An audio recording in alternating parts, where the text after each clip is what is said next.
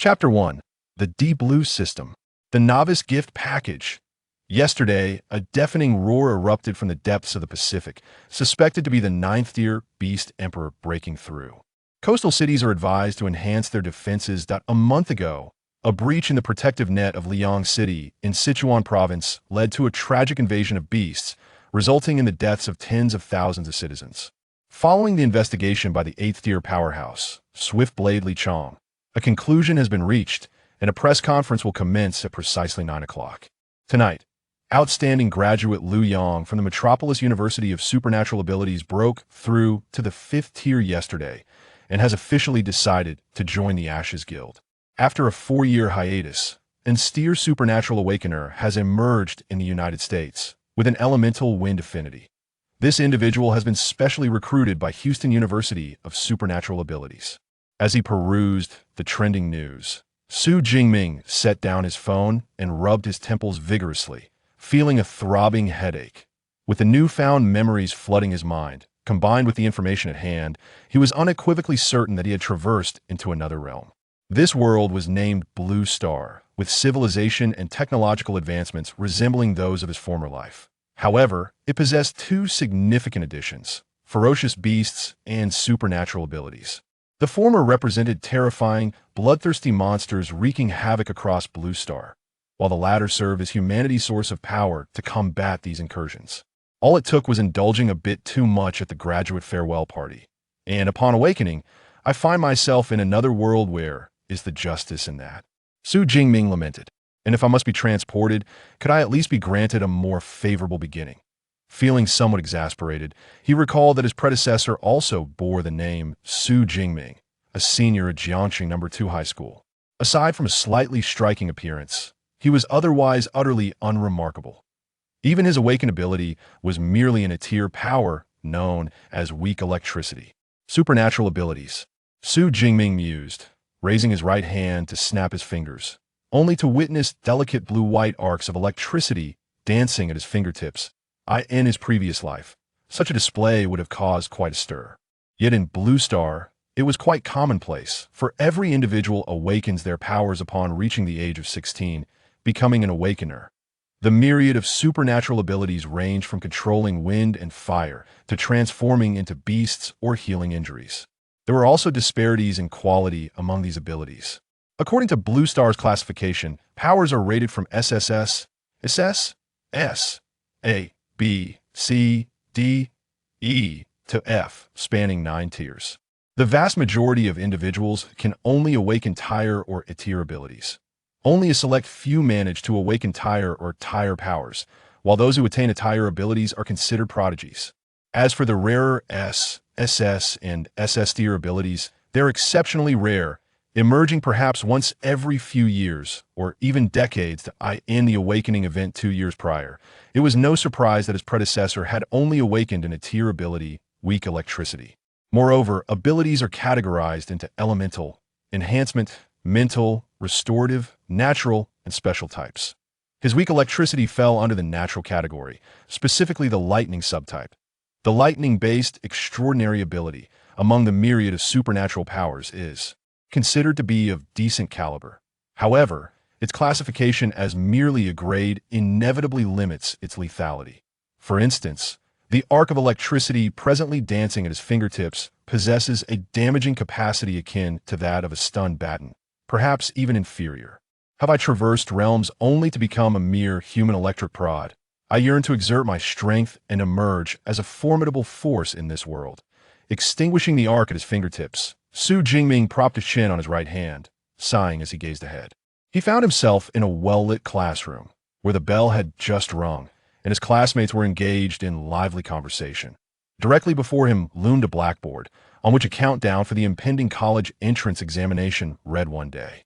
In the Great Xia Kingdom, the Gaokao is held annually on June 7th, serving to select students for admission into universities for extraordinary individuals, where they would receive further training. Today is June 6th, with the examination looming tomorrow. It is crucial to note that, due to the existence of ferocious beasts, extraordinary individuals belong to a special class, revered by the populace while enjoying various privileges. Simply put, Extraordinary individuals are the elite among humanity. It is important to recognize that those who awaken their abilities are merely awakeners, lacking control over their powers. Only through a period of rigorous training can they evolve from awakeners into extraordinary individuals, acquiring the capacity to confront formidable beasts in direct combat. Extraordinary individuals are categorized into 9 tiers, ranging from 1 to 9, with each tier further divided into lower, middle, and upper ranks. Even the lowest tier, the first rank, necessitates at least 4 to 5 years of diligent training for an ordinary awakener to progress. However, gaining admission to an extraordinary university, with mentorship available, significantly expedites this journey. This is precisely why the Gaokao bears such immense importance. Yet, with his great ability, Su Jingming's chances of entering such an institution are virtually non-existent. Isn't it said that travelers enjoy certain benefits? Where's the system? Come to my aid. Su Jingming muttered under his breath, and scarcely had his words left his lips when an electronic notification echoed in his mind. Deep Blue System activating. System activation successful beginner gift package dispensing. Beginner gift package successfully dispensed. Would you like to claim it now? Upon hearing the voice in his mind, Su Jingming's eyes widened and his mouth fell agape. The system. It truly exists. After the initial shock, a wave of euphoria surged within him. As a traveler, he fully comprehended the implications of possessing a system. It signified an opportunity to alter his fate and ascend to greatness. Su Jingming exhaled deeply, allowing himself a moment to regain composure. He chose not to claim the package immediately, but instead inquired within, what does the beginner gift package contain? 200 extraordinary points and great ability, Purple Sky, Divine Thunder. Purple Sky, Divine Thunder, and great ability. Su Jingming's eyes sparkled with intensity, his breath quickening. While he was uncertain about the extraordinary points for the time being, he was well aware of the rarity of great abilities. They are treasures seldom encountered in the entirety of Blue Star, akin to the sensational articles recently highlighted in the news in the beautiful nation, equally powerful as. The Great Xia, and SSS-rank ability awakener has emerged once more after a 4-year hiatus. The Great Xia itself has not seen an SSS-rank ability awaken for the past 2 or 3 years. An SSS-rank ability awakener, if they do not meet an untimely demise, invariably evolves into a formidable figure, safeguarding their territory. System, by claiming the novice gift pack, can I obtain an SSS-rank ability? To ensure clarity, Su Jingming confirmed once more. Indeed, with this affirmation, Su Jingming's eyes sparkled with excitement. An opportunity to alter his destiny had arrived. Jingming, stop daydreaming, old Chun is here, whispered his desk mate. It was only then that Su Jingming snapped back to reality, realizing that class had already commenced. At the podium stood a middle-aged man with a buzz cut. He was Chun Fan, the homeroom teacher of Class 5 that once the class concludes, head home immediately to claim your novice gift pack. Though his heart raced with anticipation, Su Jingming understood that claiming the gift pack in class was ill-advised. Thus, he suppressed his enthusiasm and focused intently on the lesson. Chapter 2. SSS-rank ability, Purple Sky, Divine Thunder. After 12 years of arduous study, it's all for this moment. With the college entrance examination looming, maintaining a steady mindset is crucial. For those taking the liberal arts exam, ensure your stationery is fully prepared and functional tonight. And for those taking the martial arts exam, prepare your battle attire and weapons. Chun Fan's voice resonated throughout the classroom, prompting Su Jingming to recall the information regarding the entrance examination nestled in his mind. In the Great Xia, universities are categorized into 2 types: those dedicated to the pursuit of cultural knowledge and those that cultivate extraordinary martial prowess among ability users. Correspondingly, the college entrance examination is divided into liberal arts and martial arts assessments. The liberal arts exam, as expected, simply requires students to answer questions seated in the classroom. However, the martial arts exam demands that candidates don battle attire and wield weapons, engaging in life-or-death combat against ferocious beasts at designated locations. The final score is determined by the quantity and variety of beasts slain. Students have the autonomy to choose between the 2 types of examinations. Should they lack confidence in their abilities or awaken a subpar power, they may opt for the liberal arts examination and lead a normal life. Though his predecessor had only awakened an rank ability, he still chose the martial arts exam, a decision Su Jingming wholeheartedly endorsed. After all, participating in the martial arts exam offered a chance to fight for his future. If one did not even have the courage to attempt the martial arts examination, they would indeed be relegated to a life of mediocrity. I will reiterate, the martial arts exam carries a risk of death. I do not advise those with abilities lower than rank to choose this path. Before 9 o'clock tonight, there is still an opportunity to alter your preferences. Those considering a change are welcome to consult with me. Alright, that's all for today. Class dismissed. Before departing, Chun Fan made a point to emphasize this, casting a glance at Su Jingming, causing the latter to instinctively touch his nose. Su Jingming was well aware of his teacher's implication, considering he was among the awakeners in Class 3-5 planning to take the martial arts examination.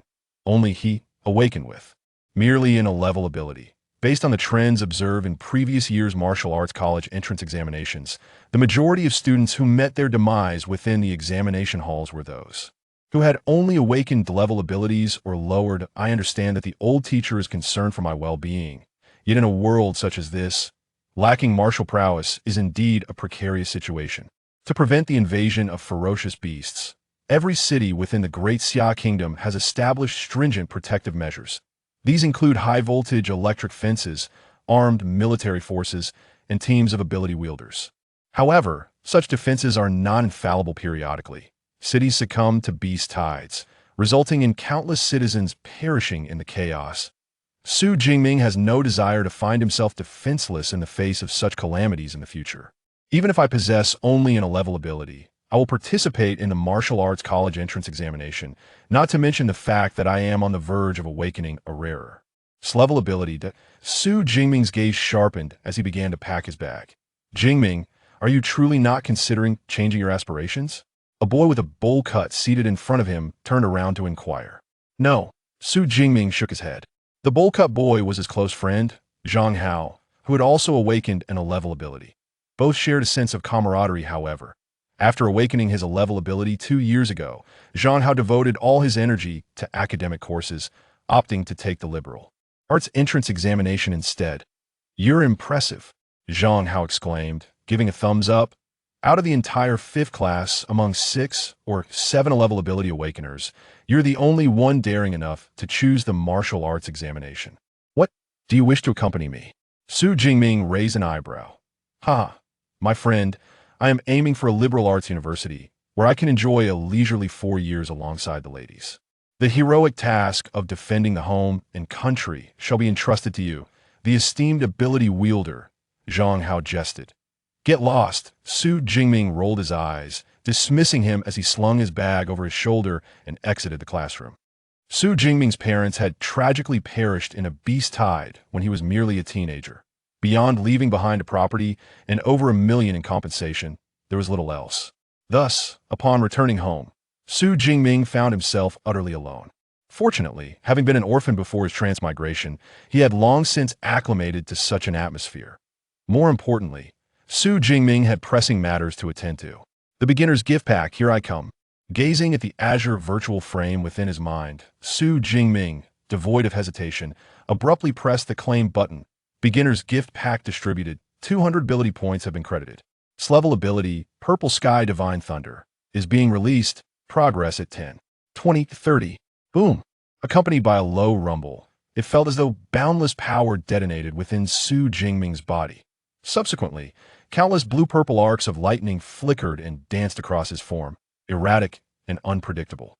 He seemed to transform into a sphere of blue-purple electricity. Crackling amidst the piercing shriek of electric arcs, an endless torrent of thunderous arcs radiated from Su Jingming, engulfing the entire living room. The sofa, television, and coffee table, all that came into contact with the thunderous arcs of lightning, were instantly shattered. The tempestuous bolts, entwined with flames, shattered the windows into 1,000,000 fragments, bursting forth with ferocity. Mom, the big brother across the street's house is on fire. Quick, call the fire department. Isn't that the house of the Su family's child? Such a conspicuous explosion naturally drew the attention of the community's residents, prompting many to dial the fire service.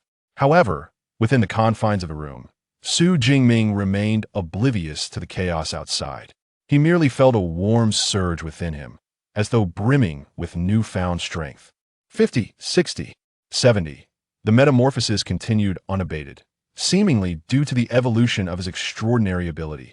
Outside, the once clear sky of 3 or 4 in the afternoon darkened ominously, as if abruptly plunged into night.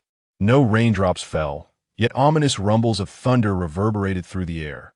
One could even glimpse streaks of purple lightning weaving through the dark clouds, reminiscent of dragons in flight. Why has the sky suddenly darkened?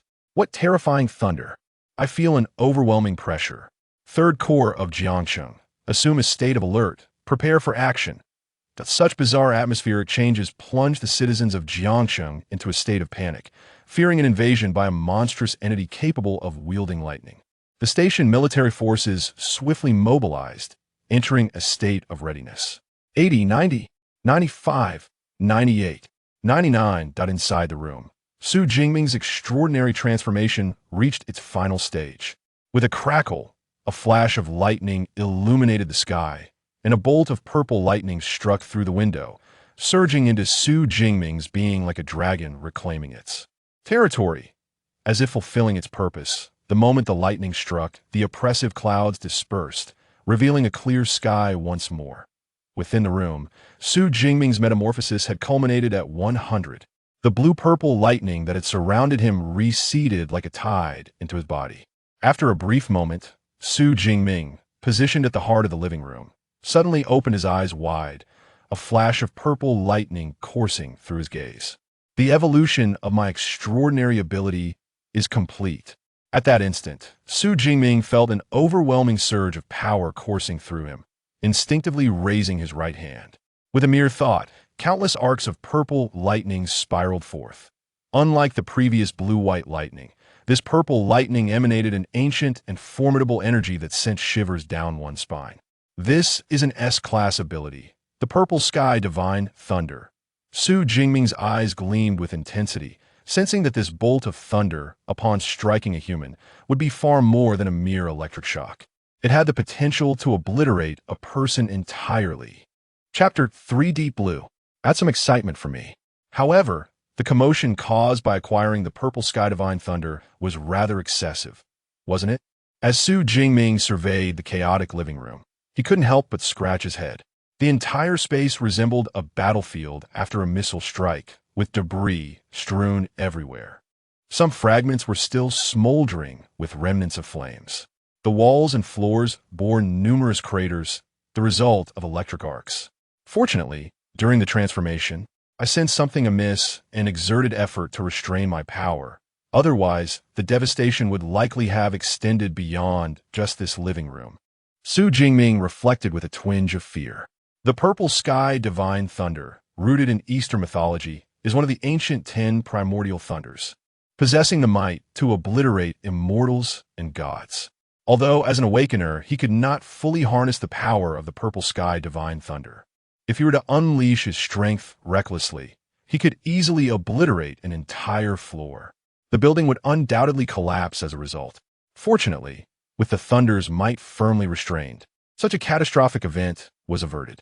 It seems I underestimated the power of the Purple Sky Divine Thunder. Had I known the commotion would be so great, I should have retreated to the outskirts to claim my novice gift package. Despite this, Su Jingming felt quite satisfied. After all, the greater the power of the supernatural ability, the more advantageous it would be for his future development. Ah yes, the novice gift package also granted 200 ability points. What are those for? Just as he recalled the other reward from the novice package, a system prompt echoed in his mind. Ability points can be acquired by defeating ferocious beasts, and consuming them allows for the enhancement of levels and skills. The system panel displays the number of ability points and the options for upgrades. With this explanation, Su Jingming comprehended the nature of ability points. They are akin to experience points in online games. The formula of defeating monsters to level up, although simplistic, proves to be practical. A smile crept onto his lips as he promptly accessed his system panel. Name, Su Jingming. Level, Awakener Supernatural Ability, Purple Sky Divine Thunder, S. Physique, 121 Vitality, Mentality, 140 Spirit. Skill, Marksmanship Beginner. Lightning Gale Break, Beginner. Ability points, 200. The information on the system panel was remarkably straightforward, with the plus signs indicating which attributes were eligible for upgrades and which were not. The physique and mentality represented the two fundamental attributes of an awakener, and his attribute values were quite commendable. After all, most awakeners only possess around 100 points in physique and mentality. However, having practiced marksmanship for 5 to 6 years and still being at a mere beginner proficiency seemed rather excessive, Jingming mused to himself. In addition to supernatural abilities, humans also wield weapons as a means of attack. Yet, unlike most who favor swords and blades, he had opted for the spear as his weapon of choice. He began practicing from a tender age of over 10, yet he has only attained a mere elementary rating to this day.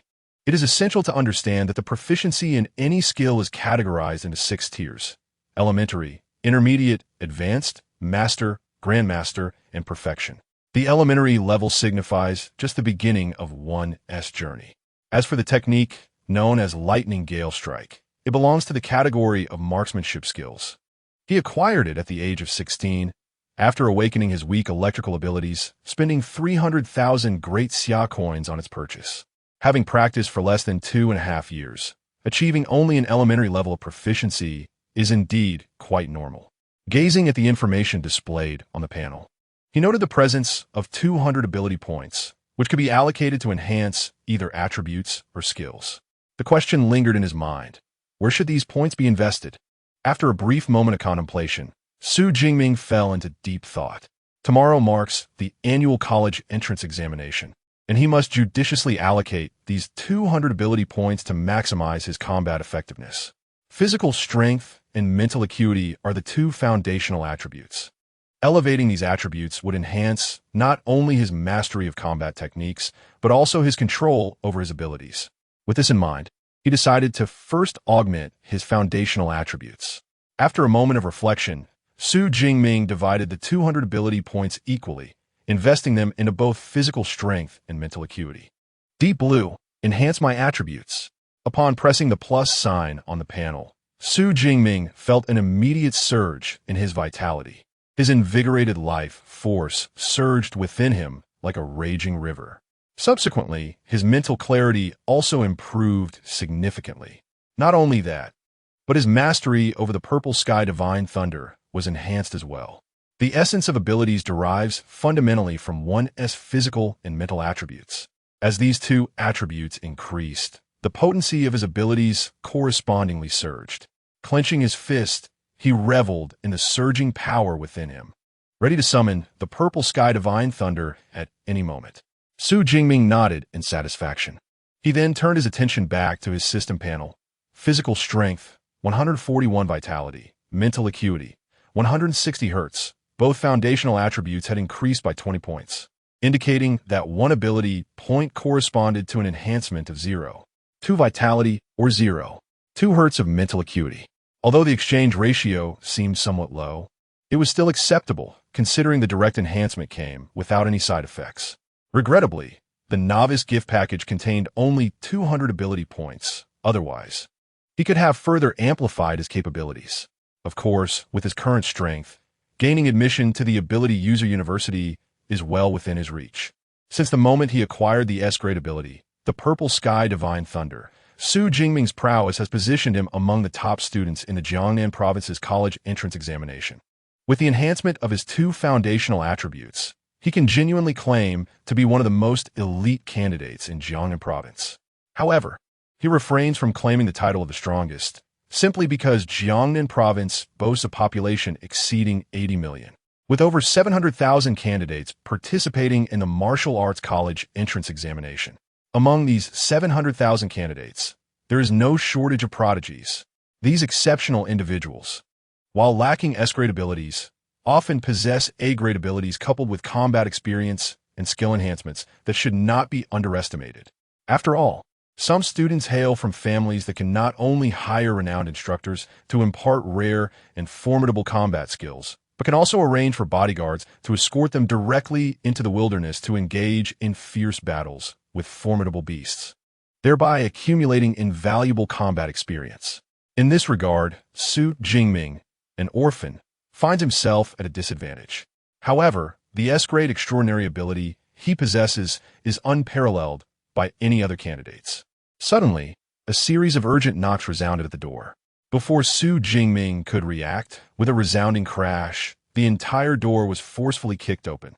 A group of firefighters clad in bright orange uniforms, wielding water guns, entered his line of sight.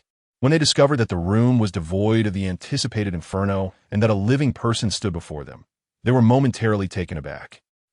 Hello? Su Jingming blinked and tentatively greeted them.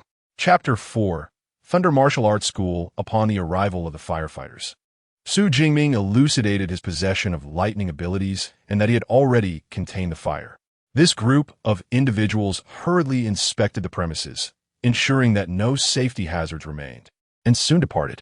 Before leaving, they not only repaired the front door, but also the captain handed Su Jingming a business card.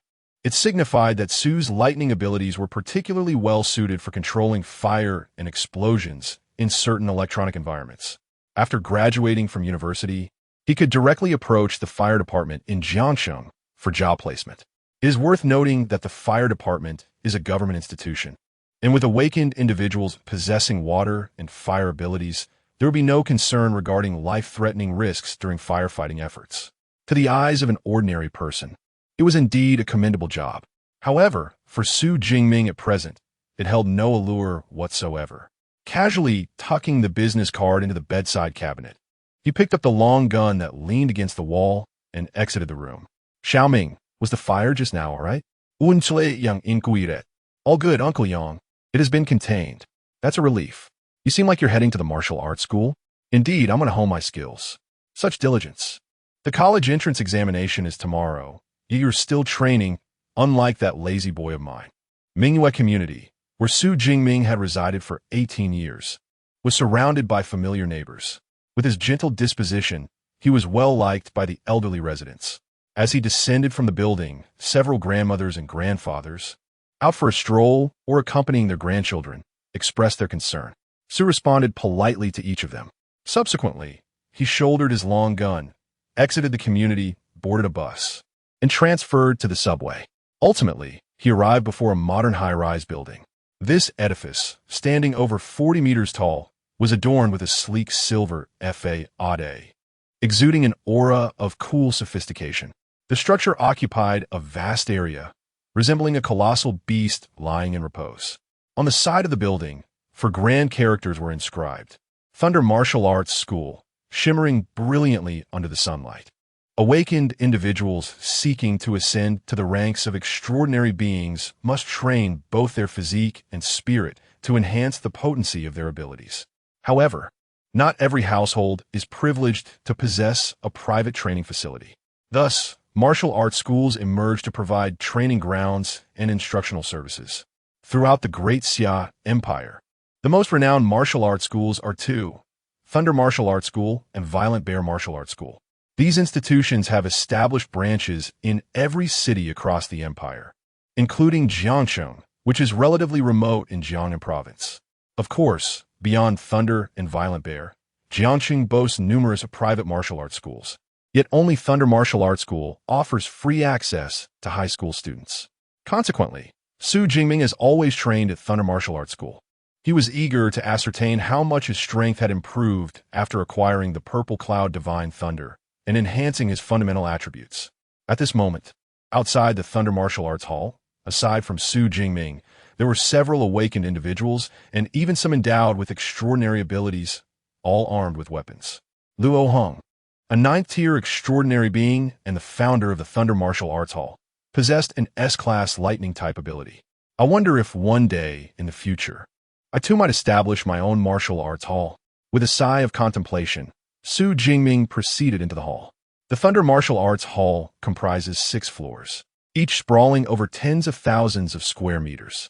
Notably, the second and third floors are designated for the complimentary use of high school students. Upon entering the hall, Su Jingming made his way directly to the familiar third floor. As it was Wednesday, aside from the senior students who had already been dismissed early, the first and second-year students remained at school. Most seniors were at home, engaged in their final preparations for the impending college entrance examinations. Consequently, The usually bustling third floor appeared rather desolate at this time, with merely a handful of individuals present in the hall. However, upon entering, Jingming spotted a familiar figure among the few present. It was a girl of approximately 1.7 meters in height, possessing a strikingly delicate and cold beauty. She bore no weapons and was dressed casually, her long, slender legs accentuated by the blue denim shorts, creating a dazzling contrast. Surrounding her were several other stylish young people. Qijia, you've come to the Thunder Martial Arts Hall as well? Jingming greeted the tall girl with a smile. Tang Qi, the daughter of his aunt, was also a senior, albeit a few months older than him. Having lost both parents at a young age, Jingming often received visits from his aunt, who lived in Jiangqing. Occasionally, his cousin would accompany her as well. However, their relationship was neither particularly close nor adversarial. The reason was quite simple. Jingming's introverted nature and the disparity in their family backgrounds left them with few common interests. 2 years prior, when Tang Qi awakened her B-class ability while he had only awakened an E-class, their shared topics of conversation dwindled even further. Tang Qi, taken aback at encountering Jingming at the Thunder Martial Arts Hall, quickly composed herself and nodded slightly. Yes, I'm just accompanying a friend. That explains it. Jingming the his aunt's family was comparatively well off, and Tang Qi frequently visited the imposing Bear Martial Arts Hall, where the annual membership fee was a staggering 100,000. In contrast, she seldom visited the Thunder Martial Arts Hall. All right then, Qijia, you all carry on. I'm heading to the training room. Jingming exchanged brief pleasantries before departing. Who is that? He seems quite handsome, inquired a similarly tall and charming girl in a dress, her clear, curious eyes sparkling. Jingming, my cousin. He is also a senior like us and will be taking the martial arts entrance examination tomorrow, Tang Qi replied, her brows slightly furrowing as she observed Jingming's retreating figure. My cousin Jingming appears somewhat different from before, although she cannot quite pinpoint the exact changes. In the past, even during chance encounters, he would never take the initiative to engage in conversation. Yet this time, he surprisingly made the first move to greet her. Why are you inquiring so thoroughly? Xiaoya, are you infatuated and seeking a boyfriend? A young man clad in a white casual outfit smiled. However, unperturbed by the teasing, the girl named Xiaoya candidly admitted, what is wrong with that?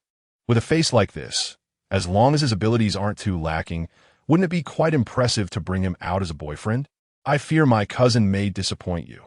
He has only awakened an E-level ability.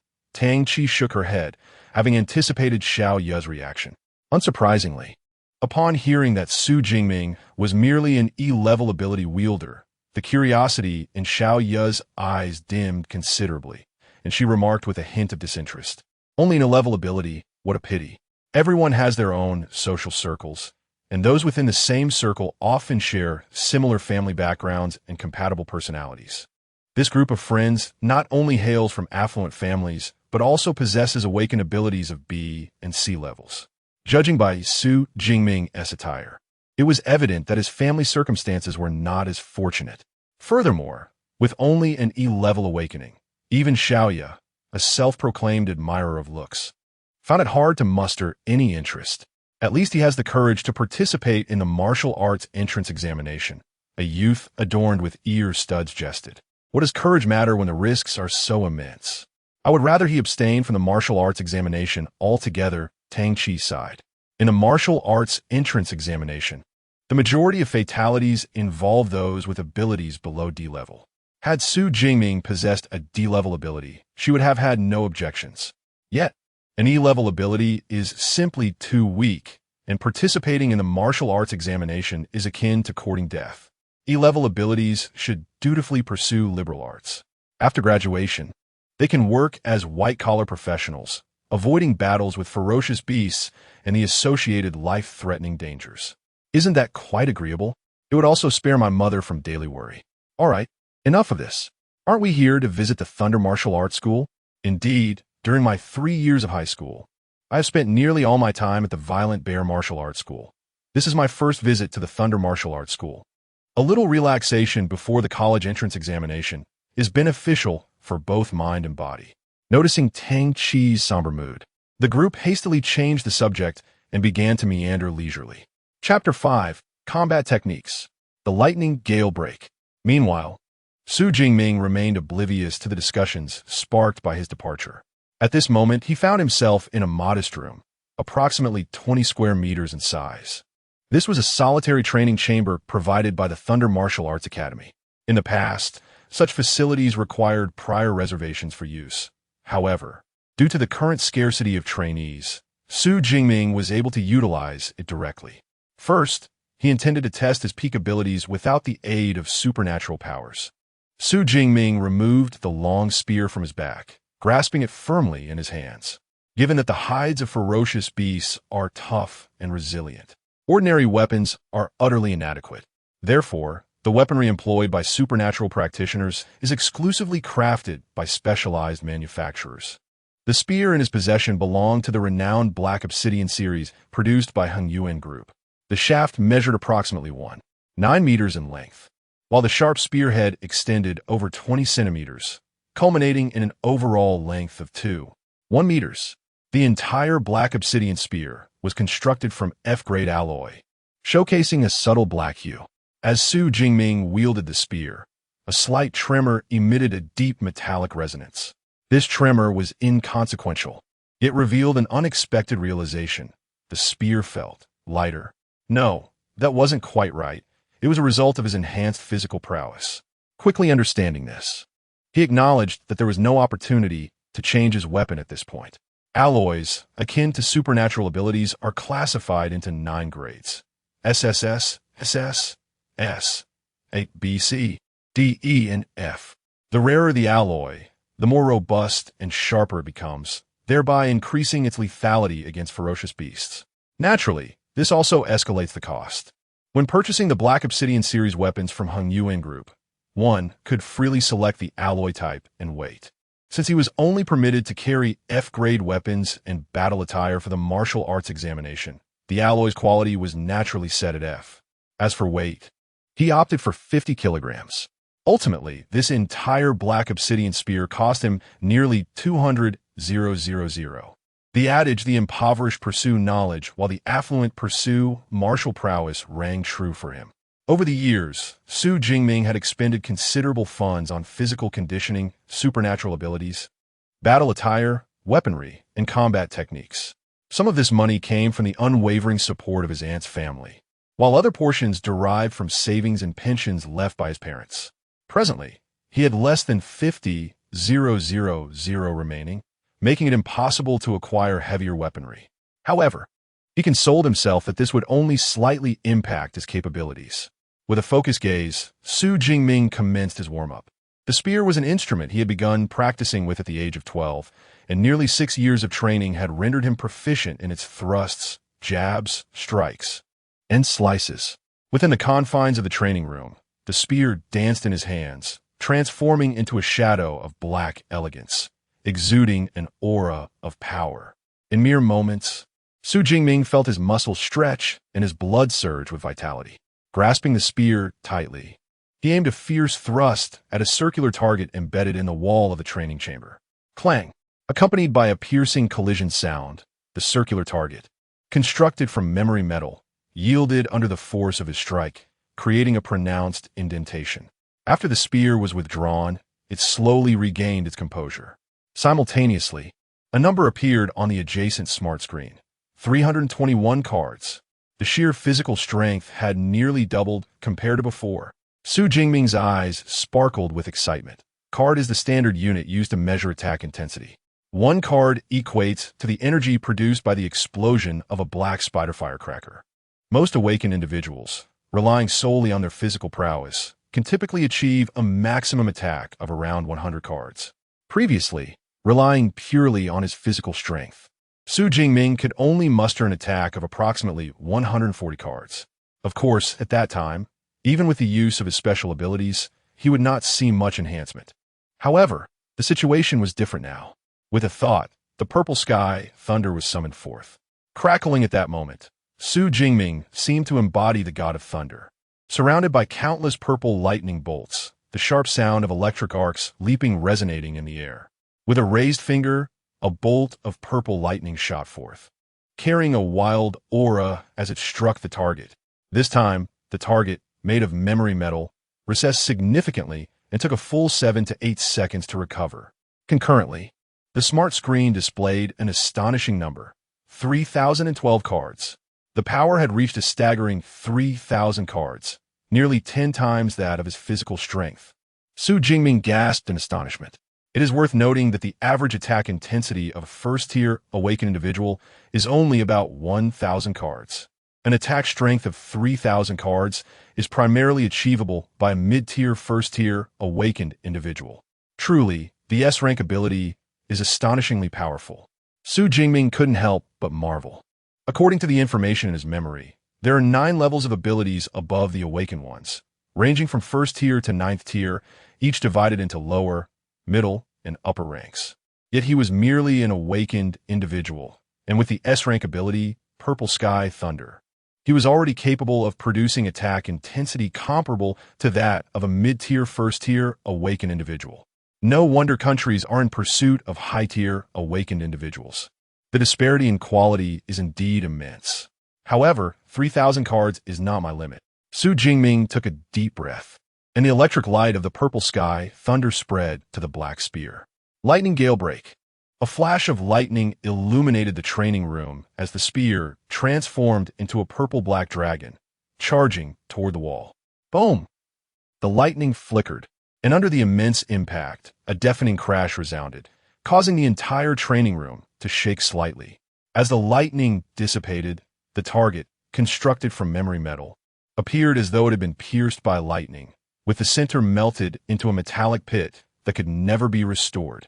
Terrifying cracks radiated from the memory metal's center, resembling a spider's web, spreading across the entire wall, exposing cables that flickered with electric sparks.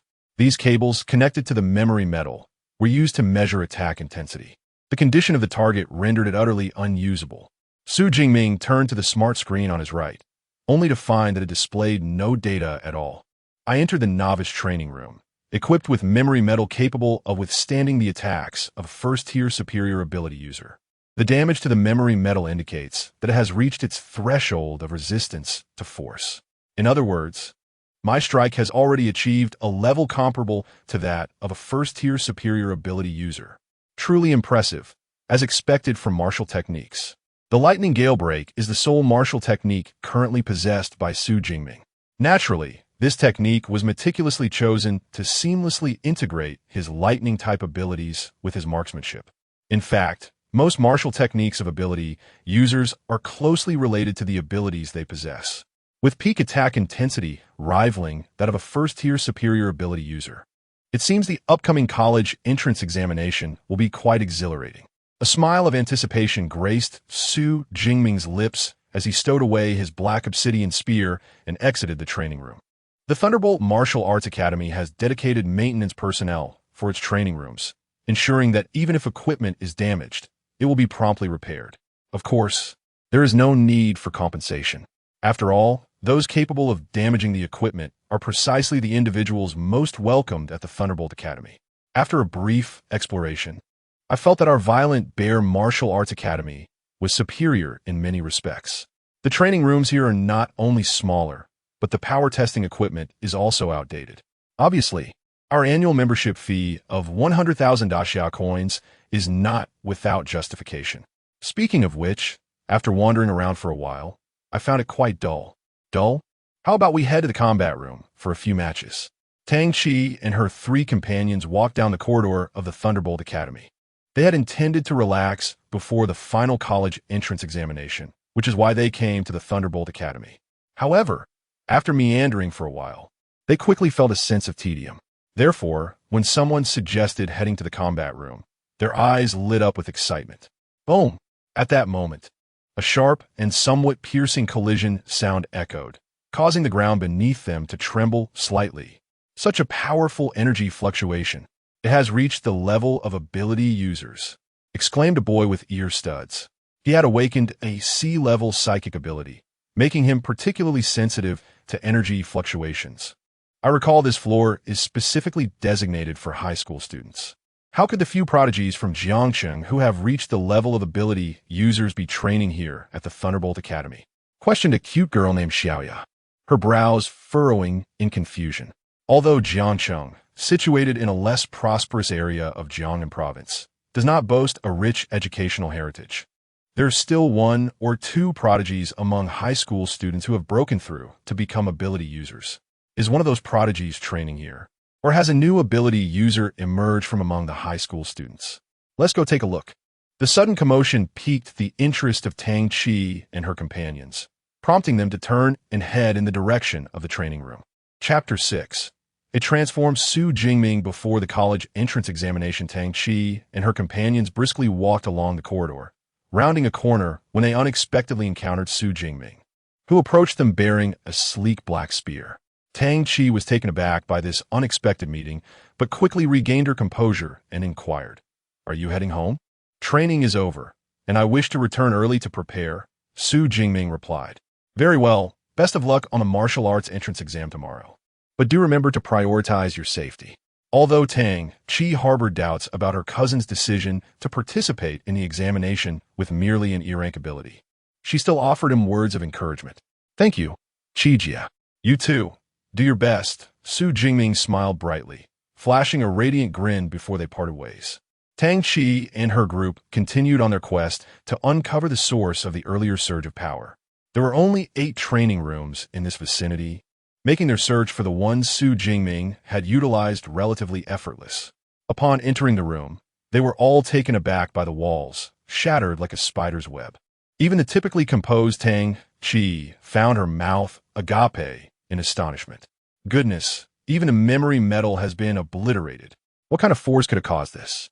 exclaimed a young man clad in white casual attire. "From the residual energy, I can still sense an incredibly violent power emanating from it.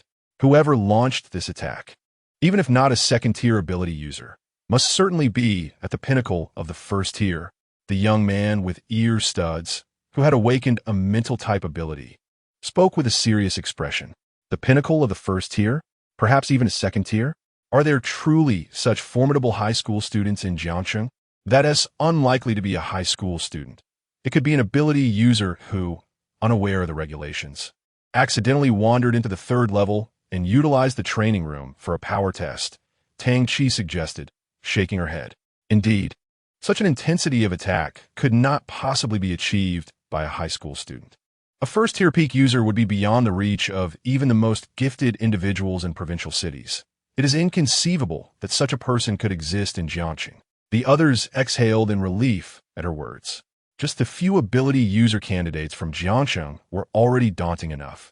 If there were a candidate who reached the 2nd tier, it would be as if they had wasted a fortune on resources only to remain non-ability users. They might as well buy some tofu and end their woes. Earlier, only Su Jingming passed by here. Do you think this attack could have been caused by him? What if Su Jingming is actually a super genius who has been concealing his strength, waiting to astound everyone in tomorrow's examination? Xiaoya Sigistith, her eyes wide with whimsical thought. Have you been reading too many stories about pretending to be a fool? Such an outrageous notion is far-fetched. The young man with ear studs replied, exasperated. Hiding one's strength requires certain conditions. An E-rank ability user will be fortunate to possess an attack strength of 300 calories. The corridors on both sides of this place lead to the outside, and the formidable psychic should have departed from the other side, which explains our failure to encounter him. The classification of psychic abilities is not arbitrary. Rather, it is determined by developmental potential. An E-grade psychic ability inherently defines Su Jingming's limitations. Indeed, Xiaoya contemplated this and nodded in agreement. Meanwhile, Tang Qi, who had been quietly listening, suddenly found herself questioning her previous certainty about the tall figure that had just departed. Was Su Jingming truly overestimating his own capabilities by participating in the martial arts entrance examination?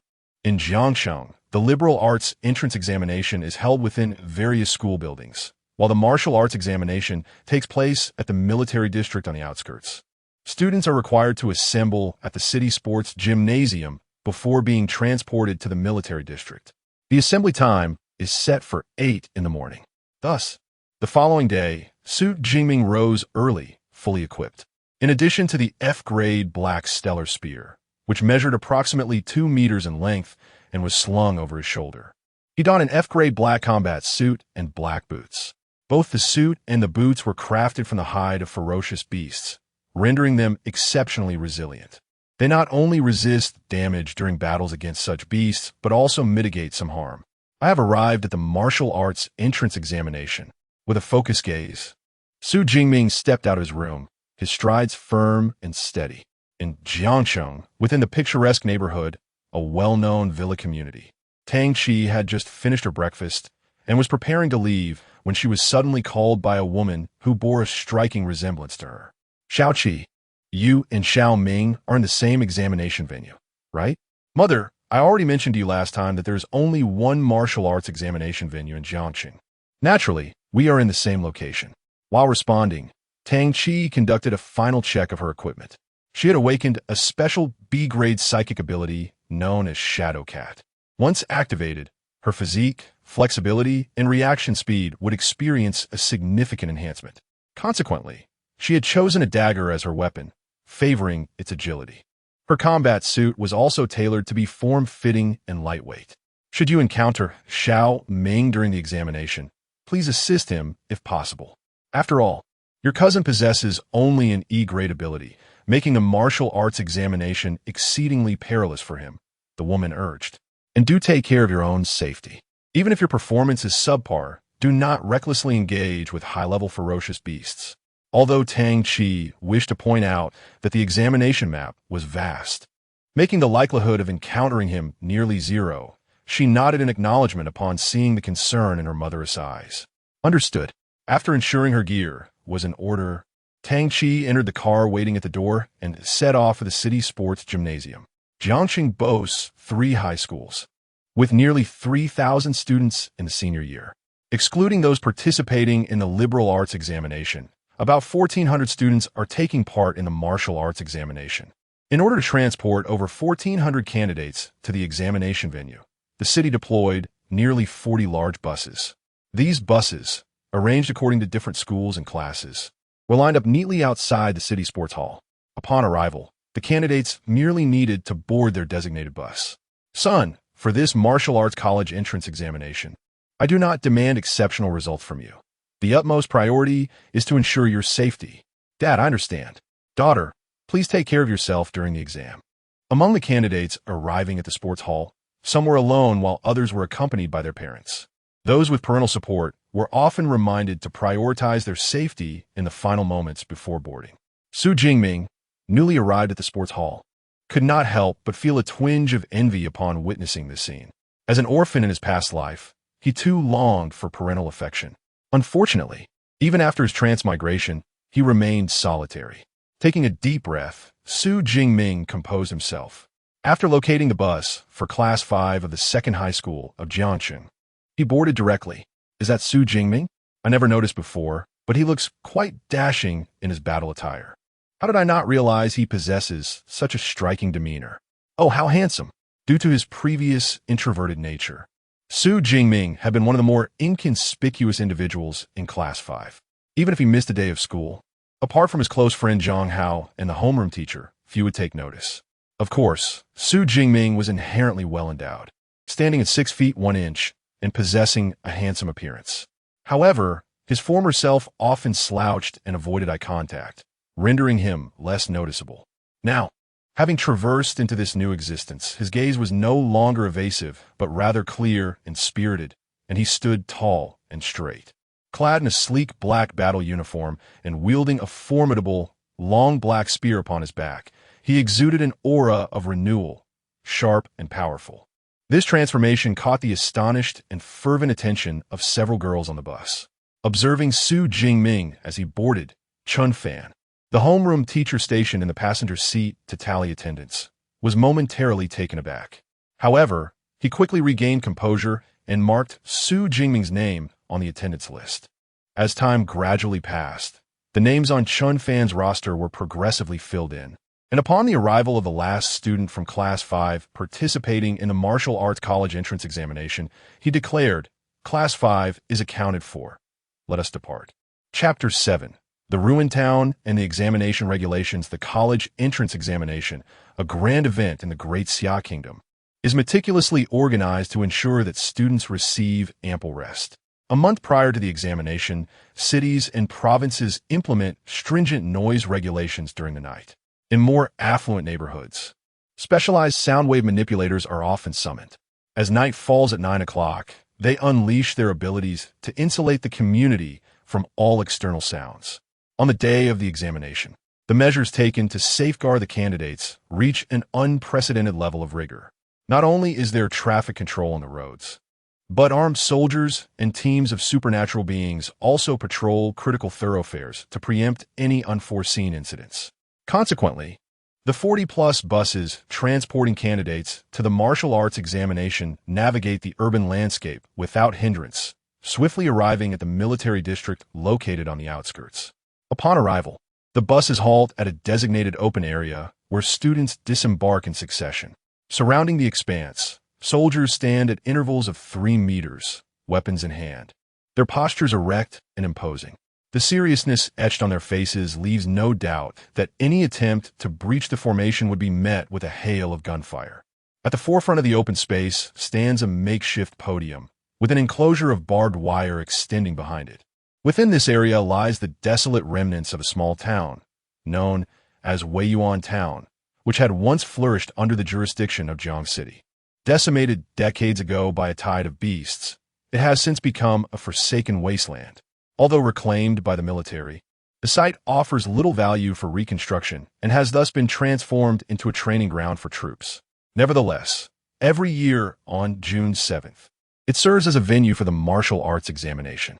The types of ferocious beasts contained within are not as randomly assigned as during regular military drills. Rather, they are determined by the examiners of Jiangnan province. Each examination site across the province employs a uniform selection of beasts to ensure absolute fairness in the martial arts examination.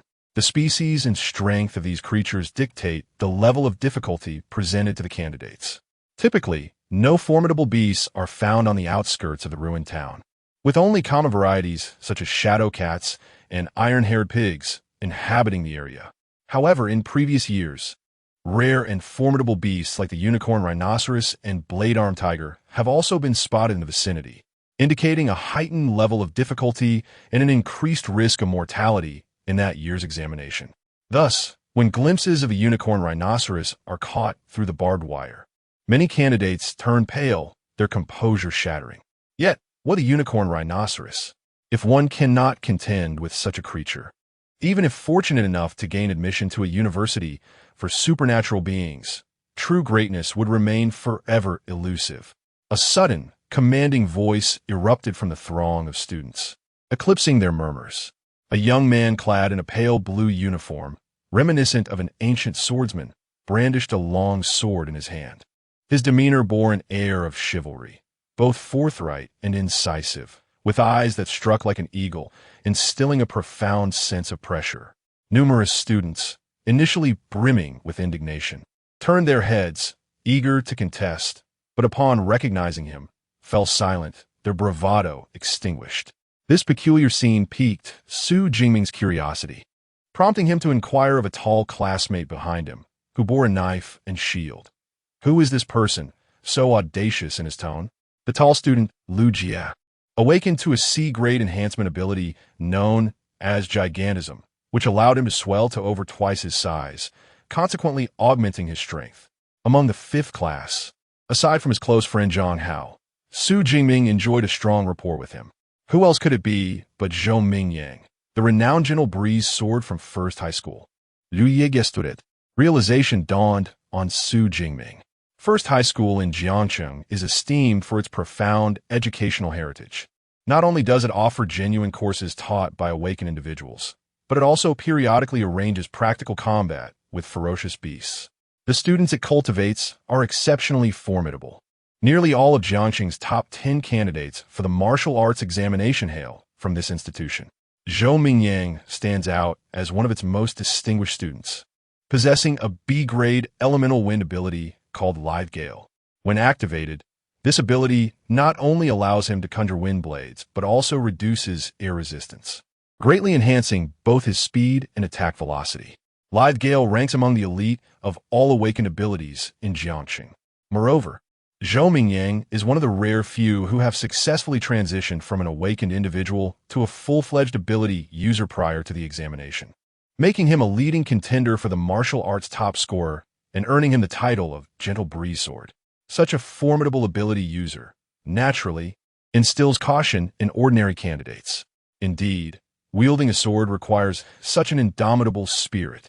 The principal of First High School nodded in satisfaction upon witnessing this scene. Soon, all students from the 40-plus buses assembled in the open space, organized by school and class. Each class was accompanied by their respective homeroom teachers. At this moment, a middle-aged man dressed in military attire ascended the podium at the front of the open area.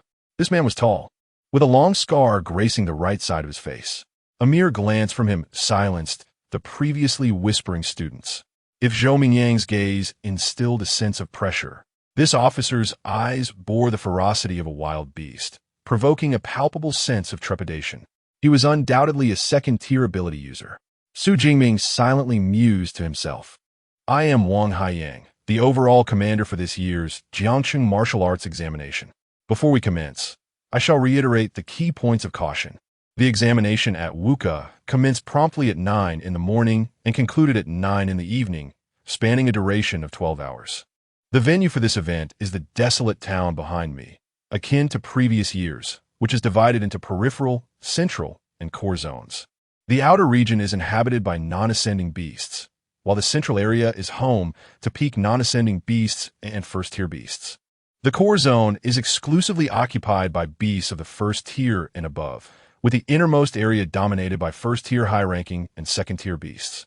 The commanding voice of Wang Haiyang resonated across the open space. He spoke without a microphone, yet his words reached every student with clarity. The outer, central core, and innermost zones correspond to varying levels of difficulty, much like a mathematics examination. The innermost area, teeming with first-tier high-ranking and second-tier beasts, is akin to the final problem on a math test, reserved for the most gifted students to conquer. Su Jingming, a member of the team, bore a smile. In the past, he would have only dared to confront beasts in the peripheral zone. However, now he not only possesses the confidence to venture into the core area, but even dares to explore the innermost zone. Defeating different species and tiers of beasts yields varying scores. The higher the tier of the beast, the greater its power, and, consequently, the higher the score attained upon its defeat.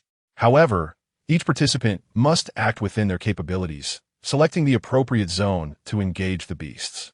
Now, we shall commence the distribution of resources.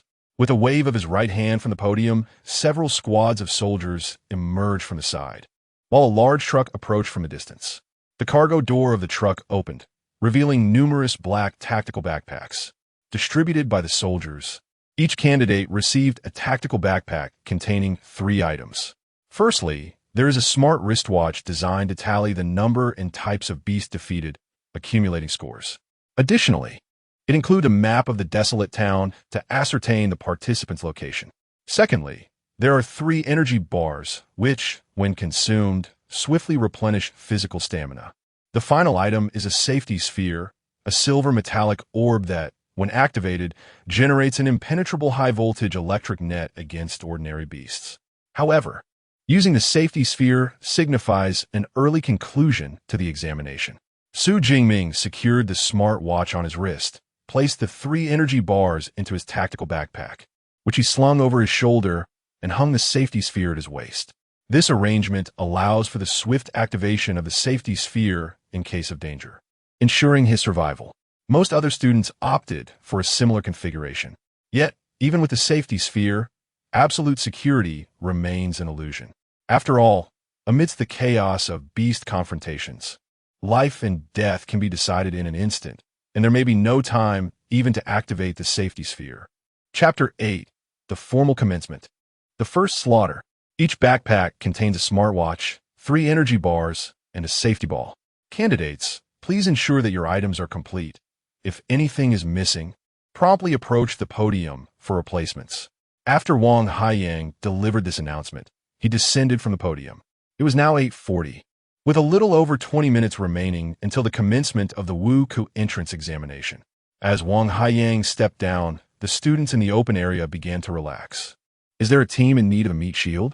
I possess a D-grade enhancement ability, capable of both defense and offense. Sigh. The difficulty of this examination is exceedingly high. One cannot avoid forming teams. I have a C-grade mental ability that can somewhat halt the thoughts of the ferocious beasts. Is there a team that requires me? Our team is lacking in violent output. Those with D-grade or higher offensive abilities are welcome to join us. The Wu Ku entrance examination does not prohibit students from forming teams. However, the points earned from slaying ferocious beasts as a team are divided among all members, making it significantly less efficient than solo combat. Hence, most candidates prefer to enter the examination venue alone. Yet, the recently encountered unicorn rhinoceros has already proven that the difficulty of this examination will be extraordinary. Consequently, candidates who initially intended to go solo began seeking teammates. Su Jingming, I assume you haven't joined a team yet? Why not come with us? We are still missing a supportive attacker, and your lightning ability would be a perfect fit. In Class 5, a girl clad in a form-fitting silver outfit that accentuated her slender figure approached Su Jingming. She possessed an attractive countenance, adorned with a subtle smile. For an ordinary student, the invitation from such a beautiful girl would be highly sought after. However, Su Jingming felt a flicker of discomfort. The girl's name was Lin Qingyuan, the class monitor of Class 5, known for her gentle disposition and amiable nature. Additionally, her beauty and figure earned her high regard among her peers. This kind-hearted class monitor, upon learning of Su Jingming's orphan status, had discreetly offered assistance during class activities and academic endeavors. Lin Qingyuan believed her actions were subtle, yet Su Jingming, being perceptive, quickly sensed this deviation. He even harbored a notion that Lin Qingyuan harbored feelings for him. However, Su Jingming, having traversed through time, understood that her kindness stemmed purely from her benevolence. Her invitation to team up was motivated by the same altruistic intent. Nevertheless, my dear lady, one must learn to gauge the situation. The Wu Ku entrance examination is a life-or-death affair. No one wishes to have an additional burden within their team. Lin Qingyuan's invitation would certainly unsettle the other members. Su Jingming glanced back and, as expected, observed the expressions of her teammates morph into hues of discontent. Monitor, I intend to enter the examination alone. You all should team up. Su Jingming shook his head, pondering Lin Qingyuan's innocent kindness. Certainly, from this perspective, it is evident that Lin Qingyuan's family has taken great care in protecting her. Otherwise, such a character would not have been cultivated. Is that so? Very well. Do take care as you enter the examination hall. Lin Qingyuan was poised to continue her persuasion, yet upon witnessing the earnestness in Su Jingming's eyes, she recognized the futility of her efforts. With a sigh of resignation, she turned away in disappointment. At least this fellow has some sense. Within the class lineup, Lin Qingyuan's other teammates breathed a sigh of relief. As the captain of their small team, they had no means to thwart her decision.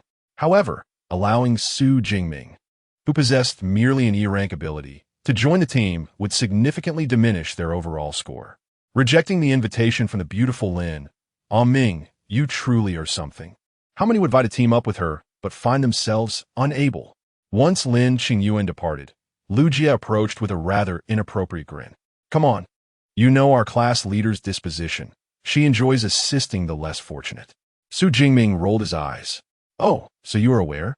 I thought you were under the impression that someone harbored a secret crush on you. Lu Jia feigned surprise, but then inquired. Are you really planning to enter the examination hall alone? This year's martial arts examination is particularly challenging. It would be quite difficult for someone with only an E-rank ability like you to manage on your own. However, if you're willing to address me as Big Brother, I might reluctantly consider taking you along. Lu Jia dramatically tossed his hair. Incidentally, Lu Jia had once been as taciturn as Su Jingming, but ever since awakening his C-rank ability, he had become increasingly flamboyant. Although his words were somewhat irritating, Su Jingming understood that Lu Jia was genuinely concerned for him. A true brother indeed. Naturally, he he would never express such sentiment aloud. Huh, what a joke. Do I really need your assistance? Su Jingming replied with an exaggerated scoff, sporting an enigmatic smile. To be frank, I am no longer the person I once was. I have undergone a remarkable transformation. This time, I am aiming for the top scholar of Jiangnan province. If you're willing to call me father, I might reluctantly allow you to accompany me into the top 100 of Jiangnan province. With that, Su Jingming mimicked Lu Jie's flamboyant gesture of tossing his hair, such is the nature of male camaraderie, competing to claim the title of father to one another. The top scholar of Jiangnan province? You truly know how to boast. How did I not realize your talent for exaggeration before? If Zhang Hao were here, he would likely be laughing his head off. Lu Jie adslimed, his eyes wide with astonishment. Indeed, in this day and age, speaking the truth seems to be met with skepticism. Truly, the world is in decline, Su Jingming sighed, shaking his head. As Su Jingming and Lu Jie continued their playful banter, time swiftly slipped away. Before long, it was precisely 9 o'clock. With a resounding clang, the gates leading to the ruins town were opened by the soldiers. Wang Haiyang ascended the podium and announced, "The 2037th Martial Arts Examination of Jiangcheng officially commences. Candidates, please enter the examination hall." As soon as he finished speaking, over 1,400 candidates sprang into action. The Martial Arts College entrance examination had commenced. This time, I shall make a remarkable impression. My aspiration is to attend the Jiangnan University of Extraordinary Abilities.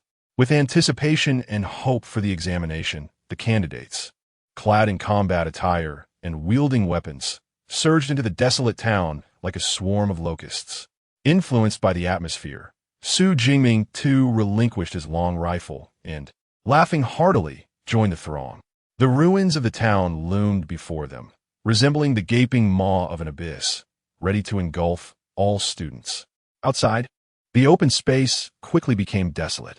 Activating the surveillance cameras and following drones, preparations for the live broadcast of the examination began. In the Great Xia Kingdom, martial virtues are robust, and the live coverage of the martial arts entrance examination is broadcast to the public every year. The unfolding events are observed not only by the Education Bureau, principals, and homeroom teachers, but each school also organizes viewing sessions for first and second-year students. Consequently, once the candidates entered the examination venue, the myriad hidden cameras within the ruins simultaneously activated. At the same time, over 50 military drones ascended, capturing footage of those celebrity candidates who had already garnered some fame prior to the examination.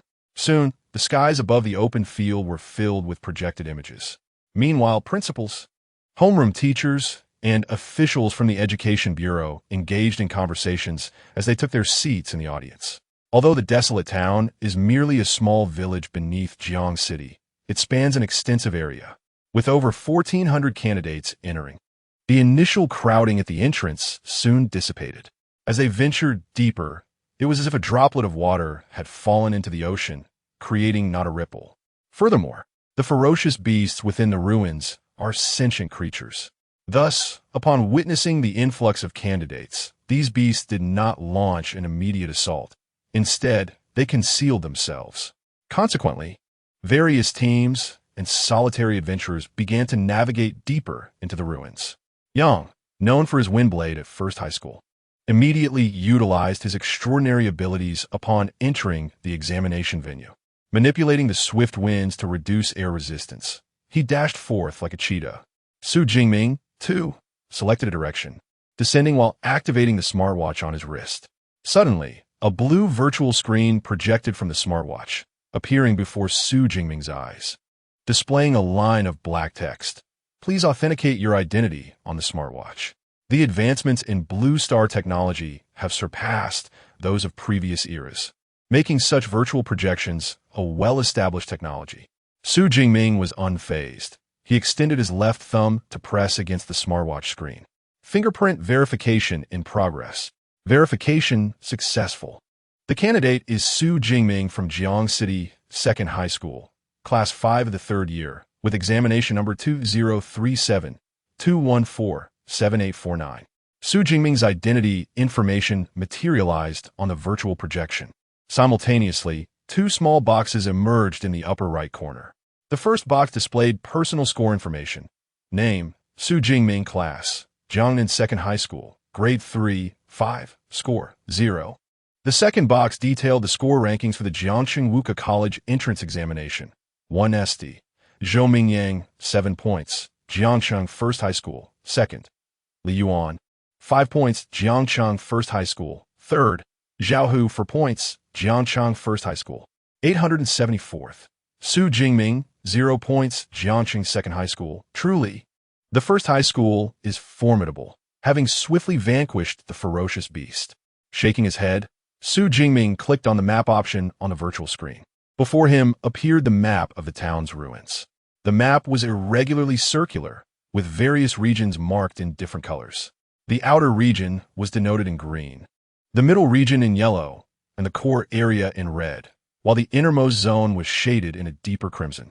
The white, that representing Su Jingming himself, was situated at the map's edge. There remained a considerable distance from the periphery to the core. Thus, he resolved to head directly towards the central region. Su Jingming adjusted his direction and set forth towards the red area on the map. However, he had not ventured far before being obstructed by a beast the size of a leopard. Its fur was as dark as ink, but its vertically slit eyes shone a pale orange. If one overlooked the fangs in its mouth and the sharp claws stained with dark crimson blood, it could be deemed an extraordinarily beautiful creature. The beast, known as the Shadow Cat. Aware from his extensive study of the beast compendium, Su Jingming immediately recognized the creature's identity. This was a species commonly found in the wilderness. Yet, commonality did not imply that the Shadow Cat was an easy adversary. On the contrary, it indicated their exceptional adaptability. With agile speed, razor-sharp claws, and a biting force exceeding 1,000 kilograms, many candidates have fallen prey to the Shadow Cat. Roar. Upon detecting a human, the Shadow Cat emitted a bloodthirsty growl and lunged towards Su Jingming. The scent of fresh flesh stimulated its taste buds, accelerating its charge. Typically, those awakening to combat a beast for the first time often find themselves flustered and unaware. However, Su Jingming, encountering the Shadow Cat for the first time in reality, remained remarkably composed. Soon, the Shadow Cat closed within 3 meters of Su Jingming, then leaped into the air. Raising its deadly claws, it aimed for Su Jingming's head, ready to strike down with force. One must understand that the claws of the beast are as formidable as alloy. Should this blow connect, Su Jingming's head would explode like a watermelon. Anticipating this moment, a trace of human-like excitement appeared on the Shadow Cat's savage face. Yet in the next instant, a black shadow flashed past. The entire Shadow Cat was pierced through the throat by a sharp gun barrel, pinned in midair. Crimson blood gushed forth like a fountain from the severed carotid artery of the Shadow Cat. Slain a non-tier fierce beast, the Shadow Cat. Ability points 3. Chapter 9. Advanced Marksmanship. Swift as Thunder. What is the reason behind the ominous title bestowed upon ferocious beasts? Beyond their inherent brutality, these creatures emanate a distinctive aura of ferocity. This fierce presence, when likened to that of humans, resembles a professional assassin who is accustomed to taking lives without remorse. An ordinary individual, confronted by such a skilled killer, could easily be unnerved by a mere glance, potentially succumbing to sheer terror. Ferocious beasts possess this very aura. Consequently, most awakeners facing these creatures for the first time often find their abilities diminished to a mere fraction of their true potential, with some even freezing in fear, forgetting how to attack or wield their powers and weapons. Thus, prior to the martial arts entrance examination, families with a slight advantage commonly employ professional awakened bodyguards to escort their children into the wilderness, allowing them to acclimate to combat with ferocious beasts. Su Jingming, however, lacked such privileges. Hence, he had contemplated the possibility of experiencing negative reactions upon encountering a ferocious beast. Yet, when faced with the Shadow Cat, he exhibited no response to its intimidating aura. Remarkably, he was able to calculate the creature's leaping trajectory with precision and, with a single shot, pierce it through. It is often said that awakeners must endure several battles to overcome the fear of confronting formidable beings. Nevertheless, Some individuals are inherently less sensitive to such an aura. It appears that I am one such exception. With a swift motion, Su Jingming yanked the black radiant spear from the neck of the shadow cat, using inertia to aid in the extraction. With a resounding thud, the lifeless body of the shadow cat crashed to the ground, kicking up a cloud of dust. This particular shadow cat, likely unfamiliar with the long spear, had dared to leap forward, effectively sealing its own fate. Unlike the clumsy, iron-haired pig or the arm-blade tiger, the shadow cat was agile, capable of sprinting at a terrifying speed of 17 ms. In the face of the first two beasts, an awakener might manage to escape if they were outmatched. However, against the shadow cat, there would be no chance to flee, only the grim certainty of being hunted down. Therefore, the shadow cat has rightfully earned the moniker of newbie slayer. Under normal circumstances, without the aid of supernatural powers, it would be nearly impossible for Su Jingming to achieve a one-hit kill, especially given his lack of combat experience with ferocious beasts. Yet, the shadow cat made a critical error by attempting a leaping claw attack. Such a maneuver might be effective against awakeners wielding swords or large blades, as the timing could allow the creature to strike first. However, Su Jingming's black radiant spear measured an impressive 2 meters in length. As the saying goes, an inch longer is an inch stronger.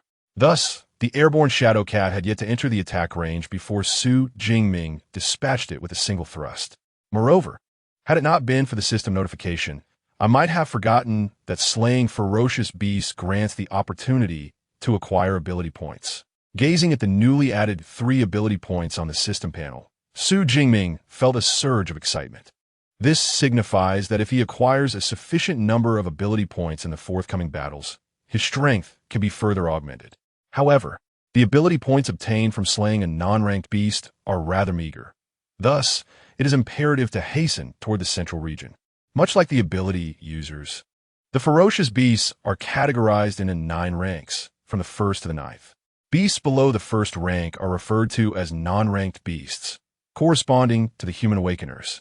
Lacking combat experience against these ferocious beasts, Su Jingming had initially intended to acclimate himself in the peripheral regions. However, since he exhibited little reaction to the aura of the beasts, remaining in the outer zone seemed futile. Consequently, Su Jingming brandished his black obsidian spear and surged toward the central area of the dilapidated town with utmost vigor. In comparison to Zhou Mingyang, who commands elemental wind abilities, Su Jingming's speed was not particularly swift. Yet, during his charge, he consistently vanquished ferocious beasts. He defeated a non-ranked beast, the iron-haired boar, earning 5 ability points. He felled a shadow cat, acquiring 3 points, and he dispatched a unicorn rhino, gaining 6 points. Throughout his encounters with the beasts, Su Jingming refrained from employing his abilities. On one hand, he sought to hone his marksmanship and accumulate combat experience. After all, utilizing the S-rank ability, Purple Sky Thunder, against these non-ranked beasts would result in instant annihilation, offering no opportunity for skill development. On the other hand, the rarer the ability, the greater the consumption incurred upon its use. Su Jingming's original E-rank ability, Weak Electricity, could be sustained for over 3 hours at full throttle. However, once exchanged for the S-rank ability, Purple Sky Thunder, its full exertion might not even last an hour. It is important to note that the martial science entrance examination spans a full 12 hours. Should he deplete his abilities during the initial phase, he would be left without means to combat the mid to high-ranked beasts in the core area. Thus, he resolved to refrain from using his powers until he entered the central zone. Moreover, after each battle, Su Jingming could sense his growth. The accumulation of these combats was enhancing his combat awareness and marksmanship at an astonishing rate, especially his shooting skills, which became increasingly fluid, even reaching a state of effortless mastery, a sensation he had never experienced before. Could it be that my marksmanship has unknowingly transcended its previous limits? On the desolate path, a ferocious beast's carcass lay at Su Jingming's feet. This beast, as large as a compact car, bore sharp, knife-like horns and robust limbs, its skin a deep brownish black. Even in death, it exuded a formidable and fierce aura.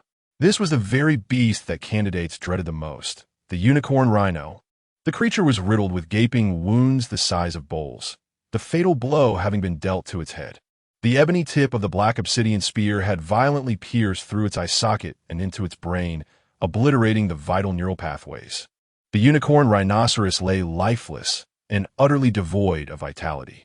Suddenly, as the spear was drawn, a mixture of crimson and ivory fluids gushed forth from the creature's head. For an ordinary person confronted with such a gruesome sight, those with weaker constitutions might succumb to nausea. Yet, Su Jingming maintained a calm demeanor. Even taking the opportunity to access his system panel, name, Su Jingming level, awakened ability, Purple Cloud Divine Thunder S, physique, 141 vitality, mentality, 160 Hz, skills, marksmanship, intermediate, lightning gale break, beginner, ability points, 213 indeed. His marksmanship had ascended to the intermediate level. Su Jingming's eyes sparkled with delight, and he couldn't help but reflect on the significance of practical combat in enhancing one's prowess. Despite dedicating over 6 years to practicing marksmanship in his previous life, he had only achieved the beginner level. Yet, after merely engaging in several dozen battles against ferocious beasts, he had elevated his skills to intermediate. While this progression could be attributed to the accumulation of experience, it undeniably underscores the value of real-world combat. Intermediate marksmanship endowed him with a sense of freedom in his movements. He pondered what further advancements might bring.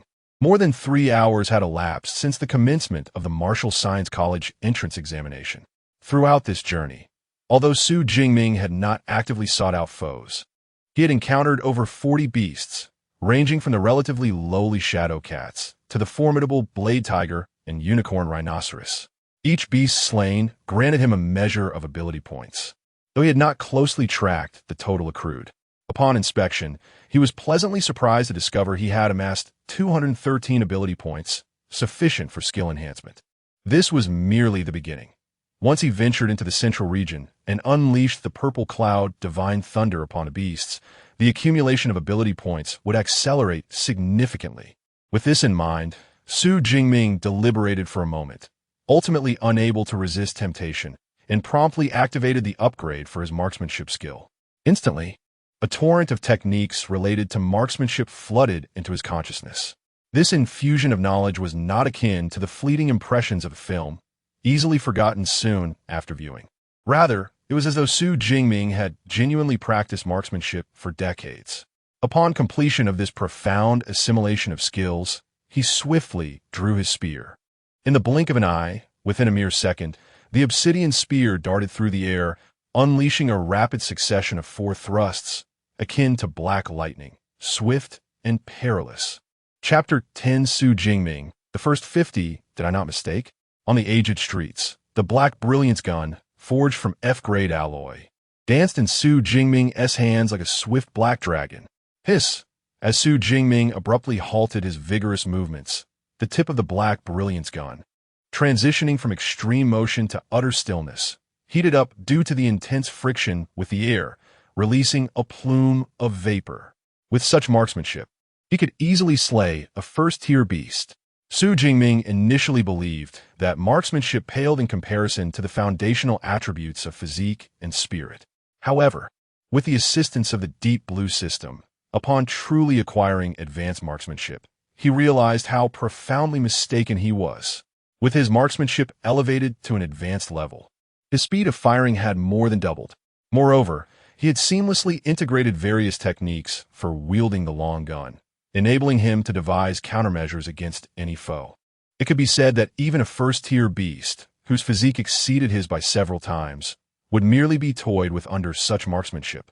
Su Jingming then glanced at the system panel. Elevating his marksmanship to an advanced level cost him 200 ability points, leaving him with merely 13 ability points. Regrettably, his ability points were insufficient. Otherwise, he would be eager to witness the terrifying prowess of master-level marksmanship.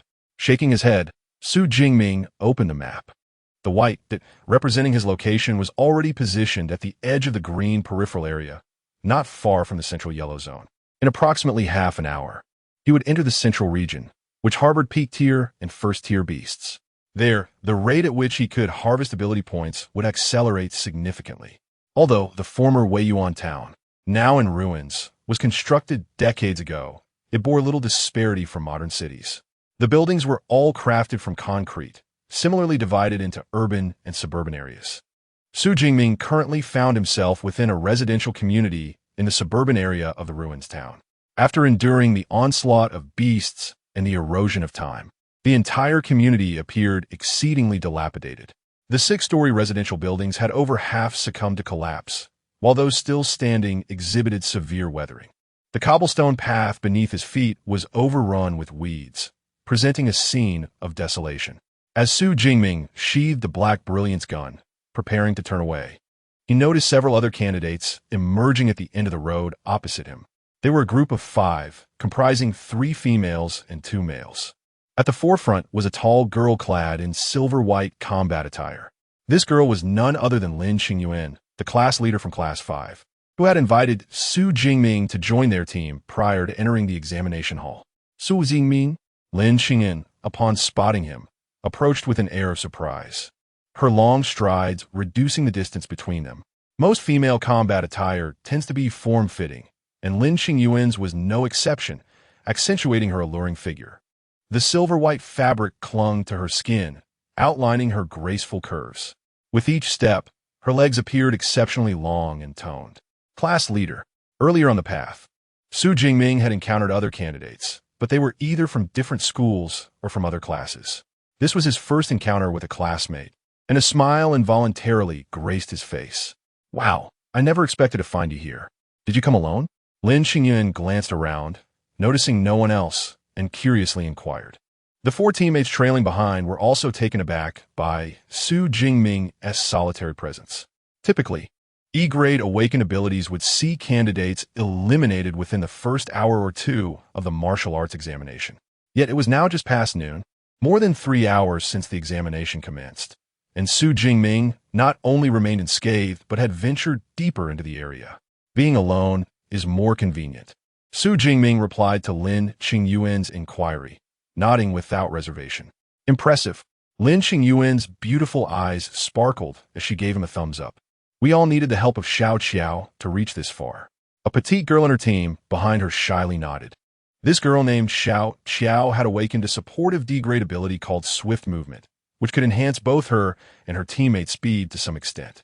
It was precisely because of Xiao Qiao that Lin Qingyuan's team could cover such distance. I was quite fortunate. The ferocious beasts I encountered along the way weren't particularly strong, Su Jingming said, engaging in conversation, a rarity for him. After all, in this place rife with grotesque monsters, what could elevate one's spirits more than the sight of a beautiful girl? After a brief exchange with Lin Qingyuan, Su Jingming excused himself. Class monitor, time is of the essence. Let us talk after the exam. All right, go ahead, and I wish you the best of luck. Lin Qingyuan acknowledged, understanding the urgency of the martial arts examination and refraining from detaining him. She had not anticipated Su Jingming would make it this far. Clearly, he had his own motivations for enrolling in the martial arts examination. Having lost his parents at a young age, Su Jingming struck Lin Qingyuan as a pitiable figure. It would be unfortunate if he were to perish in the examination, but seeing that he was alive and well brought her a sense of relief. Captain, come look. This unicorn rhinoceros seems to have just perished. A startled exclamation drew Lin Qingyuan's attention. The others were gathered around the corpse of the unicorn rhinoceros, engaging in animated discussion. The blood from its wounds had not yet dried, indicating that it had died only moments ago. There were numerous wounds on its body, but the fatal injury was to its head. The shape of the wound suggested it was caused by a piercing weapon resembling a spear. Lin Qingyuan's team had noticed the unicorn rhinoceros' corpse earlier, but had not paid much attention, assuming it had been slain by another team of candidates. However, upon closer inspection, they realized that the creature had not been dead long, and the wounds appear to be caused by a spear. You can't be suggesting that Su Jingming was the one who killed this unicorn rhinoceros, right? One boy asked, his expression peculiar. The unicorn rhinoceros was a notoriously formidable beast. They dared to confront the unicorn rhinoceros solely because they were a quintet. To assert that an E-rank ability awakener could single-handedly vanquish the unicorn rhinoceros was utterly beyond their belief. Was it not sufficient to ascertain whether Su Jingming had indeed struck down the creature by merely checking his ranking score? A young man activated his smartwatch and swiftly located Su Jingming's name within the score rankings. 46th place. Su Jingming, 256 points. Jiangcheng Second High School. Su Jingming, 46th place? Goodness, had he truly broken into the top 50? Surely, I must be mistaken. Upon witnessing this ranking, the boy was initially taken aback, then vigorously rubbed his eyes. Once assured of his sight, he reacted as though he had seen a ghost, exclaiming in astonishment, "What does it mean to be 46th? Did you find Su Jingming's ranking?" The remaining team members gathered around, and upon seeing Su Jingming's position displayed on the virtual screen, their expressions mirrored his shock. Even Lin Xingyan, the captain, widened her eyes in disbelief, her countenance adorably perplexed. Simultaneously, the others were engulfed by a singular question. How could it be that an E-rank ability awakener could possess such formidable prowess in these times? Chapter 11. Has Su Jingming concealed his strength? The curious homeroom teacher, Zhou Mingyang, ranking first with a score of 412, seems to have commenced a spree of victories in the central region. His agile and swift movement proves to be quite effective for travel, matching the pace of candidates in the provincial capital's martial arts examination. It is worth noting the impressive performance of Principal Liu, as nearly all the top 10 candidates hail from your esteemed institution. In the open space outside the ruins town, 10 large projection screens display the current top 10 scores, tracked and recorded by military drones. Beneath these colossal projections, thousands of smaller screens, installed by fixed cameras throughout the ruins town, show additional footage that is amplified to the main display only when necessary. Adjacent to the projections, a ranking list meticulously details each candidate's scores and standings. In the makeshift audience area below the projections, officials from the Education Bureau, along with principals and teachers from various schools, are engaged in discussions about the students' rankings. Among them, a middle-aged man in a suit with short hair stands out as the focal point of attention. He is Liu Hang, the principal of Jiangcheng First High School. In the top 10 of the martial arts rankings, apart from one student from Third High School, all others are from First High School. Zhou Mingyang, our pride from Jiangcheng, is expected to break into the top 100 of Jiangnan province in this martial arts examination. In the front row of the audience, a stout middle-aged man observes Zhou Mingyang's impressive performance on the first projection screen, nodding slightly in approval. His name is Zhang Wenshan, the director of the Jiangcheng Education Bureau. It has been many years since Jiangcheng produced a candidate who entered the top 100 of Jiangnan province. Next to the education director, Principal Liu Hang of First High School reflects on this with a sense of nostalgia.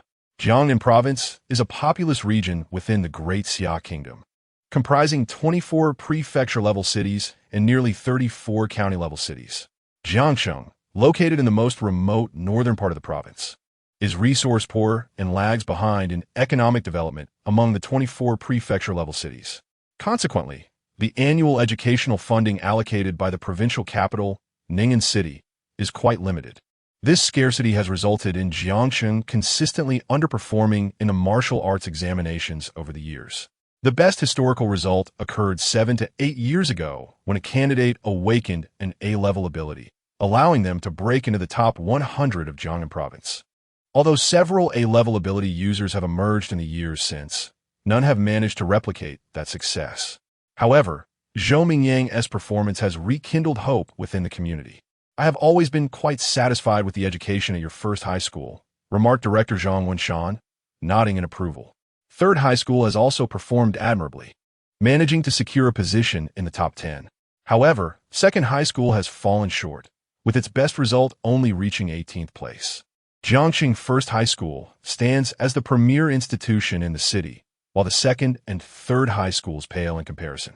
In previous years, the top 10 rankings in the Wu Science College entrance examination were monopolized by students from the first high school, with scarcely any representation from the second or third high schools. However, this year has indeed seen a few exceptionally talented students emerge. The principal of the third high school wears an uncontainable smile, while the expression of Zhao Yao, the principal of the second high school, appears somewhat awkward. It is worth noting that in past years, the second high school dominated over the third high school. This year, however, the situation seems to have reversed. Yet, it appears that our high school's performance is not particularly impressive this year. Zhao Yao muttered as he searched through the score rankings, discovering that only 8 students from the second high school appeared within the top 50. Li Ming, Yang Jian, Tang Ju. These are all students from the elite class. But who is this Su Jingming? I have never encountered this name before. The results of the Wu Science College entrance examination directly determine the allocation of educational funds among the schools. Thus, Zhao Yao is somewhat acquainted with the outstanding students from his institution. Yet, the name Su Jingming is entirely unfamiliar to him. Perhaps he is a hidden talent from another parallel class. He would inquire with the class teachers later.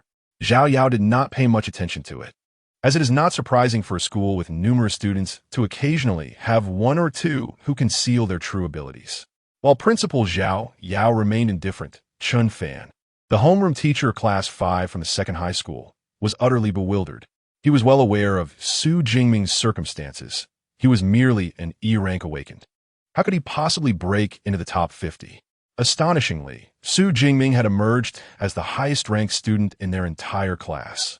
This was simply unbelievable. Had he concealed his true capabilities? Yet, regardless of any pretense, an E-rank ability remains an E-rank ability. Could it suddenly transform into an S-rank ability? How had he achieved such a remarkable score? Chun Fan was perplexed. The Wu Science College entrance examination involves genuine combat against fierce beasts, leaving no room for manipulation. Unfortunately, the main screen only displayed the top 10 students, while thousands of fixed cameras below offered little clarity. It was impossible for Chun Fan to locate footage of Su Jingming. Without being able to see the footage, he could not ascertain how Su Jingming had attained such high scores. Akin to a kitten tantalized by the scent of catnip, yet unable to savor it. In the ruins town, after half an hour of relentless pursuit, Su Jingming finally reached the central area. The roar of beasts echoed throughout, starkly contrasting with the quieter outer regions. As he walked, he could hear the distant growls and roars of the beasts, the air thick with an atmosphere of bloodlust and fury. With a crack, Su Jingming held a long spear in one hand while nibbling on a nutritional bar, his combat boots stepping upon a dilapidated plastic basin by the roadside. Once resilient plastic, after enduring decades of relentless wind and rain, has become as brittle as a crisp, shattering into fragments with the slightest pressure. As Su Jingming ambled along, he keenly observed his surroundings. The ruins of what was once Weiyuan Town, home to nearly 100,000 inhabitants, bore silent witness to tragedy. When the ferocious beasts breached the city's defenses, many were unable to flee, and it is estimated that around 50,000 to 60,000 souls perished at the hands of these creatures. In the surrounding suburbs, no particularly notable signs of devastation were evident. However, upon entering the area that corresponds to the city center of the ruined town, one could discern the remnants of abandoned vehicles. The parched ground stained with dark red blood and scattered, unweathered human bones, all bearing testament to the bloodshed and brutality of that fateful time. Chapter 12. A frenzied slaughter, harvesting ability points. The urban area is the most densely populated region and has also suffered the most from the ravages of ferocious beasts over the years. Consequently, the buildings in the city appear far more dilapidated than those in the suburbs. Wherever Su Jingming casts his gaze, he finds scarcely a single intact structure. The Great Xia Kingdom employs practical combat as the method for evaluating candidates in a martial sciences entrance examination, not only to assess their strength, but also, perhaps, to ensure that awakeners witness firsthand the formidable destructive power of these beasts. The protection afforded by the Great Xia Kingdom to its citizens is commendable. Other than a handful of unfortunate individuals whose cities have been breached by ferocious beasts, the majority of citizens may go through their entire lives without ever encountering such creatures. For ordinary people, this approach poses no issues. However, for the cultivation of ability users, it is essential to recognize the brutality of these beasts as early as possible. As Su Jingming pondered these matters, a low, guttural roar erupted, and a ferocious beast sprang forth from the ruins. It bore a resemblance to a tiger, yet its size was significantly larger, with a coat of mixed yellow and blue fur. Most strikingly, it sported bone blades that grew from its forearms, resembling sharp edges. Although they were composed of bone, they gleamed with a metallic sheen. A long, whip-like tail trailed behind it, brushing the ground. This was a first-tier beast, the armed blade tiger. Su Jingming narrowed his eyes. Similar to the shadow cat, the armed blade tiger is a relatively common ferocious beast. Determining the rank of the armed blade tiger is quite straightforward. One merely needs to observe the length of the bone blade on its forearm. If it measures less than 20 centimeters, it is classified as a non-tier beast. If it exceeds 20 centimeters, it is deemed a tiered beast. The armed blade tiger before him possessed bone blades measuring a formidable 22 to 23 centimeters in length, marking it as a lower first-tier beast. Compared to the non-tier armed blade tigers Su Jingming had encountered previously, this beast exuded a significantly more formidable aura. Its amber eyes were filled with a bloodthirsty glint. It seems fortune favors me. I have encountered a first-tier beast upon entering the central region. After downing the remaining liquid from the energy stick, Su Jingming felt a renewed sense of fullness in his abdomen, and a subtle smile graced his lips. Just the target to test my marksmanship. Discarding the energy stick, he advanced rather than retreating, charging toward the armed blade tiger with his black spear in hand. The sound of the black spear dragging across the crumbling concrete road echoed, accompanied by a cacophony of sparks. As a first-tier beast, the armed blade tiger had already developed a modicum of intelligence.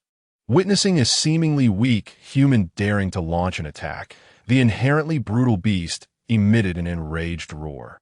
Following this, its massive frame surged forward like a tank, and even disregarding its gaping maw and sharp bone blades, its sheer size would render most candidates helpless. Yet, Su Jingming remained undaunted, his eyes betraying no hint of panic. With a powerful grip, he swung the black spear, which soared into the air like a windmill. Subsequently, with a swift thrust towards the armed blade tiger, Su Jingming, possessing an impressive vitality score of 140, surpassed most of his peers in physical prowess. With his marksmanship now advanced, the speed at which he drew his weapon had multiplied several times. Thus, facing this seemingly lightning-fast shot, a sharp sound pierced the air. The first-tier armed blade tiger had no time to react, and a gaping hole the size of a bowl appeared in its abdomen. This wound was deep, penetrating through its thick fur and skin, allowing the crimson blood to spill forth, revealing the writhing entrails within. Ordinary creatures, upon receiving such a grievous blow, would undoubtedly lose their ability to move. However, the armed blade tiger merely let out a pained howl, and then, as if stirred by its primal instincts, it lunged forward in a frenzy. Truly a first-tier beast, its vitality was remarkably resilient. Without the use of supernatural abilities, Su Jingming did not expect this strike to obliterate it instantly. Thus, he wielded the black glorious spear and engaged in combat with the armed blade tiger. With the assistance of his advanced marksmanship, the black glorious spear danced in his hands like a flowing dragon. Each thrust inflicted a new wound upon the armed blade tiger. Due to its size, the beast found it challenging to mount an effective counterattack against Su Jingming. In under a minute, this formidable first-tier beast, capable of vanquishing 99 of the candidates in the examination, was slain by Su Jingming. Its massive body, riddled with holes, collapsed with a thunderous crash, kicking up a cloud of dust. Su Jingming, however, remained unscathed, not even a drop of blood staining his battle attire. This exemplifies the advantage of the spear. Lacking sufficient strength, one could be pierced to death without even brushing against the opponent's garment. One first-tier armed blade tiger slain. Ability points 10. Accompanying the death of the armed blade tiger, the system notification chimed. The ability points gained from slaying a first-tier beast were nearly double those from defeating lesser creatures. Su Jingming's eyes gleamed with excitement. Thus, he resolved to seize the moment to hunt more beasts and harvest ability points. Stowing the black glorious spear behind him without a moment's pause, he dashed towards the direction where the roars of beasts grew more concentrated. According to the strength of the beasts, The ruins town was divided into 4 zones: the outskirts, the central area, the core, and the innermost core region. Most candidates possessed only enough strength to operate in the outskirts. Only a select few dared to venture into the central area. The core region even made the top students from Jiangqing's elite high school hesitate. As for the innermost core, home to second-tier beasts, scarcely anyone from Jiangsheng dared to tread there. It was a realm for the truly gifted of the provincial capital. With his S-rank Purple Sky Thunder, Su Jingming naturally qualified to enter. However, due to the limited duration of his supernatural abilities, he planned to remain in the central area for the time being. He intended to enter the core region during the final 2 hours. Of course, in the true wilderness, there were no delineations of strength like those found in the outskirts or central regions. It is highly probable that while wandering in the wilderness, one might suddenly encounter a formidable beast that could consume them. Su Jingming is acutely aware that this presents the only opportunity available to him for amassing a significant number of ability points. Thus, after vanquishing the Armblade Tiger, he commenced his pursuit of these ferocious creatures. Upon locating a beast, Su Jingming found that he did not even need to employ his supernatural abilities. With his robust physique and advanced marksmanship, he could dispatch them with ease. Seek out the beasts. Slay them. Acquire ability points. Seek out the beasts. Slay them. Acquire ability points. Throughout the entire process of hunting and obtaining ability points from these creatures, he discerned a pattern. The acquisition of ability points was more closely correlated with the strength of the beasts. For instance, between the Shadow Cat and the Unicorn Rhinoceros, both of the same rank, a single Unicorn Rhinoceros could contend with 3 or 4 Shadow Cats simultaneously. Consequently, the ability points gained from slaying a peak non-ascendant Unicorn Rhinoceros could be equivalent to those obtained from defeating a lower-tier Shadow Cat. However, this pattern had little impact on Su Jingming at the moment. He was resolute in his intent to slay. Thus, he persevered tirelessly, either engaged in combat with the beasts or traversing the terrain in search of them. As he continued to eliminate an increasing number of these creatures, the ability points on his system panel surged dramatically, and his scores in the martial science entrance examination soared as well. Unbeknownst to Su Jingming, such a spectacle was causing quite a stir in the outside world. Chapter 13. Which class is Su Jingming in? The military science entrance examination will endure for a full 12 hours, during which the principals and head teachers of various schools will be present throughout the duration. After all, the director of the Education Bureau is in attendance, making it impossible for them to leave midway. Furthermore, the results of this examination will serve as the criteria for the allocation of educational funds to each school in the latter half of the year. Thus, the principals and educators are particularly invested in the students' performances. Given the lengthy duration of the examination, the military district will provide lunch and dinner for the principals and teachers. As of now, over 4 hours have elapsed since the commencement of the military science entrance examination, with the clock striking 1 in the afternoon. At this juncture, the majority of candidates within the examination hall have begun to consume their first energy bars. Outside the examination venue, the principals and educators from various schools have finished their lunch at the military cafeteria and are making their way toward the spectator seats. The first high school continues to demonstrate its formidable prowess, with nearly all of the top 10 spots occupied by their students. This institution annually receives the highest educational funding, boasting the finest student body in the entire Jiangsheng, so such results are hardly surprising. In contrast, the second high school has also performed commendably this year, with 8 students breaking into the top 50, a significant improvement compared to previous years, where achieving 5 or 6 was considered impressive. Regrettably, the third high school has outshone them, securing a place in the top 10, leaving the second high school in an awkward position. Among the faculty of Jiangsheng Second High School, as they walk, they engage in animated discussions. The educational foundation of the first high school is robust, and their dominance in the rankings does not come as a shock to them. Their conversations primarily revolve around their own institution and the third high school. By the way, teacher's son, what is the situation with Su Jingming from your class? I had no idea you had such a remarkable student. Someone suddenly inquired about Su Jingming, directing their gaze toward a middle-aged man clad in a black suit. His name is Sun Yang, the head teacher of the rocket class at the second high school. Su Jingming is not from my class. I was just about to ask which class he belongs to, Sun Yang replied, visibly perplexed. Su Jingming is not in your class. But who else could be so exceptional apart from the rocket class students?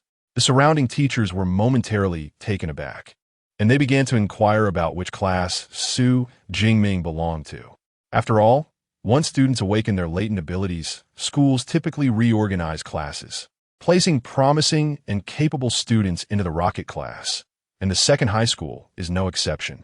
This is precisely why, in the military science entrance examination, the students who excel are predominantly from the rocket class, making it rare for students from parallel classes to emerge. Old Chen, how are the results for your class? At the rear of the line, a middle-aged man with a beard approached Chun Fan, the head teacher of Class 5.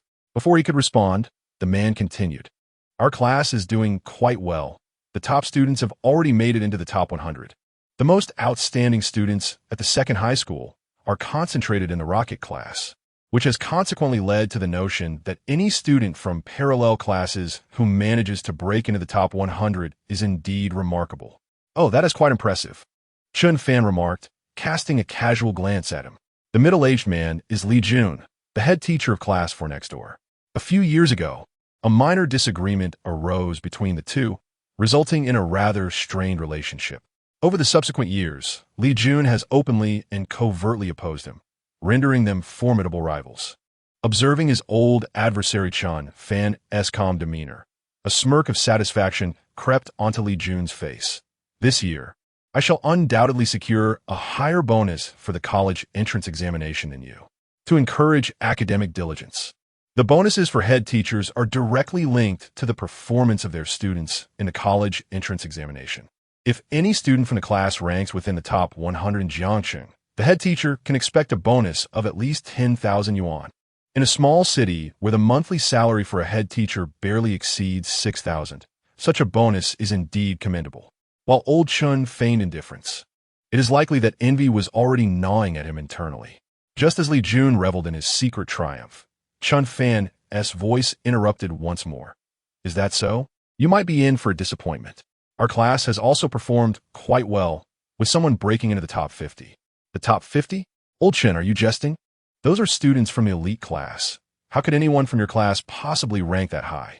Li Jun instinctively retorted, his expression dripping with skepticism. Yet, he quickly registered the implications, his eyes widening in disbelief. Could it be that Su Jingming is from your class? In contrast to Li Jun's astonishment, Chun Fan's reaction was remarkably subdued. He merely nodded lightly. If Su Jingming is indeed from your class, then why did you not respond when they inquired about his class? Li Jun still struggled to accept this revelation. Is that so? I must have simply not heard, Chun Fan replied, feigning ignorance. What do you mean you didn't hear? You were clearly being deliberate. So, you've been waiting here for me all along. Observing Chun Fan's calm facade, Li Jun felt an overwhelming urge to deliver a punch to his face. However, the next statement from Chun Fan nearly sent him into a fit of rage. Su Jingming only managed to break into the top 50. It's not a significant achievement, especially since the elite class has reached as high as the 18th position. What do you mean only the top 50? The bonus for the top 50 is over 20,000. Furthermore, how could a parallel class compare to a class that concentrates the school's finest? Li Jun's mind was in turmoil. Over the years, the best student he had nurtured had merely secured the 64th position in the college entrance examination. It appears that teacher Chun has indeed cultivated a remarkable student. After several deep breaths, Li Jun managed to regain his composure, offering a somewhat envious congratulations. Well, it's fortunate that this achievement is solely due to Jingming's efforts and not my influence.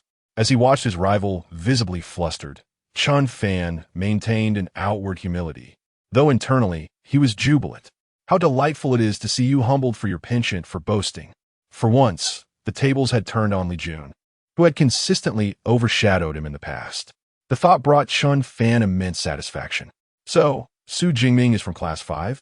Teacher Chun Fang's educational methods are truly commendable. Among the numerous parallel classes, only the students from your class have surged into the top 50. It would be splendid if Teacher Chun could hold a seminar later this year to share his teaching experiences. Upon learning that Su Jingming is a student from Class 5, the surrounding teachers extended their heartfelt congratulations. Even Sun Yang, the homeroom teacher of the elite class, bestowed a friendly smile upon Chen Fong. The top students had long been selected by the elite class, so the ability to nurture such a remarkable student within a parallel class speaks volumes about Chen Fong's teaching prowess. A group of teachers exchanged jovial banter before swiftly returning to their seats in the audience. Once seated, Class 5's homeroom teacher, Chen Fong, immediately cast his gaze towards the virtual screen above, eager to find Su Jingming's ranking. Shortly, he spotted Su Jingming's name among the rankings, 32 ND. Su Jingming, 328 points. Jiangcheng Second High School. HM, 32nd. Upon seeing this ranking, Chen Fong was momentarily taken aback. Wasn't he at 46th just a moment ago? How could it rise over 10 places after a mere meal break? Just as he pondered this, Su Jingming's name suddenly jumped, and upon reappearing, it was listed at a different rank, 25th. Su Jingming, 372 points. Jiangcheng Second High School. What? Chen Fong's eyes widened in astonishment, his face a mask of disbelief. What on earth is happening? How did Su Jingming's rank ascend so dramatically? Chapter 14. The Top 10. The arrows fly like dragons. In the Jiangcheng Martial Science College entrance examination, there were over 1,400 candidates, and fluctuations in rankings were entirely expected. However, a sudden leap of 10 or more positions, or a corresponding drop, typically occurred only among those in the lower tiers. These individuals often exhibited similar capabilities, so even a minor adjustment in scores could result in significant shifts in their standings. In contrast, candidates who managed to secure a place within the top 50 possessed formidable skills, with considerable gaps in their scores. Thus, any ranking changes among them were generally minimal, perhaps just 1 or 2 places. An extraordinary rise of 10 or more ranks was indeed a rarity. Consequently, not only did Chen Fan take note of this remarkable occurrence, but other educators from the second high school also began to discuss the situation animatedly.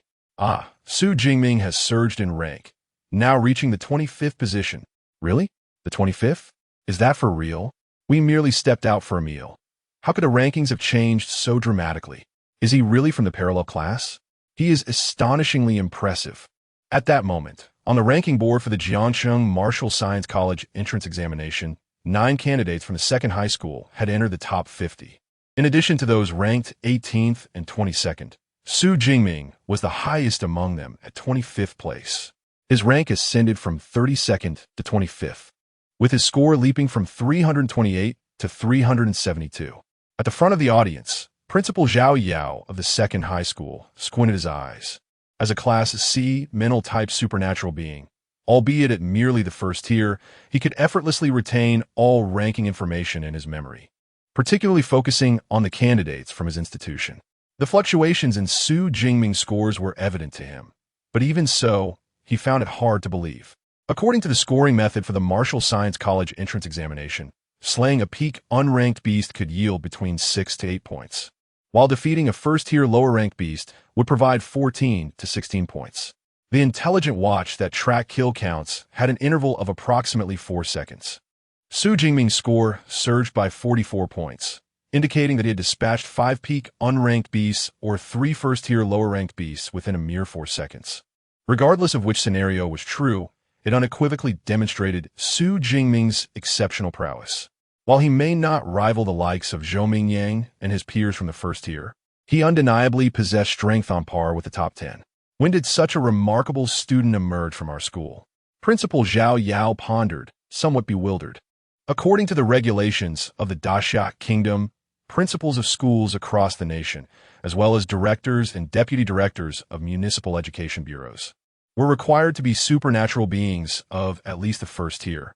Although Principal Zhao had not witnessed Su Jingming's combat performance, the instantaneous change in ranking allowed him to surmise the candidate's approximate capabilities. The other 2 principals, along with the director of the Education Bureau, also discerned the situation. Principal Zhao, it seems your school indeed has commendable students, remarked Director Zhang Wenshan of the Education Bureau with a slight nod. This Su Jingming must have been holding back earlier. Now that he has unleashed his potential, his ranking has soared. Principal Zhao's student possesses nearly top 10 caliber strength. Liu Hang, the principal of First High School, also added, by the way, what kind of extraordinary ability has this student awakened? I had not heard of it before. Zhang Wenshan expressed his confusion. A candidate with such prowess should not be obscure. To be candid, Su Jingming only exhibited a sudden surge in performance during today's college entrance examination. I must consult his homeroom teacher for further information. Teacher Chun, please come here. In response to Director Zhang Wenshan's inquiry, Zhao Yao summoned the homeroom teacher, Chen Fan. Thus, amidst the envious gazes of the teachers from Second High School, Chen Fan took a seat next to the principal. For an ordinary homeroom teacher like Chen Fan, the presence of the Educational Bureau Director and the principals was undeniably imposing. Faced with their scrutiny, he felt a natural awkwardness. Principal, Director, to my knowledge, Su Jingming has merely awakened an E-grade ability, weak electricity. E-grade ability? Principal Zhao Yao furrowed his brow. Teacher Chun, you must be mistaken. Principal, I am not mistaken. Before the examination, I specifically advised him against participating in the martial arts examination. Chun Fan replied with a wry smile. In truth, as the homeroom teacher, he harbored doubts about whether there had been an error in the registration of the awakening abilities back then. To achieve this level with merely an E-grade ability suggests that Su Jingming must excel in other areas. Director Zhang Wenshan appeared contemplative, lamenting, unfortunately, without making it into the top 10, we cannot witness his combat performance. The live broadcast system for the martial arts examination operates on a program customized by the province, and even I cannot intervene. Finding Su Jingming among the thousands of fixed camera feeds would be akin to searching for a needle in a haystack. Just wait. With his strength, he should soon breach the top 10. Despite Su Jingming's peculiar circumstances, the Educational Bureau Director could muster this level of patience. It seemed they could only wait. Principal Zhao Yao nodded in agreement and called back the departing Chun Fan, saying, Teacher Chun, you may sit here. Chun Fan's face lit up. Not every teacher has the opportunity to be so close to directors and principals. As time flowed slowly, the rankings of the martial arts examination were in constant flux. Amidst the myriad of names, one stood out continuously ascending. 25th place, Su Jingming. 21st place, Su Jingming. 16th place, Su Jingming. 12th place, Su Jingming. 9th place, Su Jingming. In less than an hour, Su Jingming had surged into the top 10. He had truly achieved it. Homeroom teacher Chun Fan's face brimmed with excitement. As merely a parallel class homeroom teacher, he had never dreamed that a student from his class would reach the top 10 of Jiangcheng. They had made it into the top 10. Principal Zhao Yao of Second High School also breathed a sigh of relief. Otherwise, remaining overshadowed by Third High School would not reflect well on his position. At last, it becomes evident what allowed Su Jingming to secure a place among the top 10.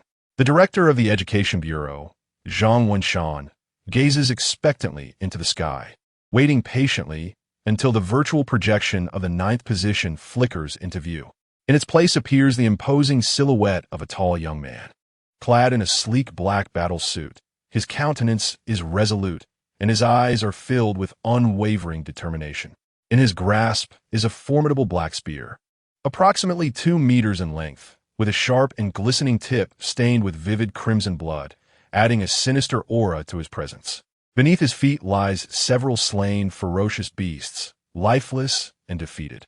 Not far off, another beast cowers, too intimidated to advance.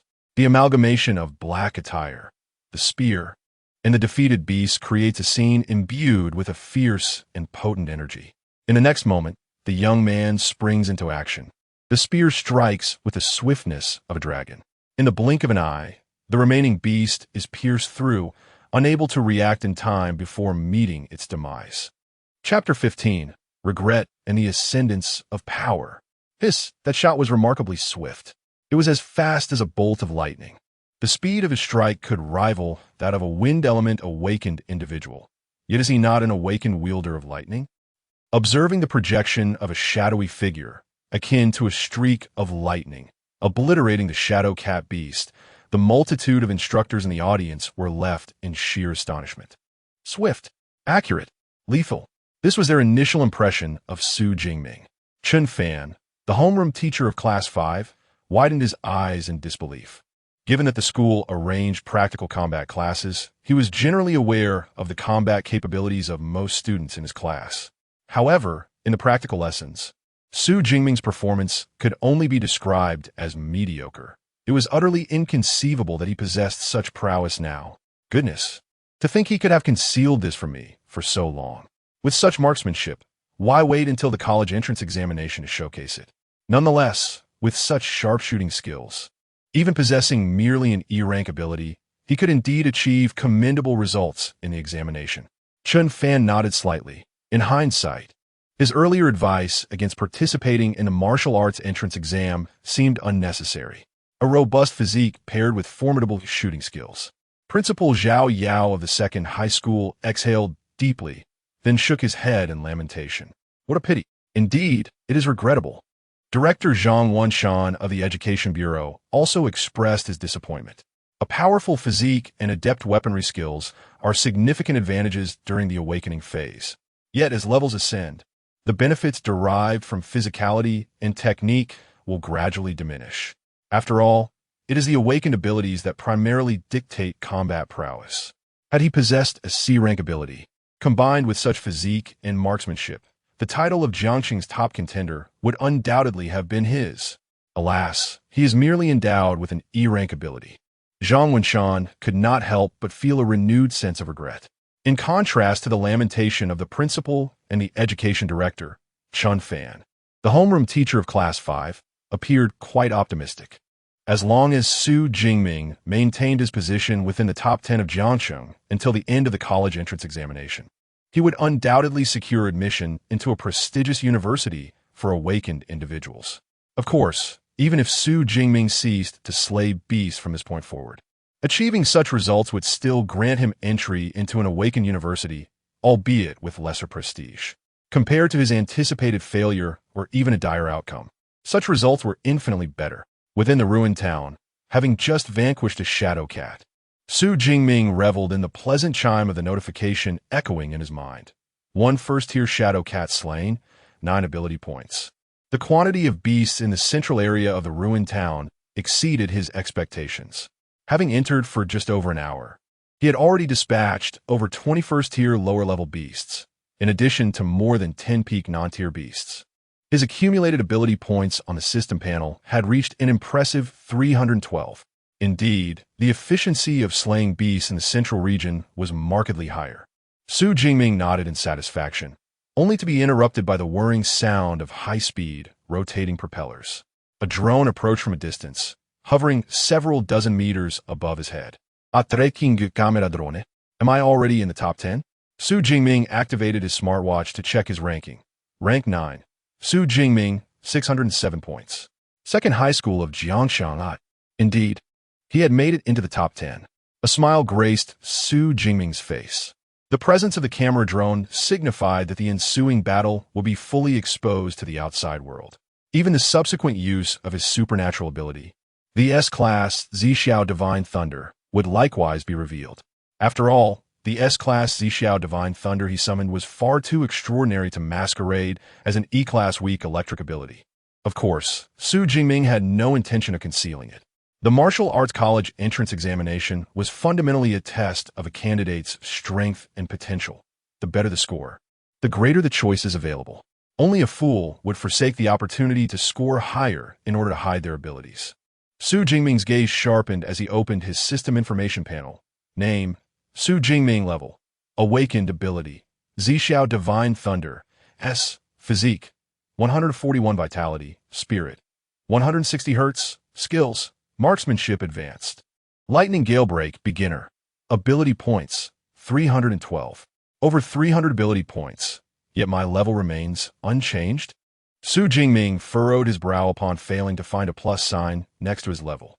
Such a situation could arise from two possibilities.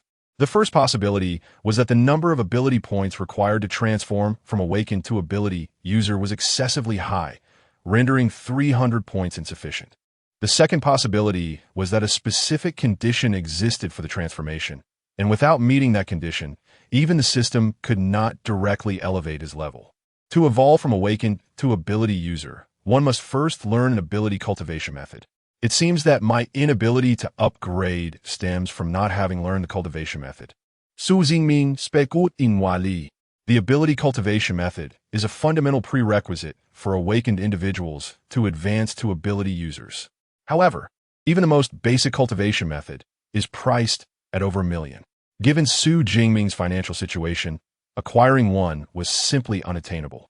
He had thought that having a system would allow him to bypass this fundamental requirement, but it appeared he had been mistaken.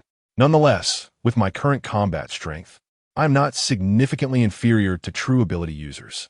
Thus, I shall wait until after the entrance examination, enroll in an ability user university, learn the cultivation method, and then become an ability user. Su Jingming did not dwell on this further. What mattered most now was how to utilize these more than 300 ability points. Currently, the only enhancements available were to basic attributes and combat techniques, and as the techniques were not immediately applicable, he decided to improve his basic attributes directly. After a moment of contemplation, Su Jingming allocated all his ability points to the two primary attributes, 200 points to physique and 112 points to spirit. With his physique elevated from 141 to 181 and his spirit enhanced from 160 to 182, Su Jingming felt an exhilarating surge of power coursing through his body. His consciousness sharper than ever before. The fatigue accumulated from relentless travel and continuous battles was instantly swept away. Ecstatic, Su Jingming let out a hearty laugh and effortlessly twirled his black obsidian spear, creating a mesmerizing flourish. The speed and force of his strikes had markedly improved. With such a strengthened physique, complemented by my advanced spear techniques, I could easily vanquish even a mid-tier ferocious beast in the core region without resorting to any extraordinary abilities. In this moment, Su Jingming brimmed with confidence in his prowess. The ferocious beasts in the core area are indeed stronger and more numerous. Now that my strength has been further augmented, there is no need to linger in the central region. I shall head straight for the core area. With a vigorous shake of his spear, the crimson blood that had stained it was shaken off completely. Subsequently, he slung the spear across his back and glanced at the map before dashing toward the direction of the core area. With his enhanced physique, he now sprinted faster than even Jingming, who was empowered by wind-based abilities. Behind him, a drone followed closely, akin to a devoted shadow. Chapter 16 Reactions from All Sides, The Beast Horde. In the central region of Ruined Town, as the throat of a first-tier low-level shadow cat was slit open by a sharp dagger, blood gushed forth, and the creature collapsed with a thud. Behind it, the graceful figure of Tang Chi, dagger in hand, slowly emerged. Draped in a layer of purplish-black cat-like energy, she sported a pair of cat ears that, though uncontrolled, exuded a captivating liveliness. This was her B-rank enhancement ability, Shadow Cat. During its activation, her speed, reflexes, and attack power were significantly amplified. It was precisely due to this B-rank ability that she, merely an awakener, was able to vanquish a first-tier beast. Of course, she had also diligently practiced her powers. Although she was still a distance away from fully transforming into a power user, her innate physical prowess was commendable. However, slaying a first-tier low-level beast was the extent of her capabilities. Thus, she dared to linger only in the central region, wary of venturing into the core area where first-tier, mid-level beasts roamed. To conserve her powers, after defeating the beast, Tang Chi reverted from her shadow cat form. The cat-like energy veil surrounding her dissipated, and her feline vertical pupils returned to their original state. Ranked 12th, Tang Chi, 567 points, Jiangcheng First High School. Upon checking her ranking on her smartwatch, Tang Chi's brows furrowed. She had dropped a position. Instinctively, she glanced upward to see who had overtaken her. To her surprise, she found a familiar name in the 9th position. Su Jingming from Second High School, 607 points, ranked 9th. Tang Chi momentarily froze, a figure bearing a long spear flashing in her mind. Indeed, it was you, cousin Jingming, who delivered that decisive blow yesterday. She could not dismiss the possibility that this name was merely a coincidence, but given that they were both from second high school and shared the same name, such coincidences were exceedingly rare. Coupled with her suspicions from the previous day at the Thunder Martial Arts School, she was convinced that the Su Jingming on the leaderboard was indeed her cousin. Yet, how could you, with just an E-rank ability, achieve all this? A hint of curiosity flickered across Tang Chi's delicate features. It seemed her cousin was not as straightforward as he appeared. Oh my, is Ming really that formidable? Had I known, I would have called him Dad and clung to him for support. On the outskirts of Ruin Town, Lu Jie, now twice his original size, gazed at the virtual projection displaying Su Jingming's ranking, filled with regret. Compared to the results of the Martial Science College entrance exam, what was calling him Dad? Su Jingming made it into the top 10. Incredible. He is now the highest ranked among us at second high school. Since discovering Su Jingming's 46th position, Lin Qingyuan's team had been closely monitoring him. At this moment, witnessing Su Jingming enter the top 10, everyone was filled with astonishment. How on earth had he achieved this? With Su Jingming in the top 10, we must strive to position ourselves within the top 300. Gazing at the ranking list, Lin Qingyuan's delicate face was also awash with emotion. Although she was unaware of how Su Jingming accomplished this feat, she and he were different. To secure a place within the top 300 was already a source of great satisfaction. When Su Jingming's ranking had yet to reach the top 10, he was not particularly notable. However, once he ascended into the top 10, nearly everyone in the examination hall took notice of him. Those who were acquainted with Su Jingming reacted in varied ways. Yet, he remained oblivious to all of this, as he was presently racing towards the core area with unwavering determination. With his enhanced physique, Su Jingming's speed had significantly increased. Moreover, his position in the central area was not too distant from the core zone. Thus, in merely over 30 minutes, he stepped into the confines of the core area on the map. The core area of Ruins Town was once the bustling city center of Weiyuan Town. Compared to the central region, the buildings here soared higher, and even amidst the dilapidation, one could faintly discern the elegance of its former glory. More importantly, the ferocious beasts in the core area range from lower first tier to mid first tier, with no lower tier beasts to be found. Those confident enough to enter the core zone were, at the very least, among the top 5 from Jiangsheng. Of course, he was an exception. During his journey, he had not specifically sought out the beasts, which resulted in him having only slain 4 or 5 during those 30 minutes. His ranking had slipped to the 10th position. If he could locate a horde of ferocious beasts, his rank could swiftly rise again. This time, he was determined to seize the first place. Su Jingming's gaze sharpened. Adhering to his previous strategy, he headed towards the area where the roars of the beasts were most concentrated. The echoes of ferocious roars resounded throughout the crumbling city. This was indeed a paradise for beasts. Su Jingming listened intently and ultimately chose to race towards the southeast, where the roars were the loudest and most numerous. Most candidates cautiously navigated the examination site, fearful that excessive noise would attract the attention of the beasts and lead to an ambush. In stark contrast, Su Jingming moved like a swift cheetah, darting through the urban ruins. The hefty 50-kilogram black spear slung on his back posed no hindrance to his agility. As Su Jingming sprinted along the ravaged roads, the wind whistled past his ears, and the scenery blurred by, with glimpses of 1 or 2 beasts stirring amidst the debris. He felt no desire to engage with such solitary creatures. Soon, the source of the cacophony of roars drew nearer, revealing a rusted, battered bus obstructing the end of the road. Nevertheless, Su Jingming did not slow his pace. Only as he approached the bus did he exert force in his legs, leaping 6 meters into the air with a powerful thrust. Bang! Su Jingming stood atop the roof of the bus, casting his gaze downward to survey the scene below. Before him lay a fitness square, replete with various dilapidated exercise equipment, amidst which lurked a host of ferocious beasts. The sheer number of these creatures infused the air not only with the scent of blood, but also with a distinct, animalistic odor that caused Su Jingming to frown slightly. 1 beast, 2, 3. There were a total of 10 ferocious beasts, all arm-blade tigers, indicating that he had indeed encountered a pack of these formidable creatures. Ferocious beasts are categorized as either social or solitary, and the arm-blade tiger belongs to the former.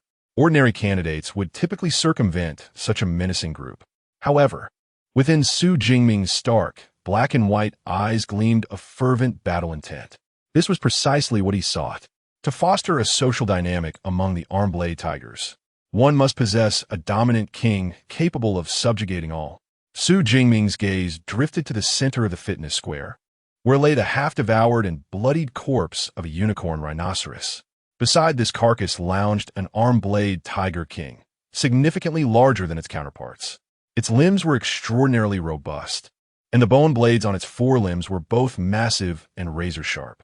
As a mid-tier first-stage arm-blade tiger, it was evident that this creature was the ruler of the ferocious pack. A slight smirk curled at the corners of Su Jingming's mouth. Should he vanquish these beasts, he would undoubtedly reap a considerable bounty of ability points. Chapter 17, Aesthetic of Violence, Dominant Gunplay. Su Jingming, standing at a height of 186 centimeters atop the bus, immediately captured the attention of the arm-blade tigers in the square. Aside from the languid king of arm-blade tigers resting in the center, the other 9, previously at rest, rose simultaneously. Their eyes glinted with ferocity as they approached the bus. Though their pace was unhurried, the overwhelming presence of these 9 titanic beasts, each as massive as a car, was utterly terrifying. Indeed, it could be said that even a first-tier high-ranking beast would hesitate to provoke such a formidable pack. Yet, despite the imminent threat of the 9 arm-blade tigers advancing toward him, Su Jingming remained undaunted. He leaped down from the bus roof with a thud, and with a low growl, the 9 tigers instinctively dispersed, charging at him from different angles. Truly, a pack led by a fierce beast had learned the fundamentals of formation. With a swift motion, Su Jingming gripped his obsidian spear, the Black Radiance, firmly in his hand. The bus was less than 30 meters from the square, a trivial distance for these first-tier, low-ranking arm-blade tigers. In the blink of an eye, the 9 beasts closed in to within 5 meters of Su Jingming. However, rather than rushing him all at once, 5 of the tigers launched themselves forward, barreling toward him in a combined assault. The 5 colossal arm-blade tigers crowded together, effectively blocking all avenues of escape for Su Jingming. Behind him loomed the abandoned bus, offering no retreat. In that moment, Su Jingming found himself with nowhere to flee. Despite this dire predicament, his gaze remained resolute, and he began to wield the 2-meter-long Black Radiance like a windmill. The swirling spear transformed into a black phantom, akin to a rapidly spinning propeller. At that instant, the arm-blade tigers sensed something amiss, but it was too late. The 5 beasts, caught completely off guard, collided with the rapidly rotating spear. With a sickening sound, the sharp tip of the Black Radiance cleaved through their skulls, leaving them bloodied and reeling. Following the tremendous impact, one of the tigers toppled to the ground. Despite sustaining grave injuries, the 5 arm-blade tigers did not succumb immediately. They lay on the ground, visibly still breathing. Their raw physical strength, it seemed, was insufficient. Su Jingming shook his head in disappointment. This windmill maneuver relied solely on his physical prowess, devoid of any combat technique. Had it been a technique combining his physical strength with his unique abilities, those 5 beasts would have been dispatched in an instant. Nevertheless, it was fortunate that a simple finishing blow would suffice. Su Jingming surged forward once more, as the remaining 4 arm-blade tigers attempted to hinder his advance. Yet, they were effortlessly evaded by his agile footwork. Subsequently, the obsidian spear, akin to the scythe of death, continued to claim the lives of the 5 grievously injured arm-blade tigers. At this moment, the first-tier, mid-level arm-blade tiger king, who had been lying in the center, finally sensed something amiss. It rose and approached the remaining 4 arm-blade tigers, ready to eliminate them all at once. With a swift motion, the obsidian spear was withdrawn from the corpse of an arm-blade tiger. Su Jingming, wielding the long spear, stood alone against the 5 arm-blade tigers. In his clear gaze, there was no trace of fear, only an endless chill and murderous intent. Roar! Whether it was due to the extensive losses of its companions or Su Jingming's indomitable spirit inciting its wrath, the armed blade tiger king let out a furious roar and charged forward alongside the remaining four-armed blade tigers. Su Jingming, gripping his long spear, surged forward to meet them head-on, engaging in battle with the five fierce beasts. Although the armed blade tigers were formidable creatures, they possessed a degree of intelligence. This particular group had undergone numerous coordinated attacks, having slain countless powerful beasts in the past.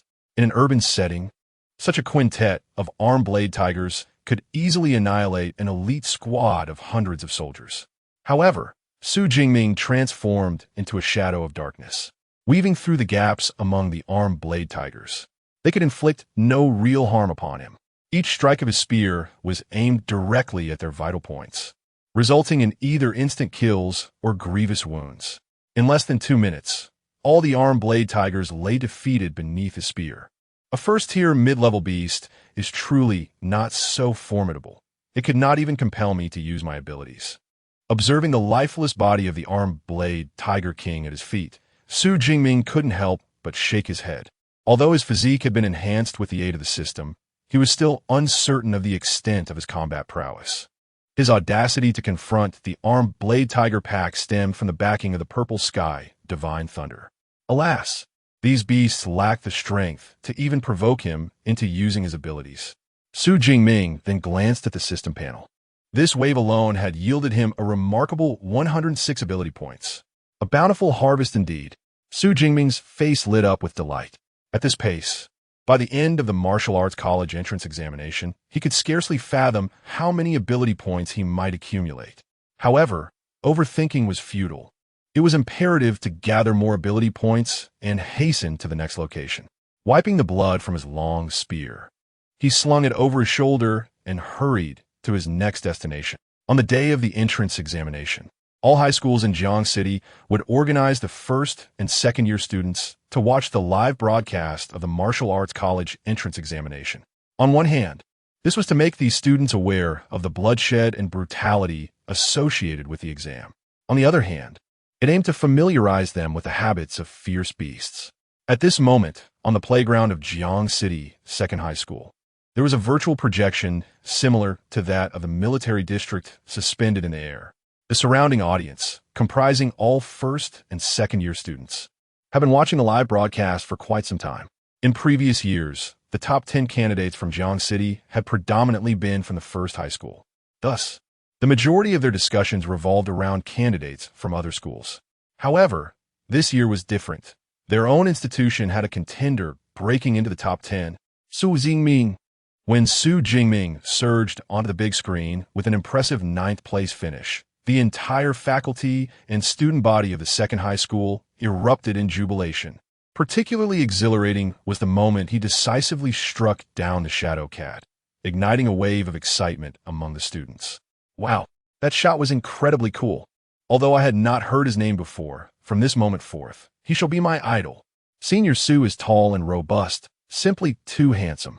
In stark contrast to the size of the directors and principals situated in the military district regarding Su Jingming, the students witnessing his ascent into the top 10 felt an authentic joy and excitement. Many even began to regard him as a benchmark and a role model. However, due to Su Jingming's subsequent half-hour journey, during which he scarcely made a move, disappointment washed over the students. This feeling intensified as Su Jingming's rank slipped to 10th place, prompting some students to become increasingly anxious. They yearned to embody Su Jingming, to unleash their prowess and reclaim the lost ranking. Alas, it seems our second high school still has a long way to go. After finally producing a senior who made it into the top 10, it appears there is no one to follow in his footsteps. Although it pains me to admit, Senior Su indeed seems to be fatigued. Perhaps I should focus on the first-place contender, the Windblade Sword, Zhou Mingye. As the saying goes, the greater the expectations, the greater the disappointment. After all, the second high school had labored to present a contender in the top 10, and naturally, they hoped for an even better ranking. Yet, Su Jingming's performance led to sporadic negative murmurs from the audience. A significant number of students began to re-watch the live broadcasts of other star candidates. Look, Senior Su has found the ferocious beast. Suddenly, a voice emerged from an unknown source, redirecting everyone's attention back to Su Jingming's live feed. There, he stood atop a bus, while below him loomed a pack of massive armed blade tigers. Oh no, Senior is surrounded by a horde of ferocious beasts. The armed blade tigers, this is bad. Why isn't he moving? If he doesn't flee soon, it will truly be disastrous. The armed blade tigers have closed in. He cannot escape. Why hasn't he activated the safety sphere? This situation is perilous. Though Su Jingming's earlier performance had left the students somewhat disheartened, he remained their senior from their own school. Thus, when he faced the pack of ferocious beasts, all the students could not help but feel a wave of concern. As 5 armed blade tigers lunged at the unprotected Su Jingming, some girls even shielded their eyes in terror. Yet, the anticipated scene of him being devoured by the beasts never materialized.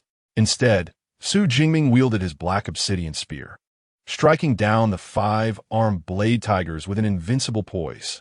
Incredible? How powerful! In that moment, the hearts of those in the audience raced in unison. A spear can be wielded in such a manner? The sheer force is astonishing. Were an ordinary individual to wield a spear in such a manner, not only would they fail to injure the formidable armored tiger, but they would be crushed beneath its immense bulk. It appears that this esteemed Senior Su has awakened a physical enhancement ability. Otherwise, such feats would be unattainable. In an instant, the prior discontent among the students towards Su Jingming evaporated entirely. Subsequently, Su Jingming transformed into a shadowy figure, brandishing a pitch-black spear. With the swiftness of a gale, he navigated amidst the 5 armored tigers, relentlessly advancing and striking them down. His spear, having soaked in the blood of countless ferocious beasts, had turned a vivid crimson. No one found this spectacle unsettling. Rather, it elicited exhilarated cries of delight. What a thrilling display of violence. I revel in it. The exhilaration is far more satisfying than witnessing the delicate strokes of a wind blade. Each thrust of the spear meets flesh, such a dominating technique. The beasts are the enemies of humankind, a consensus shared by all. Therefore, as the armored tigers fell in overwhelming slaughter, no one felt pity. Instead, a profound sense of satisfaction prevailed. Particularly striking was the tall and slender figure weaving through the chaos, each strike imbued with a unique sense of ferocity.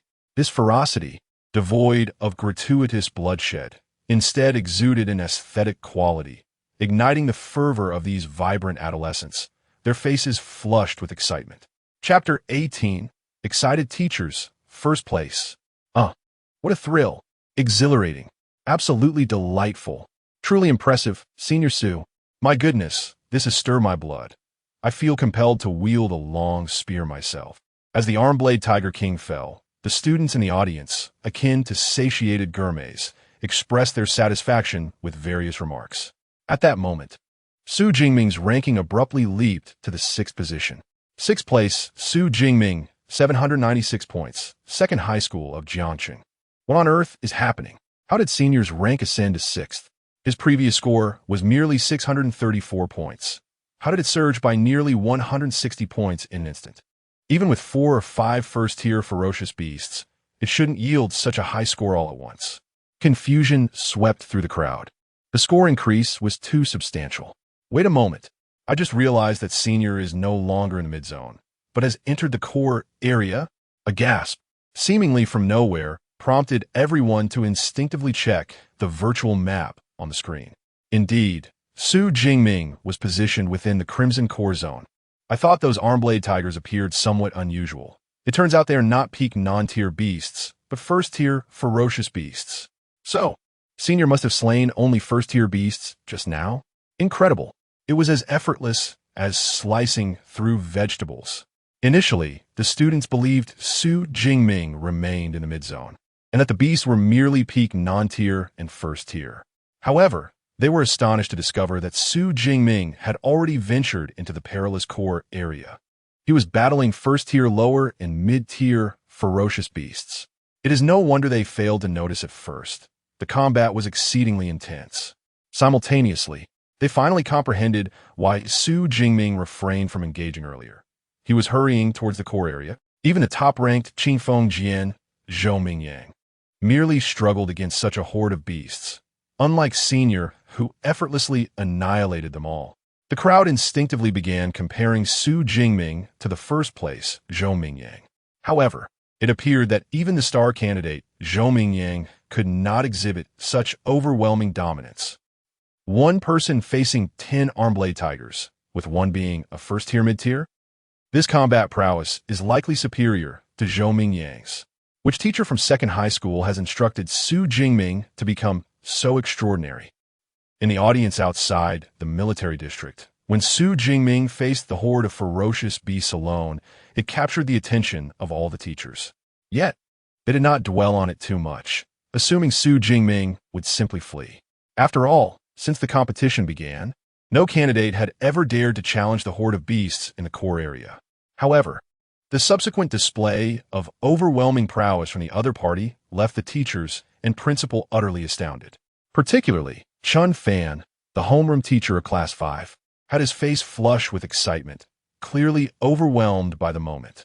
The brilliance of a student, Su Jingming, was a source of pride for him. How astonishingly strong Su Jingming was. Even the usually composed principal of the second high school found himself wide-eyed in disbelief. The speed of his shots was as swift as a dragon, quick as lightning. Such advanced marksmanship. This was undoubtedly a skill of the highest caliber.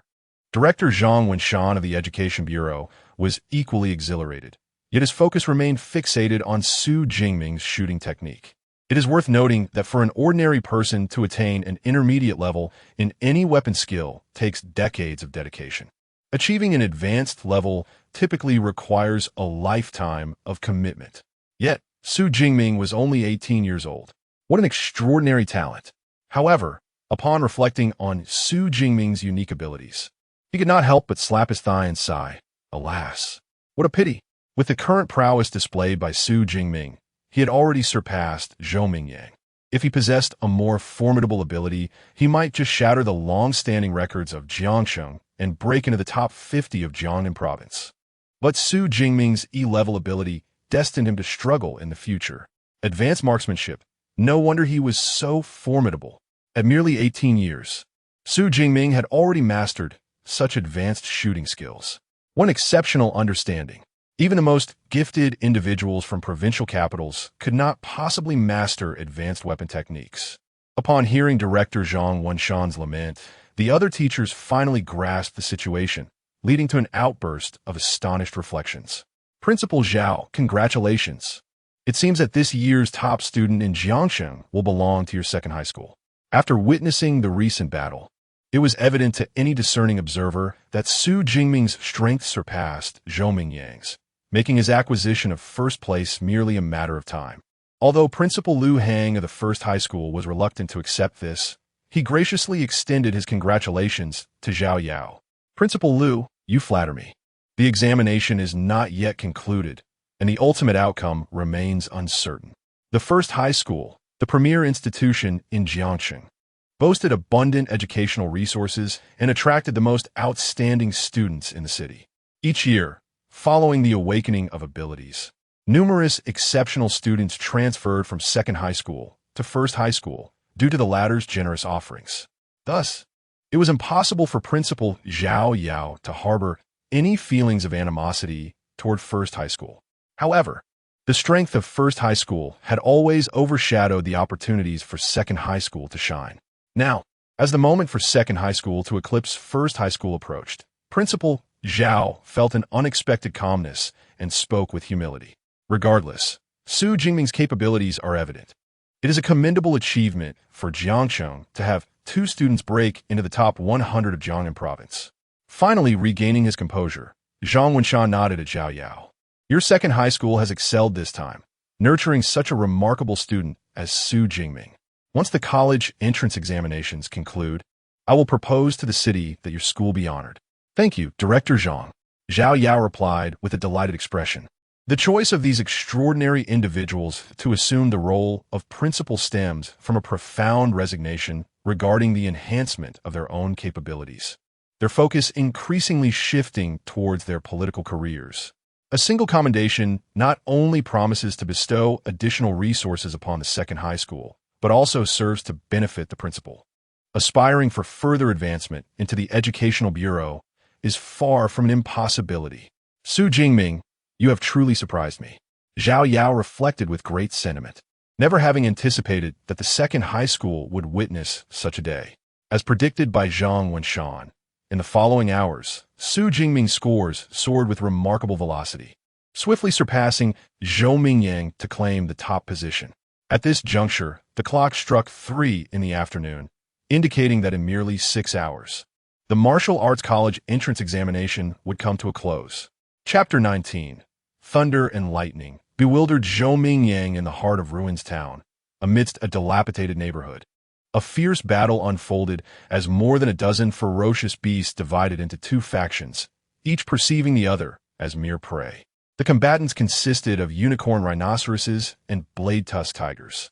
Had their numbers been equal, the unicorn rhinoceroses would have undoubtedly triumphed. However, the blade-tusked tigers numbered 8, while the unicorn rhinoceroses were a mere 4. In terms of strength, the disparity was minimal, with the blade-tusked tigers holding a slight advantage. Consequently, despite engaging in a brutal skirmish that left both sides with numerous gory wounds, none of the beasts had perished.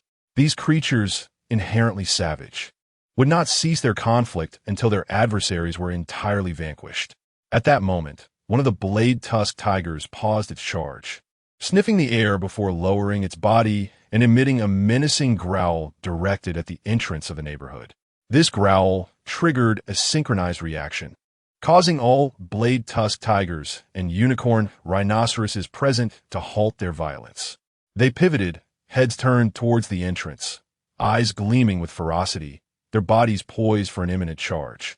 Amidst the fierce gazes of the beasts, a tall young human emerged, striding forward with deliberate ease, clad in a black combat suit and sturdy boots. His tall and lean figure exuded an aura of confidence. His eyes, clear and piercing, held a sharpness reminiscent of a solitary wolf. A hefty, dark long spear rested casually on his shoulder, its blade glinting ominously in the sunlight. 12 ferocious beasts, excellent. Su Jingming nodded in satisfaction. This was the largest group of beasts he had encountered in the past hour. With a forceful slap to the spear's tail, the black, gleaming spear leapt into his grasp. Just as he prepared to plunge into the fray, he suddenly furrowed his brow and halted, his gaze shifting to the right. There, amidst the ruins of an aged building, a figure emerged. "Come out. I have discovered you," he called out. Indeed, as the top contender, his senses were exceptionally acute. A youthful male, bearing a long sword on his back and possessing a striking countenance, stepped out from the shadows of the structure. "Zhou Mingyang?" Su Jingming raised an eyebrow. This was none other than the renowned student with B-grade wind abilities, the Wind Blade, Zhou Mingyang. Compared to his earlier graceful demeanor outside the martial arts examination arena, Zhou Mingyang now appeared somewhat disheveled. His hair was tousled, and his combat attire was stained with dark red blood. Whether his own or that of the beast was unclear. Of course, many of the candidates at the examination were in a similar state. Su Jingming himself was no exception, though he bore slightly less blood due to wielding a spear. "How did you know it was me?" Su Jingming inquit pu dao. He didn't expect such a celebrated student to recognize him, a mere second-year student. There are only a few who dare to enter the core area. We are all familiar faces now. The sudden appearance of a stranger could only signify you, the top contender, Zhou Mingyang explained with a smile. "I see." Su Jingming nodded in understanding. In the context of the Martial Arts College entrance examination, candidates are strictly prohibited from attacking one another. Any infraction will result in the permanent forfeiture of their examination qualifications. Furthermore, both individuals are monitored by tracking drones, alleviating any concerns regarding a covert ambush by Zhou Mingyang. Thus, Su Jingming, armed and resolute, strides toward a nearby pack of ferocious beasts. "Wait, are you intending to confront that group of beasts alone?" Zhou Mingyang interjects, momentarily taken aback and instinctively reaching out to stop him. "What, do you intend to seize the monsters for yourself?" Su Jingming's gaze sharpens dangerously. To him, these beasts symbolize not only points, but also the potential for extraordinary abilities. He cannot allow anyone else to claim them. Under Su Jingming's fierce stare, Zhou Mingyang feels as though he is being scrutinized by a formidable beast king, goosebumps rising on his skin. What intimidating aura. He marvels silently, but quickly regains his composure. There are two mid-tier, first-level beasts among them. You cannot handle them alone. If we join forces, there may be a chance. These beasts belong to two distinct packs, each led by a mid-tier first-level king. Zhou Mingyang had been lurking nearby, waiting for them to weaken each other before he intervened. At this moment, while the beasts are indeed injured, they remain in a state of ferocity without any casualties. Approaching now would be tantamount to courting death. No need. I can manage by myself.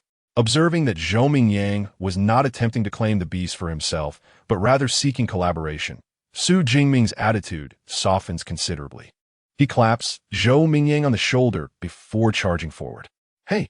Zhou Mingyang wishes to offer further counsel, but seeing Su Jingming already rushing into the fray, he resigns himself to the situation. Very well, if you are so confident, let me witness your capabilities. Zhou Mingyang, sword in hand, positions himself to watch, his attention focused entirely on Su Jingming. Should anything go awry, he is prepared to leap into action. The subsequent scene, however, leaves Zhou Mingyang wide-eyed with astonishment. Su Jingming plunges into the beast pack as if he has unlocked a state of unparalleled prowess. The black spear in his hand moves like a phantom, claiming the lives of the beasts with each strike. In less than 3 minutes, out of the 12 beasts, only 4 remain. Zhou Mingyang is taken aback. Just 2 hours prior, he had been unaware of Su Jingming's existence. Yet now, he rises like a comet, swiftly entering the top 10 and mere moments ago, usurping Zhou Mingyang's first place. Naturally, Zhou Mingyang is filled with curiosity about such a formidable individual, imagining the terrifying abilities that Su Jingming might possess. Could it be some exceptionally powerful A-grade ability? Yet, it appears Su Jingming is merely wielding that singular black spear to achieve what Zhou Mingyang could scarcely envision. Gulping, Zhou Mingyang swallows hard, parched and astonished.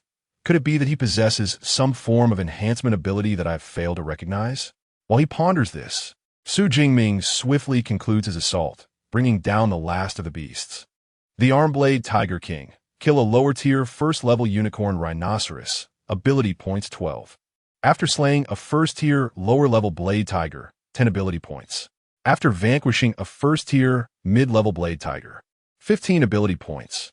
A series of prompts echoed in Su Jingming's mind, and he reveled in the sensation. This experience was truly ineffable. However, once the Martial Science College entrance examination concluded, such opportunities would be scarce. Thus, he needed to seize the moment. Regaining his composure, Su Jingming exchanged a brief greeting with Zhou Mingyang before swiftly departing. By the time Zhou Mingyang reacted, Su Jingming had already darted away several meters. He hastily called out, Su Jingming, do you possess a strengthening type ability? No, it's of the lightning element. Su Jingming's voice echoed from a distance, while his figure had entirely vanished from sight. Lightning? The lightning element? Zhou Mingyang was taken aback. Just moments ago, there was no indication of any lightning abilities. Was it truly necessary to be so dismissive about revealing his ability type? What a disagreeable character. Zhou Mingyang's expression turned sour. Furthermore, was that look of concern over me stealing his prey? In the presence of such ferocious beasts, who but a freak like him could possibly contend? Moreover, with so many ferocious creatures in the core zone, was there really a need to worry about a lack of beasts to slay? Reflecting on the fact that he had waited here for over 10 minutes, it was rather amusing to think that it was he who had been robbed of his chance. Given Su Jingming's disagreeable demeanor, Zhou Mingyang departed while muttering complaints under his breath. Chapter 20. Has Su Jingming slain all the beasts? After witnessing the formidable prowess of Su Jingming, Zhou Mingyang, though vocally disparaging, was acutely aware that Su Jingming was indeed stronger than he. It was perplexing where such a monster had emerged from. It seemed not to possess the traits of an ability user. Yet it effortlessly dispatched first-tier ferocious beasts as if they were mere vegetables. Silently grumbling to himself, Zhou Mingyang resumed his quest to hunt ferocious beasts. Though he could not rival Su Jingming's strength, he was determined to maintain his position as second. Thus, he traversed the core area, seeking out beasts he could contend with. The initial 2 hours were relatively favorable, as he occasionally encountered solitary first-tier mid-level beasts, or small clusters of 3 or 4. However, by the third hour, Zhou Mingyang distinctly noted a significant decrease in the number of beasts along his path. By the fourth hour, after wandering for what felt like an eternity in the core area, he was astonished to find not a single beast in sight. What was happening? Where had all the ferocious beasts gone? Feeling a surge of frustration, he kicked a fist-sized rock by the roadside in exasperation. As an ability user, his strength was considerable. The rock flew forth, crashing against a rusted iron advertisement board with a resounding bang. Under normal circumstances, he would never have engaged in such a conspicuous act that might attract the attention of ferocious beasts. Yet now, he found himself wishing that a beast might indeed be lured by the noise. However, instead of beasts, he attracted the attention of a trio of humans. 2 men and a woman approached, waving from a distance. "Hey, Mingyang, how did you all end up together?" Zhou Mingyang looked quizzically at the 3 as they reached him. Like him, they were students from the elite rocket class of First High School, all first-tier lower-level ability users. They were familiar faces, old acquaintances. Aside from him, they occupied the other 3 spots in the top 5 rankings of the martial science competition. "You should ask Su Jingming about that," the boy on the right, who was bald, shrugged helplessly. "Su Jingming has wiped out all the beasts in the core area. We couldn't find any, so we had no choice but to band together." The girl in the middle, with a soft and cute voice, added, "We've been wandering around here for over half an hour. When we heard a sound, we thought it might be a beast, so we hurried over, only to find you." The boy on the left, with long hair, shook his head with a sigh. "Su Jingming has killed all the beasts. How is that even possible?" Zhou Mingyang frowned, instinctively choosing disbelief. After all, to prepare for the martial science entrance examination, there had to be at least 300 or 400 beasts released in the core area. With so many beasts, it was utterly impossible to slay them all in just a few short hours. "You clearly haven't checked the rankings in a while. Here, take a look at Su Jingming's score for yourself," the bald boy said, activating his smartwatch.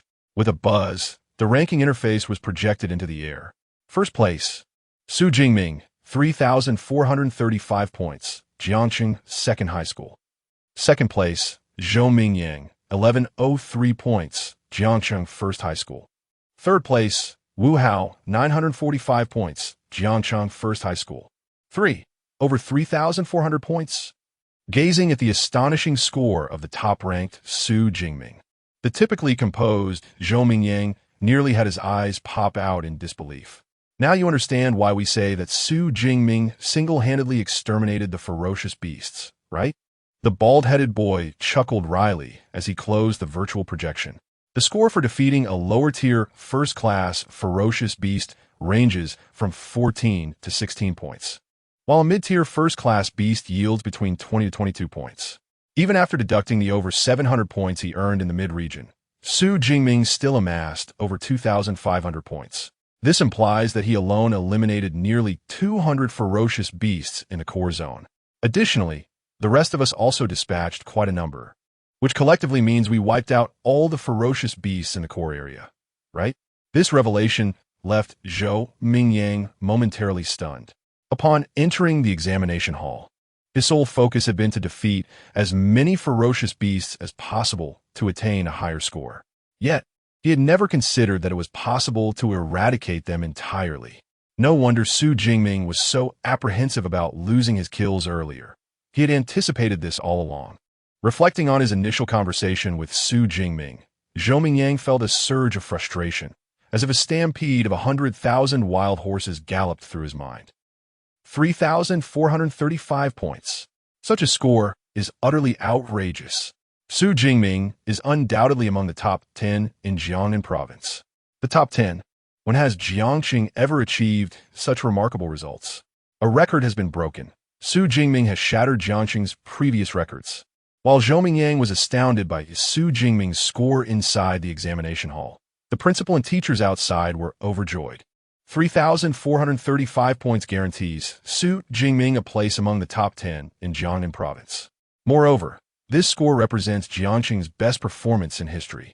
It is truly astonishing that Su Jingming could achieve such heights with just a spear. Principal Zhao Yao of the second high school felt a rush of excitement coursing through him. What does it mean to be among the top 10 in Jiangnan province? These are the prodigies that top 10 extraordinary schools nationwide would vie to attract. A true unicorn has emerged from the fields. Who would have thought Jiangxing could produce a student like Su Jingming? Director Zhang Wenshan of the Education Bureau was equally beaming with joy. At this point, he no longer cared that Su Jingming was merely an E-level ability user.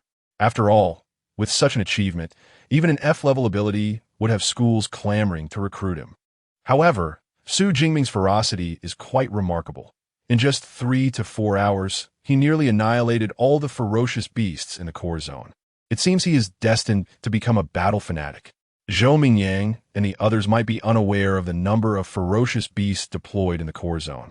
But surely, as the director of the Education Bureau, Zhang Wenshan is well aware, a total of 450 lower-tier first-class ferocious beasts and 40 mid-tier first-class beasts were released in the core zone. Aside from the fierce beasts that slaughtered one another and the number slain by the 4 individuals, including Zhou Mingyang, Su Jingming alone vanquished nearly half of all the ferocious beasts in the core area. Remarkably, this transpired within merely 3 to 4 hours, which serves to underscore the terrifying prowess of Su Jingming. Both of his parents perished during a beast tide when he was young. Perhaps this is the source of his profound hatred for these monstrous creatures. The homeroom teacher, Chun Fan, added this context. I see. Zhang Wenshan nodded in realization, his expression turning cold. Sooner or later, humanity will eradicate all these ferocious beasts. Rest assured, that day will come. Reflecting on the brutality of these beasts, Principal Zhao Yao could not help but interject with a chilling remark. Chapter 21, 2413 Ability Points, The Bloodthirsty Violent Bear. Oh, you've encountered Su Jingming? Do share. What is his ability? Within the examination hall, the moment Zhou Mingyang mentioned his encounter with Su Jingming, the surrounding individuals instantly became intrigued. I cannot ascertain the type of ability, but his physique is remarkably robust, with a vitality score of at least 180 points. Zhou Mingyang shook his head, articulating his conjecture. 180 points of vitality? No wonder he is so formidable. The bald boy exclaimed in astonishment. The vitality score of an ordinary awakener hovers around 100 points. Even among us first-tier, low-level ability users, our vitality barely exceeds 130 points. A vitality score of 180 is an unattainable aspiration for us. A strong physique likely indicates he is a reinforcement-type ability user.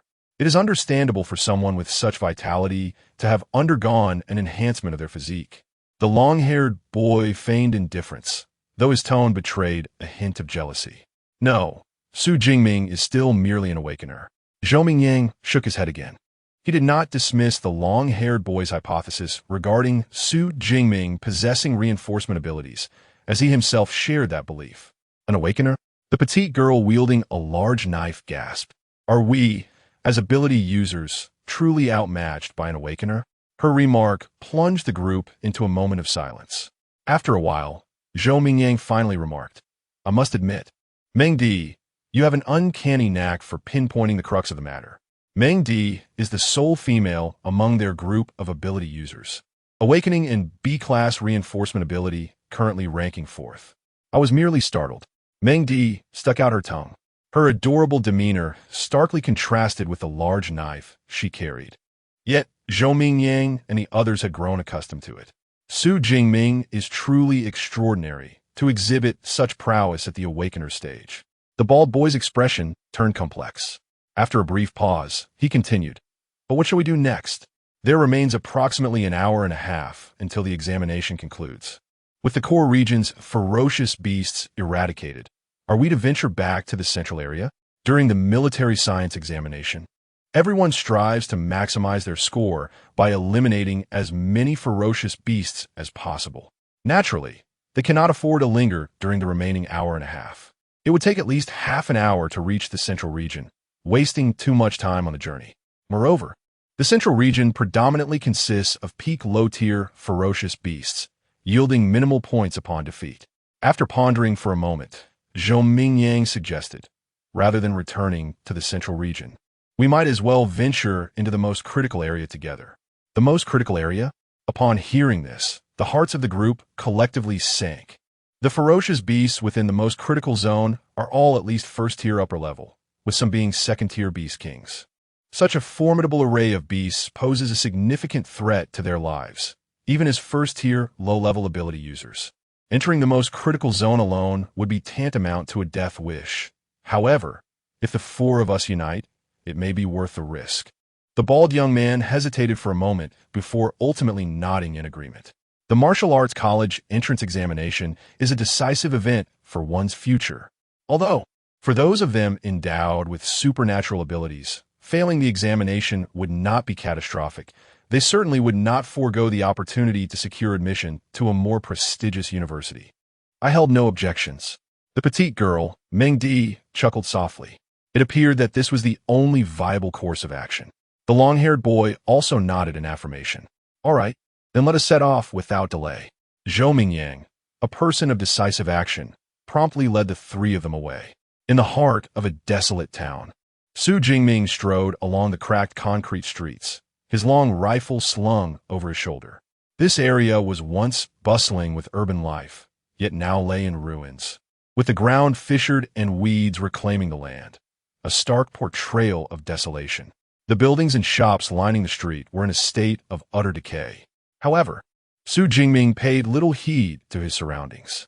His focus was entirely absorbed by his system interface, level, awakened ability, Purple Sky Thunder S, physique, 181 vitality, mentality, 182 skill, marksmanship advanced, lightning gale break, beginner, ability points, 2,413 ability points. Su Jingming's eyes sparkled with excitement. This was the entirety of his gains since entering the core area. Such a wealth of ability points is indeed remarkable. Nevertheless, the absence of a sign next to his level confirmed that he had yet to cultivate the necessary techniques to evolve into a fully fledged supernatural being. However, having vanquished the majority of beasts in the core area, he realized that to continue accruing ability points, he must venture deeper into the most central zone, where second-tier beasts roamed.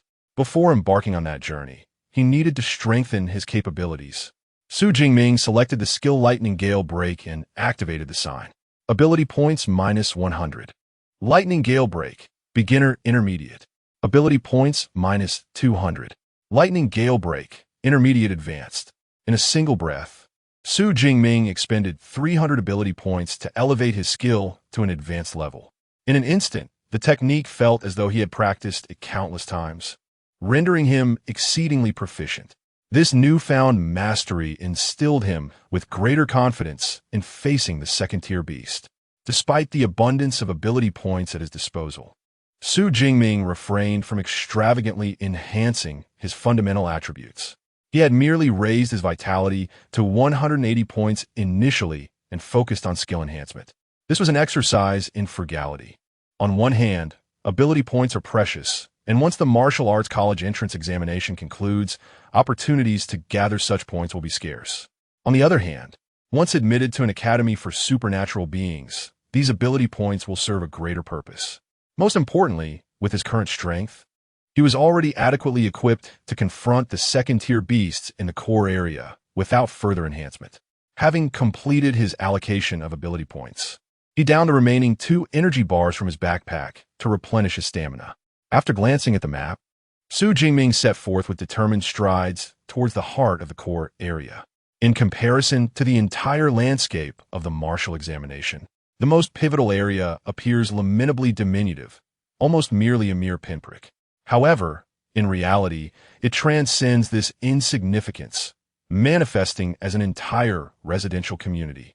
This enclave, known as the Jin's Garden, is home to dozens of ferocious beasts that roam its open spaces. Unlike ordinary groups of beasts, the species here are remarkably diverse, including shadow cats, iron-furred pigs, and even unicorn rhinoceroses. It is essential to recognize that these creatures are inherently savage, often perceiving one another as prey. The presence of such a multitude of distinct species coexisting harmoniously suggests the existence of a dominant beast king that suppresses all. This beast king is none other than a massive gray bear, reclined in the depths of the open area. Unlike typical gray bears, This creature possesses an enormous physique, reminiscent of a tank. Its eyes burn a crimson red, as if concealing a realm of corpses and blood, even in its mere existence. This ferocious beast emanates a chilling aura. At this moment, Jingming and his companions have arrived in the vicinity. Standing atop a building, they gaze downward. Upon spotting the gray bear below, their expressions shift dramatically. It is none other than the bloodthirsty, violent bear. Jingming's countenance darkens. The disparity in strength among different beasts is palpable. For instance, within the same rank, a shadow cat stands no chance against a unicorn rhinoceros. This illustrates the concept of racial dominance. The bloodthirsty violent bear is notoriously rare within the beast realm, presenting a formidable challenge. Not to mention its terrifyingly exaggerated strength. Even its thick, sinewy fur is more resilient than E-grade alloy, impervious to missiles with ease. Chapter 22. Su Jingming, indeed a master of the thunder element. This situation is troublesome. Jingming could not help but chuckle bitterly. If it were any other ordinary second-tier, ferocious beast, the four of them might have withstood the onslaught for a while. However, given the prowess of the bloodthirsty violent bear, a paw as large as a frying pan would spell doom for them all. They would not stand a chance. There was another possibility. Upon entering the community, they could be overwhelmed and annihilated by the swarm of first-tier high-level ferocious beasts without the bloodthirsty violent bear even needing to intervene. The bald young man curled his lip. Together, the four of them could only manage to contend with 3 or 4 first-tier high-level beasts at most. Yet, there were more than 30 of these beasts in the open space below. This meant that whether facing the second-tier bloodthirsty violent bear or the remaining first-tier high-level beasts, they dare not provoke either. The disparity in the ferocious beast configuration between the core area and the most critical zone was staggering. The strongest in the core area was merely a mid-tier first-level beast, whereas in the most critical zone, the strongest beast transitioned to second tier. Not to mention these ordinary beasts were all first-tier high-level. How could one possibly navigate such a scenario? The petite girl, Meng Di, pouted discontentedly. Before the examination, I had heard that the examiner for our martial arts college entrance examination was Old Liu, but I did not believe it. Now, it seems this absurd pairing of ferocious beasts is indeed his doing. The long-haired boy gritted his teeth. In Jiangnan province, the examiner for the martial arts entrance examination rotates annually, and Old Liu is known as a particularly ruthless figure among them. The examinations he orchestrates have a death rate that exceeds other years by more than double. The standard pairing of first-tier high-level beasts and second-tier beasts in the most critical zone is a fixture of the National Martial Arts Entrance Examination. But Old Liu has merely substituted it with a more formidable, bloodthirsty violent bear. This cannot be blamed on anyone but their own inadequacy. Jingming sighed. The martial arts entrance examination is inherently a selection of the best, with the most critical zone akin to the final challenging question in a mathematics exam. Only those who can solve this question are truly the elite among the elite. He is a genius in Jiang City, admired by many. Yet in the entirety of Jiangnan province, he lacks even the qualification to approach this final question. Speaking of which, Su Jingming has toiled tirelessly for over half a day to score a little over 3,000 points. It would be swifter for him to defeat the second-tier ferocious beast and the 30-odd first-tier high-level beasts before him. The long-haired youth smirked slightly, his expression one of schadenfreude. The points awarded for beasts in the most critical zone are significantly higher than those in the core area. Slaying a first-tier high-level beast grants 100 points, while defeating the ultimate second-tier beast yields a staggering 4,000 points. Humanity seeks warriors of exceptional strength. What use is there in vanquishing mere trifles? The long-haired boy evidently harbored some resentment towards Su Jingming. Jingming furrowed his brow upon hearing this, but ultimately chose to remain silent. After all, it was the truth. The martial arts college entrance examination demands formidable prowess, not merely the capacity to slay low-tier beasts like a mindless killing machine, much like the current state of Blue Star, where ferocious creatures wreak havoc. The key to victory lies in vanquishing all the 9th-tier beast monarchs within their ranks. Only then will the remaining beasts crumble without resistance.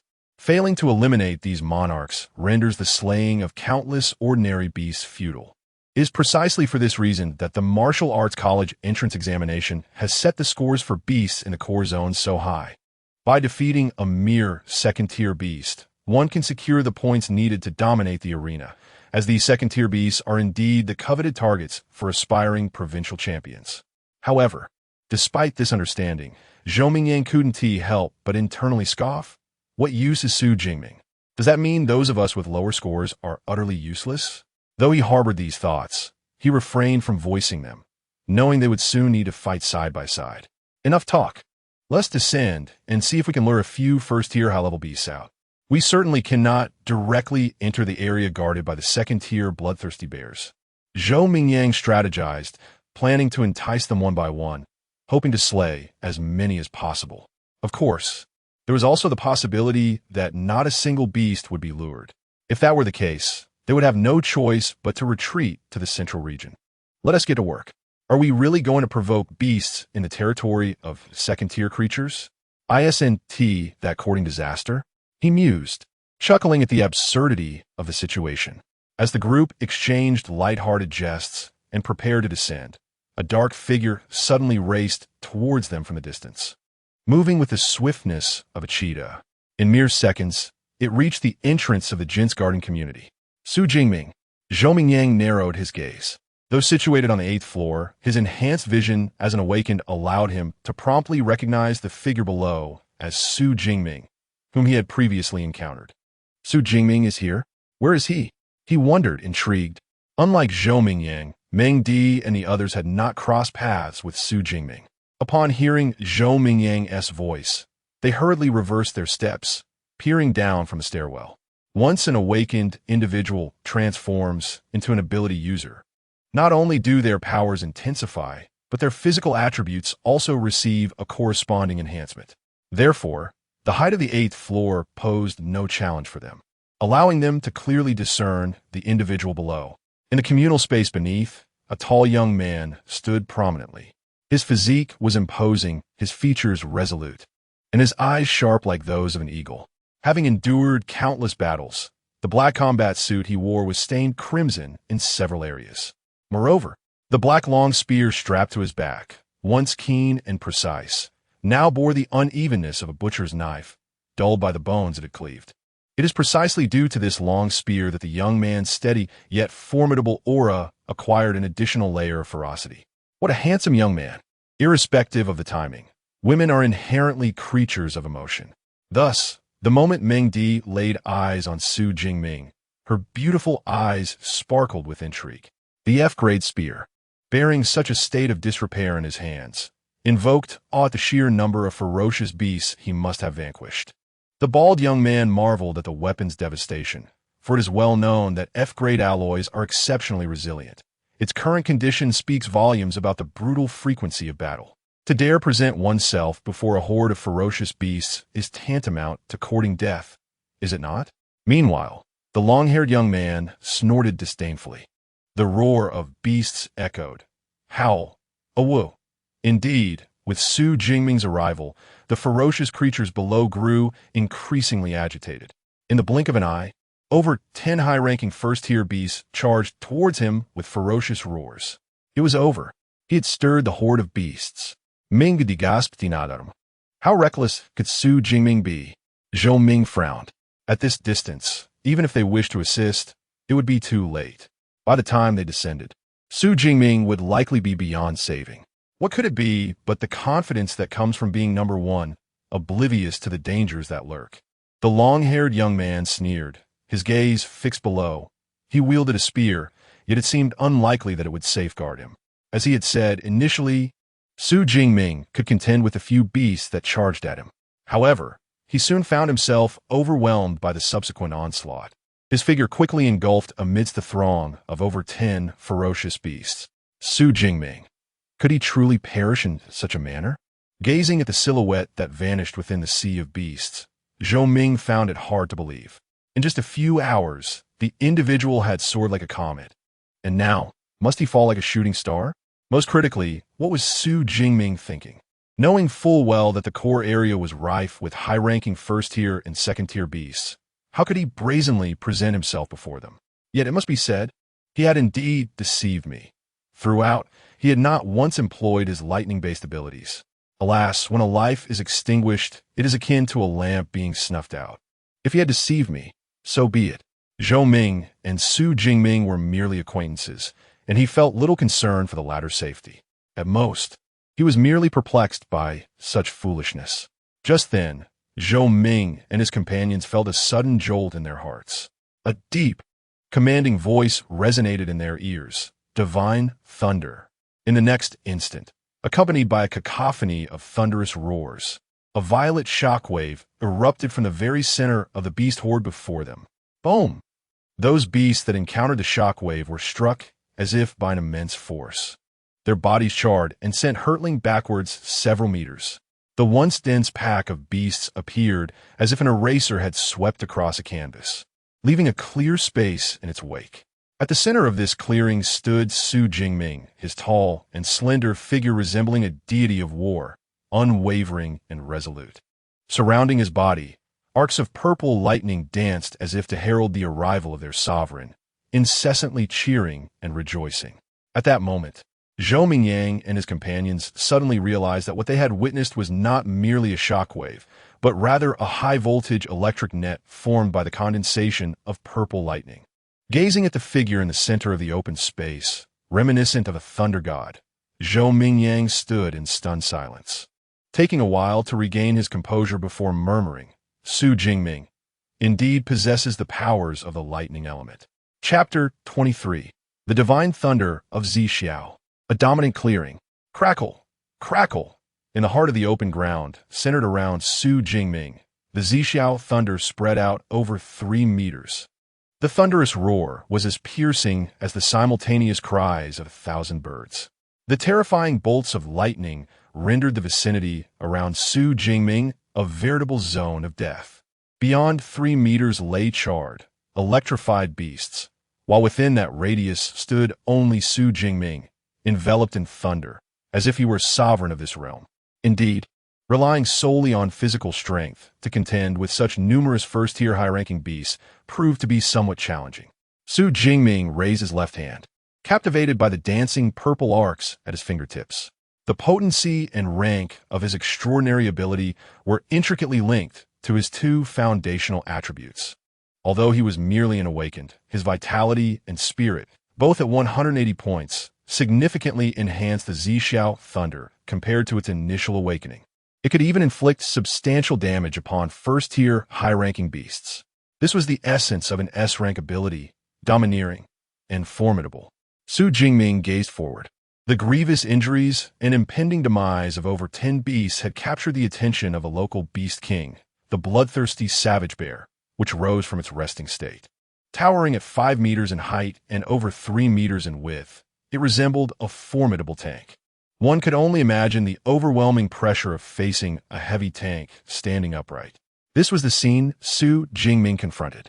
The rare beast, the bloodthirsty savage bear, indicated that this year's martial arts college entrance examination was indeed exceptionally daunting. Su Jingming licked his lips.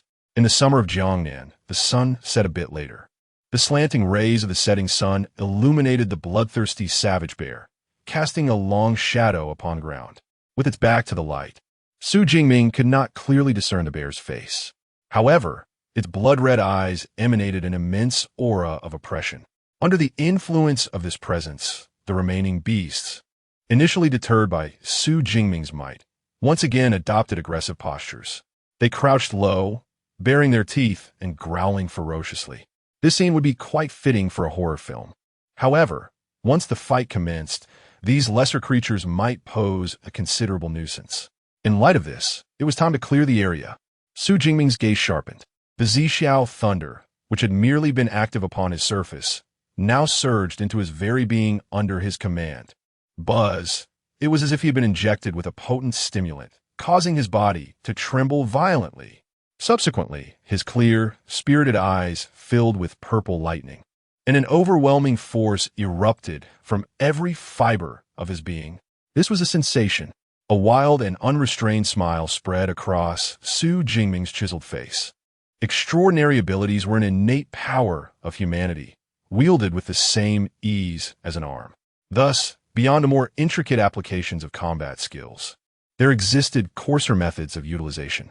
For instance, Jingming's wind-based abilities could be casually deployed to reduce air resistance and enhance running speed. Similarly, the recent eruption of SSS Thunder could achieve effects akin to a powerful plasma cannon. At this moment, this state represents a fundamental application of lightning-based abilities. By guiding thunder into his body and stimulating every cell, one can significantly enhance their physical prowess. In the past, Jingming had attempted to use his E-rank ability, weak electricity, to invigorate his body. However, aside from causing a tingling sensation, it yielded no other effects. Now, with the S-rank Purple Cloud Divine Thunder, the experience was entirely different. Jingming could feel the Purple Cloud Divine Thunder surging through him like a mighty river, augmenting his physique to an extraordinary degree. Of course, this was not a combat technique.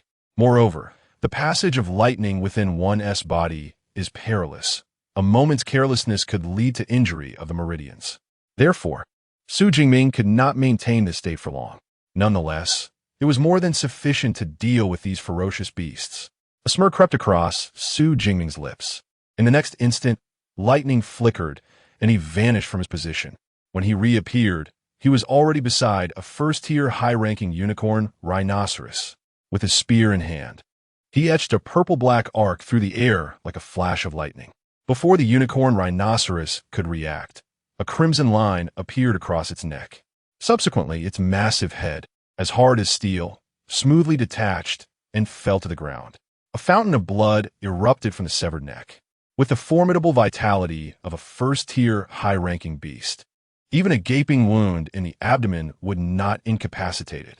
However, once it lost its head, there was no recourse. The headless body of the unicorn rhinoceros collapsed into a pool of blood. Roar! Witnessing the unicorn rhinoceros fall before him, the bloodthirsty brutal bear could no longer contain itself.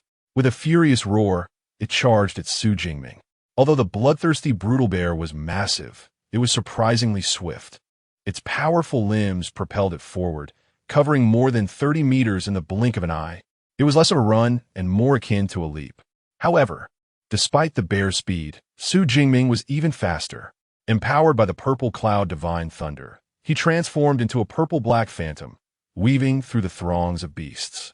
With every strike, the black spear, enveloped in purple lightning, claimed the life of another ferocious creature. Ding! You have slain a first-tier high-ranking unicorn rhinoceros, gaining 15 ability points. Ding!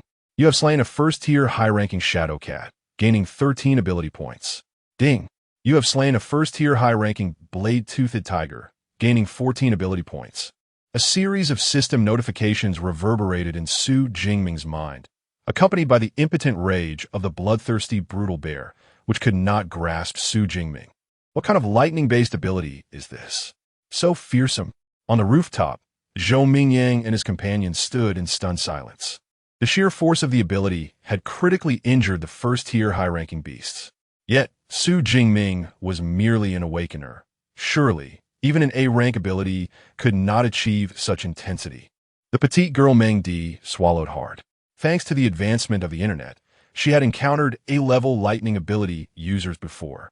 However, the sense of oppression emanating from Jingming at this moment surpassed even that exerted by those high-ranking A-level lightning ability users. Stronger than an A-level ability, could it be? Jingming and the bald youth exchanged glances and simultaneously voiced, S-level. No sooner had the words left their lips than Jingming shook his head in denial. No, that's impossible. If he were truly an S-level ability user, the entire Xia nation would tremble from the day he awakened his powers. Moreover, in this day and age, it is exceedingly difficult to conceal one S-level of ability. The awakening of abilities is centrally organized by the state, and each awakened individual S powers are recorded in the national database. If there were an S-level ability, the state would have long since intervened to provide elite training. Why would he still be in this under-resourced Jiangxing No. 2 high school? Could it be a mutation of abilities? The bald youth inquired tentatively. A mutation of abilities?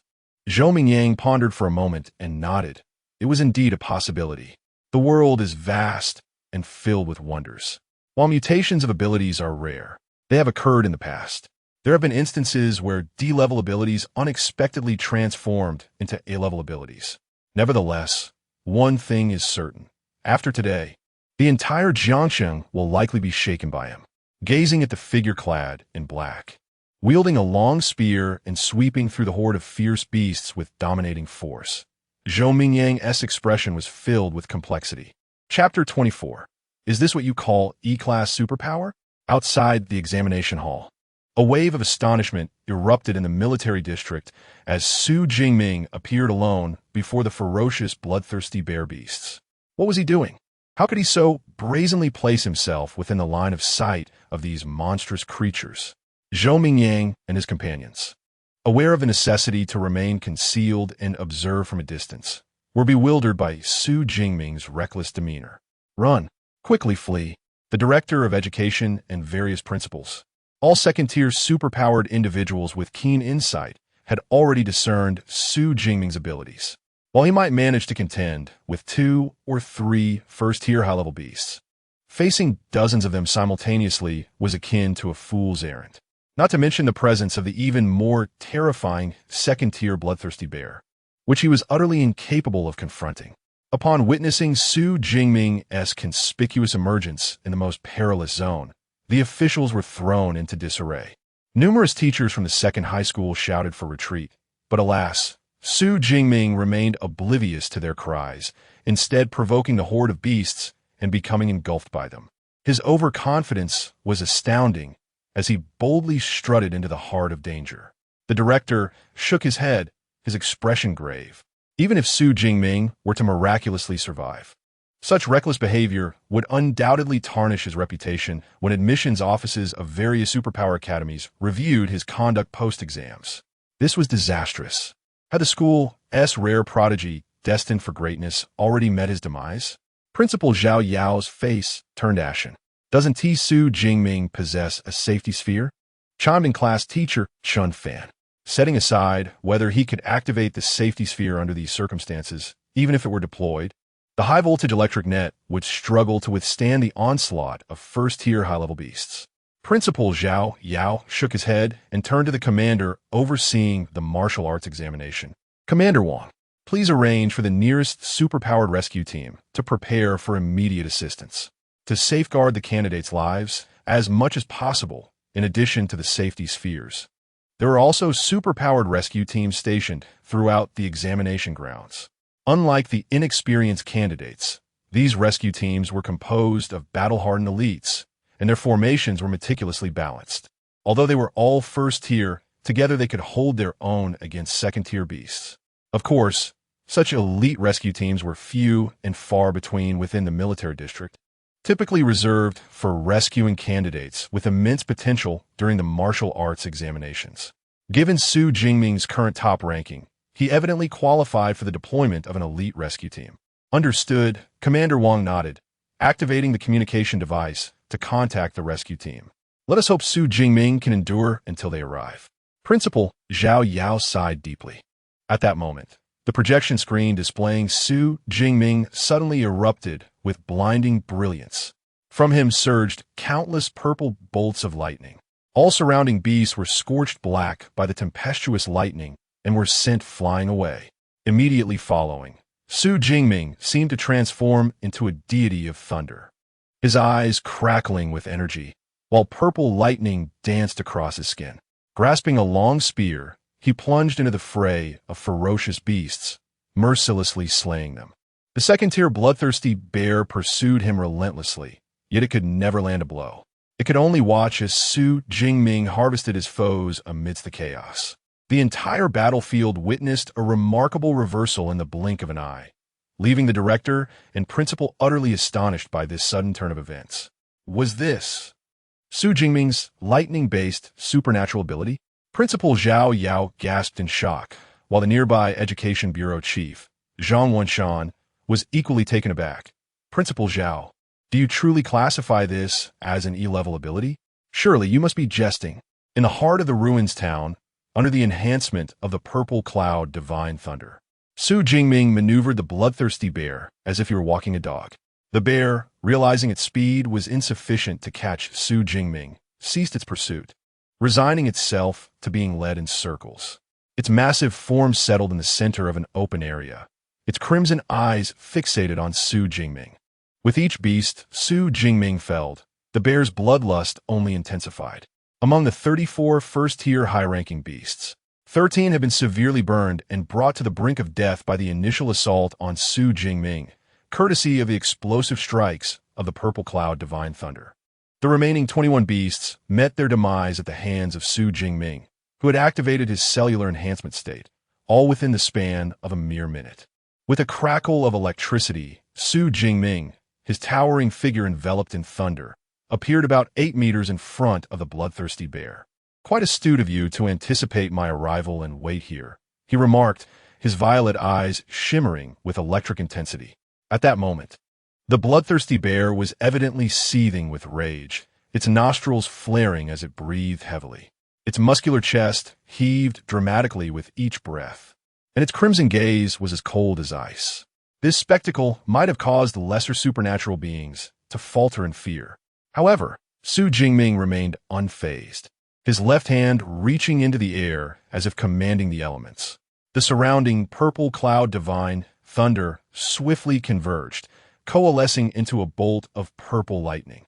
With a crack, Su Jingming hurled the purple lightning, which struck the bloodthirsty bear with a thunderous impact. This formidable thunder, capable of annihilating a first-tier high-ranking beast, merely danced upon the bear's hide. Aside from rendering its countenance more fearsome, it seemed to have little effect. Truly, the bear was a rare breed among second-tier beasts, boasting formidable defenses. Su Jingming's gaze sharpened. Unlike ordinary domesticated pets, the bloodthirsty bear never groomed its fur.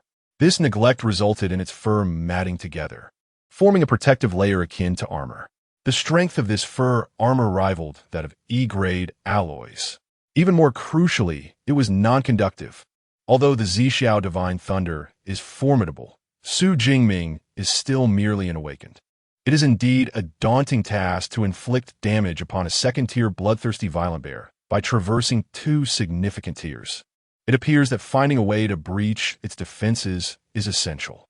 While Su Jingming pondered this dilemma, the bloodthirsty violent bear was not idle. With a low growl, it unleashed a surge of violent energy that materialized around its form. Much like a super scion, a red aura coalesced into an upward vortex. In an instant, its massive body expanded, and the veins on its fearsome bare face bulged ominously. The very ground beneath trembled under the influence of this overwhelming power. Then, with a tremendous exertion of its legs, a deep crater formed in the earth. The colossal figure, akin to an iron tower, leapt towards Su Jingming with alarming speed. My goodness, can one truly comprehend the sensation of a Tiger-class tank barreling towards oneself? Su Jingming experienced an uncanny sense of deja vu. His expression shifted as he hastily dodged to the side. Boom! The bloodthirsty violent bear crashed down upon the spot where Su Jingming had just stood, the weathered concrete unable to withstand the impact. The ground shattered around the bear, sending dust soaring into the air. As the dust settled, the bear reemerged in its super scion-like form within Su Jingming's line of sight. Chapter 25 Kill. The provincial champion is predestined. From the outset, the ferocious beast erupted in a frenzied rampage, clearly eager to eliminate me at the earliest opportunity, marveled Su Jingming. Rare and high-tier beasts often possess combat skills akin to those of humans. The skill known as rampage is one of the more common abilities among these creatures. Research indicates that during the rampage, the beast's limited intelligence is entirely obliterated, transforming it into a ruthless killing machine driven solely by instinct. In contrast, the physical strength of the beast experiences a significant enhancement during this state. Typically, beasts only resort to rampage when their lives are at stake. However, this battle had scarcely commenced when the bloodthirsty violent bear immediately activated its rampage, evidently incensed by Su Jingming's earlier behavior of toying with it. Yet, I am no fool. Regardless of whether it has entered rampage mode, I will not confront it head-on. Su Jingming's original vitality soared to an impressive 180 points, further amplified by cellular activation, granting him astonishing strength. Nevertheless, he had no intention of clashing directly with the bloodthirsty violent bear. Standing at merely 186 meters tall, he faced a bear exceeding 6 meters in height. Engaging in a test of strength would be tantamount to courting death. The most prudent approach would be to rely on agility in combat. In a flash, Su Jingming's figure, wielding a spear, blurred and vanished from sight. The bloodthirsty violent bear instinctively sensed something amiss. Before it could react, it was struck by a searing pain in its leg. A deep gash, adorned with purple arcs of electricity, suddenly erupted from the bear's left leg. With a splatter, crimson blood gushed forth from the ruptured artery. Roaring in agony, the bloodthirsty violent bear swung its massive fist toward the diminutive human figure at its feet. In stark contrast to the bear's towering height, Su Jingming, at a mere 186 meters, exhibited remarkable agility. Coupled with the continuous stimulation of his cells by the purple sky divine thunder, he was infused with an unending supply of strength. Under such circumstances, Su Jingming's agility was nothing short of terrifying. Thus, before the bear's fist could reach him, Su Jingming had already evaded to the side of its right leg. Compared to the sharpness of the black obsidian spear, the purple sky divine thunder proved far more adept at penetrating defenses. Su Jingming executed a similar maneuver, slicing his spear across the bloodthirsty violent bear's right leg, leaving behind a long, deep wound. At this moment, the clumsy beast had yet to even catch a glimpse of his figure. Roaring with fury, the excruciating pain from its leg wounds drove the bloodthirsty violent bear into a frenzy as it began indiscriminate attacks with its massive paws. However, Su Jingming had already taken refuge to the side. The ground trembled as the frenzied, bloodthirsty violent bear resembled a rampaging demolition machine, crushing numerous beast carcasses beneath its might. It was at this juncture that Su Jingming unleashed the purple sky divine thunder to its utmost limits. Countless purple bolts of lightning erupted from his form, striking the bloodthirsty violent bear. The beast, already slower than Su Jingming, found its speed further diminished due to its injured legs. Although the bloodthirsty berserker bear had lost all semblance of intelligence in its frenzied state, it retained a basic instinct, knowing that the thunder could not inflict fatal harm upon it.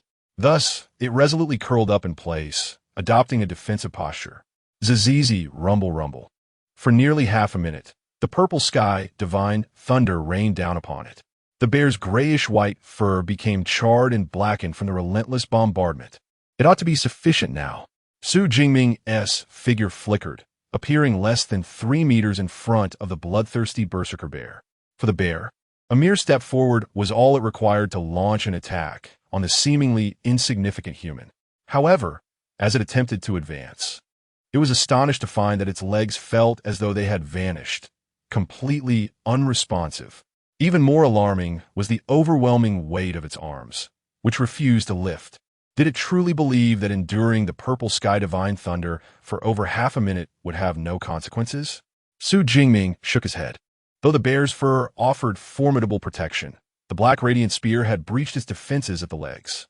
Despite much of the lightning being absorbed, a considerable amount still penetrated the wounds, paralyzing the bear's nerves. This was precisely the outcome Su Jingming had desired. Rendered immobile, it was now merely a living target. Gripping his spear, Su Jingming commenced his counterattack. The 50-kilogram black radiant spear, enveloped in crackling electricity, struck with relentless precision. Puchi, puchi. Surrounded by swirling purple lightning and cloaked in the ancient essence of the purple sky divine thunder, Su Jingming resembled a deity.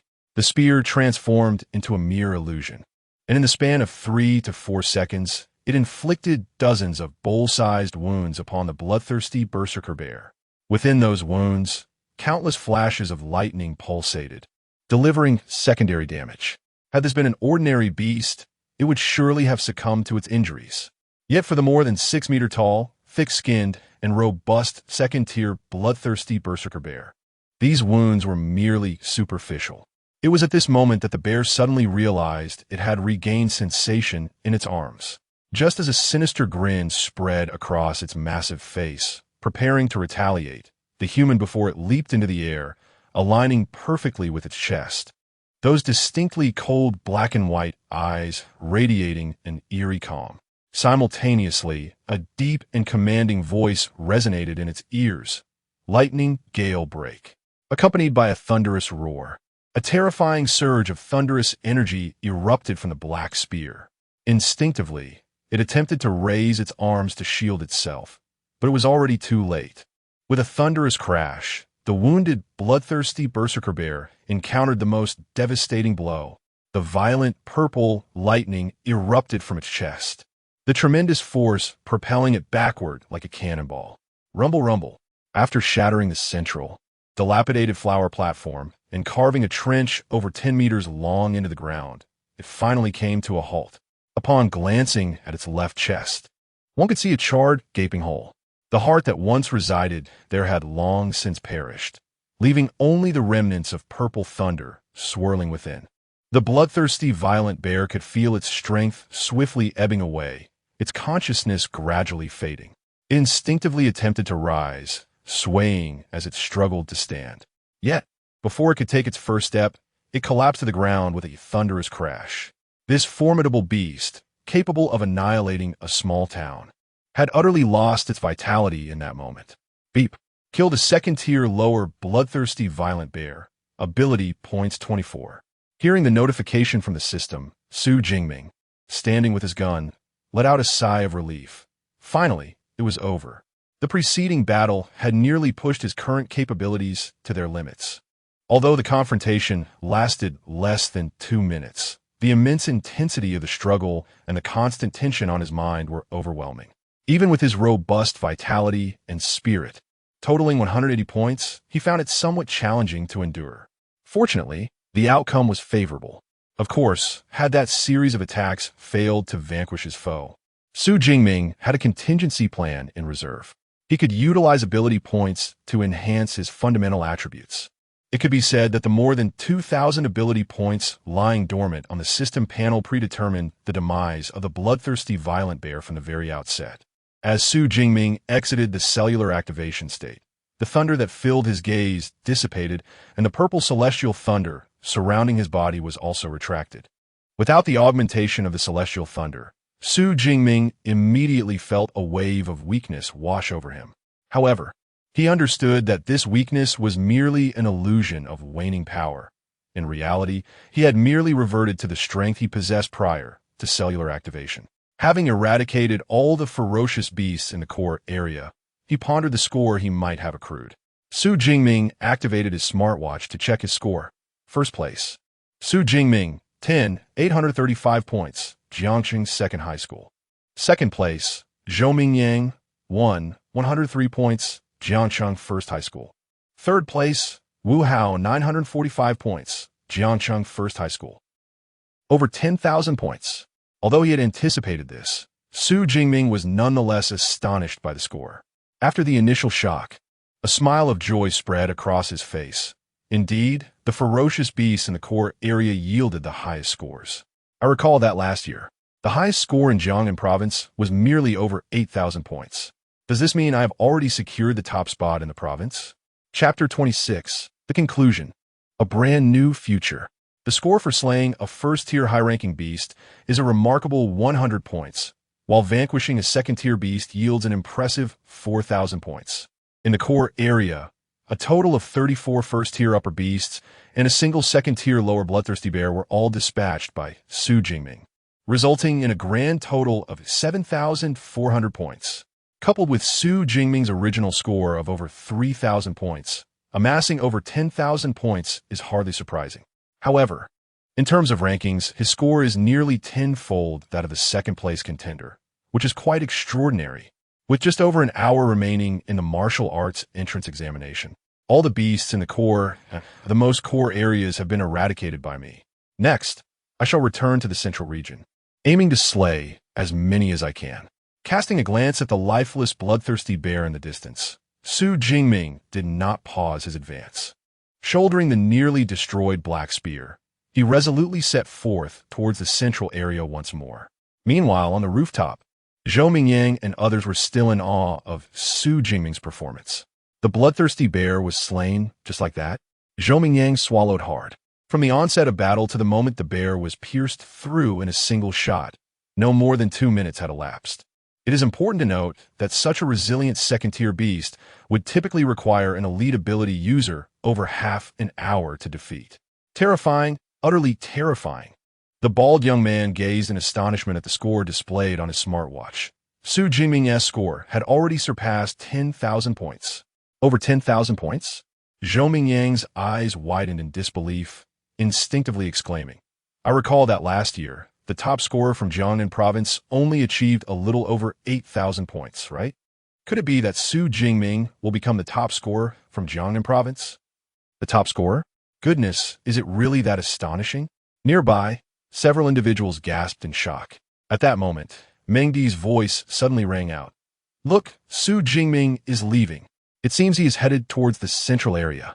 The central area? Truly deserving of the title of top scorer. Having slain a second-tier beast, he remains undeterred and is rushing towards the central area. The bald young man clicked his tongue in wonder, and Jingming, regaining his senses, slapped his thigh. This is bad.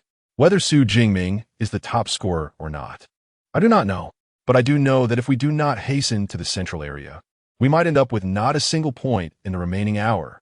Indeed, goodness, at Jingming's pace, he might clear out all the beasts in the central area. Quickly, let us move. Ha.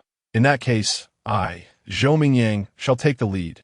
Instantly, the others snapped back to reality, wasting no time in contemplation. They grabbed their weapons and hurried downstairs. No longer needing teammates, Jingming, harnessing his wind abilities, was the swiftest among them. Outside the examination hall, on the open ground, numerous principals and teachers, while astonished by the terrifying prowess of Jingming's abilities, were also anxiously observing his every move. The second-tier bloodthirsty bear, even at the peak of their own powers, was a creature to be avoided. At this moment, the terrifying beast was manipulated by Jingming as if it were a mere toy, effortlessly evading the ferocious bear's leap. He disabled the bloodthirsty creature's legs with 2 precise shots. The relentless onslaught of his electric abilities rendered the beast immobile, enmeshed in a state of paralysis. With frenzied strikes from his long spear, he inflicted grievous wounds upon the bloodthirsty bear. The final blow, a thunderous technique, pierced its heart, securing the kill. This series of maneuvers flowed seamlessly, as smooth as water. Thus, when the bloodthirsty bear collapsed with a thunderous crash, the entire arena fell into a profound silence. No one had anticipated that even a second-tier bloodthirsty bear, which could pose a headache for the elite of the provincial capital, would meet its demise in such a manner. It was not until the leaderboard was refreshed, revealing Jingming's score had reached an astonishing 10,000 points, that the director and numerous principals and teachers realized the gravity of the moment. 10,000 points, a record-breaking achievement. At this moment, a teacher from a second high school let out an ecstatic shout. With this cue, the audience, comprising many principals and teachers, erupted into an overwhelming chorus of astonishment. 10,000 points. Not only had he shattered the record for Jiangcheng, but he had also broken the record for Jiangnan province. A genius. An absolute prodigy. Jiangcheng is blessed. This year's provincial champion will surely be ours. At this juncture, the principals and teachers from the 3 high schools cheered unabashedly. Previously, due to Jingming being a student of the second high school, there had been some underlying tensions with the other 2 schools. However, the atmosphere was now transformed. Jingming, who was poised to become the provincial champion, represented not just the second high school, but the entirety of Jiangcheng. Well done. Principal Zhao Yao could not restrain himself, rising to his feet and jubilantly pumping his fist. His usual composure had slipped away multiple times in this moment of exhilaration. Yet, in the face of such monumental joy, decorum became inconsequential. This score could be deemed a prelude to the provincial championship. At the very least, he would rank among the top 3 in Jiangnan province. It is noteworthy that the second high school of Jiangcheng, established over a century ago, had previously only achieved a ranking of 64th in the province. Now, what had eluded all past principals had been accomplished by him. How could he not feel a surge of excitement and pride? Ah, How regrettable that such an outstanding student was not placed in our elite class from the start. Amidst the excitement, the homeroom teacher of the elite class at the second high school was overcome with both elation and regret. If only Su Jingming had been assigned to their class back then. How glorious would his achievements be now. Well done, Su Jingming, splendid work. The thought that a student from his class might be on the verge of becoming the provincial champion swept through Class 5's homeroom teacher, Chun Fan, as if in a dream. Yet, the pain from pinching his flesh reminded him that it was all very real. This pushed him to the pinnacle of excitement. Goodness, Class 5 boasts such a remarkable talent. How astonishing. Who would have imagined? Not I. 10,000 points. I barely managed to score 102. The disparity is staggering. As the martial arts entrance examination progressed into its later stages, many candidates who had been prematurely eliminated due to activating safety protocols returned to the open grounds. At this moment, gazing at Su Jingming's astonishing score, they were engulfed in profound shock. 10,000 points. The senior has achieved it. How formidable. With such a score, admission to even the most prestigious universities for extraordinary abilities seems assured, doesn't it? Indeed, far beyond that. Now, those elite institutions are eagerly seeking the senior's enrollment. I hereby declare that from this day forth, Su Jingming shall be my idol. In the second high school's playground, students from the first and second years, along with their teachers, were also stirred into a frenzy. The majority of the students regarded Su Jingming as their idol, a paragon, their youthful faces flushed with excitement. An hour swiftly passed, and soon the clock struck 9. At this moment, the students still situated within the examination site of Ruins Town receive an automatic alert on their smartwatches, displaying a red warning interface. Concurrently, an intelligent voice resonated. Attention, the 2037 Martial Arts Entrance Examination in Jiangcheng has concluded. Killing ferocious beasts will no longer contribute to 1S score. Candidates are advised to return promptly. Attention, the 2037 Martial Arts Entrance Examination in Jiangcheng has concluded. Killing ferocious beasts will no longer contribute to 1S score. Candidates are advised to return promptly. The announcement echoed 3 times before it ceased. Inside the examination hall, all candidates who received the notification expressed a mixture of sentiments, ranging from nostalgia to regret as they began their return. The martial arts entrance examination has drawn to a close. Su Jingming withdrew his long spear from the corpse of a ferocious beast, feeling a tinge of regret. Alas, such opportunities for exhilaratingly harvesting ability points would no longer present themselves. Subsequently, Su Jingming shouldered his spear and strode towards the path of return. With the martial arts entrance examination concluded, a brand new future awaits him. Chapter 27, An Unmatched Welcome. The 3 premier universities. First place, Su Jingming 11. 124 points, Jiangcheng Second High School. Second place, Zhoumingyang 1. 233 points, Jiangcheng First High School. Third place, Wu Hao 1. 045 points, Jiangcheng First High School. As the clock struck 9, the ranking scores for the Wuka College entrance examination were officially established. Su Jingming secured the top position with a score nearly tenfold higher than that of the second-place contestant. Zhoumingyang, once a strong contender for the championship, found himself relegated to second place. Following the conclusion of the examination, students began to emerge from the ruins of the town. Their discussions, while recounting their experiences within the examination hall, predominantly revolved around Su Jingming. Over 10,000 points. How astonishing. I'm in the same class as Su Jingming. Would you believe me if I said he possesses only E-level abilities? E-level abilities? Are you out of your mind? Can E-level abilities truly overshadow Zhoumingyang's B-level powers with such a staggering score? Notably, when students from Su Jingming's class claimed that he possessed merely E-level abilities, the responses were universally incredulous. As time passed slowly, most students had returned, leaving only a few who had ventured deeper into the ruins. Among these was, of course, Su Jingming. However, these students did not immediately board the bus to leave. Instead, they lingered, eager to witness the remarkable individual who had achieved such an extraordinary score. During their wait, they inevitably speculated about Su Jingming's final ranking. Last year, the highest score in Jingming province was just over 8,000. A score exceeding 10,000 would undoubtedly make him the provincial champion. Yet, one could never tell. Who knows if another prodigy from a different city might emerge? Akin to Jingming? Nonetheless, regardless of the outcome, a top 3 finish in Jingming province was assured. This would bring honor to our entire Jiangcheng. Indeed, we have finally produced a true genius from Jiangcheng. Historically, Jiangcheng has languished at the bottom of the rankings among the dozens of prefecture-level cities in Jingming province. In the grand spectacle of the Wuka College entrance examination, it has remained largely unnoticed. Each year, the provincial ranking list typically reveals only a solitary candidate from Jiangcheng, often placed far beyond the 100th position.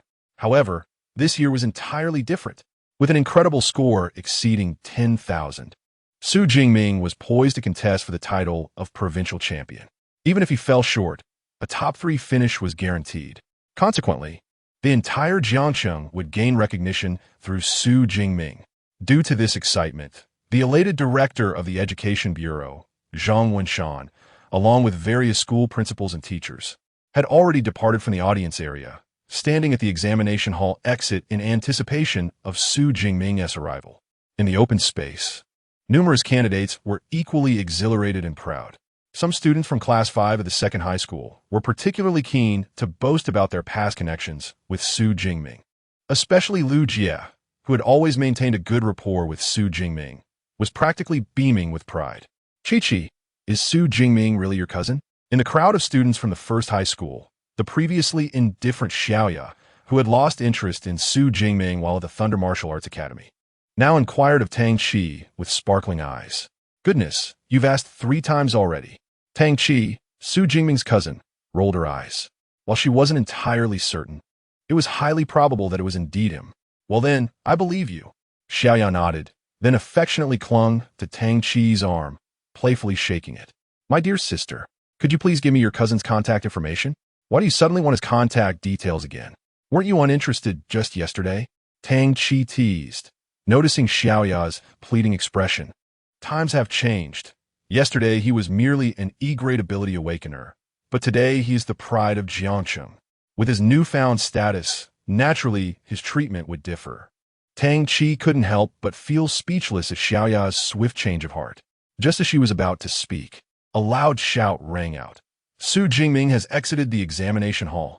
At this announcement, the entire area fell into a hushed silence, including Tang Chi and Xiaoya.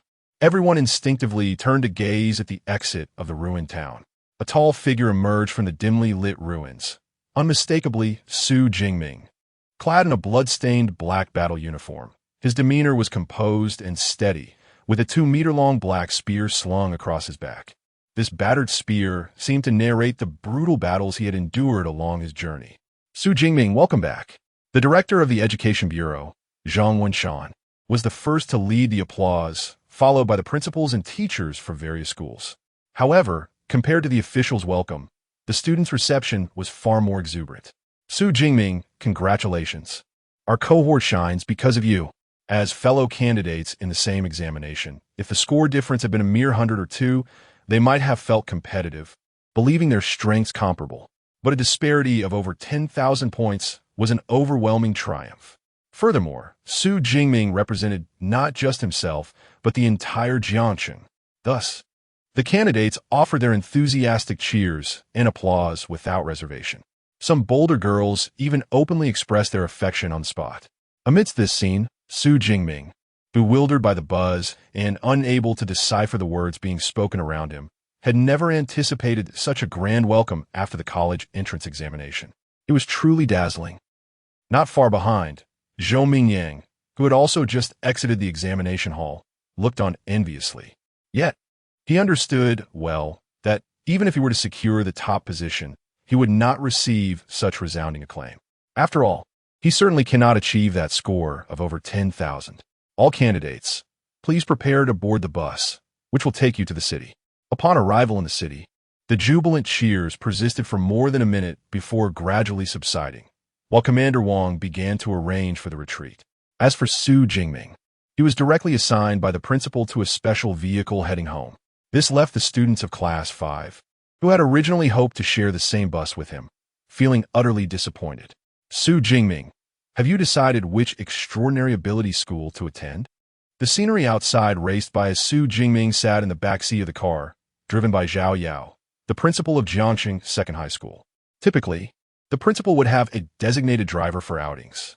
However, at this moment, he not only took on the role of the driver himself, but also wore a beaming smile, displaying no signs of dissatisfaction. No, Su Jingming shook his head. He spoke the truth.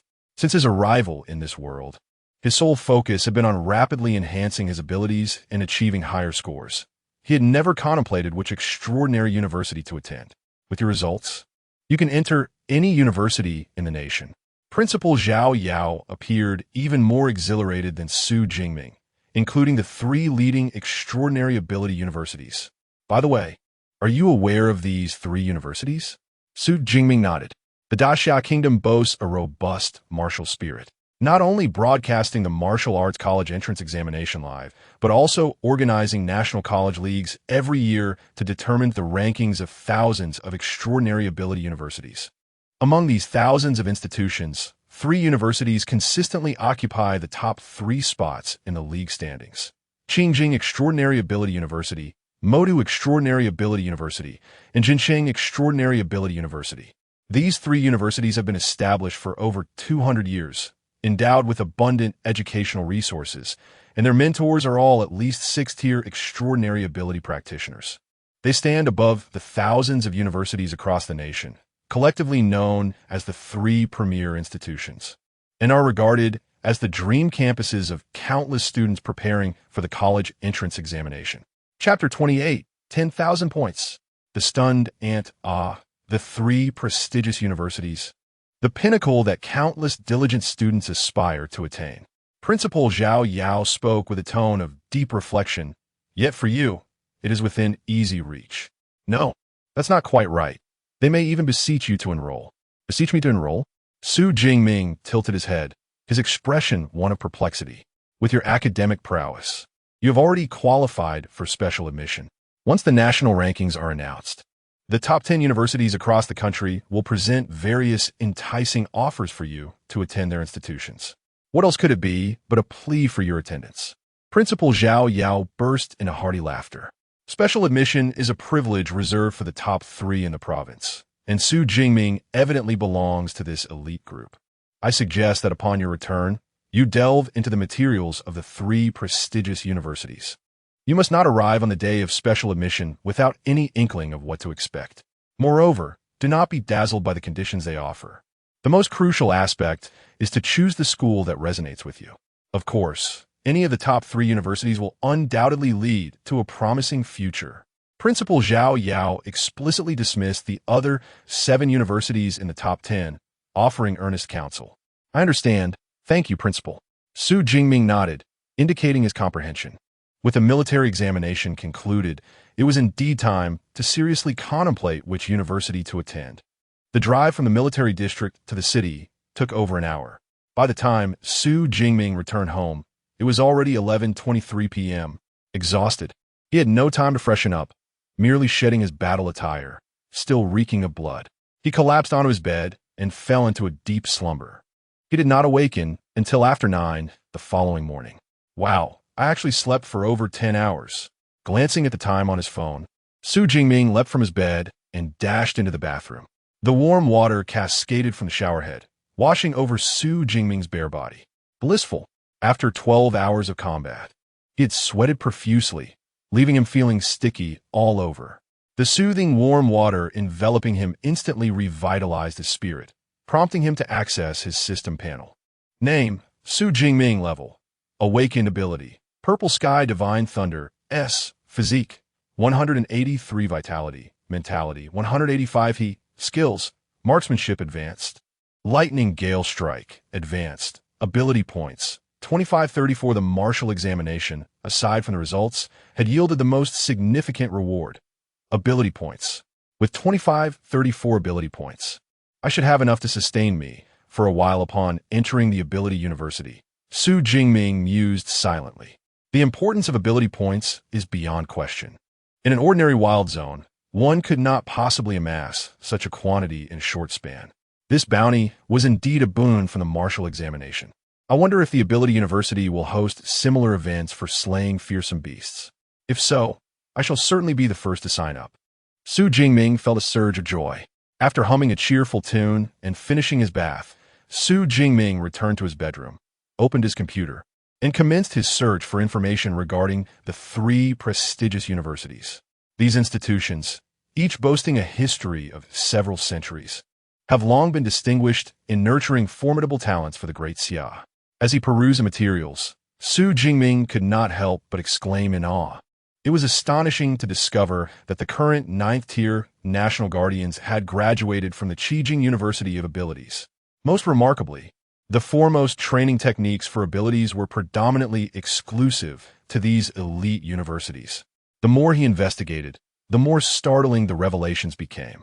Nearly half of the renowned high-tier ability users in the nation hailed from these 3 prestigious universities. Such a statistic was profoundly alarming, considering the thousands of universities dedicated to abilities across the country. Furthermore, many individuals had originally studied at foreign institutions before returning home upon graduation. The total number of elites cultivated by both domestic and international schools merely equaled that of the 3 top-tier universities, underscoring their profound legacy. Moreover, a crucial aspect was the training techniques for abilities. As the foundation for an ability user's advancement, these techniques varied significantly in quality, resulting in markedly different rates of progression. For instance, those who practiced using the most rudimentary training techniques often required 3 to 4 years to evolve into full-fledged ability users. In stark contrast, employing top-tier training methods could facilitate advancement in less than 6 months. According to the information Su Jingming uncovered, the majority of the premier training techniques in the Great Xia were housed within the libraries of these 3 elite universities. Little wonder that rumors circulated online about these institutions being domineering academic factions, reluctant to disclose their revered techniques.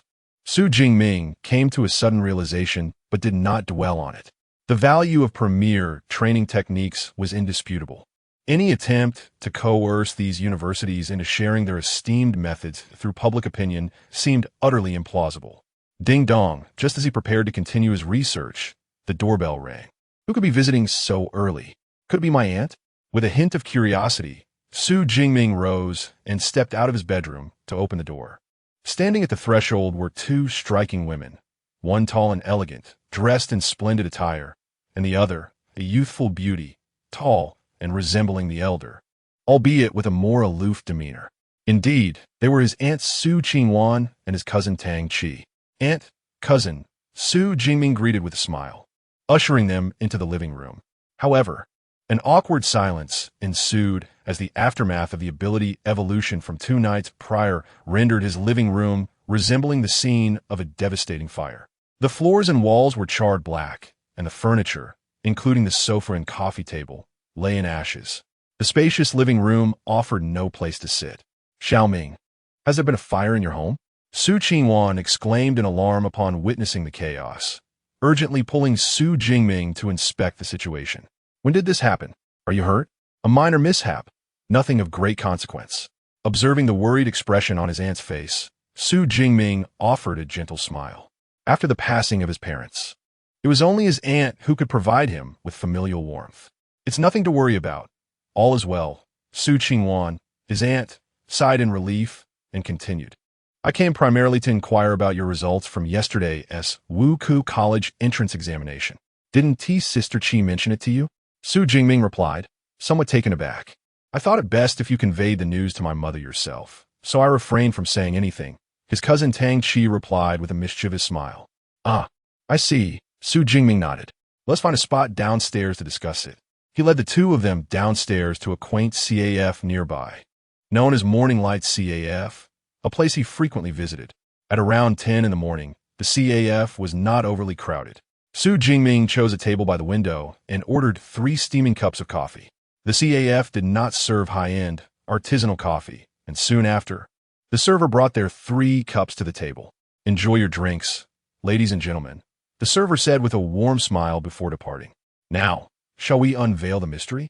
Su Qingwan said with a beaming smile as she grasped her coffee cup.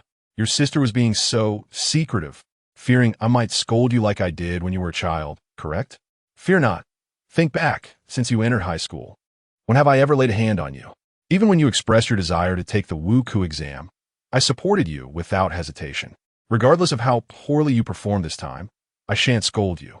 Listening to his aunt's words, Su Jingming felt a tinge of embarrassment as he touched his nose.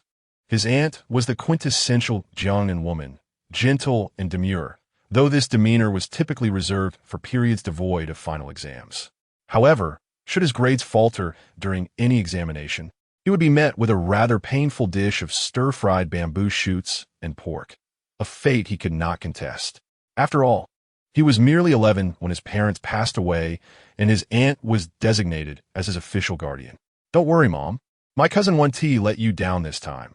Tang Chi quickly interjected upon sensing her mother's misunderstanding of her intentions. Oh, is that so? Does this mean you did quite well? Su Ming? How many points did you score? Did you achieve a perfect 100? Su Qingwan's eyes brightened as she eagerly pressed for more information. A perfect score of 100 is the universally recognized minimum admission threshold. Surpassing this score opens the door to the possibility of attending the Ability University. I scored 100, Su Jingming replied with a smile, and in fact, I exceeded that by a considerable margin, 10,000 points. 10,000 points? The astonishing score left Su Qingwan momentarily speechless, her beautiful eyes widening in disbelief as she struggled to comprehend the news. Chapter 29. The Bewildered Teachers of the Admissions Office. Regarding the college entrance examination, due to Tang Chi, Su Qingwan has gained considerable insight.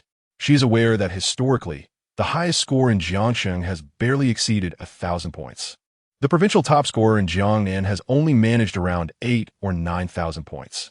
Thus, when she heard Su Jingming claim a score of 10,000, her aunt Su Qingwan was momentarily taken aback. However, she quickly regained her composure and instinctively chose disbelief, furrowing her brow and saying, Xiao Ming, stop joking and tell me your actual score. Mom, Jingming is not joking. He truly scored 10,000. No, to be precise, it should be 11,124 points. This has already been reported on our official news account in Jiangxing.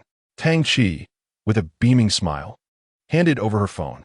On the screen was a recently published article from the official Jiangxing account. The headline read, 10,000 points. The absolute dark horse from Jiangxing No. To high school. The accompanying image depicted Su Jingming wielding a spear, vanquishing a second-tier bloodthirsty bear. It's Xiao Ming. The aunt recognized Su Jingming from the image and eagerly began to read the article. Su Qingwan, with her gentle disposition, typically remained unperturbed by ordinary matters. Yet, as she delved deeper into the article, her eyes sparkled with increasing brightness, and a flush of excitement gradually painted her lovely face. 10,000 points. First in Jiangxing. How wonderful. How marvelous. Su Qingwan felt as if she had just won a jackpot worth millions. The article on her phone resembled a winning lottery ticket, which she perused repeatedly, softly murmuring phrases like, Xiao Ming has finally made something of himself, and our Su family now has a promising successor. After a considerable time, her emotions began to stabilize. Xiao Ming, with your score, won't you be able to choose directly from the top 10 universities in the nation come application day? She inquired, her eyes gleaming with anticipation. The principal told me yesterday that I have already qualified for special admission, so I won't need to fill out applications. I just have to wait for those universities to present their conditions, Su Jingming explained with a smile. Tang Chi chimed in, Mom, with Jingming's score, he could be considered a pre-selected provincial top scorer. Even if he does not become the provincial champion, he is certain to secure a place among the top 3 in Jiangnan. Such a ranking will compel the 3 leading universities to vie for his special admission, entirely circumventing the traditional application process. The 3 leading universities? Special admission? Oh, how splendid. Xiao Ming, you have truly given your aunt an enormous surprise. Su Qingwan et Galim, repeating her delight thrice. She then eagerly asked, by the way, when is the announcement for the Martial Arts College entrance examination rankings?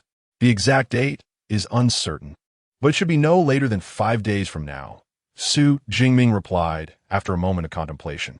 The National Martial Arts College entrance examination results will be released simultaneously across the country. Prior to this, each province will meticulously review the videos captured during the examination to prevent any instances of cheating. Although this is quite a substantial workload, the results will be announced by June 13th at the latest. Excellent. After the results are announced, my aunt treats you to a sumptuous feast. Su Qingwan's radiant smile illuminated her face, and after a brief pause, she voiced her greatest curiosity. But Xiao Ming, don't you only possess E-rank abilities? How could you attain such a high score? Throughout history, it has been universally acknowledged that the rarer the ability, the greater the combat prowess. While there are indeed those who ascend to greatness through lower-tier abilities, they are exceedingly rare, akin to finding a phoenix among mere chickens. According to the descriptions in her reading, the thunderous upheaval and the devastation inflicted upon first-tier ferocious beasts are beyond the capabilities of an E-rank, weak electrical ability. After all, Su Jingming is merely an awakener, not even a fully fledged ability user. Upon hearing Su Qingwan's inquiry, Tang Qi's beautiful eyes sparkled with anticipation, clearly intrigued. In response, Su Jingming was well prepared and explained with a smile. The afternoon before yesterday, while I was training in the living room, a bolt of lightning suddenly struck outside, knocking me unconscious. When I regained consciousness, I discovered that my original ability seemed to have undergone a metamorphosis, becoming significantly more powerful. So that's why you went to the Thunder Martial Arts Hall to test your abilities. Tang Qi realized, and Aunt Su Qingwan nodded slightly in agreement. Indeed, there was a thunderstorm that afternoon. However, you were not harmed by the lightning.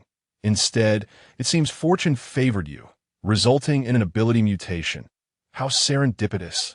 We should find a time to go to the Martial Arts Hall for another ability assessment to see what level your abilities have mutated to. Based on the power described in the articles, your abilities should have at least transformed to B rank or higher. Su Jingming nodded in acknowledgement.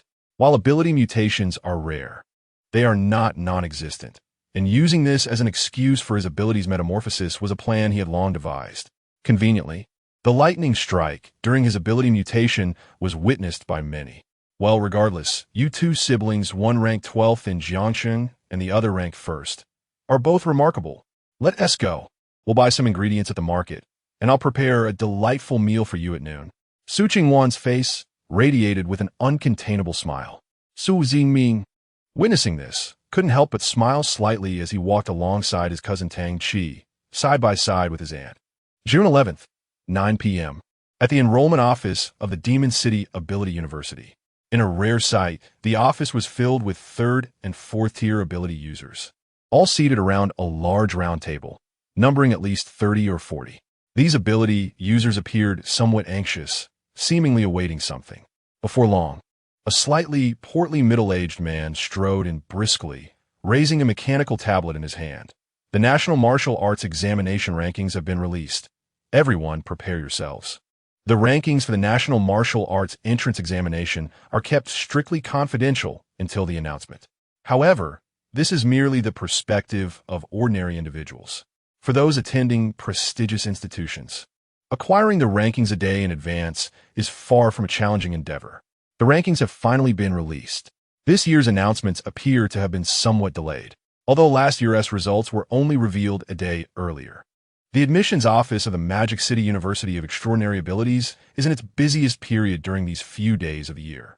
They must devise tailored recruitment strategies based on the capabilities of the top 3 candidates from each province. For exceptionally talented students with great potential, more resources will be allocated for recruitment. Conversely, for those whose abilities are relatively weaker and whose potential is limited, fewer resources may be judiciously expended. This is not solely the practice of the Magic City University. The other 2 elite institutions, Qingjing University of Extraordinary Abilities and Jincheng University of Extraordinary Abilities, follow similar protocols. As per tradition, the performances of the top scorers from each province are assessed first. A middle-aged man at the forefront inserted a mechanical disc into the pre-prepared projector. With a hum, A list showcasing the scores and rankings of candidates from over 30 provincial administrative regions instantly illuminated the screen. The first provincial administrative region is Jingming City. The man's deep voice resonated as the projection, seemingly endowed with intelligence, directly displayed the rankings of candidates from the capital of the Great Xia Kingdom, Jingming City. All eyes were drawn to the top of the rankings. First place, Zhou Yi, Jing High School, 9,343 points. Eva, please display Zhou Yi's pertinent information. No sooner had the middle-aged man spoken than an ethereal electronic voice responded, "Understood, Director." Subsequently, a holographic projection materialized at the center of the round table. The imagery depicted Zhou Yi in action during the Martial Arts College entrance examination. Zhou Yi, 18 years of age, possesses an A-grade enhancement ability known as Bronze Body, classified at the first-tier upper level. His father is a fourth-tier extraordinary individual. Each elite institution possesses remarkable capabilities for information gathering, and the Magic City University is no exception. As the central holographic projection showcased Zhou Yi's combat scenes, his relevant information echoed in the ears of every admissions officer present. Bronze Body? That is indeed commendable among A-grade abilities. Indeed, judging by the combat footage, his application of abilities is quite proficient. The faculty members engaged in animated discussions, and before long, the holographic video concluded. The middle-aged man spoke solemnly. Zhou Yi is to be designated for a special recruitment quota. Teacher Wang Jian, I would appreciate your assistance in this matter. Understood. A teacher rose and nodded. Once the meeting adjourned, he would promptly make his way to Jingming City. The next provincial administrative region is Hunan Province. Time swiftly passed, and the top scores from each province were assessed by the admissions office director and faculty to determine their special recruitment levels. There were commendable A designations, standard A grades, and some lesser A- classifications. Of course, even the weakest candidate among the provincial top scorers would not be lacking in strength. Soon, it was time for Jiangnan Province, the 13th provincial administrative region, Jiangnan Province, accompanied by the deep voice of a middle-aged man. The ranking displayed on the projection swiftly shifted to Jiangnan Province. Last year, Jiangnan Province had an A special admission quota. One wonders what this year will bring. It is likely to be another A.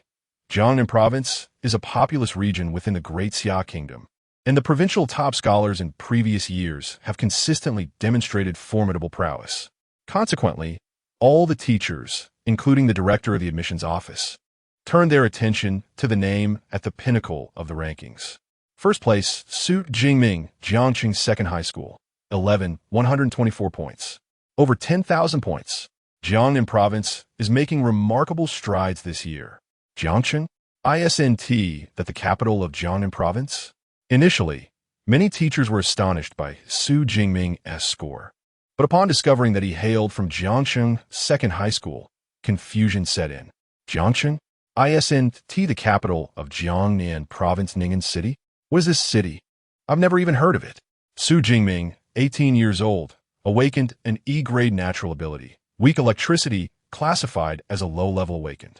His parents. As the brief introduction about Su Jingming echoed in their ears, the teachers, already bewildered, became even more perplexed. What on earth? An E-grade ability? An awakened one? How could these concepts possibly be associated with the provincial top scholar? Chapter 30. The results are announced. Jiangnan Province's top scholar. For decades, the top scholar of Jiangnan Province has typically emerged from the provincial capital, Ning'an City, or from the affluent cities nearby. This is quite understandable, as those who can thrive in such urban environments often come from families with modest wealth, thus nurturing exceptionally capable offspring. Ultimately, the provincial top scholars, much like those from the capital, Beijing, possess A-grade abilities and first-tier strength. However, this year, Jiangnan Province's top scholar did not hail from the familiar cities known to the professors of the Magic Capital's Ability University. Furthermore, this individual is not even an ability user, but merely an awakener, possessing an ability that ranks as low as E-grade, second to last. Who would dare to believe such a claim? Thus, when Su Jingming's information echoed in the ears of numerous educators, their immediate reaction was one of disbelief. An awakener could become the provincial top scholar? Surely, there must be some mistake. Could it be that the information was misattributed to someone with the same name? That is indeed a possibility. The results of the Martial Arts College entrance examination for each candidate are meticulously verified by the National Education Bureau. No one questions the authenticity of the results. They merely suspect that there may have been an error in data collection. The information gathering capabilities of the Magic Capital's Ability University should not falter in such a basic manner. EVA, the artificial intelligence responsible for managing the information collection at the Magic Capital's Ability University, projected a holographic image of herself in the room. Her form notably cute, yet displaying a hint of human-like indignation. EVA is a highly advanced AI and would not commit such a fundamental error. It is possible that there was an issue during the initial registration into the database. A slightly portly middle-aged man waved his hand, suggesting that viewing Su Jingming's examination video would clarify everything. EVA, please display Su Jingming's examination video. Understood, Director. With the Director's reassurance. The angry expression on EVA's holographic form faded. Simultaneously, Su Jingming's figure was projected above the round table. As the video commenced, it prominently featured the moment he entered the core area, facing numerous first-tier and second-tier ferocious beasts. "Oh, he wields a spear as his weapon. How rare," exclaimed one teacher, his eyes brightening at the sight of the upright figure bearing a spear. Among the previous top scholars, most had employed swords or large blades as their weapons. A firearm has not been seen before.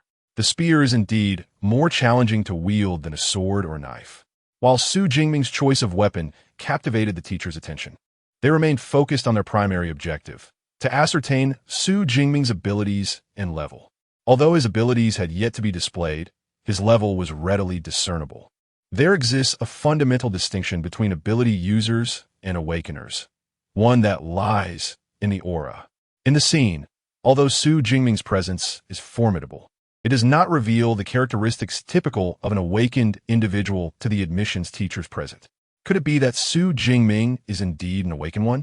After repeated confirmations, all the teachers in attendance were left in astonishment.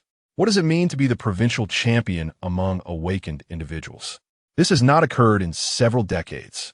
Soon after, the battle within the holographic projection commenced, as Su Jingming unleashed the purple cloud Divine Thunder, vanquishing numerous first-tier high-level ferocious beasts. The teachers watched in utter disbelief. Impossible. Absolutely impossible. This cannot be an E-level ability. The power exhibited is at least A-level. How could this possibly be classified as an E-level weak electrical ability?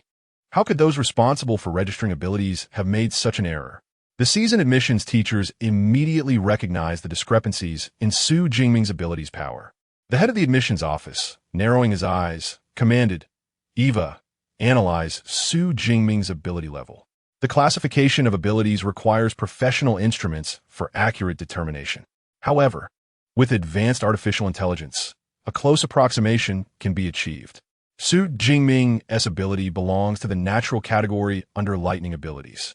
Due to the inability to collect elemental information from the air, the analysis based solely on video footage indicated a 4 probability of being B-level, a 10 probability of being A-level, an 83 probability of being S-level, a 1 probability of being SS-level, and a 0 probability of being SSS-level. EVA, the artificial intelligence, quickly produced the analysis results, causing the admissions office director's pupils to constrict sharply, an 83 probability of being S-level. As a sophisticated artificial intelligence, EVA's judgments are nearly infallible. An 83 probability nearly confirms that Su Jingming's ability is indeed S-level. S-level? The breath of all the teachers present became rapid and shallow. What does S-level signify? Once fully developed, it represents an absolute top-tier combat capability. Moreover, the Great Xia Kingdom has not seen an S-level awakened individual in 3 to 4 years. At that moment, within the holographic projection, Su Jingming displayed an incredibly violent demeanor, dispatching a second-tier bloodthirsty bear with a single shot. The suspected S-level ability, coupled with this formidable combat prowess, makes Su Jingming's provincial championship well-deserved. The head of the admissions office exhaled deeply, contemplating for a moment before stating gravely, Su Jingming is to be designated for an S-level special recruitment slot. We must spare no effort in securing his admission. An S-level special recruitment slot. It has been many years since such a designation has been utilized, has it not? An S-level special recruitment implies that we must present something of significant value. Director Zhang, I handled last year's special recruitment in Jiangnan province. Perhaps it should be me again this time. Director, I also wish to attend the Jiangnan special recruitment, the S-level special recruitment slot, along with the almost certain classification of an S-level ability, instantly rendered Su Jingming the object of desire. Numerous teachers eagerly vie for the opportunity to undertake this special recruitment trip to Jiangnan province. However, the director of the admissions office, Zhang Chuyang, shook his head and declared, "You need not go. I shall personally undertake this journey." With the director himself attending, the situation felt assured. Although the other teachers expressed some disappointment, Zhang Chuyang, a level 5 psychic who had previously recruited numerous immensely talented students into the Magic City University of Psychic Abilities, was indeed the most reliable choice for this endeavor. S-class abilities. Su Jingming, I hope you shall not let me down, he murmured softly as he gazed at the striking figure displayed on the holographic projection. On June 12th, 5 days after the conclusion of the Martial Arts College entrance examination, Jingming, do not be anxious. The results will be released by today at the latest. Principal, I am aware. I am not anxious. Good. As long as you're not anxious, I merely fear that you young people are too restless. Su Jingming strolled through the community, finally managing to end the lengthy call from the principal. Goodness, everyone keeps telling me not to worry, yet they themselves seem more anxious than anyone. Su Jingming couldn't help but shake his head. During the days leading up to the announcement of the rankings, he received numerous calls from his homeroom teacher, the principal, and even the director of the Education Bureau. Each conversation conveyed a similar message: to remain calm, for the rankings would eventually be revealed. However, their tones belied their words, revealing an eagerness that suggested they wished the results could be announced the very next day after the exams concluded. Of course, Su Jingming understood their sentiments. After all, Jiangqing desperately needed an opportunity to prove itself. Yet, it was already the 5th day. Surely the results should be announced by now? Just as Su Jingming was musing this, a notification chimed on his phone. He pulled out his device, unlocked the screen, and read the message. Student Su Jingming from Jiangqing Second High School. The rankings for the Jiangnan Province Martial Arts College entrance examination have been announced. Please check promptly. A link followed beneath the message. The rankings were out. Su Jingming's eyes lit up, and without hesitation, he clicked the link. Instantly, a document filled with the rankings of all students across the province appeared on his screen. Su Jingming immediately directed his gaze to the first line. First in Jiangnan Province. Su Jingming, Jiangqing Second High School. Total score: 11,124 points. First place. The top scholar of Jiangnan Province. I have achieved it. In that moment, even the typically composed Su Jingming could not suppress his joy, exhilaratedly raising his fist in triumph. Chapter 31, A Provincial Sensación. The Pride of Jiangqing. On June 12th, the final day for the announcement of the National Martial Arts Examination scores was upon us. This day was destined for the revelation of rankings. In the Educational Bureau of Ning'an City, the capital of Jiangnan Province, the director and a cadre of teachers eagerly awaited the results on their computers. Within the modest confines of their office, an array of cakes and champagne had already been prepared, ready for a jubilant celebration once the scores were officially unveiled. This year, Lei Zhou from Ning'an No. 1 High School performed admirably, achieving over 200 points, making him a strong contender for the provincial top scholar. The odds were in his favor, yet uncertainty lingered, as it was rumored that a few gifted students from the neighboring province could pose a challenge. It was indeed a matter of fate. As conversations filled the room, the anticipation grew palpable. Lei Zhou, possessing an A-grade ability and first-tier prowess, was widely recognized as a frontrunner for the provincial honor. Suddenly, the long-awaited scores were revealed. The teachers who had been vigilantly monitoring the computer brightened with excitement, only to be momentarily stunned. What was amiss? Noticing the unusual atmosphere, the director of the Educational Bureau leaned in and to his astonishment, the top score belonged to an unfamiliar name, provincial top scholar, Su Jingming, Jiangxing No. 2 High School. Total score, 11,124. What? The provincial champion hailed from Jiangxing. The director's eyes widened in disbelief. This scene unfolded not only within the Ning'an Educational Bureau, but also reverberated through other educational institutions across Jiangnan Province. However, in stark contrast to the shock felt by the educational officials, the journalists of Jiangnan Province sprang into action. It is well known that Jiangnan Province is a populous region of the Great Xi'an Nation, comprising 24 prefecture-level cities and nearly 34 county-level cities.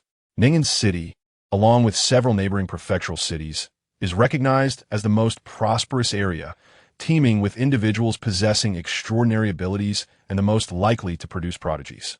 Yet Jiangxing, located in the remote north of Jiangnan Province, is notoriously resource-poor and lacks exceptional talents.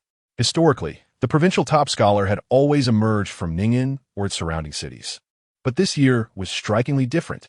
The provincial champion hailed from the obscure Jiangxing, a place most citizens of Jiangnan Province had never even heard of. What did this signify? It signified an influx of attention and a sensational story. Consequently, the journalists feverishly began to gather information about Su Jingming. The revelations were astonishing. With E-grade abilities and still an unawakened individual, the words that emerged ignited their curiosity. As they marveled at this unexpected twist, their eyes sparkled with excitement. This was indeed a natural highlight. In no time, they transformed into relentless reporters, crafting articles of over 1,000 words within mere minutes. An absolute dark horse. The provincial top scholar from Jiangxing. Shocking. The provincial champion is merely an awakened individual. Who says E-grade abilities cannot claim the title of provincial champion? The titles of these articles tantalized the reader's curiosity. Upon their release online, they swiftly attracted numerous clicks and views from netizens. Particularly, the residents of Jiangnan Province continuously left their comments beneath these articles. Is it not the case that the provincial top scorers are typically first-tier high-level ability users? Can an awakener truly attain the status of provincial champion? An E-class ability awakener as a provincial top scorer? If that is indeed the case, I would be utterly astonished. To those above, wait for me. I shall now seek out his martial arts college entrance examination video. In the comments regarding this news, skepticism prevailed. After all, the top scorers from Jiangnan Province in previous years have always been first-tier high-level ability users, with ability levels at least A or B. The emergence of an E-class ability awakener as a provincial champion naturally elicited disbelief. Some individuals, characterized by their extreme views, vocally proclaimed in the comments that there must be a hidden agenda behind this martial arts examination, suggesting that Su Jingming is merely the inept son of a powerful figure, thrust into the position of provincial champion through manipulation. Cheating in the martial arts college entrance examination is a grave matter. Following such comments, public sentiment began to escalate. Many directly left messages on the official Jiangxing account, demanding the truth be revealed. As the public outcry intensified, the official Jiangxing account, unfazed, promptly released Su Jingming's martial arts examination video. In response, some malicious critics, who had been eagerly preparing to unleash their vitriol, were rendered speechless.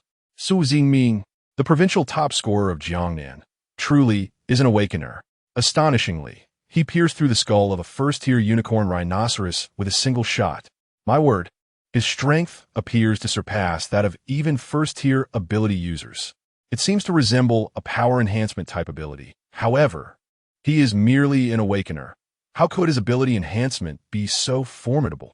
Goodness, it turns out he is not a power enhancement type, but a lightning type. Can you honestly claim this is an E-class ability? Unscrupulous media outlets, fabricating rumors without ethical boundaries for the sake of traffic. Su Jingming's martial arts examination video spans 12 hours, perfectly encapsulating every moment he spent in the examination hall. Consequently, as the video was released, the voices questioning Su Jingming quickly vanished. In their place arose astonishment at his exquisite marksmanship and formidable lightning abilities. The discourse surrounding Su Jingming surged in popularity online, and ignited a sensation in Jiangcheng as well. The martial arts college entrance examination is a topic of universal engagement. Historically, however, the best performances from Jiangcheng in past examinations barely made it into the top 100 of Jiangnan province, something to be ashamed of. Thus, the residents of Jiangcheng previously showed little interest. Yet, the situation has drastically changed. Jiangcheng has produced a provincial top scorer. Many individuals enthusiastically engaged in discussions online. Some who were already acquainted with Su Jingming even claimed to be his friends. As for the local media in Jiangcheng, they became increasingly busy, flocking to Jiangcheng No. 2 High School in a fervent attempt to interview the principal. Long before Su Jingming achieved an impressive score exceeding 10,000 points, the principal had anticipated this moment.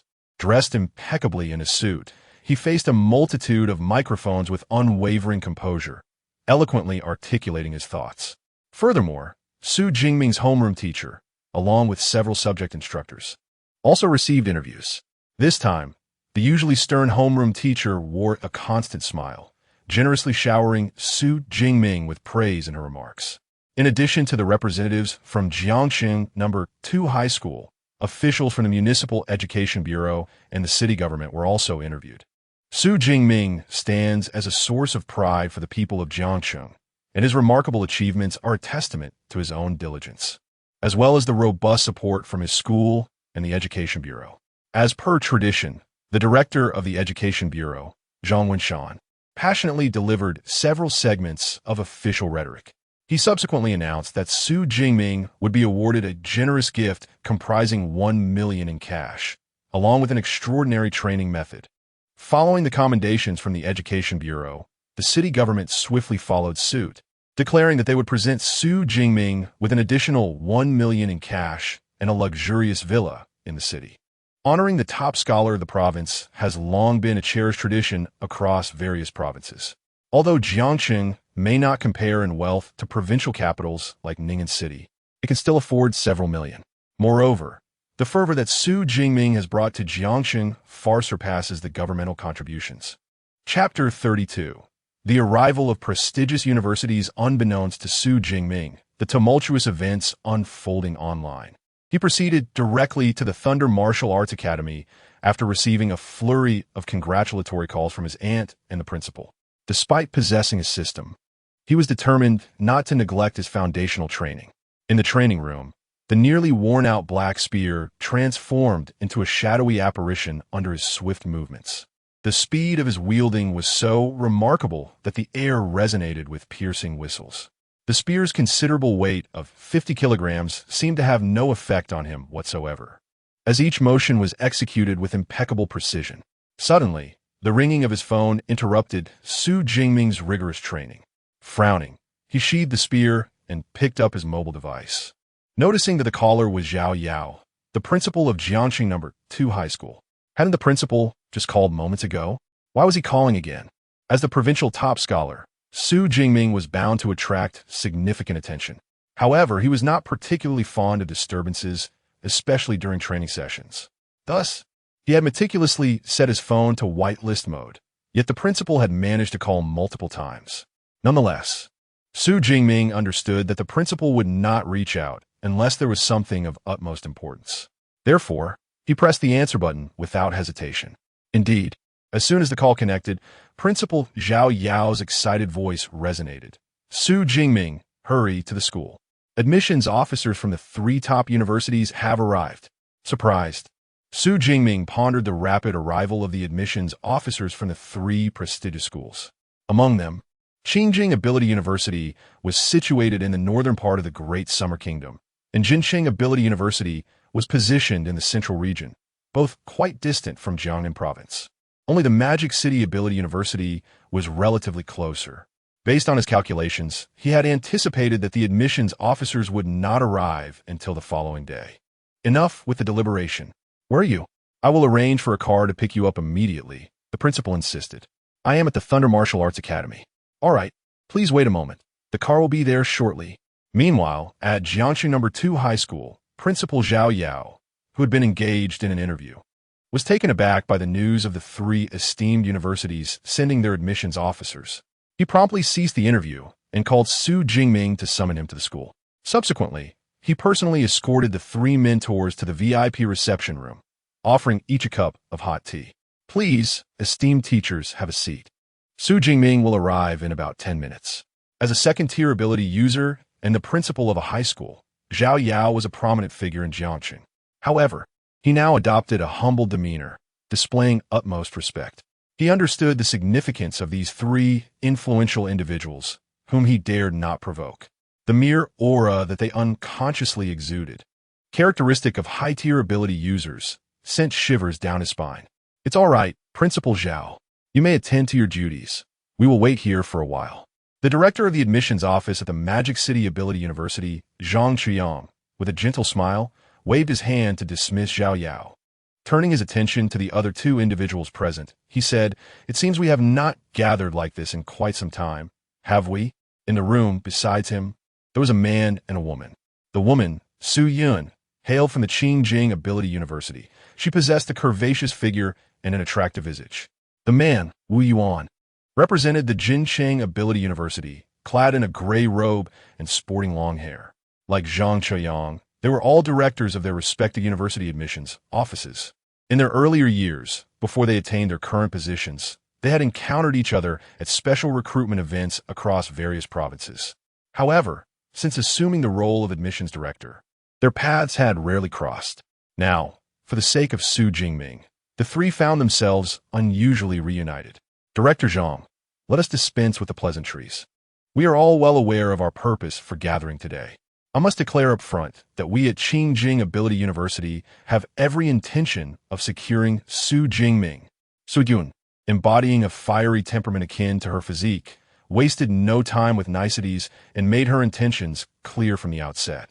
Huh, you assert that you will secure him just like that? I could just as easily claim that Jingming University will have him. Wu Yuan retorted, equally unyielding. Zhang Chuyang rubbed his temples, feeling a headache begin to form. Each year, the intercollegiate competitions heighten the demand for top-tier talent among the three leading universities, especially at recruitment events for provincial champions, where the atmosphere often turned tense, and it was not uncommon for admissions officers to clash. While Zhang Chuyang was not one to shy away from showcasing his institution's strengths when necessary, this situation felt notably different. Clearing his throat, he interjected, "Ladies and gentlemen, our gathering today is not solely about Su Jingming's provincial champion status. It also pertains to his extraordinary abilities, does it not? Isn't that obvious?" Su Yun rolled her eyes.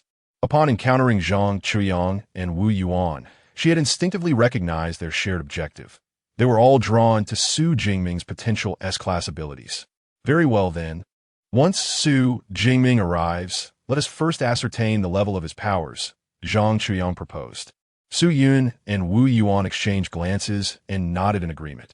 It would be prudent to determine his abilities before discussing recruitment matters. A hush fell over the VIP reception room, but it was not long before the sliding door to the conference room swung open with a whoosh. A tall figure, armed with a long spear, entered under the guidance of Principal Zhao Yao. This individual was none other than Su Jingming. As he stepped into the reception area, three pairs of eyes immediately fixed upon him.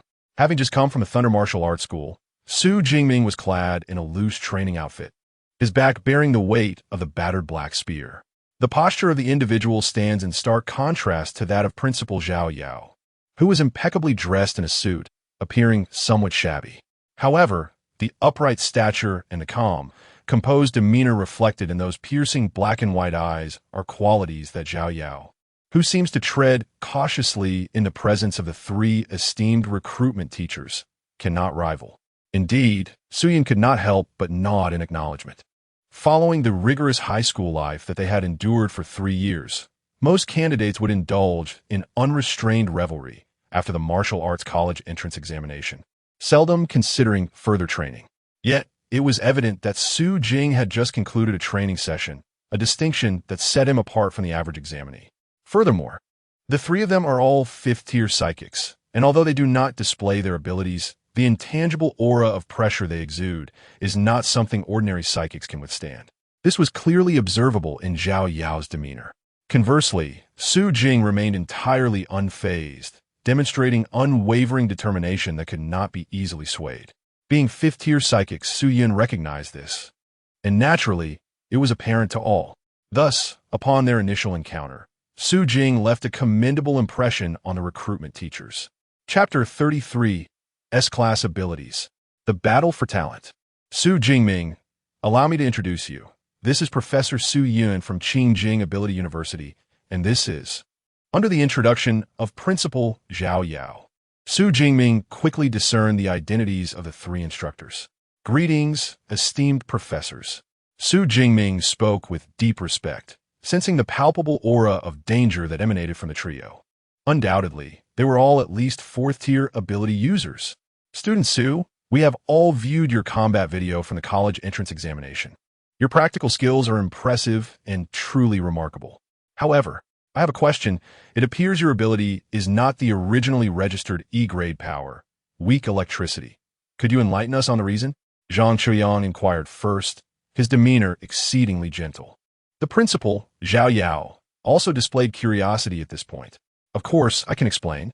On the day before the examination, Su Jingming, well prepared, recounted the details he had shared with his aunt earlier. Struck by natural lightning, resulting in a mutation of abilities? That is indeed a possibility. The three instructors had already conducted their research prior to their arrival, aware that Su Jingming had been directly struck by lightning the day before the examination. They nodded in acknowledgement of this explanation. Subsequently, Zhang Chaoyang, positioned in the center, extended his right hand. Like a magician, a sleek, futuristic black device materialized in his grasp. The other two instructors appeared unfazed by this display. Student Su, you might not yet know what your mutated ability is, right? Luckily, I brought an ability detection device with me. Why don't you give it a try? Su Jingming nodded in response and stepped forward. He had only seen the ability detection device during his awakening ceremony at the age of 16. That one was quite large, akin to a double-door refrigerator. He had never used such a compact device and was uncertain of its operation. Just activate your ability, Zhang Chaoyang advised. Taking a deep breath, Su Jingming complied and summoned the purple sky Divine Thunder. Crackling sounds echoed as brilliant, violent purple lightning surged around him. What ferocious lightning! The instructors were momentarily taken aback, sensing the overwhelming power contained within the storm. Even they, as fifth-tier ability users, felt a twinge of trepidation. At that moment, the ability detection device before Su Jingming began to operate, casting a blue beam of light that scanned him from head to toe, encompassing both the lightning and Su Jingming himself.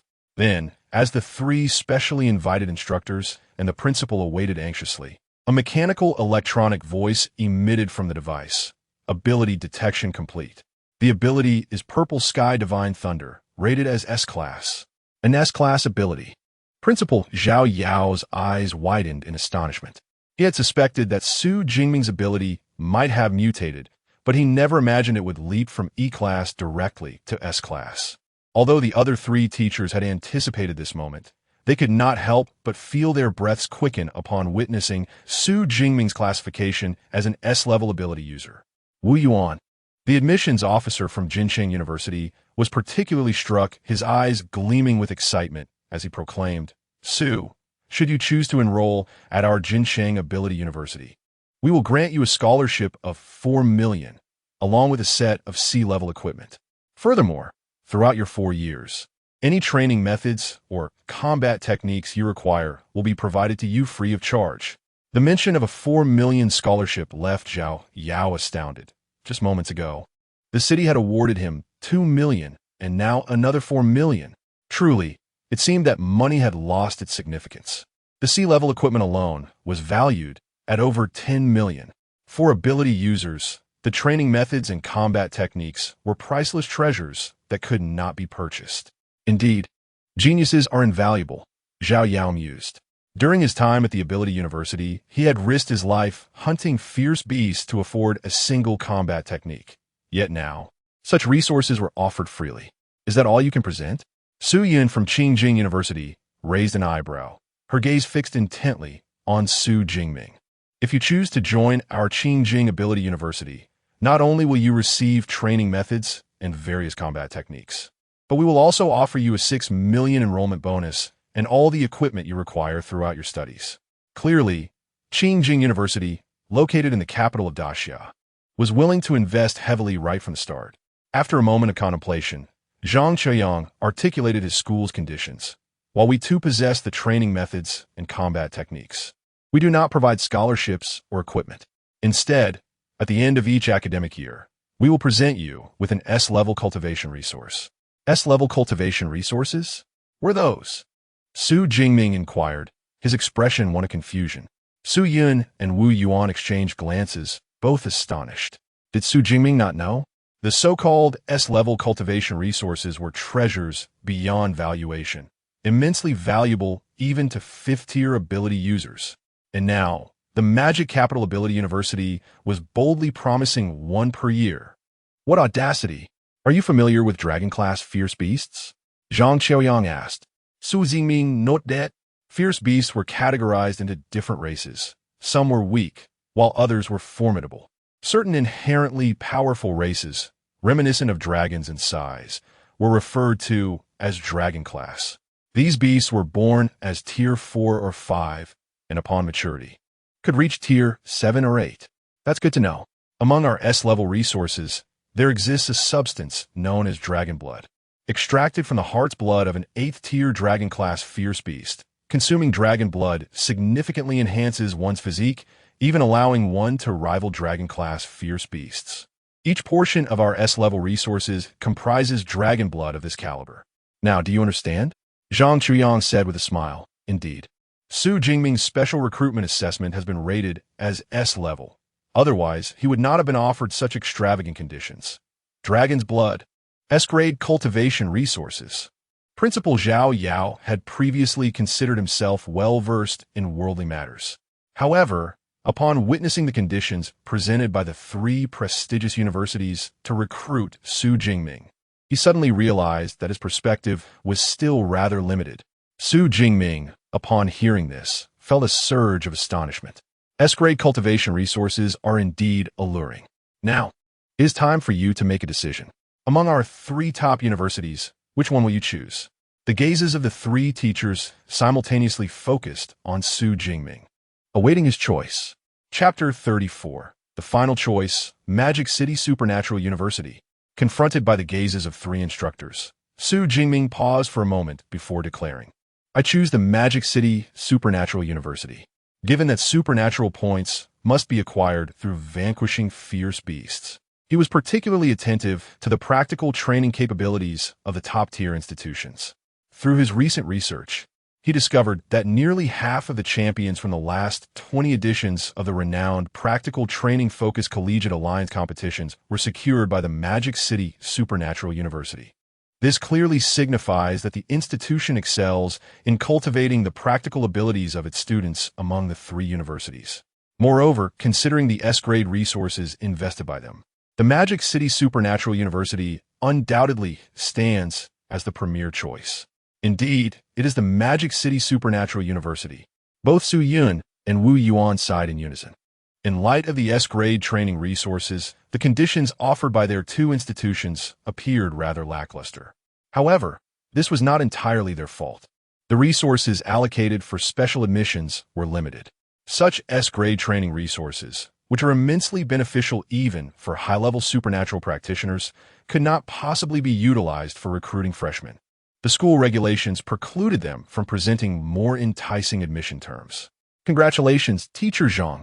Your Magic City Supernatural University has certainly secured a remarkable talent this time, remarked Su Yun and Wu Yuan, extending their congratulations to Zhang Qiuyang once the tense atmosphere surrounding the competition for students had dissipated. They did not linger further, sighing as they departed. While they had lost the top scholar from Jiangnan province, they still needed to vie for the 2nd and 3rd positions. Safe travels.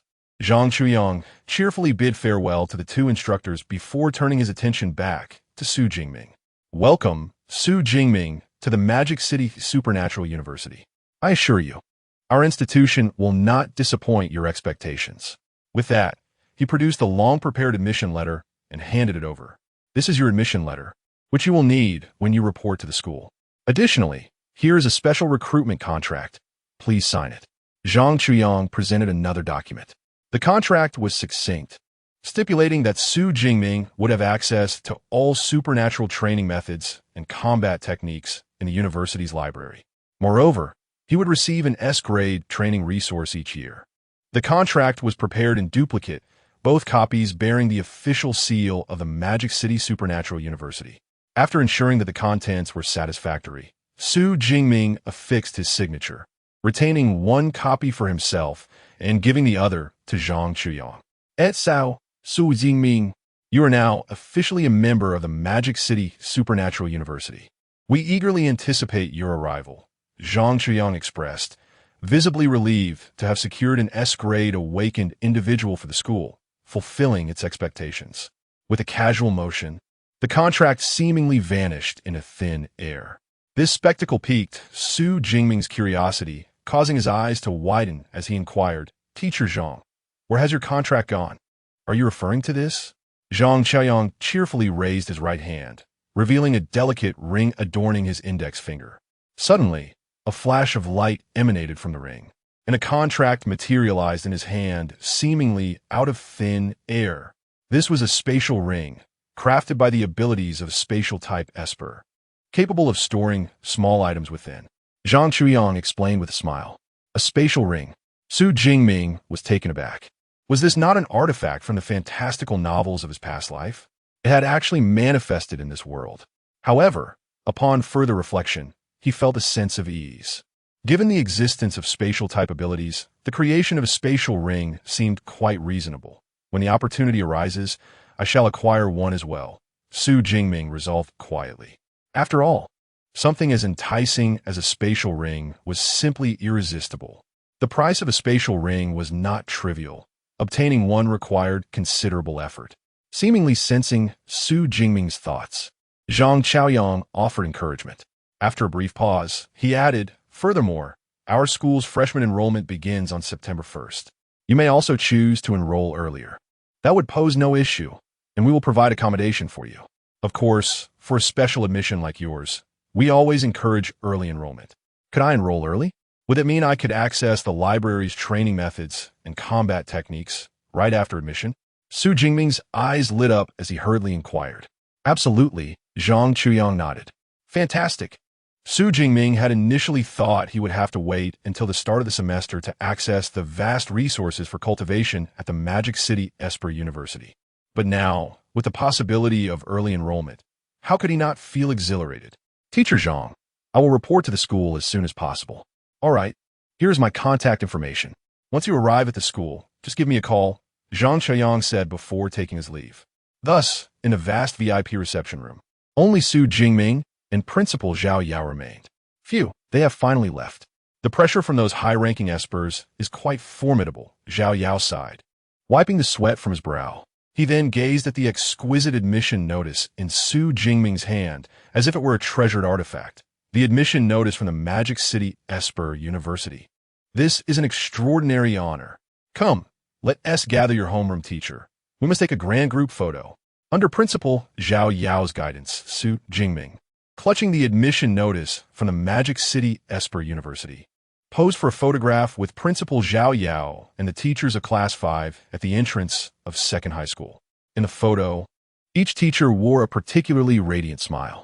This photograph would later be placed prominently in the honor room of Jiangcheng Second High School, serving as an exemplar for countless students to emulate and learn from.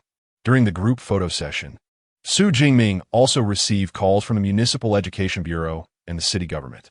Upon learning of the generous rewards offered, which merely required his presence on the day of distribution, Su Jingming readily agreed. After all, given the substantial rewards, it was only fitting to show up and promote his hometown. Having departed from school, Su Jingming ventured into the city center to purchase a considerable number of gifts. Subsequently, he hailed a taxi to the tranquil lake community where his aunt's family resided. In stark contrast to Su Jingming's modest neighborhood, the lake community boasted an opulent villa district. The security at the entrance was exceedingly stringent. Without the homeowner's consent, it was nearly impossible for outsiders to gain entry. Fortunately, Su Jingming had previously registered his visitor's privileges here, allowing him to enter the community without hindrance. Ding dong, standing at the villa's entrance, Su Jingming rang the doorbell. Moments latte. The door swung open, revealing the figure of his aunt, Su Qingwan. Upon seeing Su Jingming, her eyes lit up. Xiaoming, what brings you here? Goming. The provincial rankings have been released, and I thought you, the provincial champion, would be quite busy. I didn't expect you to visit at this time. Lao Dang. Xiaoming is here. Hurry and brew some tea. Su Qingwan warmly ushered Su Jingming into the villa's living room. Chapter 35. Departure, a new beginning. Xiaoming has arrived. A robust man emerged from the study. Unso, Su Jingming vit politi li. This man was his uncle, Tang Daolin. Please take a seat. I will prepare some tea for you. Uncle Tang said with a smile, then called upstairs, Chi-Chi, your cousin is here. With the sound of footsteps, Tang Chi gracefully descended the stairs. Sister Chi, Su Jingming greeted with a smile as well. Jingming, quite impressive. You have indeed attained the provincial top scorer. I had no time to call earlier. But it's not too late to congratulate you now, is it? Tang Chi beamed, taking a seat beside Su Qingwan. Of course it's not too late. Su Jingming ziplit chefelin. By the way, these are gifts I brought for you all. I have a facial mask for my aunt, skincare products for Sister Chi, and tea leaves for my uncle. Su Jingming presented the gifts one by one. You are so thoughtful, Xiaoming, Aunt Su Qingwan said, not wishing to be overly formal. However, upon seeing the luxurious brands of the gifts, her eyes widened in surprise. Why did you buy such expensive gifts? You will need money for university later. You should return these immediately, and when you start earning, you can buy us gifts then. Aunt, these are what I earned myself. Su Jingming smiled broadly. The city is planning to reward me with 2 million yuan for being the provincial top scorer, along with a unique training method and a luxurious villa. These gifts worth tens of thousands are not a burden for me. Of course, even if it weren't for the city as rewards. It's only proper to buy something valuable for all the help your family has given me over the years. Wanqing, you should accept them. I have seen the announcement regarding the rewards online. Uncle Tang chimed in. Moreover, not only from the city, but many local enterprises in Jiangsheng have publicly offered to provide you with equipment and resources. Uncle Tang brought forth a steaming cup of tea. I see. Su Qingwan nodded, deciding not to decline further. You can accept the city's rewards, but you must not accept anything from those enterprises. Su Jingming nodded in understanding. The municipal government had an official background, and receiving state-issued rewards posed no issues. However, accepting gifts from private enterprises could lead to unforeseen complications.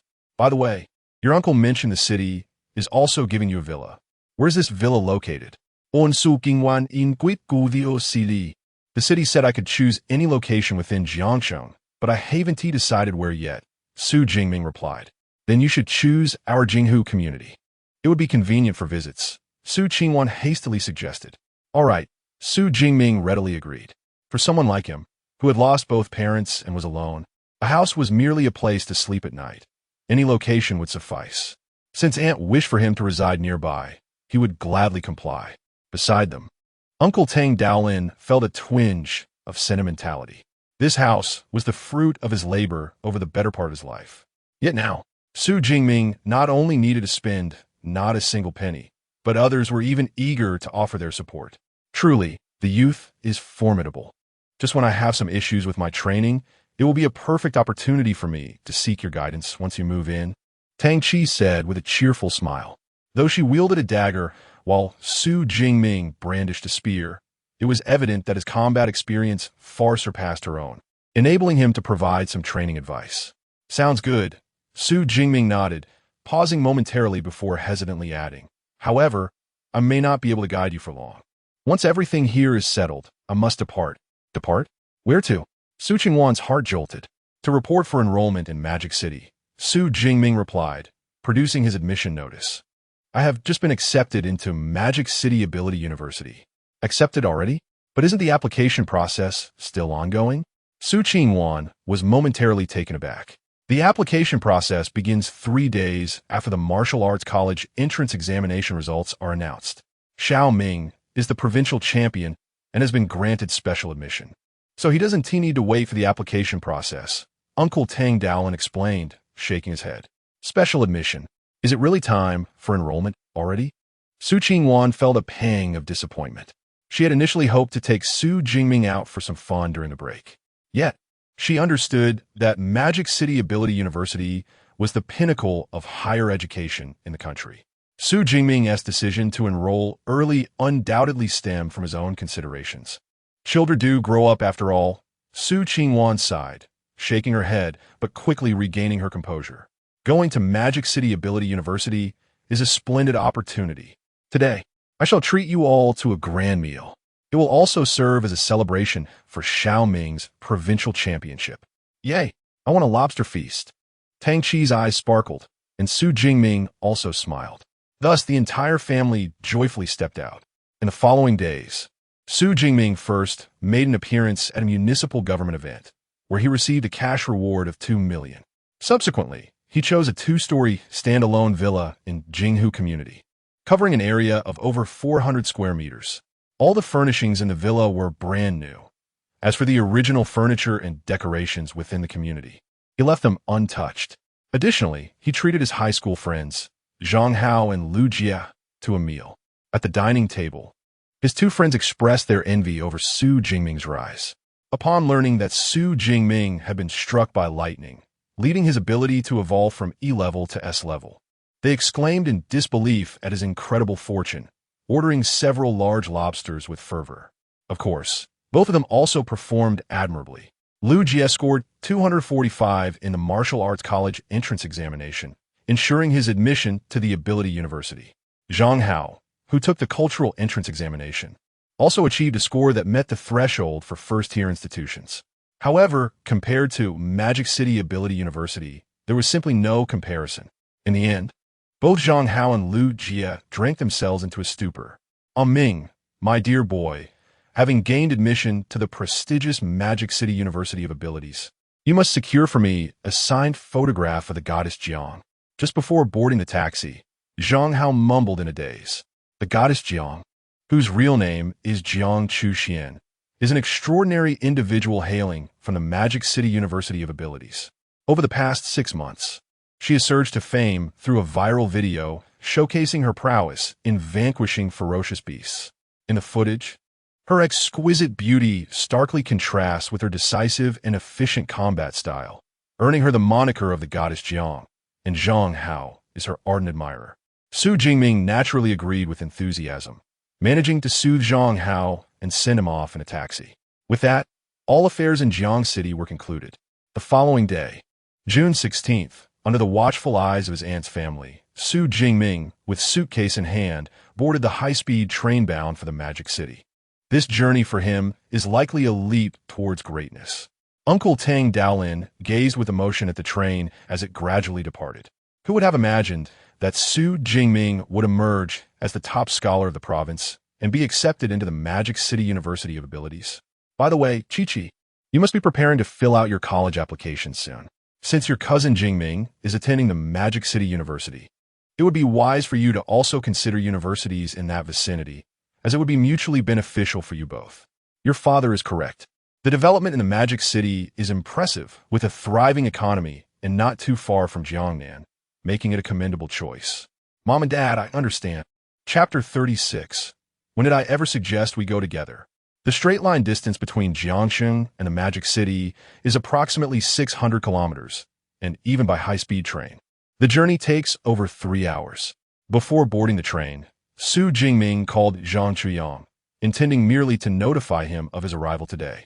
To his surprise, Zhang Chuyang exhibited an unusual enthusiasm, stating that he would drive to the high-speed train station in the Magic City to await his arrival. Unable to refuse, Su Jingming acquiesced to his plan.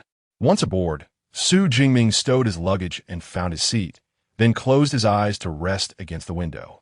Simultaneously, he recalled the information regarding the supernatural ability training method.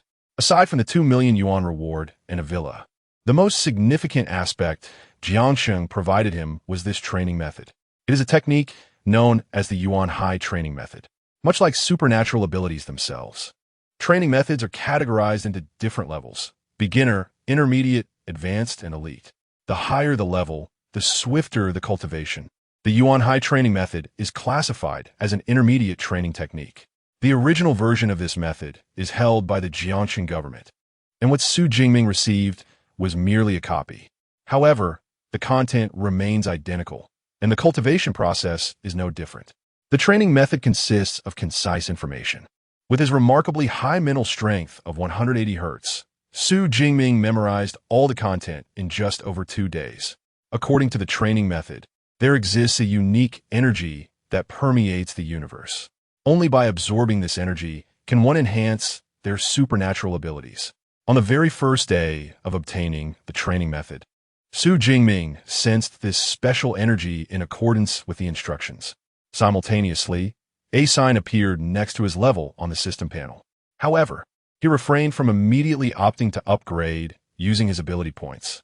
According to the records of the Yuanhai training method, transitioning from an awakener to a supernatural ability wielder yields greater benefits when utilizing a training method of a higher level for the breakthrough. Once he enters the Magic City Supernatural University, where he will have access to elite training methods, he naturally would not choose to advance using an intermediate training technique. The first task upon enrollment is to visit the library to research supernatural training methods. Su Jingming silently resolved. As the journey was quite dull and training was not feasible, he initially intended to merely rest his eyes. However, feeling drowsy, he eventually succumbed to sleep, resting his head on the table. The high-speed train from Jiangxing to the Magic City makes several stops along the way, including at Ning'an City, the capital of Jiangnan Province. The seats surrounding Su Jingming, which had been vacant, became occupied after the train reached Ning'an City. A group of young individuals boarded, and one young man settled into his seat, immediately beginning to chatter incessantly. Before long, the young man's incessant banter dispelled Su Jingming's lingering drowsiness, compelling him to abandon his slumber and open his eyes. He was seated in a 4-person compartment with a table in the middle. At this moment, the previously vacant seat across from me was now occupied by a young man and woman. Beside me sat a girl wearing glasses. The incessant chatter since boarding had emanated from the young man directly opposite, who was extolling the virtues of Huangpu Ability University, a respectable institution in the magical city.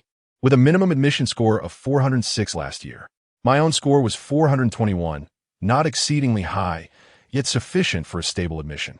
Moreover, my brother is also a student at Huangpu Ability University. Once we arrive in the magical city, I can take you on a tour of the campus. Typically, Huangpu Ability University is not open to outsiders, so having my brother there means you are indeed fortunate this time. The young man, well-dressed, continued to boast extensively about his formidable scores in the martial arts entrance examination and his connections at the university.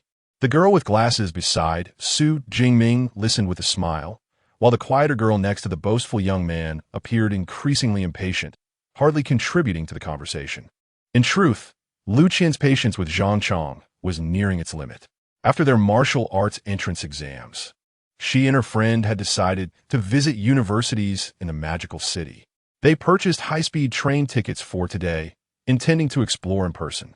Unexpectedly, they encountered Zhang Chong upon boarding, and upon learning of their purpose, he began to boast incessantly.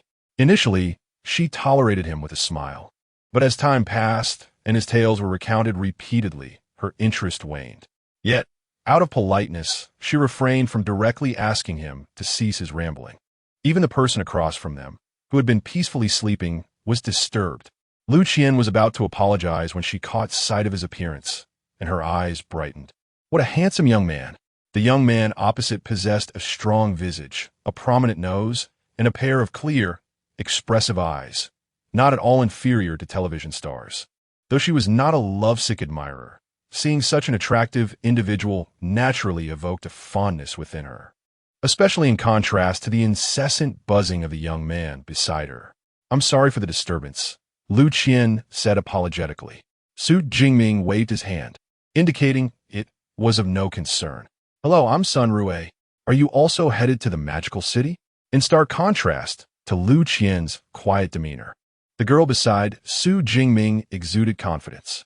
Noticing the similarity in their ages, she took the initiative to strike up a conversation. "Su Jingming, yes. I am also going to the magical city," he replied politely to Sun Rue's inquiry. "Since we are all heading to the magical city, This must be fate. Lu Qian replied with a charming smile. I'm Lu Qian, preparing to explore the local ability universities. I'm just traveling, and I plan to visit Huangpu Ability University to see my brother, she added. The young man beside Lu Qian chimed in. I'm Zhang Chong. Are you also visiting the magical city for a school tour? Su Jingming was about to explain that he was merely there to report for school, when the boy continued, seemingly oblivious. Given your age, you must be here for the same reason. How about this? I'll take you all to Huangpu Ability University later. Zhang Chong chuckled, his tone imbued with a subtle sense of superiority.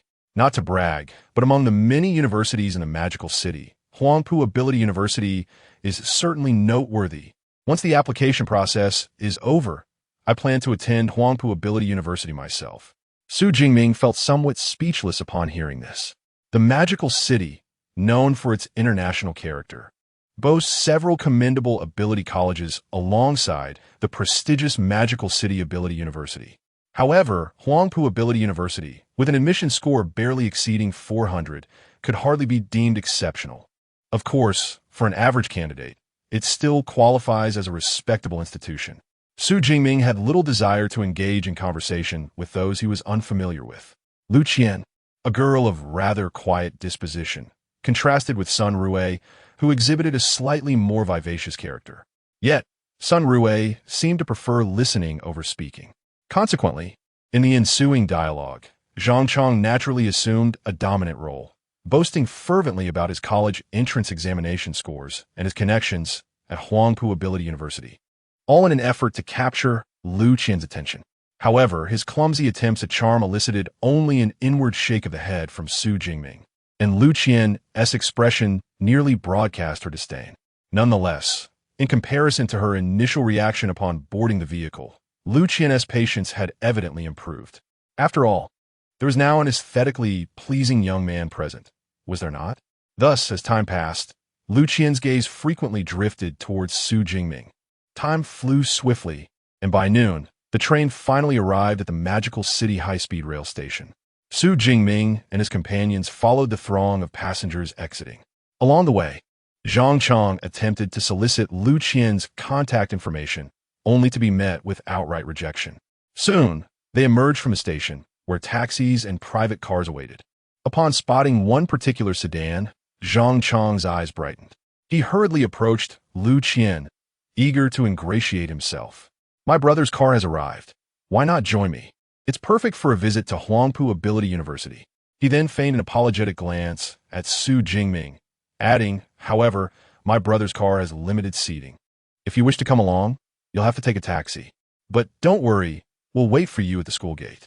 Typically, sedans accommodate 5 passengers, and with his cousin driving, there would only be 4 aboard, which would suffice.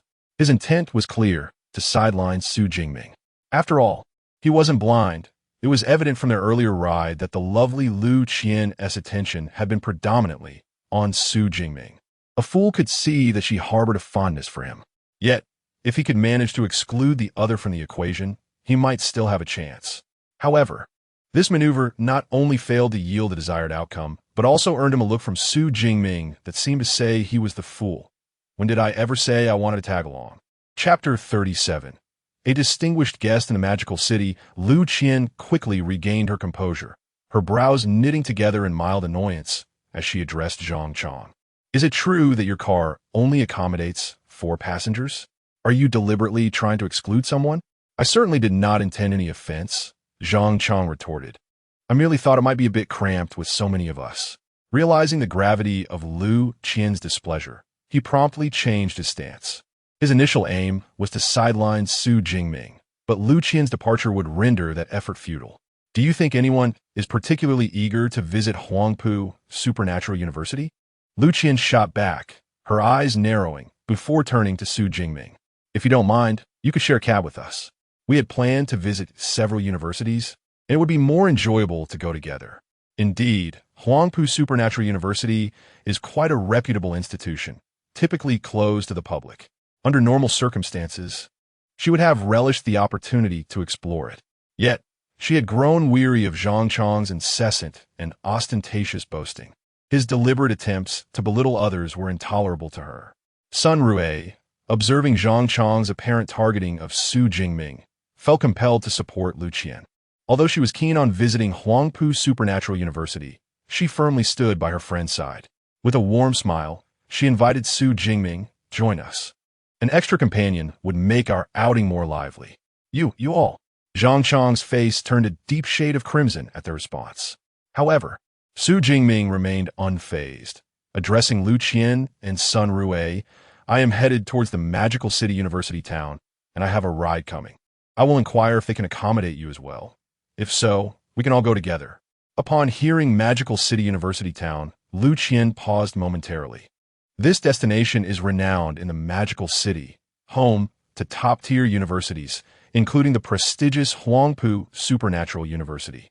The surrounding institutions also boast impressive national rankings with exceedingly high admission scores. Unfortunately, due to overwhelming demand, securing a reservation for a tour was nearly impossible, with slots booked months in advance. Even if they managed to go, they would likely be turned away at the gates.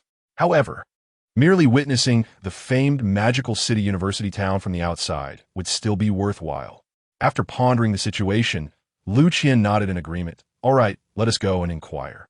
If it doesn't work out, we will take a cab ourselves." As Su Jingming approached the subway exit, he spotted Zhang Chaoyang's vehicle and led Lu Qian and Sun Rue in that direction.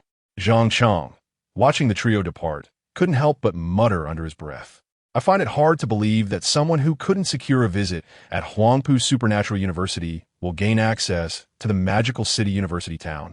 Yet, as he noticed the direction Su Jingming was headed, his eyes widened in surprise. What is that? Only a Mercedes-Benz X100 off-road vehicle could be seen parked in the direction that Su Jingming had walked towards. The Mercedes-Benz X100 is a military-grade off-roader, capable of accelerating to a speed of 100 kilometers per hour in merely 1.8 seconds, making it suitable for any complex terrain. It is the preferred model among adventurers in the wilderness, with an official price tag exceeding 10 million. However, in the economically thriving metropolis of Magic City, a vehicle worth tens of millions is not particularly remarkable. What truly captures attention are the colossal emblems painted on the vehicle's hood and doors. At the center of the emblem lies a sharp sword, encircled by roses adorned with thorns. The overall appearance is both imposing and splendid. Almost every resident of Magic City recognizes this emblem. It is the insignia of the Magic City Academy of Supernatural Abilities. Although Zhang Chang is not a local, as a college entrance examination candidate, he naturally recognizes the emblem of the Magic City Academy of Supernatural Abilities. In fact, he had noticed this vehicle the moment he exited the high-speed railway station. He merely assumed it was designated to pick up some esteemed guest of the Academy and paid it little mind. Little did he expect that this vehicle was actually waiting for Su Jingming. Impossible. Absolutely impossible. He must be heading towards another vehicle. Zhang Chang fixated his gaze on Su Jingming, hoping he was mistaken. However, the latter smoothly entered the car with Lu Qian and Sun Rue, driving away with an air of nonchalance. This vehicle was indeed specifically waiting for Su Jingming. In the distance, Zhang Chang was left bewildered. The Academy's exclusive vehicle is not easily summoned and is typically reserved for receiving important figures. This means that the simply dressed Su Jingming is, in fact, a distinguished guest of the Magic City Academy of Supernatural Abilities. Goodness, even a distinguished guest is so unassuming? Amidst his astonishment, Zhang Chang felt a twinge of relief. Thankfully, he had not been overly arrogant earlier. Meanwhile, after obtaining consent from the director of the admissions office, Zhang Chaoyang, Su Jingming welcomed the two girls into the vehicle. Lu Qian and Sun Rue, naturally, recognized the emblem of the Magic City Academy of Supernatural Abilities. Yet, they were taken aback to discover that such a vehicle awaited Su Jingming. By the time they regained their composure, they had already been ushered into the car. "Are these all your friends?" Zhang Chaoyang inquired cheerfully from the driver's seat. "I met them on the high-speed train. They are interested in enrolling in universities here in Magic City, so I thought I would take them for a site visit," Su Jingming explained succinctly from the passenger seat. "Oh, there are indeed several commendable institutions in the university town, but visits require prior appointments. Have you all made reservations?" Upon hearing Zhang Chuyang mention her, Lu Qian and Sun Rui, who had been rendered as quiet as quails by the imposing aura of the high-level supernatural being, quickly shook their heads. Reservations are needed for school visits? Su Jingming frowned, as this was something he had not anticipated. I should have considered this. Once we arrive there, I will take a taxi to escort you to your originally planned destinations. Su Jingming expressed his apologies. Yet Lu Qian and Sun Rui in the back seat quickly waved their hands in dismissal. It's all right, we merely intended to stroll around outside the campus. A mere stroll won't suffice. Here are 2 tickets for a tour of all the schools in the Magic City University town. You may take them, Zhang Chuyang interjected, passing 2 tickets from the front seat during a pause at a red light. Tour tickets. Lu Qian and Sun Rui's eyes brightened simultaneously. They were well aware that the Magic City University town offered tour tickets, yet securing them through the official website was an impossible feat while scalpers possessed tickets. Each one commanded a price of 20 to 30,000, far beyond the financial means of mere students like themselves. This is far too precious. We cannot accept it. Despite their desire, Lu Qian and Sun Rui resisted the temptation and shook their heads in refusal. But they are merely 2 tickets. What is so precious about that? I have plenty more. Zhang Chuyang chuckled heartily, opening the compartment in the car designated for miscellaneous items.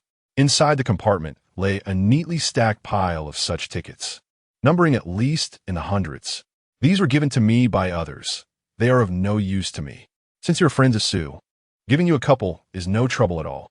As the director of the admissions office, Zhang Chuyang received numerous such tickets annually. However, students of the Magic City University inherently had unrestricted access to all schools within the university town, rendering these tickets superfluous to him. To him, they were akin to worthless scraps of paper. In truth, the tickets in the car constituted only a small portion. His office drawers contained no fewer than 100 more. Chapter 38. The Magnificent Magic City Academy of Supernatural Abilities. Luxurious dormitories.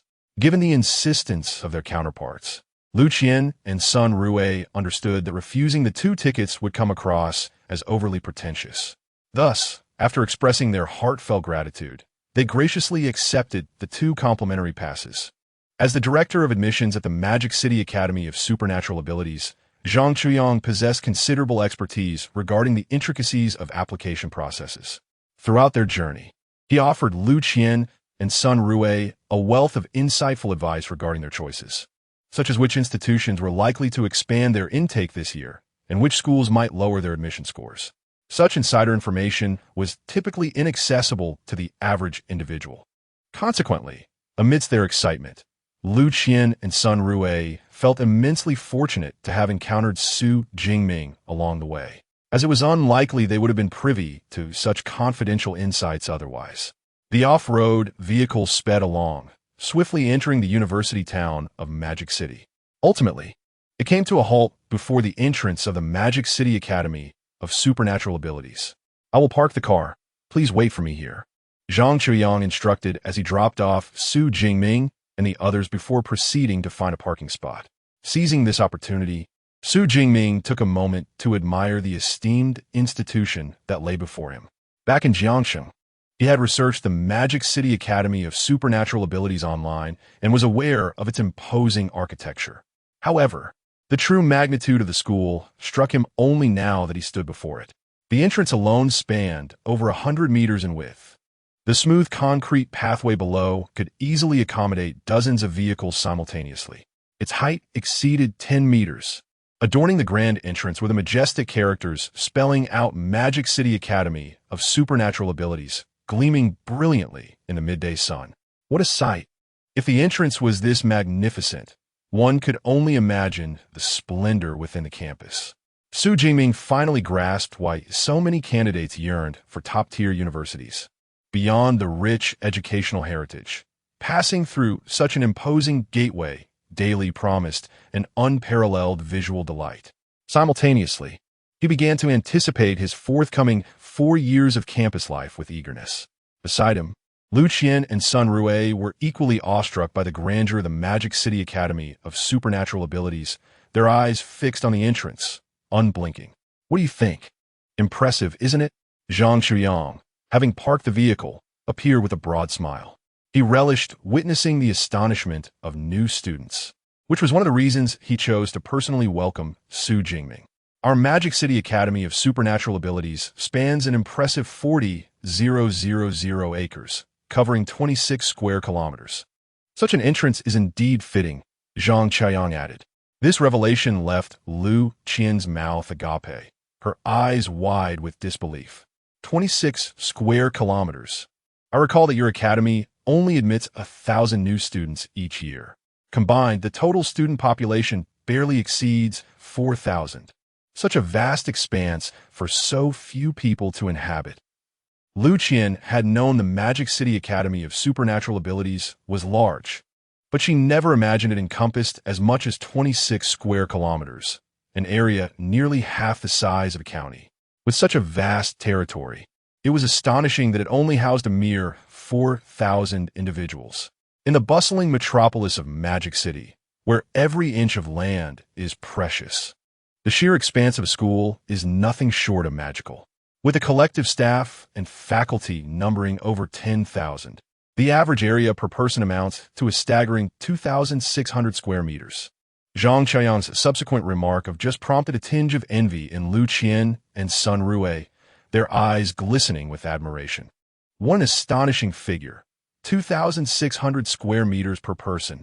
For an ordinary university, achieving even 1% of that is commendable. Amidst their astonishment, Lu Qian and Sun Rue found themselves ushered into the illustrious Magic City University of Supernatural Abilities. As they regained their senses, Su Jingming was already waving goodbye. I've informed Teacher Zhang. You are free to explore the campus. However, once you leave, you cannot re-enter. So, we must part ways here. I wish you both the best in being accepted by your desired universities. For Lu Qian, who found Su Jingming's height and appearance perfectly aligned with her aesthetic preferences, it was impossible to deny her feelings of admiration. Yet, as she watched him depart alongside Zhang Chuyang, she summoned all her courage but failed to call out to him, unable to express her desire for his contact information. Ultimately, they belonged to different worlds. Lu Qian shook her head, recognizing that she came from an ordinary background, while Su Jingming, who had been personally fetched by the university, seemed like a mere passerby in her life. Meeting him even once felt fortunate, and any hope for a deeper connection was akin to chasing a mirage. Xiao Qian, do you know who Su Jingming is? Sun Rue suddenly exclaimed, thrusting her phone toward Lu Qian. I thought he looked somewhat familiar. He's the top scholar from Jiangnan province. So was him. As Lu Qian perused the news articles and photographs of Su Jingming on Sun Rue's phone, she finally connected him with the provincial champion who had recently stirred up a sensation throughout Jiangnan. It was no wonder a teacher had come to personally welcome him. Despite the online buzz, encountering him in person often led to unrecognition, a common instinct that Lu Qian was no exception to. While speculation about which university Su Jingming would choose had circulated online without confirmation, it was a surprise to discover he had opted for Magic City University of Supernatural Abilities and had already begun his enrollment. Indeed, they were not from the same world. Upon learning his true identity, Lu Qian felt a wave of relief wash over her, smiling as she took Sun Rue's hand. Come on, we've come all this way. Let us make the most of it. With the admissions director leading the way, Su Jingming encountered no obstacles during his enrollment process. In just over half an hour, he completed all necessary formalities, receiving his student ID and dormitory key. Initially, he was awestruck by the university's grand entrance, but upon seeing his dormitory, he was once again overwhelmed with astonishment. In his previous life, having graduated with a doctorate, he had encountered numerous dormitories. He had even changed universities thrice, residing in 3 or 4 different accommodations. There were 4-person rooms, single rooms, and even a 3-bedroom apartment designated specifically for doctoral candidates. However, he had never witnessed anything quite like the dormitory villas at the Magical City University of Supernatural Abilities. The villa before him appeared to be even more luxurious than the one he had in Jiang City. At last, Su Jingming understood why the Magical City University of Supernatural Abilities occupied such a vast expanse of land. It was likely that these villas for students accounted for a significant portion of the area. Chapter 39. two major systems. Credits. Exclusive mentors. At our esteemed institution, every student resides in a villa. Naturally, the opulence of these villas varies according to one's academic performance. As a provincial champion, you are allocated the most luxurious model, boasting an area exceeding 800 square meters. However, there is no need for concern regarding solitude, as the villas are assigned to pairs, with 2 levels each. You and your roommate will each occupy 1 floor. Upon hearing Zhang Qiuyang's explanation, Su Jingming finally breathed a sigh of relief.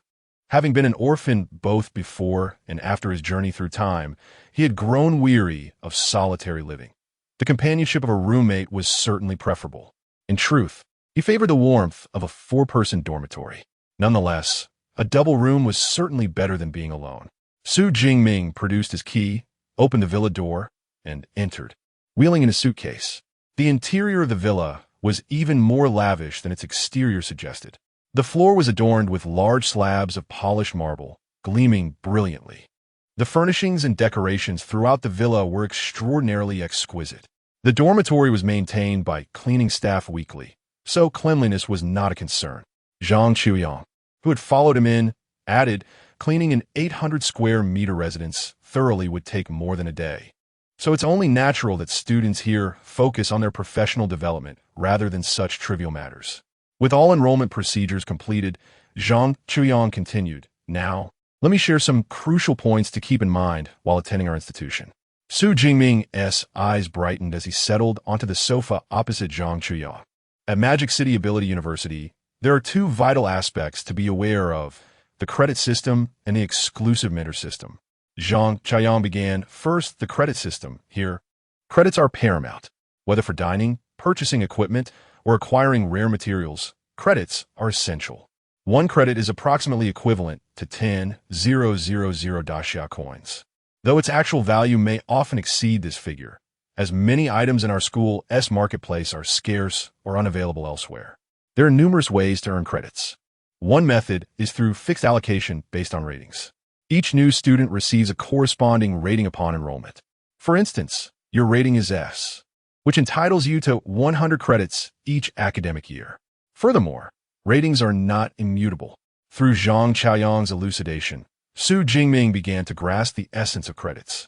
They represented the universal currency at Magic City Ability University. Possessing credits enables one to acquire almost anything desired. In addition to the foundational credits allocated annually, students can also earn credits by completing school tasks or climbing the combat power rankings. One can check their personal credit balance on the school's official website. Zhang Qiuyang clapped his hands and called out, "Eva, come forth." Su Jingming, momentarily bewildered, was yet to comprehend who was being summoned. In the not-so-distant air before him, a charmingly cute spherical figure was projected. This was Eva, the artificial intelligence provided in every dormitory. The essence of Eva resided in the school's advanced AI system, while those in the dormitories were merely its extensions. Nonetheless, even as an extension, it met the standards of a level 4 artificial intelligence. More than sufficient to assist with daily life, as Zhang Qiuyang explained. An extension has reached level 4 AI? Su Jingming exclaimed in astonishment. Upon his arrival in this world, he initially believed that Blue Star was not vastly different from his previous life, apart from the presence of fearsome beasts and extraordinary abilities. However, he soon realized that the technological advancements on Blue Star far surpassed those of his former world. Not only had they achieved the much-coveted holographic simulation technology favored by gaming enthusiasts, but their artificial intelligence was also remarkably advanced. Level 4 AI could engage in conversation with humans seamlessly, while the most advanced AIs were rumored to possess genuine emotions, indistinguishable from those of real people. Of course, both holographic technology and advanced AI were privileges reserved for the upper echelons of society.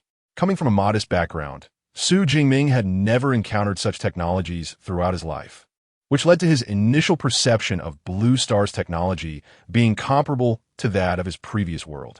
With Zhang Qiuyang's assistance, Su Jingming learned to utilize the artificial intelligence known as Eva. He also discovered his remaining credits on the school's official website, which indeed amounted to 100 credits. This revelation prompted Su Jingming to marvel at the school's generosity. 100 credits were equivalent to 1,000,000 daxia coins. Although this was the privilege of an S-level student, even new students of lower ranks received a minimum of 20 credits upon enrollment. Each year, approximately 1,000 new students were admitted to the Magical Capital's Ability University. Thus, the foundational credits granted to new students alone amounted to a staggering 200 million daxia coins annually. Truly, it was a top-tier institution, replete with wealth and resources. Su Jingming silently expressed his admiration as Zhang Chuyang began to elaborate on another important point. The second aspect to note is our school's exclusive mentor system. Each student may select a mentor of their choice, who will then become their dedicated guide. Of course, this requires the mentor's consent. Exclusive mentor? Su Jingming ponda so mewat purpa. Aren't the mentors assigned to attend classes as well? Why is there a need for a dedicated mentorship? Can the efficiency of collective instruction in a class compare to that of one-on-one guidance? Zhang Chuyang chuckled and clarified. Additionally, our school's mentors are all high-tier ability users. Almost every one of them has developed unique combat techniques and training methods. Some of the less significant techniques may be shared with our library, becoming part of its collection. However, the renowned techniques, those of immense power, are unlikely to be shared selflessly. Only after establishing a mentorship can one hope to learn them. Upon hearing Zhang Chuyang's explanation, Su Jingming finally comprehended the situation. Indeed, many formidable techniques are the culmination of an extraordinary individual's lifetime of dedication. Expecting such knowledge to be shared selflessly in a conventional classroom is utterly unrealistic. Only after establishing a more profound master-disciple relationship can one truly learn these skills. Is it cumbersome to seek a mentor, Mr. Zhang? What preparations are necessary? Su Jingming inquired eagerly. Although he possessed a system at his disposal, an additional mentor could undoubtedly facilitate a smoother path in his cultivation journey. For others, it might pose some challenges, but for someone with your S-level abilities, the difficulty is nearly negligible, Zhang Chuyang replied with a smile. You simply need to identify a mentor specializing in lightning techniques, visit them, and demonstrate your S-level powers along with your current capabilities. I am confident that no mentor would refuse you. He then added, our Magic City University of Abilities has 4 mentors in the lightning specialization, among whom the esteemed Yang Jintian, the head of the Weapons Academy, is my foremost recommendation for you as a mentor. Chapter 40, The 5 Great Colleges. Thunder God, Yang Jintian. 10 minutes later, Su Jingming bid farewell to Zhang Chuyang and settled comfortably onto the sofa in the living room. He felt fortunate to have such an admissions officer guiding him. Without this assistance, he would have remained unaware of the myriad intricacies associated with the Magic City Academy of Abilities. Su Jingming felt a wave of relief wash over him. Of course, as Zhang Chuyang had mentioned, this information could also be found in the freshman must-read section on the school's official forum. Yet, it lacked the meticulous detail provided by his interlocutor, particularly regarding the mentor who would best suit him, an instructor specializing in the lightning element. With this thought in mind, Su Jingming spoke, Eva, please assist me in searching for information on mentor Yang Jintian. Certainly, a shimmering virtual orb flickered in the air, projecting all available information pertaining to Yang Jintian.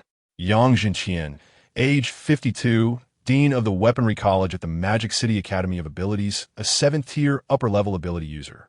He possesses an A-grade lightning ability known as True Thunder of Wind and Fire, and is adept in various forms of combat, including fist fighting, sabers, long guns, and swords. Notably, he is most proficient with a long gun, earning him the moniker Thunder God. He once engaged in a fierce battle with an 8th-tier ferocious beast, the earth-shaking demon python, for 3 days and nights, ultimately achieving victory single-handedly. From his earlier conversation with Zhang Chuyang, Su Jingming had gleaned that the Magic City Academy of Abilities is divided into 5 distinct colleges: the Elemental College, the Weaponry College, the Tactics College, the Auxiliary College, and the Logistics College. Each college adopts unique teaching methodologies and focuses on different areas of expertise. As the name suggests, the Elemental College primarily recruits students with elemental abilities. Naturally, The lightning element, classified under the natural category, is also within their admission scope. The college emphasizes nurturing students' abilities to unleash the full potential of elemental powers. The Weaponry College excels in training close combat fighters who wield their weapons as their primary means of offense, effectively merging their abilities with their armaments. Every graduate from the Weaponry College is undoubtedly a master of weaponry. The Tactics College primarily enrolls students with mental abilities, honing their command and combat skills. This does not imply that students from the Tactics College are weak. On the contrary, those who have developed their mental abilities to their utmost can dismantle an enemy's psyche with merely a glance, rendering them incapacitated and swiftly concluding the battle. The Auxiliary College caters to possessors of supportive abilities. Students from this college, upon utilizing their powers, can bestow significant enhancements upon themselves and their allies, making them indispensable companions on the battlefield. Lastly, the Logistics College predominantly comprises students with specialized abilities, tasked with handling various logistical production duties. The configuration of the 5 colleges at the Magic City Academy of Abilities clearly indicates a concerted effort to cultivate talents across different fields in preparation for the fierce beast wars. Those qualified to serve as deans of these colleges are undeniably formidable individuals, exemplified by Yang Jintian, the dean of the Weaponry College, who single-handedly vanquished an 8th-tier ferocious beast with his 7th-tier prowess. This is indeed a terrifying record. After all, high-tier psychics are not comparable to their low-tier counterparts, as the power disparities between each tier are not significant. Upon reaching the higher ranks, even the slightest advancement can result in dramatic transformations in strength. The gap in power becomes alarmingly vast at major tiers. Individuals like Yang Jintian, possessing the capability to combat across tiers, are exceedingly rare throughout the Great Xia Kingdom. It is evident that without sufficient strength, one cannot possibly ascend to the position of the Academy of Weaponry's Dean. Su Jingming nodded slightly. He possessed an A-grade lightning ability, with a formidable strength at the upper 7th tier, and was proficient in the use of a spear, earning the moniker Thunder Spear. Judging by this array of information, Yang Jintian appears to be an exceptionally suitable mentor for Su's current circumstances. Our school boasts 4 mentors in the lightning department, so let us examine the information regarding the other 3. Su Jingming utilized Eva to search for the details of the remaining mentors. All 3 of these instructors possessed A-grade abilities, with the lowest ranking at the upper 6th tier. However, 2 of them were mentors from the Elemental Academy, meaning they wield no weapons and solely refine their psychic abilities. In simpler terms, they could be likened to lightning mages in an online game, focusing solely on long-range spellcasting.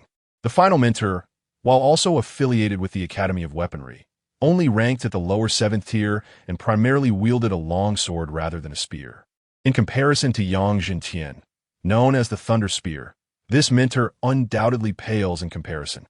At present, it is clear that Yang Jintian, the Dean of the Academy of Weaponry, is indeed my optimal choice for mentorship. After tidying up the room and having lunch, I shall proceed to seek him out for guidance. Su Jingming instructed Eva to shut down the projection and revert to standby mode. He then took his suitcase and ascended the staircase to the 2nd floor. The villa spans 2 levels, and he prefers the 2nd floor, which offers a panoramic view and an open balcony. Since his roommate has yet to arrive, he decided to settle in first. During his ascent, Su Jingming finally discerned the villa's sole drawback: the absence of an elevator and the presence of wooden handrails. Nevertheless, given his impressive vitality score of 181, carrying a 20-kilogram suitcase upstairs was quite effortless. Upon reaching the 2nd floor, Su Jingming quickly found his bedroom. The room was spacious, approximately 50 square meters, featuring a large bed measuring 2 meters and 30 centimeters in length and 2 meters in width. The bed was already adorned with fresh linens. Opposite the bed stood a desk, upon which rested a computer, with a window beside it. Through the window, he could see the flat road below, from which he and Zhang Chuyang had just arrived. Everything in the bedroom was brand new, and had he known, he would not have brought so many belongings. Su Jingming's suitcase was filled with numerous items, including changes of clothes, toothpaste, and other miscellaneous essentials. By the time he had organized everything, Half an hour had already elapsed. Hurry and have your meal, then seek out teacher Yang Jintian. Su Jingming glanced at the time on his phone. It was now 1:30 in the afternoon, the designated hour for lunch. However, unlike ordinary universities, Modi University boasts 4 cafeterias, each offering round-the-clock dining services. Missing a meal time poses no inconvenience whatsoever. Grasping his student ID and the key to his villa, Su Jingming departed from his residence. During his earlier journey, he had engaged in conversation with Zhang Chaoyang and had not paid attention to his surroundings. Thus, this time he deliberately slowed his pace, taking in the scenery around him. As a premier institution, the environment of Modi University of Supernatural Abilities is impeccable. Lush green lawns line both sides of the pathways, adorned with a vibrant array of blooming flowers. A delicate floral fragrance wafts through the air. Along the way, one can frequently find pavilions and benches inviting weary travelers to rest. At this hour, the university is still bustling with students, even during the summer break. Some stroll side by side, while others wander alone. The aura emanating from these students is formidable. They are all at least first or second level supernatural beings. Occasionally, he even encounters students whose presence is only slightly inferior to that of Zhang Chuyang. Truly, this elite institution is a hidden treasure trove of talent. Su Jingming reflected on this, having learned from their earlier conversation that Zhang Chuyang is a 5th-level lower-tier supernatural being. To possess an aura that is merely a fraction weaker than his indicates that one's strength is fundamentally at least 4th level or above. Chapter 41, Danmin Yan. The freshman grand competition. At the renowned Magic City Ability University, there are 4 dining halls, and Su Jingming chose the one closest to his dormitory. Upon arriving at the entrance, he was greeted by an enticing aroma of meat. Once inside, he discovered that, in addition to ordinary fare, the dining hall offered dishes crafted from the flesh of ferocious beasts. Though these beasts possess tough hides and are known for their savage nature, they are indeed treasures in their own right. The resilient hides serve as excellent material for crafting battle garments, and even transformed into leather goods, they become luxury items fiercely sought after by the affluent. The bones of these beasts, when ground into powder, are also prized medicinal ingredients. Consuming the blood and meat of ferocious beasts regularly can enhance one's physique as well. Consequently, many ability users form adventurer teams to brave the wilderness and hunt these beasts, subsequently bringing their carcasses back to the city for lucrative sales. In fact, the ferocious beasts Su Jingming had slain during the martial arts college entrance examination could also fetch a handsome price. However, they were the property of the military district and thus could not be taken. Naturally, the dishes made from ferocious beast meat in the dining hall are significantly more expensive than ordinary meals. A standard dish costs merely 0.001 credits, equivalent to 10 daxia coins. In contrast, the cheapest ferocious beast dish is priced at 0.1 credits or 1,000 daxia coins. He even spotted dishes costing 10 credits, valued at an astounding 100,000 daxia coins. It seemed that if his credits ran low, he might struggle to afford a meal. Shaking his head, Su Jingming opted to purchase a 0.1 credit ferocious beast dish to indulge in a new experience. It must be said, the culinary skills of the school's chefs are exceptional. The tough meat of the ferocious beast was cooked to the point of melting in his mouth, leaving a lingering fragrance. After satisfying his hunger, Su Jingming reluctantly rose to leave the dining hall. Magic City Ability University not only provides accommodation for its students, but also offers housing for the faculty. Naturally, these are villas, and they are far more luxurious than the student dormitories. After all, teachers qualified to instruct at Magic City Ability University are at least 6th-tier ability users, significant figures even in the outside world. The dean of the Weapons Academy, Yang Jintian, resides in the 23rd villa of the Faculty Villa District. After leaving the dining hall, Su Jingming spent over 20 minutes to reach the Faculty Villa area. Compared to the student dormitory area, the environment here is even more splendid. The villa complex is backed by a grand mountain, with a sizable artificial lake at its center. Moreover, picturesque features like small bridges, flowing streams, and cascading waterfalls abound. Can you believe the school even has a small mountain as a backdrop? Such extravagance is only found in top-tier universities. Silently remarking on this, Su Jingming easily located villa number 23 using the map at the entrance of the faculty villa district.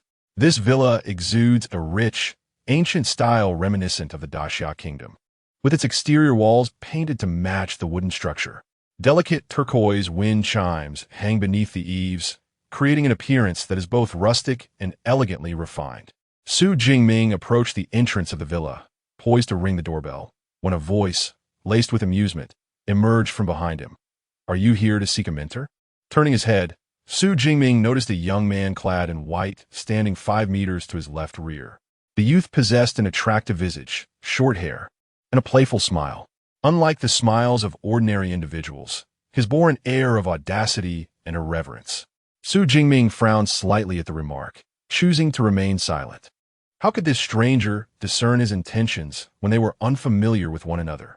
Unperturbed by Su Jingming's reticence, the young man continued to speak with a grin. Typically, those who come to see Teacher Yang are either his disciples or those wishing to become his apprentices.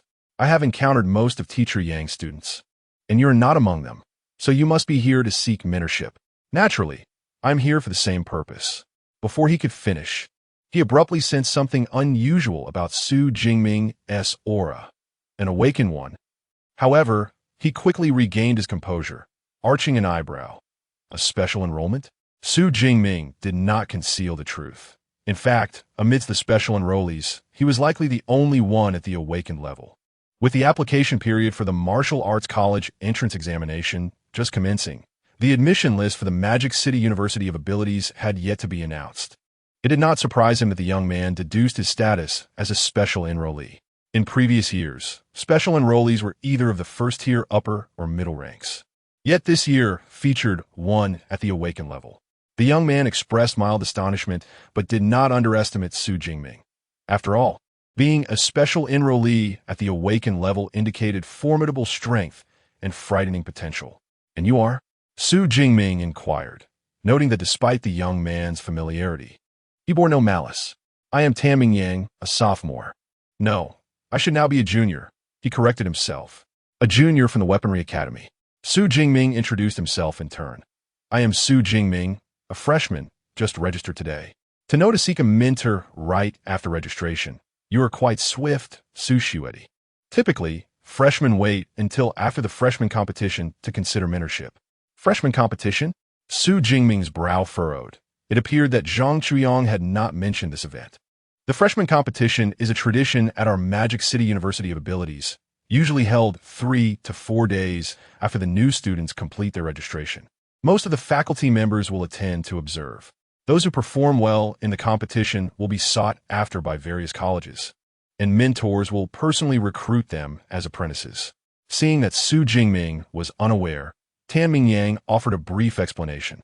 "Of course, for a special enrollee like you, there's no need to wait for the freshman competition to seek mentorship." Tan Yang did not dispute Su Jingming's approach. However, what he refrained from mentioning was that even for special enrollees, the likelihood of securing a mentorship with a mentor of the dean's caliber upon entering was as slim as winning a lottery jackpot. The chances were high that Su Jingming might leave empty-handed. However, the special recruits are often the top scholars or prodigies from a particular province or city, brimming with pride. Even if they were to acknowledge this truth, it is highly unlikely they would be heard, which is precisely why it remains unspoken. "Thank you for your insights, Senior." Su Jingming expressed his gratitude, then inquired with curiosity, "Did Senior Tan also come to seek guidance from Teacher Yang?" "Indeed." Tan Yang nodded, his tone tinged with nostalgia. "Over the past 6 months, I have made several visits, yet I have yet to meet the criteria for apprenticeship. I was on the verge of giving up, yet I could never fully resign myself to that fate. Nevertheless, let us not dwell on such matters. Let us enter together." With a sigh, Tan Yang pressed the doorbell at the entrance of the villa. Before long, the door swung open, revealing a middle-aged man resembling a steward. "Welcome, gentlemen. Teacher Yang has been expecting you. Please follow me." The steward's smile was as warm as a spring breeze. For Su Jingming, this was his first visit, and he sensed nothing amiss. However, Tan Yang, standing beside him, was taken aback. This was not his first time here. Although the steward had always been polite, he had never displayed such enthusiasm. Moreover, it seemed that Teacher Yang was waiting for them inside. How could that be?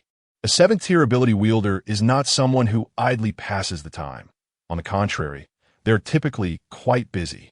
Previously, even when Tanming Yang had come to pay a visit, he often had to wait half an hour to an hour before meeting the individual.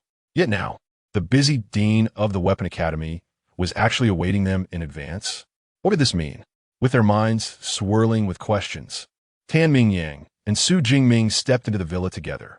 Chapter 42, Apprenticeship. Supreme Cultivation Techniques. Body Refinement Combat Skills. Under the guidance of the steward, Su Jingming and Tanming Yang entered the living room of the villa. As they stepped inside, Su Jingming noticed 2 individuals seated upon the sofa. The one on the right was a young man, appearing to be of a similar age to Tanming Yang. His features were rather unremarkable, the kind one could easily overlook in a crowd. Yet, the aura he emanated was strikingly intense. Merely sitting there, he exuded an inexplicable sense of pressure. Beside the young man sat a middle-aged man, clad in a gray form-fitting attire. He possessed a robust physique, and his eyes sparkled with a thunderous brilliance. Meeting his gaze felt akin to being scrutinized by a top-tier draconic beast, sending chills down Su Jingming's spine. In comparison to this middle-aged man, the young man's presence seemed almost ephemeral. However, Su Jingming, who had previously researched the mentor's information through Eva in the villa, was well aware that this formidable figure was none other than Yang Jintian, the esteemed head of the Weapon Academy. Renowned as a 7th-tier superior ability user known as the Thunder God. Director Yang, I have brought them here, the steward said respectfully. All right, you may leave, Yang Jintian instructed, dismissing the steward. His gaze then shifted directly to Su Jingming, a smile gracing his countenance.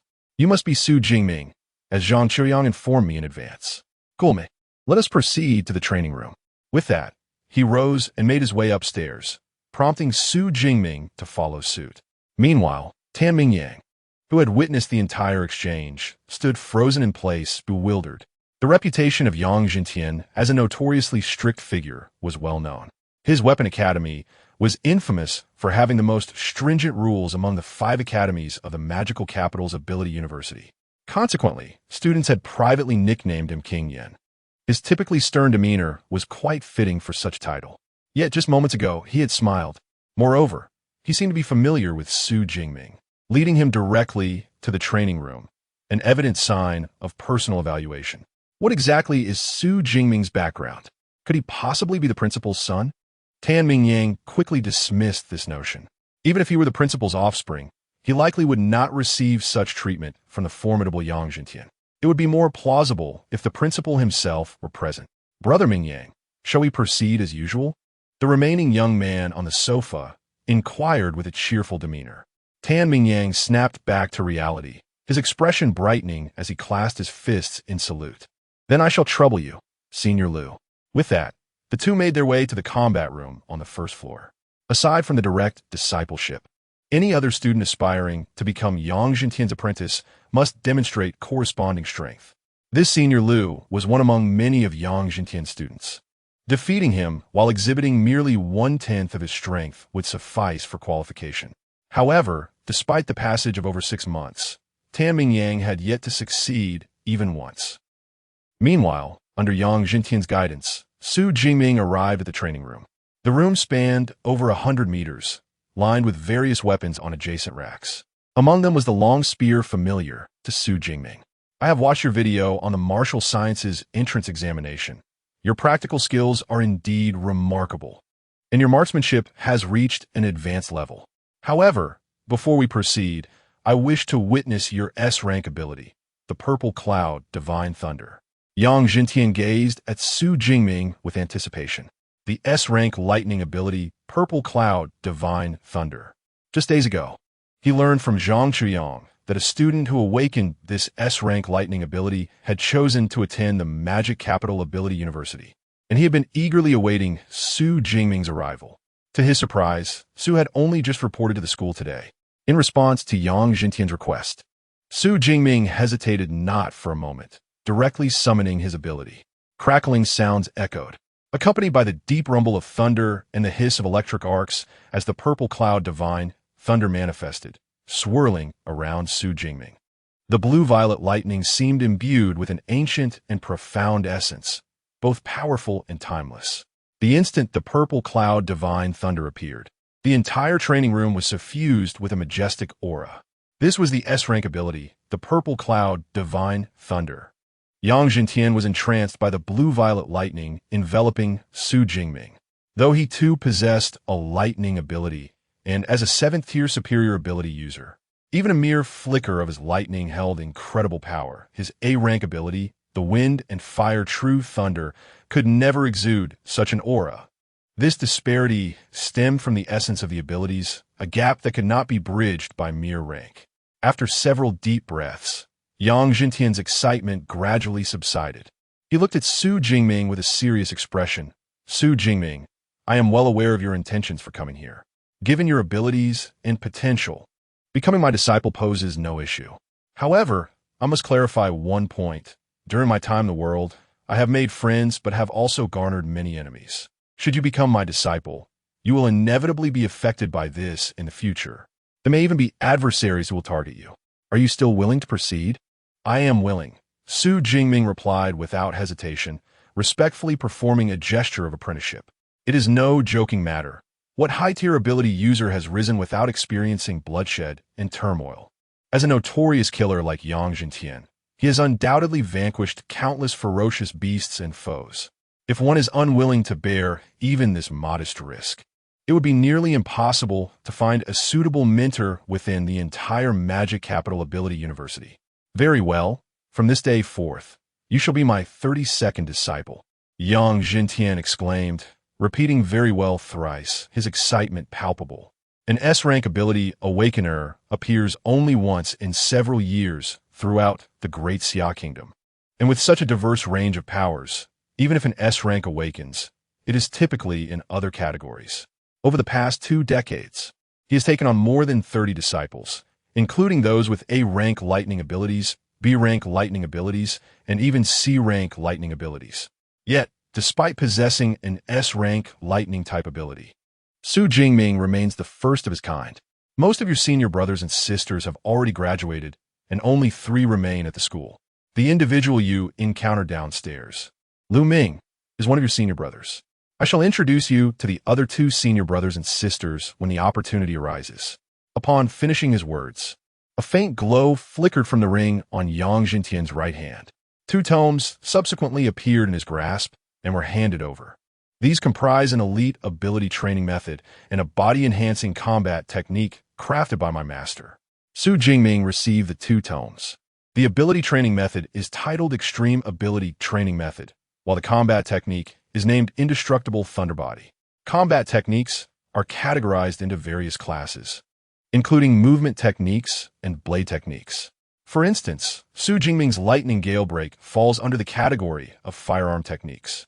In contrast to ordinary combat techniques, body-enhancing techniques are distinct, primarily aimed at fortifying one's physique, and are significantly rarer than their conventional counterparts. Chapitre 43, Promotion. First level Esper. The technique of Esper training, known as the Thunderous Immortal Body, is one of the 3 premier training methodologies offered by the Academy. This body refinement combat skill has encapsulated the lifelong dedication of its creator. It has been rated as S-class by both the Thunder Martial Arts School and the Fierce Bear Martial Arts School. Yang Zhendian spoke his slowly, and the words sent a tremor through Su Jingming's heart. An S-class combat skill, a 7th level Esper, also revered as a master. At this level, an Esper's comprehension of abilities in martial arts reaches an extraordinarily profound depth, allowing them to create their own unique training methods or combat skills. Combat skills are similarly classified, mirroring the ranking of abilities into 9 grades: F, E, D, C, B, A, S, SS, and SSS. The higher the grade, the greater the power of the skill. Naturally, the corresponding difficulty of cultivation also escalates. Most 7th level masters are commendably able to create A-class combat skills, S-class and above, such as SS and SSS. are exclusively crafted by 8th-level Grandmasters or 9th-level Martial Saints. Yet, here we have Yang Jintian, a mere 7th-level Esper, who has created an S-class combat skill. Specifically, one of the most intricate body refinement techniques that delve into the mysteries of the human body. It is undeniable that Yang Jintian's martial arts talent is astonishingly high. The thunderous immortal body is tailored for lightning-type espers and comprises 13 levels. With each ascension, one's physique undergoes a corresponding transformation. However, even I have only reached the 10th level thus far, with the final 3 levels yet to be validated. Nevertheless, I surmise that upon mastering all layers, one's physique could achieve a state of eternal invincibility. Yang Jintian's eyes gleamed with fervor. The thunderous immortal body embodies his complete understanding of martial arts and lightning-type abilities. Should he fail to ascend to the pinnacle of martial saint in the future, Su Jingming would be his greatest hope in validating this technique. Moreover, the cultivation of the thunderous immortal body requires the Esper to reach a certain level. During this period, you should first train using the ultimate Esper training method to advance. After your promotion, I will assist you in establishing the foundational groundwork for the thunderous immortal body. Yang Jintian pondered for a moment and added, additionally, you need to practice your boxing technique. Practice boxing? This was unexpected for Su Jingming. However, once you cultivate the thunderous immortal body, your physique will be significantly enhanced. Coupled with close combat skills and lightning-type abilities, your combat effectiveness will see a tremendous boost. Furthermore, weapons are merely one of our means of combat. One must not become overly reliant on them. Should there come a day when your weapon is destroyed in a battle against a ferocious beast, will you simply turn and flee without it? Yang Jintian spoke eloquently, providing a real-life example. In the past, I battled the 8th-level ferocious beast, the earth-shaking serpent, for an entire day. My long spear, forged from SSS-class alloy, shattered under the strain of prolonged combat. Even my lightning abilities were nearly depleted. On the final day, I relied solely on my body and boxing techniques to achieve the ultimate kill. Yang Jintian's tone was rather indifferent. Yet Su Jingming could vividly imagine the brutality of that battle. He nodded thoughtfully. Indeed, acquiring more combat techniques could only be advantageous. Of course, I shall also impart my marksmanship to you. Once you attain a certain level of proficiency in both boxing and shooting, I will teach you the art of the saber and the longsword. Yang Jintian continued. Teacher, may I inquire about the proficiency levels you have attained in these skills? Su Jingming asked with a hint of curiosity. My boxing and marksmanship are at the master level, while my skills with other weapons are slightly less. Merely at the grandmaster level, Yang Jintian replied with a calm demeanor. However, Su Jingming's heart skipped a beat upon hearing this. The levels of proficiency are categorized as beginner, intermediate, advanced, master, grandmaster, and perfection. For an ordinary ability user, simply elevating the skill of any weapon to an advanced level could take decades of dedication. Achieving the master level might take an entire lifetime, and the realms of grandmaster and perfection are even more elusive. Yet, Yang Jintian had attained the grandmaster level in both boxing and marksmanship, and even achieved the master level in the use of other weapons. I diverted my focus to other weapons only because I could not progress further in boxing and marksmanship. As for you, there is still ample time. Yang Jintian chuckled upon noticing Su Jingming's apparent shock. During your university years, you need only concentrate on boxing and marksmanship. The study of combat techniques will primarily revolve around these two aspects. Remember not to be overly ambitious. Understood, teacher, Su Jingming nodded. Although he had the advantage of a system to improve his weapon skills by investing ability points, he recognized that quality trumps quantity in weaponry. With limited ability points at his disposal, it is evidently wiser to specialize in a particular weapon. I shall heed the teacher's advice and focus on boxing and marksmanship first, Su Jingming silently resolved. Subsequently, Yang Jintian provided him with a list detailing the combat techniques Su Jingming was to learn next. He merely needed to locate the relevant manuals in the library to study them. This made Su Jingming reflect on the undeniable benefits of having a mentor. Otherwise, It would be nearly impossible to devise such a comprehensive learning plan solely on his own. After more than 10 minutes, Su Jingming, feeling fulfilled, exited the villa. However, at the entrance, he encountered Tan Mingyang, who had also just left the villa. Yet, the smile had vanished from his face, replaced by a bitter expression. It seemed that his attempt to seek a mentor had not succeeded.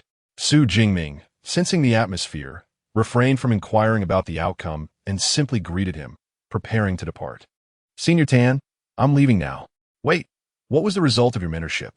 Did you succeed?" Tan Mingyang asked, as if clinging to a lifeline. However, Su Jingming not only refrained from providing the answer Tan Mingyang sought, but instead nodded affirmatively. "Really succeeded?" Tan Mingyang nearly widened his eyes in disbelief. The mentors of the dean's caliber typically refrain from taking apprentices before the grand competition for new students. What could possibly account for the current situation? Could it truly be the principal's son? Yet, he hardly resembles him. Gazing at the increasingly distant figure, Tan Mingyang, having endured numerous setbacks, found himself engulfed in a sea of self-doubt. Meanwhile, Su Jingming returned to the villa and ascended directly to the training room on the second floor.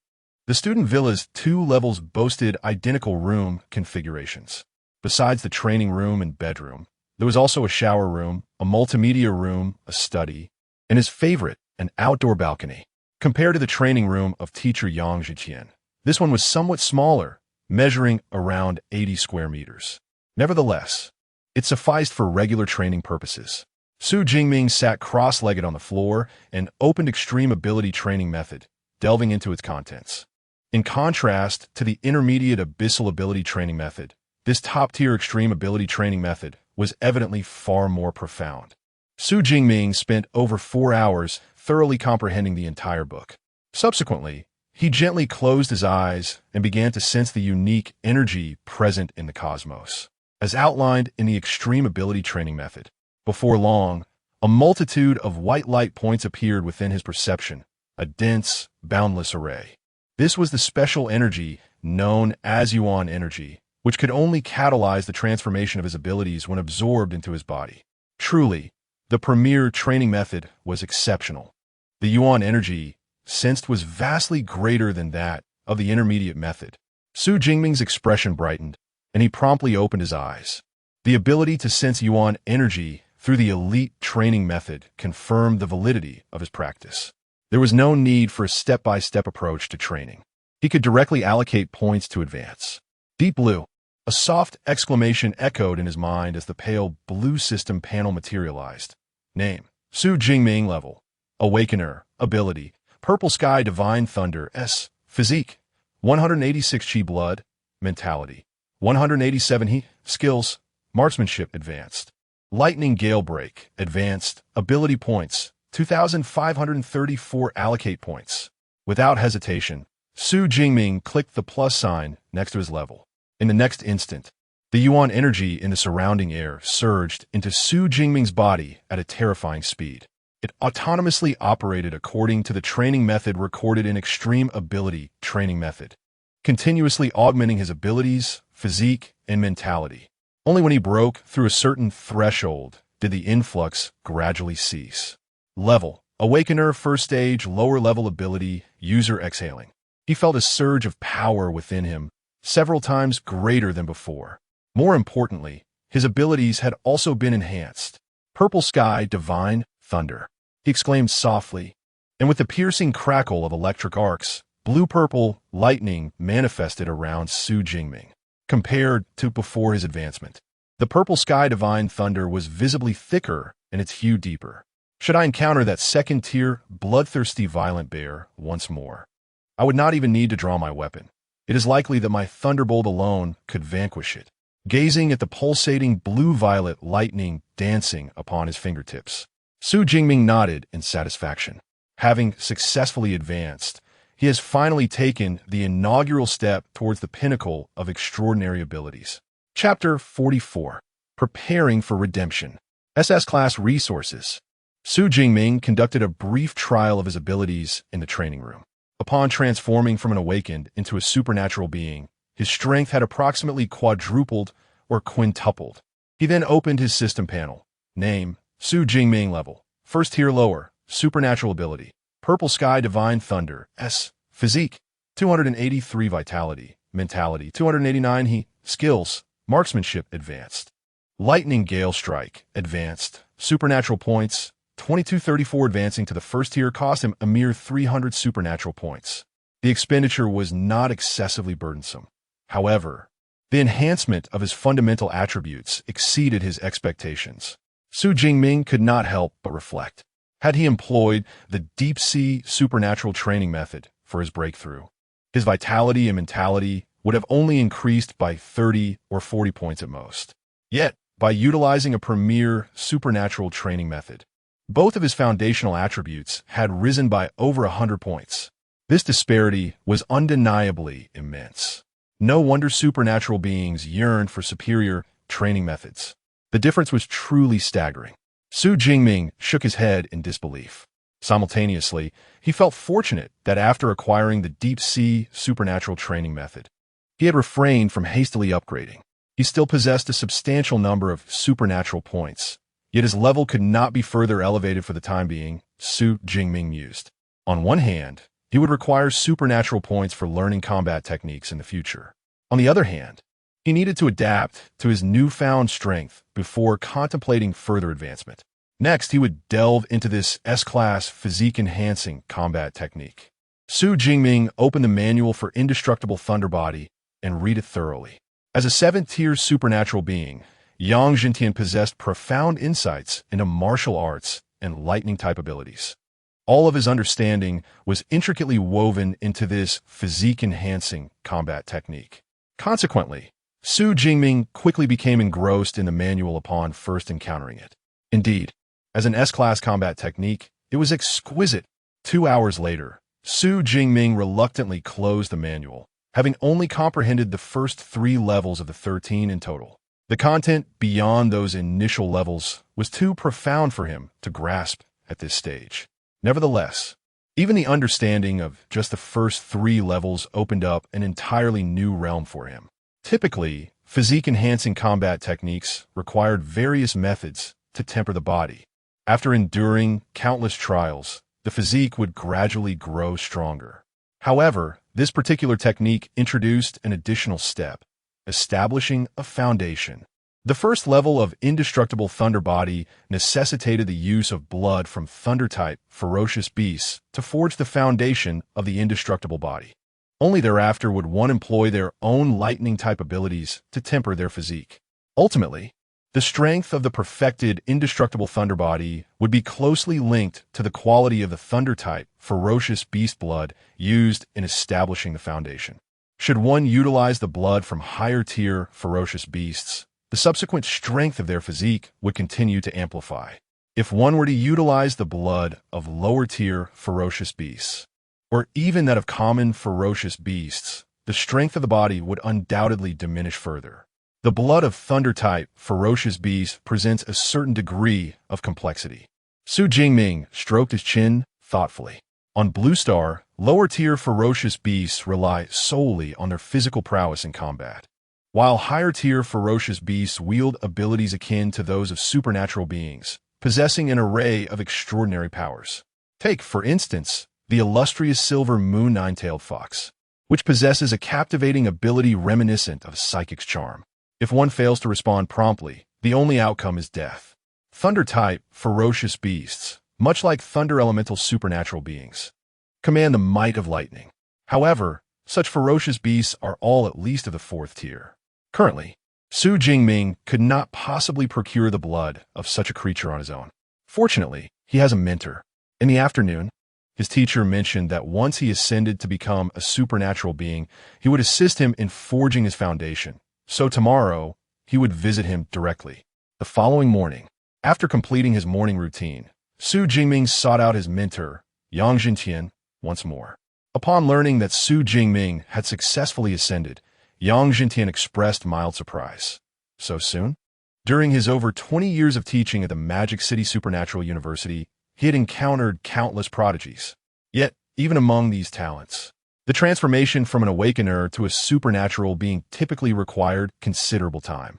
Yet, Su Jingming had achieved this remarkable feat in less than 24 hours since obtaining the secret manual.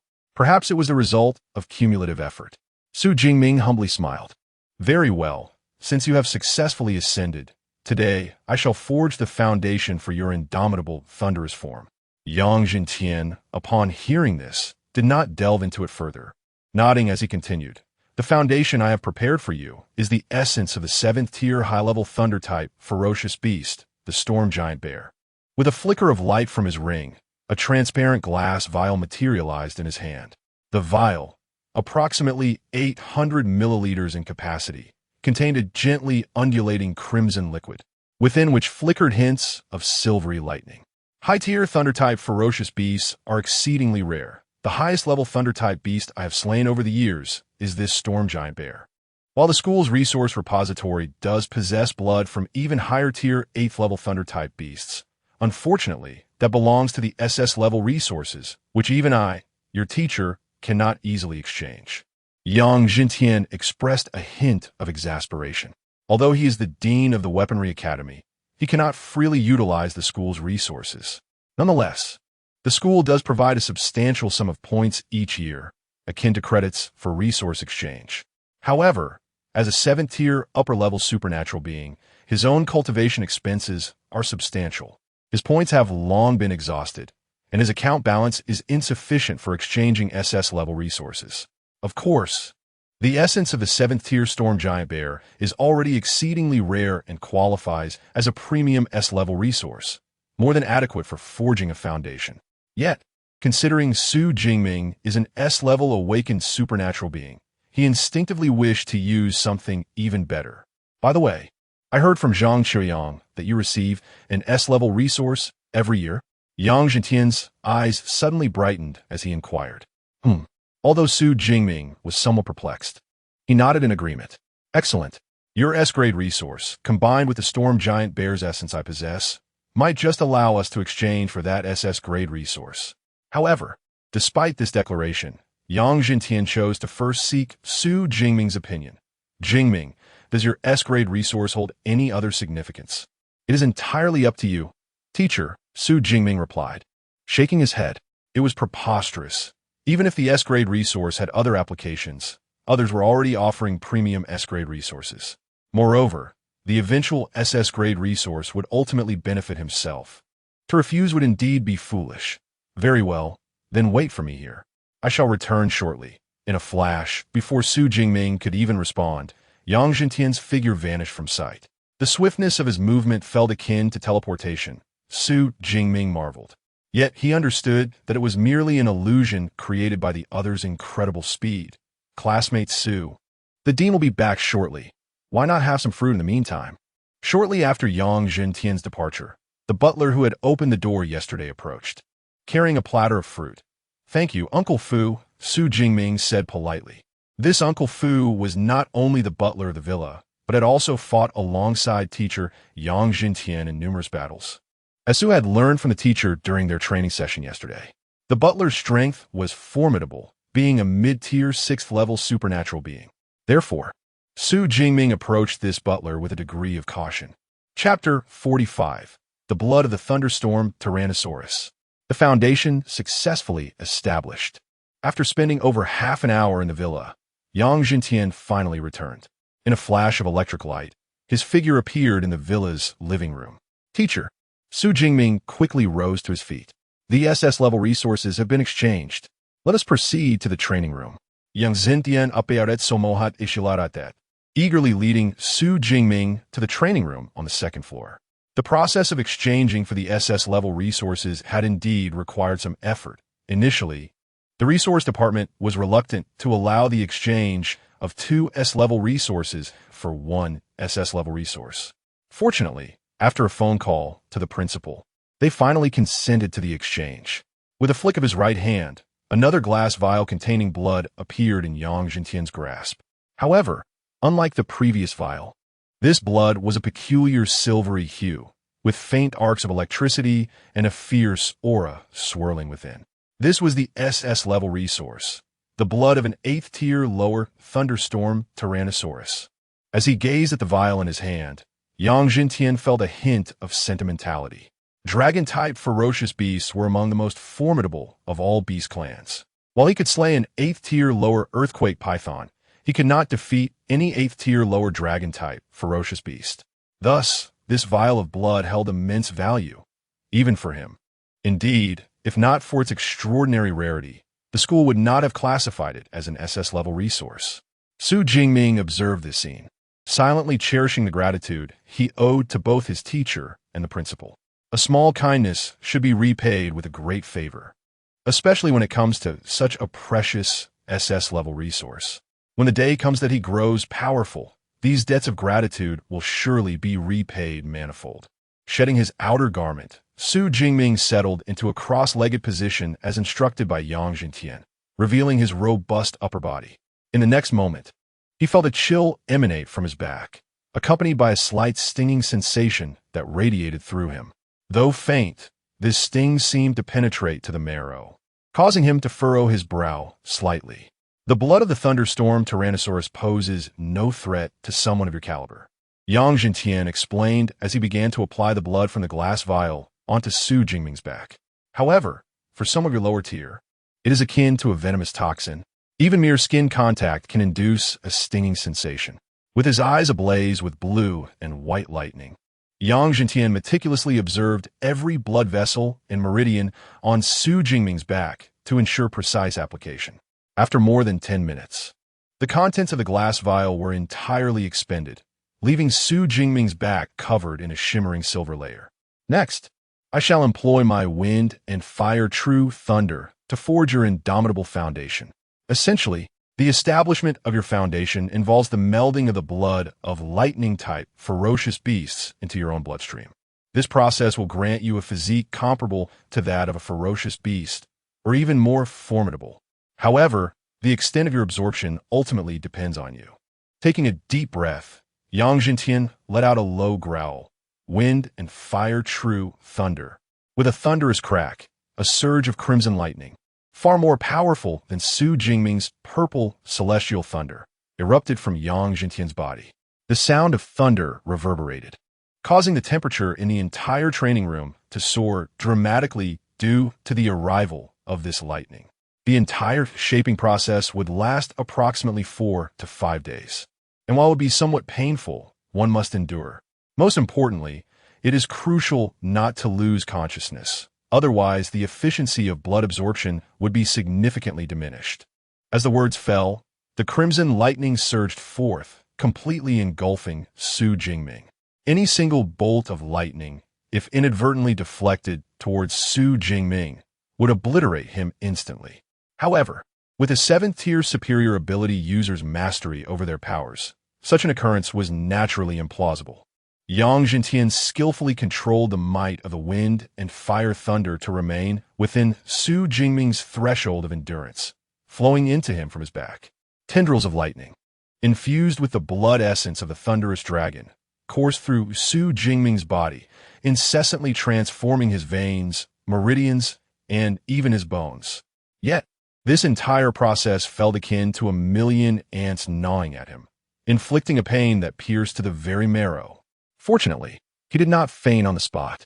He merely gritted his teeth and silently endured. 5 days later, within Villa number 23. Uncle Fu, it's already the 5th day. Hasn't a master finished yet? Asked Lu Ming, another disciple of Yang Jintian, as he sat on the living room sofa, addressing the steward. This was his 3rd visit in recent days, but every time he came, the response from Steward Fu was that Yang Jintian was still establishing the foundation for Su Jingming's indestructible body. It is not yet complete.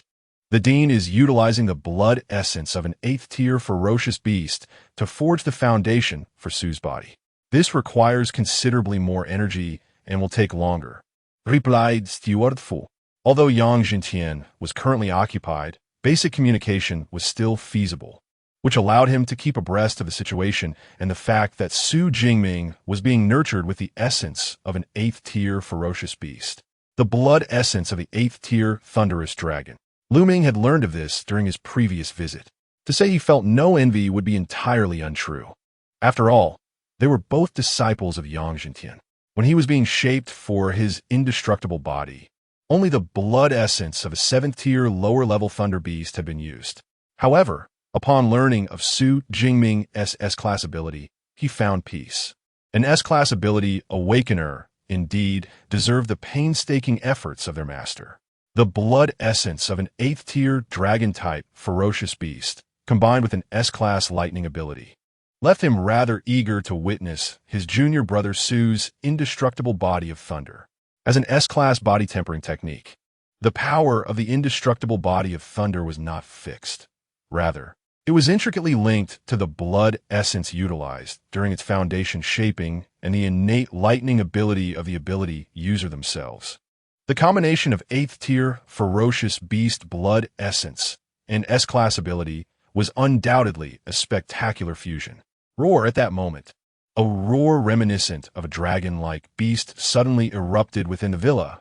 The voice resonated with an air of authority and ferocity, echoing in the ears as if one were beholding a formidable and savage dragon-like beast. The foundational training of my junior disciple had indeed succeeded. Lu Ming's eyes sparkled with excitement.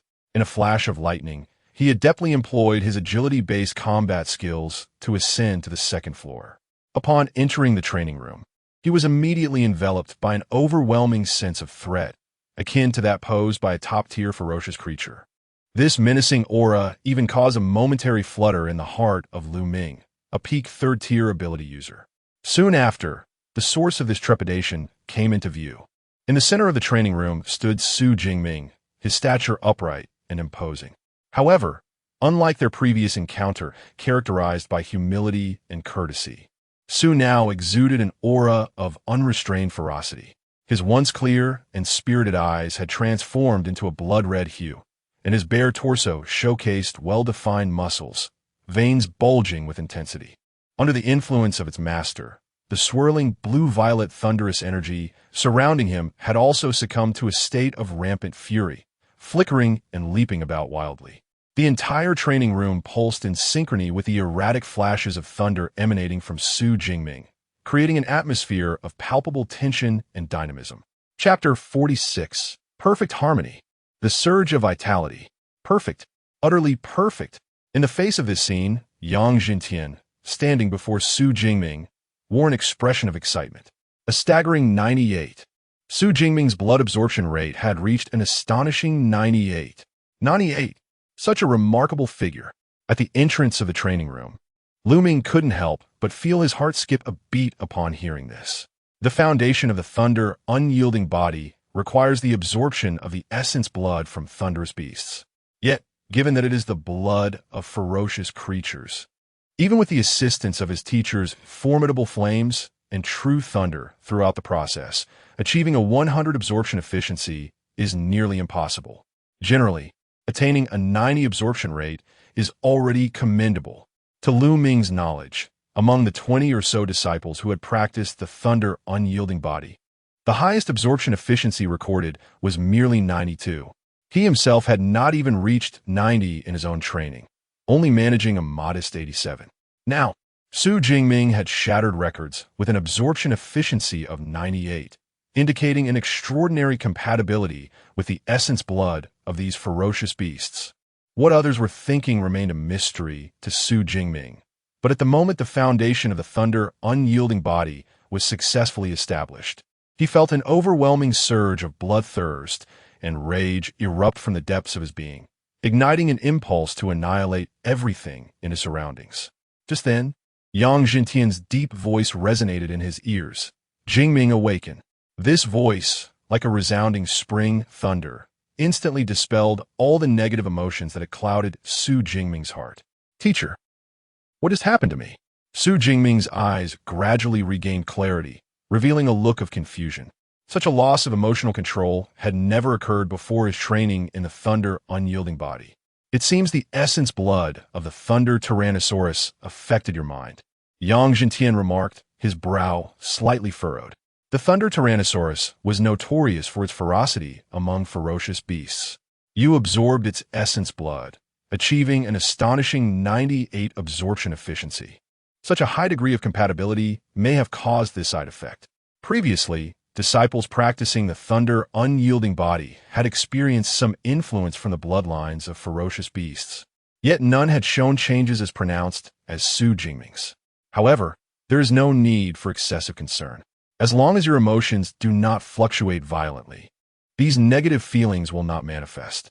Furthermore, as your strength increases, these side effects will gradually dissipate, Yang Jintian added, having verified this through his own experiences and those of other disciples.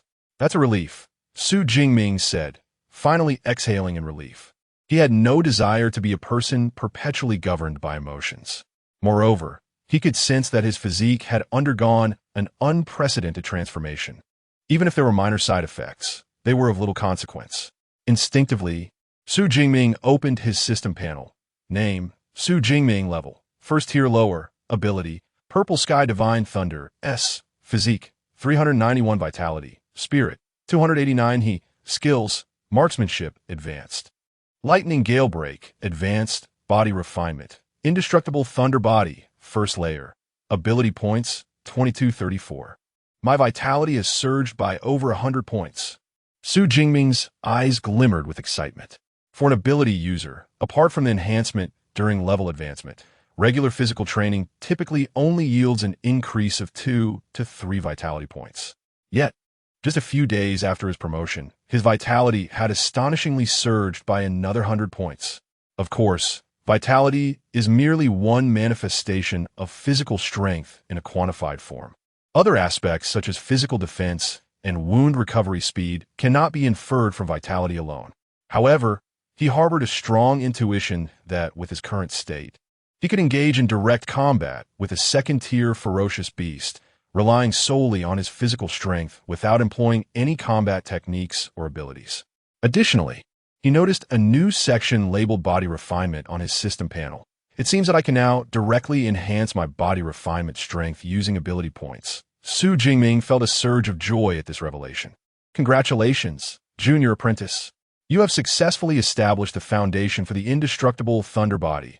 A bright path lies ahead in your martial journey, said Lu Ming, who had approached with a beaming smile. This was his senior brother, Lu Ming, whom he had met during the last visit, as Yang Jintian timely introduced him. Greetings, Senior Brother Lu, Jingming said respectfully as he donned his upper garment. The last time we met, I was not yet a student of the Master. Now our meeting bears a different significance. However, I have not prepared anything for you. What is your student number? I shall transfer some credits to you as a token of our meeting, Lu Ming offered, his gentle disposition evident. Noticing that Yang Jintian did not object, but instead nodded slightly, Jingming provided his student number. Before long, his phone buzzed with a notification indicating an addition of 200 credits to his student account. Such a generous amount. Jingming stared at the text notification in astonishment. 200 credits equated to 2 million great Xia coins. Was such a lavish gift merely a token of their meeting? 200 credits is not an excessive sum for you, Senior Brother Lu. Yang Jintian chuckled. A senior must take good care of his junior. When you have your own juniors and sisters in the future, you must also be prepared with gifts for them. I understand. Jingming nodded, acknowledging the lesson. The foundation has been successfully established. After 5 days without food or drink, you must be weary. Return and rest. Come back tomorrow morning to learn martial arts and marksmanship with Senior Brother Lu. Yang Jintian waved his hand dismissively, a hint of fatigue etched on his brow. While 5 days without sustenance was not a challenge for him as a 7th-tier ability user, the meticulous exertion of his abilities to transform Jingming's physique had proven to be exceedingly draining. Allowing Jingming to return and rest was, in truth, a reflection of his own pressing need for recuperation. Jingming, discerning this truth, chose not to linger, respectfully taking his leave from the villa. On June 22nd, he was taken aback to realize that the foundational forging had consumed nearly 5 days and nights. Glancing at the date on his phone, Jingming couldn't help but feel a sense of reflection. Throughout this arduous period, he had endured unimaginable agony while striving to maintain a heightened state of awareness. Fortunately, he persevered, ultimately achieving an astonishing 98 absorption rate of the essence, a near-perfect compatibility. With ample time remaining, He resolved to visit the martial arts dojo to assess the strength of his corporeal form following the creation of his indomitable physique. The 8th-tier lower-level Thunderstorm Tyrannosaurus essence was classified as an SS-level resource. With Yang Jintian's assistance, the majority of this essence had been assimilated into Su Jingming's being, becoming an integral part of him. Remarkably, the astonishing energy contained within the essence invigorated Su Jingming, who had not consumed food for 5 consecutive days, leaving him not only free from hunger, but also brimming with vitality and exuberance. Thus, he felt an eager anticipation to validate the extent of his newfound strength following the acquisition of the Thunderstorm Indomitable Body. Chapter 47. The Loquacious Roommate. A girl outside the dormitory. Each student dormitory at the Magic City Ability University is equipped with a training room. However, these training rooms are rather modest in size and lack specialized equipment such as punching force testers, limiting their use to basic training. To accurately assess one's abilities, combat prowess, or even punching speed and strength, one must visit a martial arts school. Within the campus of Magic City Ability University, there exist 2 renowned martial arts schools, the illustrious Thunder Martial Arts School and the fearsome Bear Martial Arts School. During his time in Jiangcheng, Su Jingming frequently attended the Thunder Martial Arts School. He intended to test his strength there once more, yet as he made his way, he caught a faint, unpleasant odor. It dawned on Su Jingming that, due to the cultivation of the indomitable thunder body, his body had expelled numerous impurities that clung to his skin. Never mind. I shall first return to the dormitory for a shower before heading to the martial arts school. Su Jingming had no desire to be a source of foul odor, so he turned on his heel and headed back toward the student dormitory. As he approached the dormitory, he noticed an increasing number of people along the way. This phenomenon became even more pronounced as he entered the freshman villa area. The previously quiet path was now bustling with numerous male and female students. Some were paired off, while most were groups of male or female classmates. They appeared to be around Su Jingming's age, roughly 18 or 19 years old.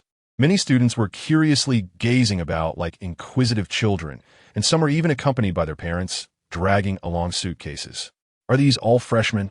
Su Jingming suddenly recalled that 6 days had elapsed since his arrival at Magic City Ability University. By now, the application process for the Martial Arts College entrance examination had long been completed and admission letters had been distributed to the students. It was likely only at a prestigious institution like Magic City Ability University that so many freshmen would choose to arrive early. Those who qualified for this esteemed university are regarded as prodigies in their provinces and cities, fully aware of the adage that a swift start leads to further advantages. Arriving early allows them to seize the opportunity to enjoy the superior educational resources and facilities of Magic City Ability University. Naturally, they would not be foolish enough to wait until September to report. Su Jingming's villa was located at number 32 in Student Dormitory Area 3. Upon reaching the entrance, he discovered that the door, which he had securely closed before leaving, now stood wide open. It seems my roommate has arrived. With a smile, Su Jingming stepped inside the villa. Indeed, in the living room on the first floor, he found a young man seated on the sofa, utilizing the artificial intelligence, Eva, to search for information.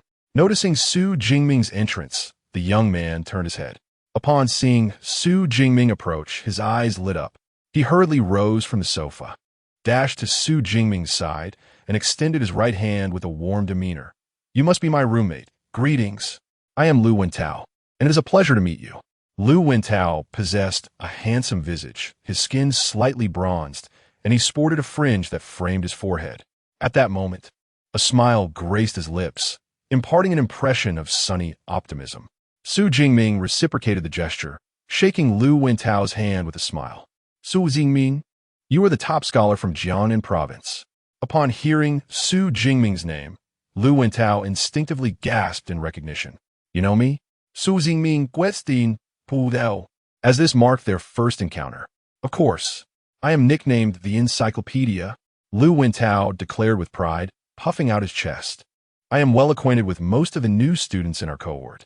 However, I had not specifically sought out your information. Rather, the commotion you caused was simply too significant to ignore.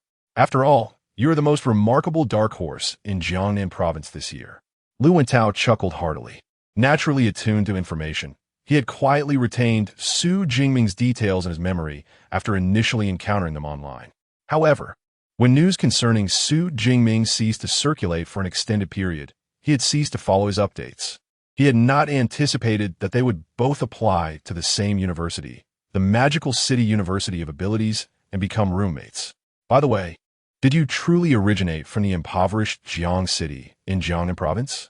Or did you merely take the college entrance examination there while residing in a more economically advanced city? Additionally, were you indeed an awakened during the examination? Your abilities certainly do not appear to be merely of your rank. Lu Wentao, displaying an affable demeanor, began to casually drape an arm around Su Jingming's shoulders, unleashing a barrage of inquiries. Su Jingming, far from being perturbed, wore a smile in response.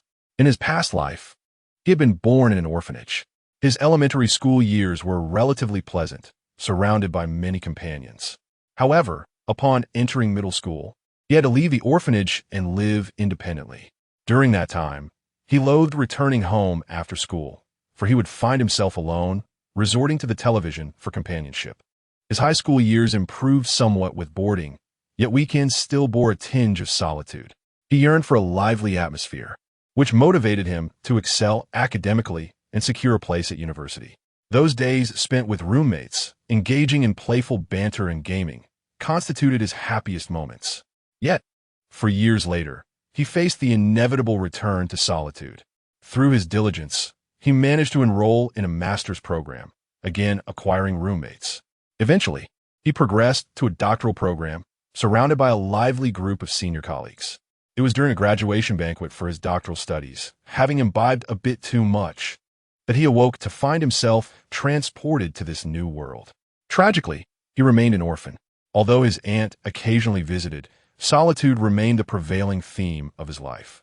Thus, in both his past and present, Su Jingming harbored a strong aversion to loneliness. Consequently, upon encountering Lu Wentao's loquacious nature, he found himself rather fond of the interaction. Thus, Su Jingming settled onto the sofa, engaging in casual conversation with Lu Wentao. During their chat, Su learned that Lu hailed from the province renowned as the land of abundance, Sichuan. Possessing an A-level psychic ability and a mid-tier strength at the first level, he had ranked among the top 20 in the provincial martial arts entrance examination. His ambition was to enroll in the Magic City Academy of Abilities, particularly aiming for the Tactical Institute among the 5 prestigious colleges. In his own words, he aspired to command 1,000,000 soldiers and eradicate all ferocious beasts on Blue Star. Upon discovering that Su Jingming was merely an awakener during his entrance examination, Lu could not help but express his astonishment. Well, I won't say more. I must pay a visit to the martial arts training hall shortly. After chatting for a while, Su Jingming rose from the sofa as he noticed the time. The martial arts hall? I wish to accompany you, Lu Wentao replied with equal enthusiasm. I have yet to visit the martial arts hall of the Magic City Academy. All right, let us go together after we freshen up. Su nodded and ascended to the second floor. After a little over 10 minutes, Su Jingming, feeling refreshed, donned a clean outfit and exited the villa alongside Lu Wentao. It was just past 11 in the morning, with the sun shining brightly outside, and many new students were strolling along the path. Su Jingming walked towards the dormitory area S exit with an upright posture, his gaze unwavering. Meanwhile, Lu Wentao was scanning the surroundings, his eyes flitting over the new students on the road. Occasionally, he lingered a bit longer on some attractive female classmates, sporting a somewhat lecherous grin. Ming, look over there. There's a stunning beauty, Lu Wentao exclaimed, his eyes lighting up as he excitedly tapped Su Jingming on the shoulder. Su instinctively followed Lu's gaze. Ahead, about 10 meters away, 2 girls were walking side by side out of the villa. They were of similar height, around 1.67 meters, with the girl on the left being slightly shorter, her appearance decent but not breathtaking. However, the other girl was a different story. With delicate features, willow-like brows, and cherry-red lips, she was truly a vision of beauty. Her skin was exceptionally fair, reminiscent of a baby's soft pink complexion. Even more captivating was her figure. Clad in a simple white t-shirt, Her bosom was enticingly full. Below, she wore light blue, form-fitting jeans that accentuated her long, curvaceous legs. Chapter 48. The Pinnacle of Martial Arts. Record-breaking. How is it? Quite impressive, right? Lu Wentao inquired with a beaming smile. Indeed, it is remarkable, Su Jingming acknowledged without reservation. Both her physique and beauty far surpassed those of the internet celebrities filtered through beauty cameras in his previous life. But aren't you known as an omniscient one? Do you know who she is? Su Jingming jested, teasing Lu Wentao about his nickname, not expecting a response. To his surprise, Lu Wentao proudly straightened his chest and declared, "Of course I know her. Her name is Song Chuyun, a first-tier upper level with an A-grade ability in the natural light category." "Ah, quite impressive," Su Jingming remarked, slightly astonished. It appeared that Lu Wentao's self-proclaimed nickname of omniscient was not entirely unfounded. "Absolutely. Song Chuyun is from our Sichuan province. She scored over 9,000 points in this year's college entrance examination, making her our provincial champion." Lu Wentao replied with a playful grin. In truth, long before the martial arts college entrance examination, Song Chuyun had already gained some fame in Chengdu, the capital of Sichuan province, due to her striking looks and formidable strength. Meanwhile, walking with friends, Song Chuyun suddenly paused. Her A-grade natural light ability, known as the Dawn Light, not only bestowed her with considerable offensive power, but also granted her an acute sense of perception. It was this very perception that allowed her to avoid areas teeming with dangerous beasts during the martial arts examination. Just moments ago, she felt as if she were under the terrifying gaze of a beast. This gaze felt devoid of malice, yet was imbued with an overwhelming pressure. It arrived swiftly and departed just as quickly. Nonetheless, Song Chuyun keenly discerned the source of this gaze, emanating from a tall figure not far ahead. However, how could a human exude an aura akin to that of a beast? Song Chuyun furrowed her brows in confusion, ultimately attributing it to her own misperception. Still, the tall silhouette of Su Jingming quietly left a faint impression in her mind. The Thunder Martial Arts Hall in Jiangxing serves a population of over 1 million. In comparison, the Thunder Martial Arts Hall of the Magical City University of Abilities caters solely to its 10,000 faculty and students. Yet, the scale of this Thunder Martial Arts Hall is even larger than that of Jiangxing's. Opposite the Thunder Martial Arts Hall lies the imposing Bear Martial Arts Hall, which stands 6 or 7 stories high, resembling a colossal beast in repose. One cannot help but marvel at how the Magical City University has perfected the construction of such supporting facilities. With a sense of admiration, Su Jingming and Lu Wentao stepped into the Thunder Martial Arts Hall. The first floor of the Thunder Martial Arts Hall features a spacious lobby, where a reception desk stands at the forefront. Surrounding it are sofas for relaxation, and at this moment, several individuals who have just finished their training are seated, sipping drinks and engaging in casual conversation. "Welcome to the Thunder Martial Arts Hall. How may I assist you, dear students?" A cheerful young lady in a short skirt approached with enthusiasm.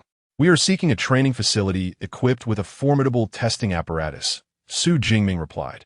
"The Thunder Martial Arts Hall is exclusively accessible to high school students free of charge, while university students are required to pay a membership fee amounting to 100,000 Great Xia coins annually, akin to the fee at the Violent Bear Martial Arts Hall. However, the Modu Ability University covers this fee for its students, rendering the hall's amenities available to them at no cost. The training room is located on the 3rd floor. Please follow me," the staff member said with a warm smile, leading the way as Su Jingming and Lu Wentao trailed behind. Every guest at the Thunder Martial Arts Hall is treated with such hospitality, offering the choice to accept or decline. Being unfamiliar with the layout of the Martial Arts Hall at Modu Ability University, Su Jingming opted to let her guide him. "Ding dong, we have arrived at the 3rd floor," announced a melodious tone as the elevator doors opened. Before them lay an expansive hall bustling with activity, populated by individuals of diverse and peculiar appearances. Some were engulfed in flames, others towered 2 or 3 meters tall, and a few had transformed limbs resembling various creatures. The air was thick with a cacophony of voices. "Ha ha, my sea-level combat skill," The Yang Extreme Flame has finally been perfected. Hell, what does that matter? You still can't penetrate my metallic skin. You are all worthless. With my triple enlargement, I could easily smash you all against the wall. These individuals seem to be engaged in training, exchanging banter and jibes with those they recognized. This is our public training area, which can accommodate up to 300 individuals at once. The entire hall is constructed from a sea-level alloy infused with memory metal, ensuring that abilities or combat techniques will not cause any damage. Of course, if the noise is bothersome, you may opt for a private training room, the staff member explained. Su Jingming was not surprised by this. Similar public training halls existed in the Thunder Martial Arts Hall back in Jiangxing. The atmosphere in a public training area is often more invigorating, as the presence of others engaged in training discourages laziness. Many individuals lacking self-discipline prefer to train in such communal spaces. Additionally, the cheers that erupt upon the successful execution of a combat technique can instill a sense of achievement. All right, let us settle here. Su Jingming initially intended to use a private training room, but opted for the public space, considering he had a roommate nearby. Very well, please follow me. The staff member guided them towards the hall. Those who gain admission to Modu Ability University are predominantly ability users, and as they navigated through the hall, Su Jingming and Lu Wentao could feel the potent energy fluctuations emanating from other users testing their skills. Goodness! Are they competing to see who is stronger? The noise just keeps escalating, Lu Wentao remarked, feeling the vibrations beneath his feet. As a psychic ability user, he was naturally incapable of creating such a commotion. Meanwhile, Su Jingming's attention was captivated by the 5 columns standing prominently in the center of the hall. These columns were densely inscribed with numerous names, each followed by a string of numbers. The first 3 names on each column were particularly grand and gleamed with a golden radiance, making them strikingly conspicuous.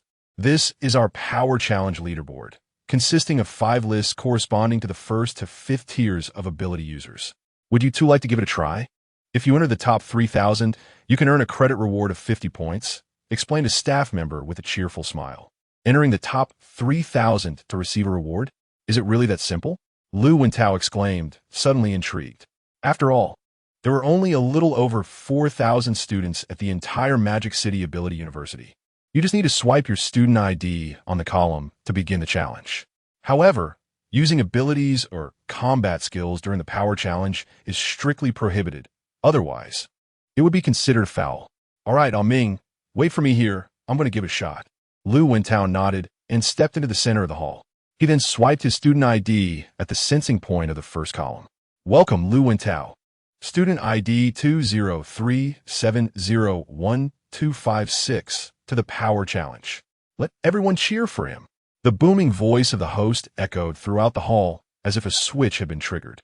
Spotlight beams illuminated Lu Wentao, drawing the attention of everyone in the hall, who instinctively turned to look in his direction.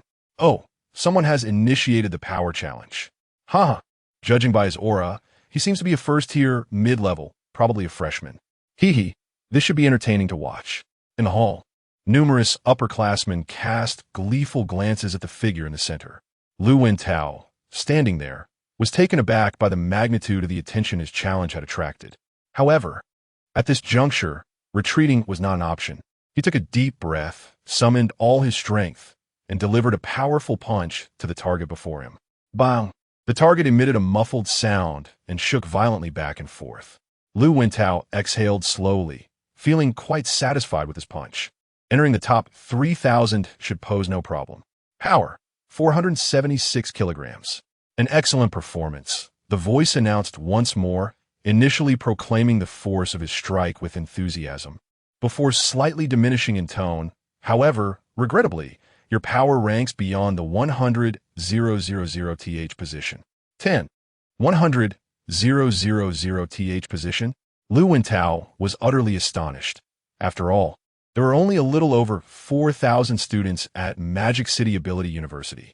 Yet he quickly realized that the leaderboard accounted for both current and past students. With the university having been established for over a century and enrolling more than 1,000 students each year, the cumulative total indeed exceeded over 100,000 students. What a letdown.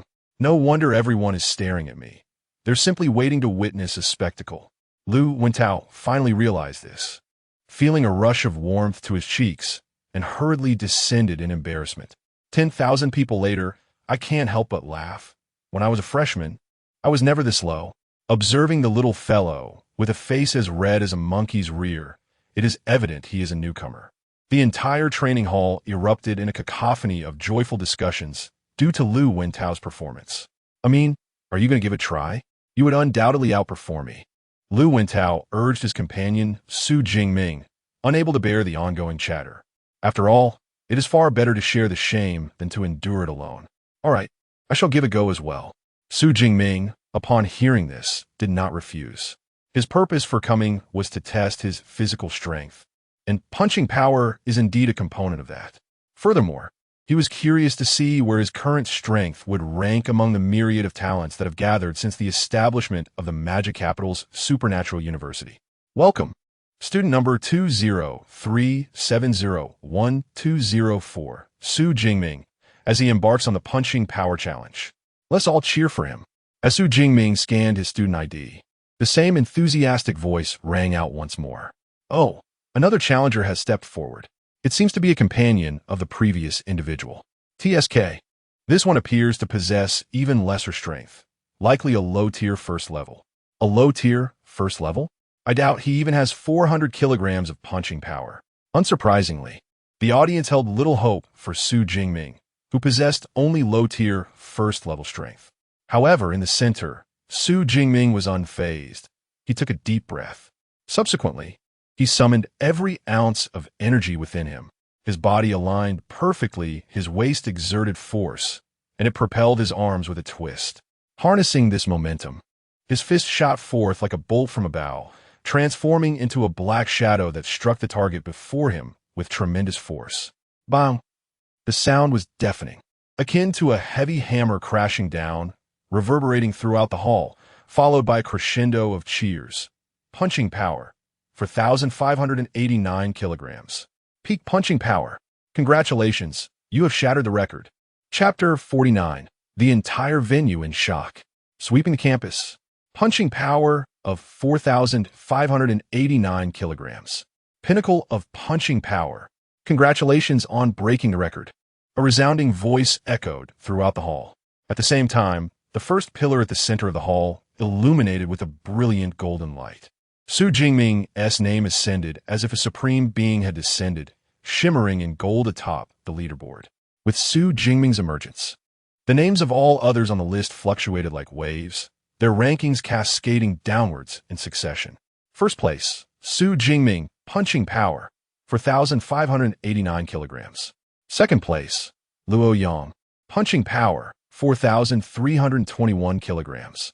Third place, Chen Dehai, punching power, 4,122 kilograms. This sudden spectacle rendered those who initially sought to ridicule Su Jingming as silent as a duck with its throat grasped. For a moment, the entire hall plunged into a profound silence. Had the pinnacle record of punching power been shattered? Suddenly, a voice, seemingly arising from nowhere, reverberated through the hall, prompting everyone to react. Instantly, the venue erupted in fervent discussions. Goodness, the punching power record has actually been broken. Over 4,500 kilograms. Can a human truly generate such force? One punch could reduce me to a pulp, and you tell me this is a freshman? It is essential to note that the Thunder Martial Arts Hall has been established since the inception of the Magic City Ability University, witnessing its historical evolution. The 5 leaderboards on the 3rd floor of the Thunder Martial Arts Hall have accumulated the punching power data of over 100,000 students from the university. In any of these rankings, the top 1,000 figures were, in their time, trendsetters of an era. Thus, the higher the ranking, the more formidable the record, making them increasingly difficult to surpass. It has been nearly a decade since the last record on the first pillar was broken. Now, the pinnacle punching power record for a first-tier ability user has been surpassed once more by a mere first-tier lower-level freshman. How could this not astonish and bewilder them? Many individuals swiftly retrieved their phones to capture the image of Su Jingming at the center, documenting this historic moment. Others eagerly shared the news with friends and teachers. even posting it directly on the student forum of the Magic City Ability University. Within the hall, some speculated whether Su Jingming had cheated by employing abilities or combat techniques. After all, achieving over 4,500 kilograms of pure physical power is indeed astounding. However, such claims were quickly dismissed by others. The punching power testing machine at the center of the hall is controlled by the school's artificial intelligence, EVA, which meets the standards of a first-tier AI entity. If any cheating had occurred, the results would have been nullified and not reported. Furthermore, considering that Su Jingming is merely a first-tier lower-level student, still far from reaching the first-tier pinnacle, does this imply that this record may yet be surpassed? A phrase, seemingly emerging from nowhere amidst the crowd, suddenly ignited a fervent discussion. Indeed, Su Jingming has already demonstrated remarkable prowess at the initial level, so one can only imagine how formidable he will become at the intermediary and advanced stages. It is worth noting that the names etched on the first pillar are those who have reached the pinnacle of the first tier, a feat that cannot be surpassed. Yet Su Jingming stands apart. His limits remain an enigma to all. Meanwhile, Lu Wentao, listening to the chatter around him, found himself utterly astonished. Initially, he had anticipated Su Jingming would merely embarrass himself, thereby rendering his own recent achievement somewhat less conspicuous. However, to his surprise, Su Jingming's display of strength shattered the record maintained by over 100,000 participants with a single punch. This has rendered Lu's previous standing somewhat farcical. "Brother, you truly are my kin." As he gazed at Su Jingming descending from the arena, Lu Wentao was completely won over. "Brother Ming, from now on, I shall follow your lead. Wherever you go, I shall follow." That might be a bit exaggerated, Su Jingming chuckled, shaking his head. In truth, this punch exceeded his own expectations. He had estimated that his strength would peak at around 3,500 kilograms, yet it surpassed that by over 1,000. Clearly, the Thunder Tyrant resonates exceptionally well with me, Su Jingming mused, nodding to himself. He then turned to the staff member beside him. "Surely, there are academic credits awarded for breaking records?" The female staff member, still slightly dazed, was jolted back to reality by the sight of his handsome visage. Her cheeks flushing as she replied, "Of course. Breaking a record earns you 400 academic credits, which should already have been credited to your account." Checking his phone, Su Jingming confirmed the arrival of a notification regarding academic credits, adding the 200 credits he received as a greeting gift from Senior Lu Ming at Teacher Yang's villa. Along with 100 basic credits from the school, his student account now boasted over 700 credits. "Excellent. If I break the record again, will I still receive credits?" Su Jingming inquired, his excitement palpable. Unfortunately, breaking a record only yields credits once, came the staff member's negation, leaving him somewhat disappointed. His abilities have yet to reach the pinnacle of the first tier, and he is bound to surpass records for first-tier abilities multiple times. However, there are still 4 additional pillars, each corresponding to abilities from the 2nd to the 5th tier. Breaking those records will yield similar opportunities. With a slight smile, Su Jingming began to conceive a plan for accumulating credits. Just then, the atmosphere in the hall lightened, and senior students approached, all wearing smiles. "Zuni Osu, this is your first time at this martial arts center, isn't it? Come, let me show you how to use the equipment." "Hello, young brother, I am Wang Jia, a third-year student. You can call me Brother Jia. Junior, our club is currently seeking new members. Would you consider joining us? We have plenty of lovely ladies in our club." The power rankings of fists, while merely reflecting physical strength and not the intensity of supernatural abilities or the effectiveness of combat skills, still suggest that such exceptional fist power must correlate with prowess in other areas. Moreover, those who manage to secure a position among the top 10 in the fist power rankings are extraordinary individuals who emerge only once every few years. It is noteworthy that Su Jingming has shattered records to claim the top spot. Admission to the Magical Capital's University for supernatural abilities is no trivial feat. Those who achieve it are far from foolish. Thus, seizing the opportunity to befriend such a promising junior is imperative. Yet, upon witnessing the scene, Su Jingming felt a prickling unease. He dared not linger in the public training hall. Hastily taking his leave with Lu Wentao, to find a more secluded training room for the remainder of their strength assessments. Little did he know, the news of the broken record for first-tier supernatural fists spread like wildfire throughout the campus. Many learned of the formidable newcomer, Jingming, among the current batch of freshmen.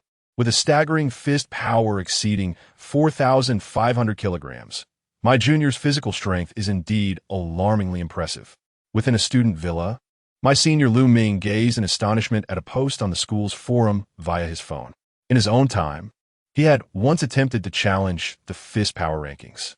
Back then, he was a first-tier, upper-level supernatural being, wielding the first layer of the Thunder unyielding body. Yet he could only muster a fist power of just over 3,500 kilograms. Compared to Jingming's current prowess, the gap is undeniably vast. Xiaoyun, look quickly. This guy is so handsome. In the library, Song Xiaoyun, engrossed in a martial arts manual, was interrupted by her roommate Qi Dongxia's whisper. Simultaneously, a phone was thrust before her.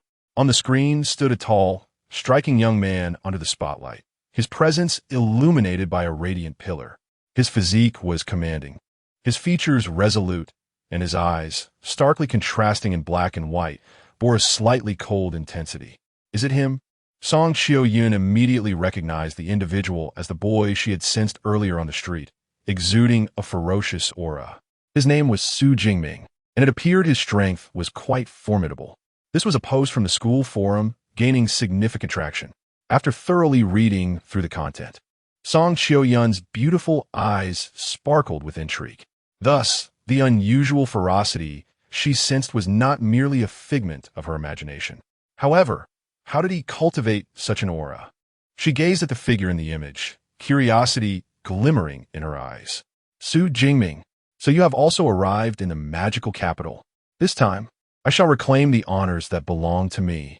Within the villa, a young man looked resentfully at the image on the screen. Had it not been for Jingming, he would not have missed the top scholar title in Jiangnan province, becoming the laughingstock of Ning'an City. Chapter 50, The Library of Combat Techniques. SSS Class Combat Skills. Upon entering the solitary training chamber, Jingming undertook a series of tests aimed at assessing his physical prowess.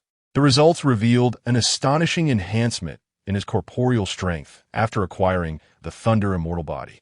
His skin's defensive capabilities rivaled that of E-grade alloys, rendering him effectively impervious to blades and bullets. When he attempted to inflict a wound upon his skin, he was astounded to find that it healed within mere moments. Such formidable defensive power and rapid recovery speed were indeed befitting of an S-class body refinement combat skill. Jingming's eyes sparkled with excitement. With such a physique, as long as he avoided reckless actions, the risk to his life was exceedingly minimal. Moreover, he noted that his height had increased from 186 meters to 189 meters, while his weight had dramatically surged from 80 kilograms to an astonishing 120 kilograms. However, his appearance remained largely unchanged. Only his bone density had increased, and his muscles had become more taut. In a previous life, such physical attributes would undoubtedly classify him as a minor superhero. Jingming was immensely satisfied with his current state. He also felt grateful for having such an excellent mentor. Without such guidance, he could not have achieved such significant improvement in such a short span of days. With the strength assessment complete, he planned to visit the library soon. Thanks to the S-class privileges granted by the Magic City Extraordinary University, all books in the library were freely accessible to him. Jingming had long coveted the extensive collection housed within this prestigious institution. After leaving the training room, he encountered Lu Wintao from the adjacent chamber, and together they departed from the Thunder Martial Arts Hall. Brother Ming, did you know that there are numerous posts about you on the school forum? Lu Wintao exclaimed eagerly as they walked. Many are clamoring to challenge you. Earlier, while resting in the training room, he had taken a moment to scroll through his phone, naturally noticing the forum discussions. Challenges directed at me? Jingming raised an eyebrow, acknowledging the vibrant martial culture at the Magic City Extraordinary University. Of course, there was another possibility, that these individuals sought to elevate their own reputations by besting him. However, Jingming had little interest in such combat invitations. Wintao, are you heading to the combat skills library? Jingming inquired at the crossroads. I just went yesterday, so I won't be going today. All right, then you may head back. Su Jingming nodded, parting ways with Lu Wentao and proceeding straight towards the library. The Magic City Extraordinary University boasts 2 libraries. One is a standard library, housing historical and cultural texts, while the other is the Combat Skills Library, which contains a plethora of combat techniques and extraordinary training methods across various disciplines. Su Jingming was headed to the latter. As one of the most significant venues within the university, the Combat Skills Library stood tall and imposing, akin to a small mountain, exuding a profound sense of authority. Moreover, the entire combat technique library resembles a mirage, appearing somewhat ethereal. It is rumored that this library is under the control of our school's vice principal, who possesses spatial abilities, and it seems this rumor holds true.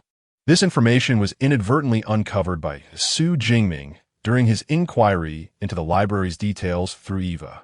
Should anything amiss occur, the entire combat technique library would exist independently of this space.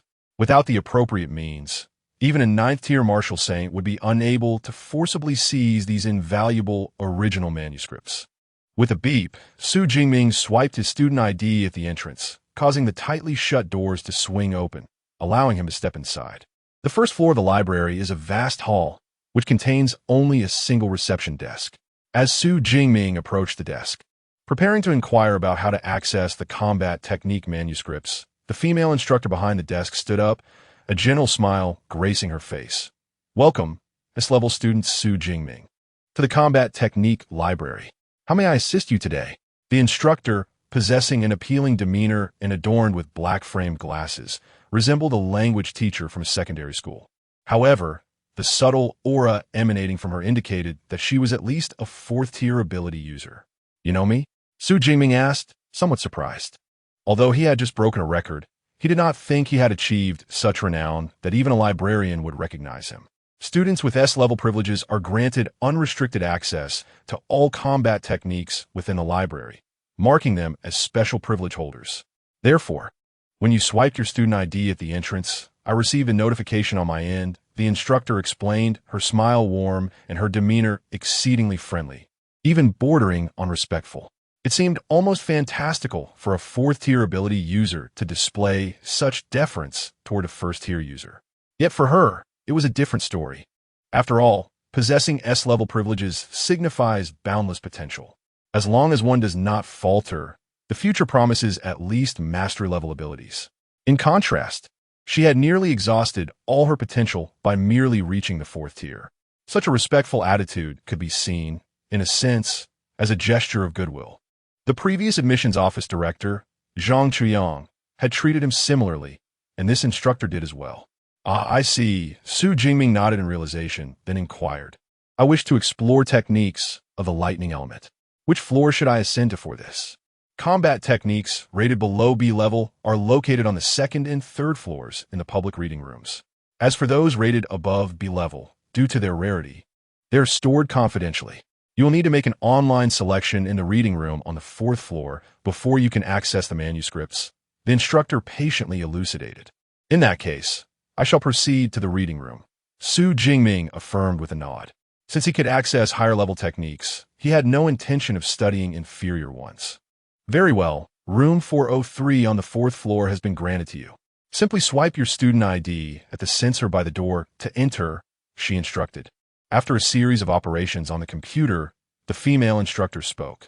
Subsequently, Su Jingming was guided by a staff member to the elevator, which took him to the 4th floor.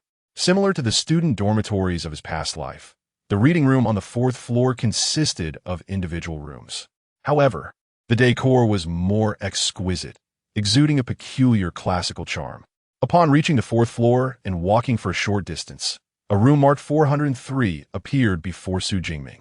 He tapped his student ID at the sensor by the door. It opened with a soft click. Inside the room, there was an artificial intelligence entity named Eva, ready to assist with any inquiries. After selecting the desired combat techniques online and clicking confirm, the original manuals would be delivered to him. Additionally, as the manuals for combat techniques of B grade and above were exceedingly precious, he was advised to handle them with utmost care. After reiterating the precautions, the staff member promptly turned and left. Su Jingming then stepped into the room. The reading room was not particularly large, encompassing roughly 20 square meters.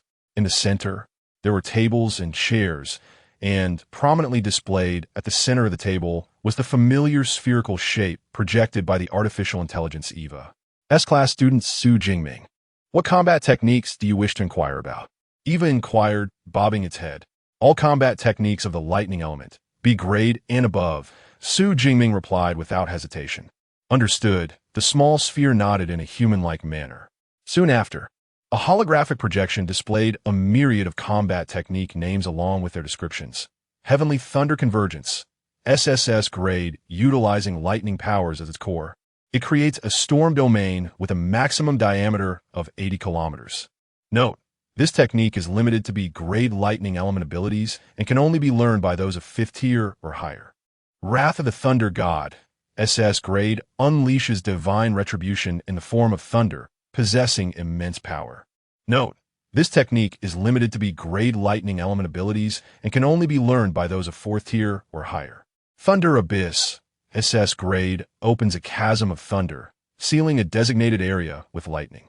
Note, this technique is limited to B grade lightning element abilities and can only be learned by those of 4th tier or higher. SSS and SS grade combat techniques. Truly, this esteemed institution boasts a rich compilation of martial manuals. Su Jingming's eyes sparkled with excitement. However, it was unfortunate that the formidable power of the SSS and SS grade techniques required an overwhelming amount of energy to release even once. Low-tier practitioners, despite exhausting all their abilities, would find it impossible to execute a single release.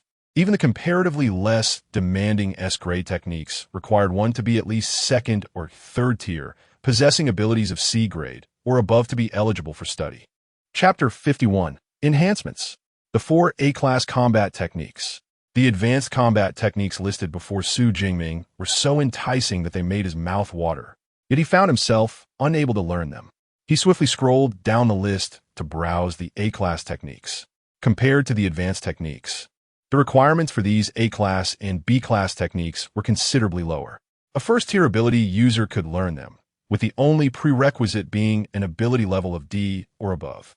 As Su Jingming perused the holographic projection of various combat techniques, he took out the list of techniques that Teacher Yang had provided him earlier and began to compare them.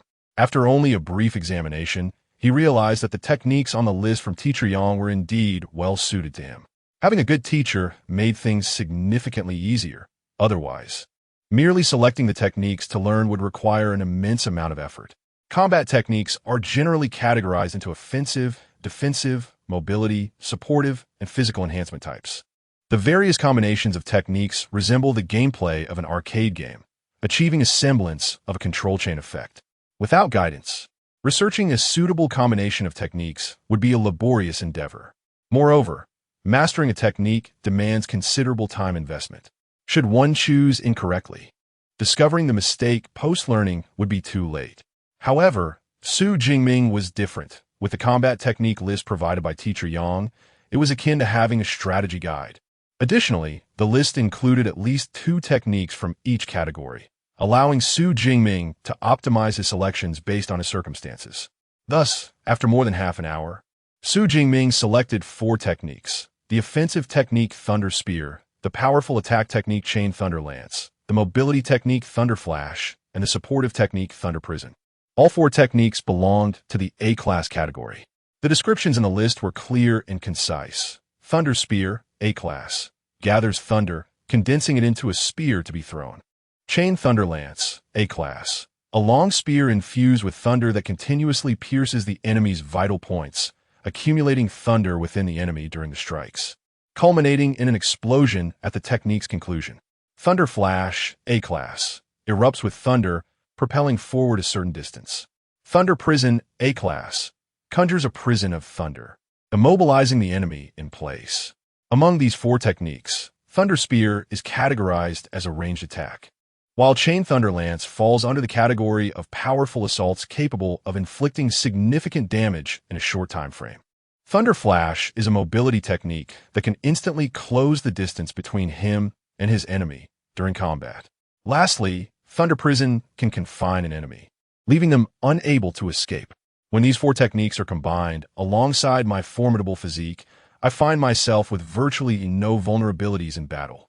Su Jingming nodded in satisfaction and promptly clicked to confirm his selections.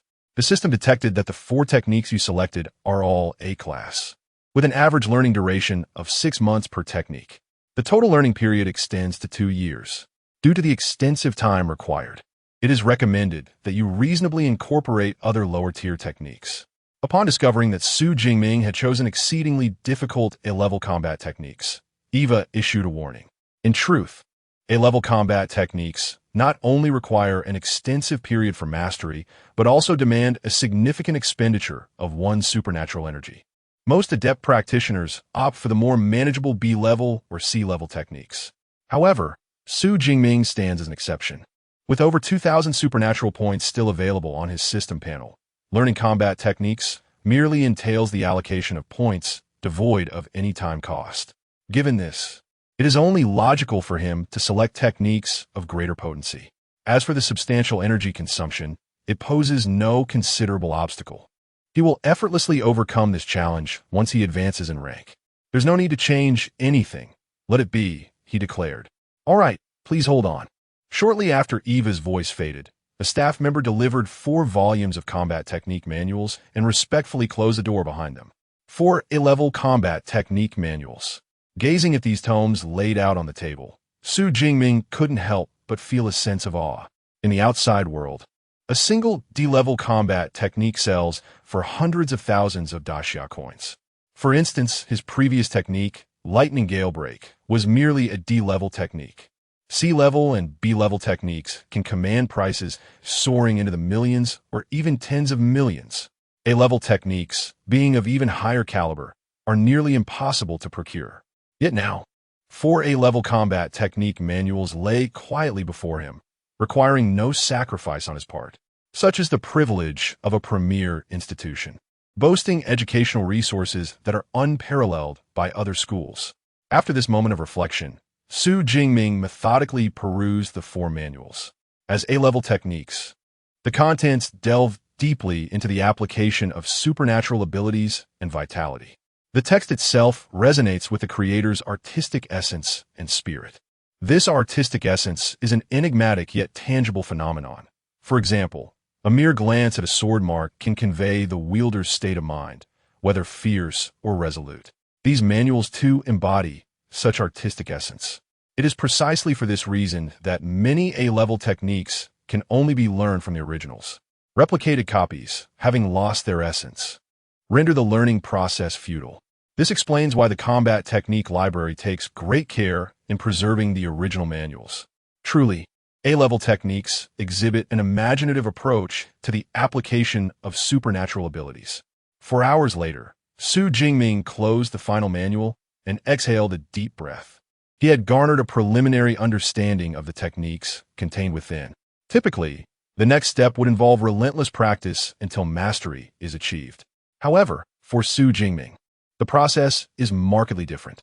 Deep Blue. Allocate points. Supernatural points -200. Thunder Spear, beginner. Supernatural points -200. Chain Thunder Gun, beginner. Supernatural points -200. Lightning Flash, beginner. Supernatural points -200. Thunder Prison, beginner. With the allocation of points, the once obscure content of the 4 techniques was fully comprehended. As if he had practiced a myriad of times, Su Jingming had effortlessly mastered all 4 A-grade combat techniques that typically required 2 years of study. His system panel had undergone a remarkable transformation. Name, Su Jingming level. First tier lower, ability, Purple Sky Divine Thunder, S. Physique, 391 vitality, mentality, 289 heat, skills, marksmanship advanced. Thunder Spear, beginner. A-grade Chain Thunder Spear, beginner. Thunder Flash, beginner. Thunder Prison, beginner.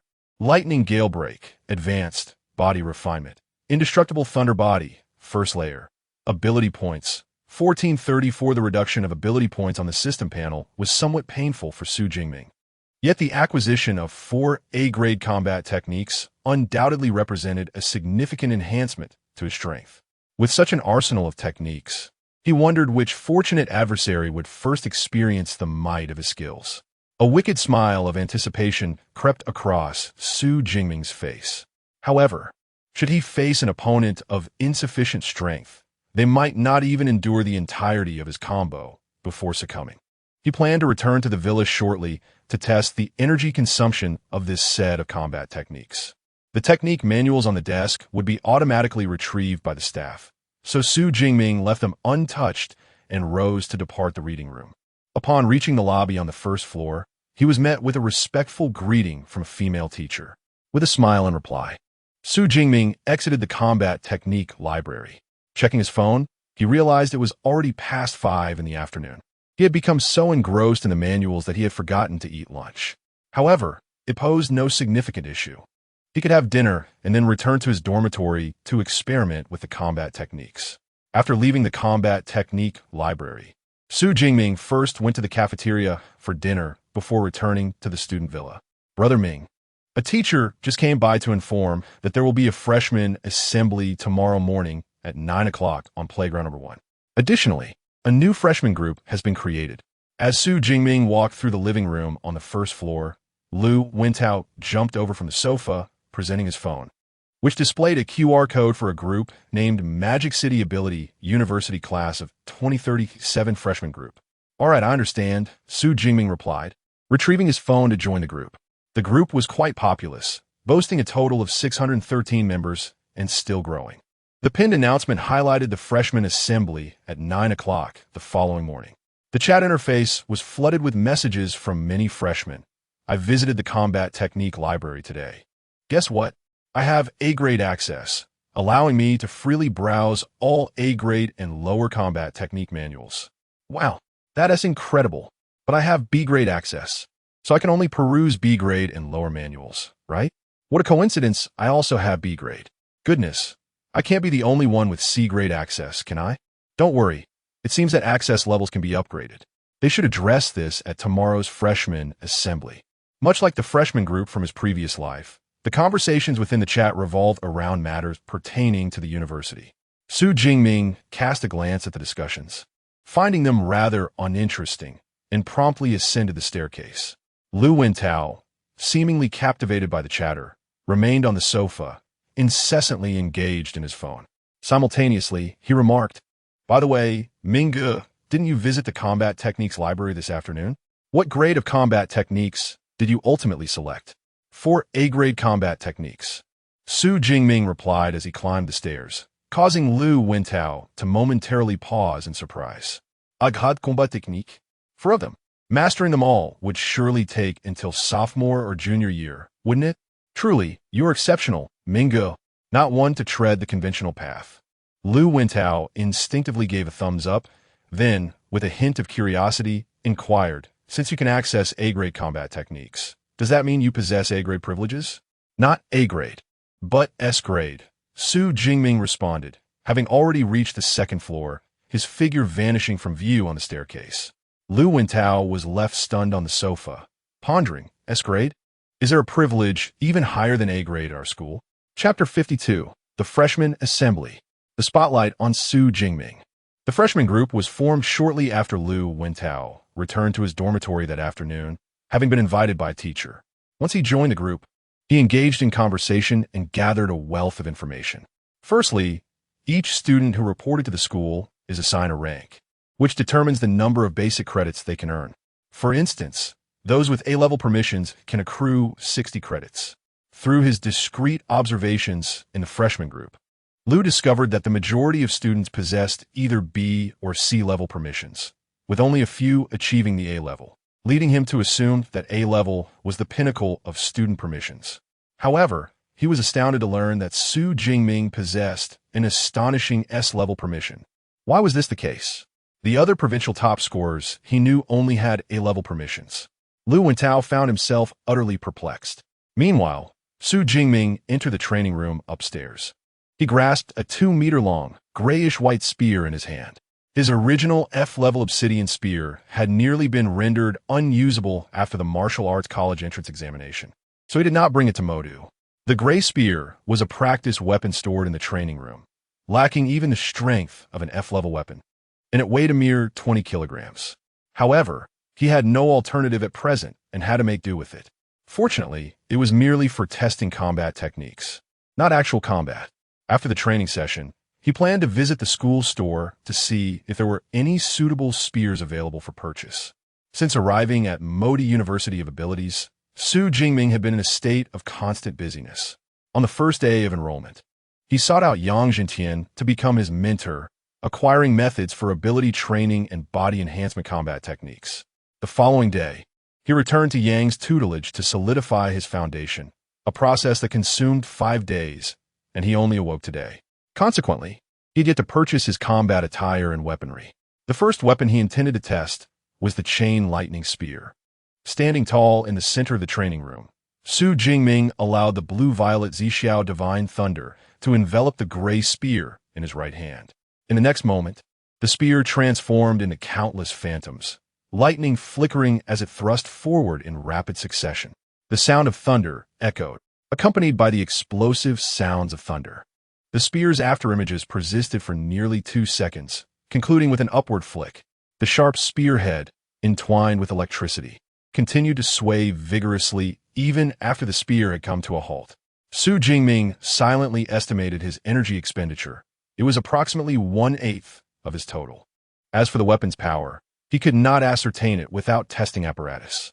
However, based solely on the aura of the released combat technique, it was more than sufficient to annihilate a peak second-tier bloodthirsty violent bear. Next, he proceeded to test Thunder Prison.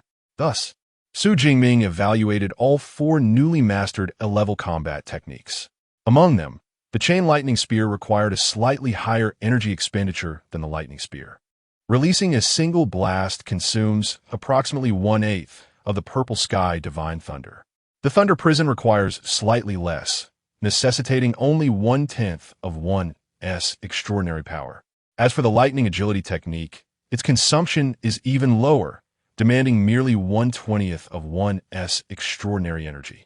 From this perspective, even when fully unleashing an entire suite of combat techniques, the maximum consumption of extraordinary energy would be around 2/5, which remains within an acceptable range. Su Jingming releasing a breath of turbid air. The training spear in his hand had turned slightly red due to the prolonged infusion of the purple sky Divine Thunder, resembling an object placed upon hot coals. For an ordinary person, grasping it would certainly result in severe burns. Yet, Su Jingming felt no discomfort at all. He casually placed the spear on the weapon rack and proceeded to the kitchen to retrieve a bottle of chilled beverage. Indeed, the villa boasted a kitchen, with one on each floor. However, typical students seldom opted to cook for themselves. Iva, open the school's marketplace and search for firearms. Understood. Su Jingming settled onto the sofa, sipping his icy drink while browsing the marketplace interface projected by Iva. Firearms. F-grade meteor gun, 0. 45 credits kg. Minimum purchase 10 kilograms. F-grade obsidian gun, 0. 49 credits kg. Minimum purchase 10 kilograms. F-grade light gun, 0. 42 credits kg. Minimum purchase 5 kilograms. E-grade meteor gun, 1. 11 credits kg. Minimum purchase 10 kilograms. E-grade obsidian gun, 1. 13 credits kg. Minimum purchase 10 kilograms. E-grade light gun, 0. 97 credits kg. Minimum purchase 5 kilograms. D-grade meteor gun, 2. 45 credits kg. Minimum purchase 10 kilograms. D-grade obsidian gun, 2. 58 credits kg. Minimum purchase 10 kilograms. D-grade light gun, 2. 32 credits kg. Minimum purchase 5 kilograms. The marketplace allows for flexible determination of weapon weight. Su Jingming raised an eyebrow. However, the prices were comparable to those outside. His previous obsidian gun weighed 50 kilograms and was priced at 270,000 credits. In comparison, the prices in the school marketplace were indeed similar. As for the suitable weight of the spear for his use, Su Jingming had specifically tested it at the Thunder Martial Arts Hall in the afternoon. 210 kilograms was the range he found most comfortable, providing sufficient heft without feeling cumbersome, while also ensuring a remarkably swift draw speed. With that in mind, he resolved to select an obsidian gun, albeit this time fashioned from E-grade alloy and with an increased weight. Su Jingming swiftly filled in the required weight on the holographic projection. The cost for acquiring such a 210-kilogram spear amounted to an impressive 237 credits. Of course, this was primarily due to his formidable physique necessitating a heavier weapon. A typical first-tier extraordinary practitioner would only need to spend 60 or 70 credits for a weapon weighing between 60 and 70 kilograms. Having selected his weapon, Su Jingming then chose a set of E-grade battle attire priced at 70 credits, along with E-grade boots for 10 credits. The total cost of these items amounted to 317 credits. After Su Jingming opted to proceed with the payment, his student account balance was abruptly halved, leaving him with only 382.6 credits. The transaction was successful, and the weapons and armor would be delivered to his dormitory the following day.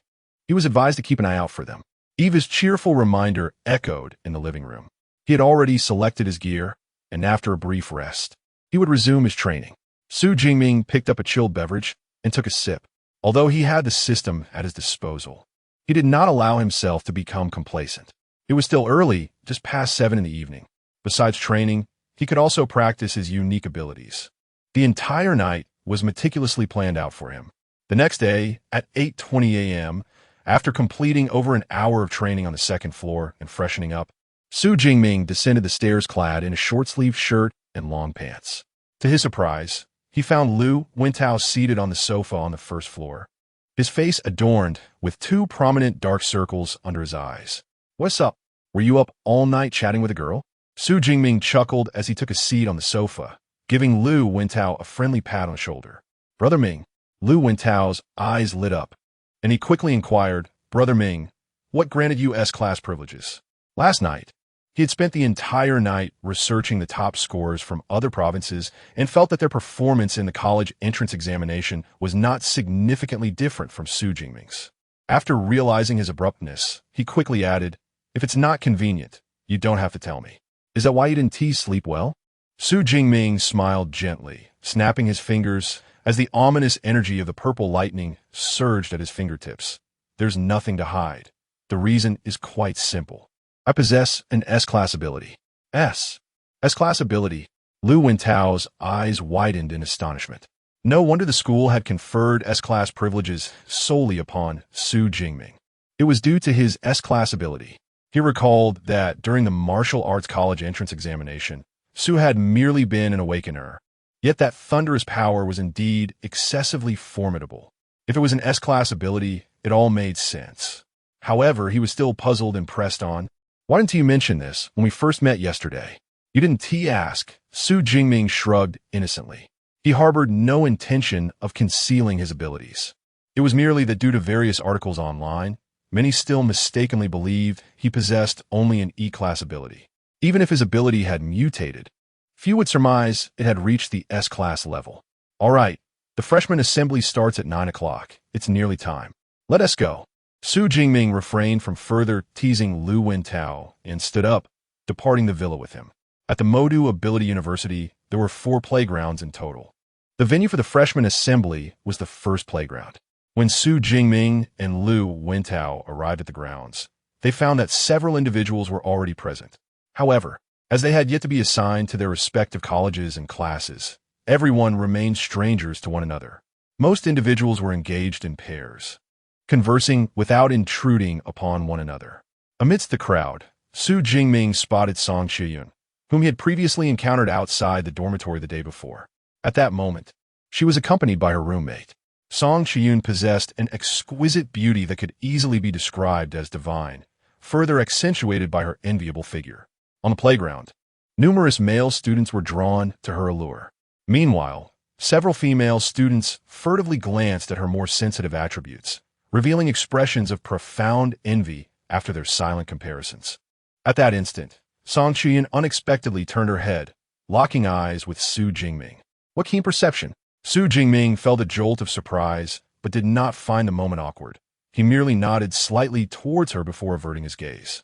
Su Jingming, upon witnessing this, Song Chiyun blinked in astonishment. Typically, ordinary boys, when caught in the act of stealing a glance, would either shyly lower their heads or swiftly turn away, pretending to admire distant scenery. Yet Su Jingming exhibited no such reaction. He continued to gaze for a moment longer before acknowledging her with a nod. What a peculiar young man, Song Qiyu mused to herself.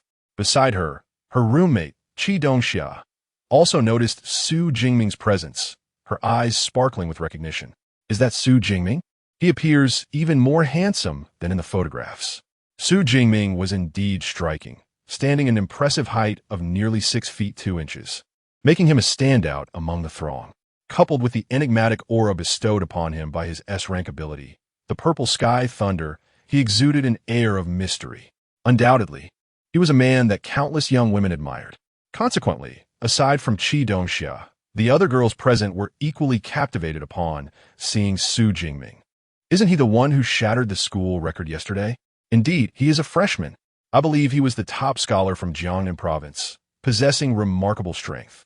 The news of his record-breaking achievement at the Modi University of Supernatural Abilities had spread like wildfire on the forums, leading the majority of freshmen present to recognize Su Jingming. Thus, upon his arrival, countless pairs of eyes were drawn to him, each reflecting a myriad of emotions. There was admiration and fervor from youthful maidens, gravity from male peers in the presence of a formidable competitor, and, of course, a fair share of disdain and condescension. Regardless of the sentiments held, Su Jingming stood as the unequivocal focal point of attention. However, at that moment, an incongruous voice suddenly pierced through the crowd. Su Jingming, I, Lei Zhou, challenge you. Chapter 53. The Challenge. The astonishment of Lu Ming. Accompanied by an abrupt sound, a group of 4 emerged from the crowd. The leading youth stood at an impressive height of 6 feet, clad in a white t-shirt and white trousers. Though his physique was slender, he exuded a subtle aura of danger. Surrounding him were 3 companions, each displaying either a robust build or a carefree smile, all emanating a presence indicative of formidable prowess. Clearly above the first-tier mid-range, the leader, dressed in white, was none other than Lei Zhou, the second-ranked candidate in the Martial Arts College entrance examination of Jiangnan Province. Hailing from the prestigious First High School of Ning'an City, with a countenance marked by resentment, Lei Zhou bore the legacy of his parents, both of whom were 4th-tier ability users, born with a proverbial silver spoon. His life took a remarkable turn at the age of 16 when he awakened an A-grade fire element ability known as the Infernal Flame. This propelled him to unprecedented heights, establishing him as a prodigy in Ning'an City, the capital of Jiangnan Province. Over the course of 2 short years, he trampled over numerous talented individuals, advancing from an awakened individual to a first-tier upper-level ability user, becoming the frontrunner for the title in this year's Martial Arts College entrance examination. Indeed, he did not disappoint expectations, achieving a staggering score of over 300 points in the examination. It is noteworthy that the highest score in previous years barely exceeded 800 points. His score was tantamount to securing the top position in the province. However, just as he believed his victory was assured, with celebrations already being prepared by the Education Bureau and his family, Su Jingming emerged unexpectedly, clinching the provincial top position with an astonishing score of over 11,000 points. What was even more remarkable was that Su Jingming hailed from Jiangcheng, a resource-scarce region in the northern part of Jiangnan Province. As the capital, Ning'an City benefits annually from the most abundant educational resources. Yet this year's top student arose from Jiangcheng, a city that receives the least resources. Consequently, rumors circulated within Ning'an City, questioning the competence of its Education Bureau, which had been surpassed by a remote prefectural city. The Education Bureau faced immense scrutiny, and Lei Zhou, once the pride of Ning'an City, found himself cast down from grace. While studying Su Jingming's martial arts examination footage, Lei Zhou discerned that their strengths were not significantly disparate. Su Jingming's higher score was merely due to his extermination of all the ferocious beasts in the core area, yielding an additional 2,000 points. In Ning'an City, however, the candidates were equally formidable, and the ferocious beasts in the core area were fiercely contested, leaving little for others. Thus, Lei Zhou harbored lingering resentment towards this matter, contemplating that had he participated in the examination in Jiangcheng, he too might have secured a score exceeding 10,000 points and claimed the provincial top position. Upon discovering that Su Jingming was also attending the Magic City Ability University, Lei Zhou felt compelled to issue a challenge, eager to prove his superiority by besting Su Jingming.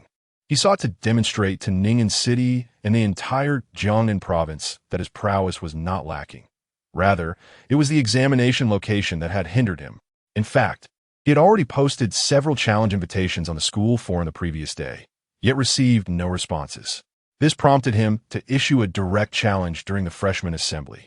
Lei Zhou, I am familiar with him. He secured the second position in the college entrance examination for the Martial Science Academy in Jiangnan province. A challenge from the second-ranked to the first? How intriguing. Rumors circulate online suggesting that this year's top scholar from Jiangnan province may have benefited from certain advantages during the examination. The disparity in strength between the two is not significant. In fact, Lei Zhou may even possess superior abilities. It is no wonder that he is so eager to issue a challenge, seeking to validate his own worth. Among the onlookers, there were also students from Jiangnan province who recognized Lei Zhou's identity, taking on the role of informants to explain the situation to those around them. Su Jingming gleaned the essence of the matter from snippets of conversation among the bystanders. Despite this, he showed no inclination to accept the challenge, shaking his head in refusal. I'm afraid I have little interest. Before ascending to the ranks of an intermediate ability user, he had harbored some desire to engage in battle. However, having now advanced to a first-tier lower-level ability user and perfected the S-level technique of Indomitable Thunder, mastering 4 A-level combat skills, he understood that a confrontation with Lei Zhou would be akin to an adult sparring with a child. Even if he were to emerge victorious, it would yield no sense of accomplishment. Not interested? I suspect you might be afraid of our brother Lei. The school forum buzzed with chatter, proclaiming him a once-in-a-decade prodigy. Yet I find him rather unimpressive. Forget it, Lei. There's no need to take him seriously. Before Lei Zhou could respond, several individuals beside him began to speak disparagingly. Do not speak nonsense. Su Jingming is not that kind of person. Lei Zhou feigned anger and interjected, then with a smirk that did not quite reach his eyes, he remarked, Su Jingming, if I recall correctly, your aunt is in the exotic flower and herb business, am I right? Coincidentally, our family happens to be your aunt's largest customer at present, and we owe a substantial debt to your family. If that payment is not made on time, your aunt may encounter some difficulties. These so-called exotic flowers and herbs are treasures infused with the essence of heaven and earth, only collectible in wilderness areas, each possessing unique properties, some enhancing vitality, others bolstering mental acuity. They hold great value for ability users, many of whom are willing to pay a premium. Following the announcement of the Martial Science Academy entrance examination results, Lei Zhou discerned the strong bond between Su Jingming and his aunt, Su Qingwan. Thus, he arranged for a significant order from Su Qingwan's company, providing only a deposit and intending not to settle the remaining balance, should she opt to pursue legal action. The process could extend over a year or two, and even if she won, the company might well have gone bankrupt by then. Originally, he aimed merely to dupe Su Jingming, not anticipating it would come to this. Moreover, Lei Zhou was acutely aware that someone like Su Jingming, who places immense value on familial ties, would inevitably respond to such threats. Are you threatening me? Su Jingming's eyes narrowed. Merely a glance was sufficient to send a shiver down Lei Zhou's spine. It felt as though he were being scrutinized by a formidable beast, his body bristling with unease. Nevertheless, he feigned composure and remarked, it hardly qualifies as a threat, merely a caution. Time and place. Su Jingming s'allait deeply, his strikingly distinct black and white eyes reflecting an unprecedented chill. Not far off, Song Qiyun, endowed with exceptional perceptive abilities, sensed the latent ferocity concealed beneath that icy demeanor. Such a fierce aura. How had he managed it? Song Qiyun's curiosity regarding the towering young man intensified further. At noon, 7 days hence, on the third combat arena, upon realizing Su Jingming had taken the bait, Lei Zhou responded decisively, very well, I shall attend. Yet, I hope you will not regret it. Su Jingming coldly retorted before turning away. Prior to his arrival at the Magic City Ability University, he was aware that his uncle's company had received a substantial order. Consequently, his uncle's family had been tirelessly working day and night to fulfill it, claiming that the profits from this deal would suffice for a year's expenses.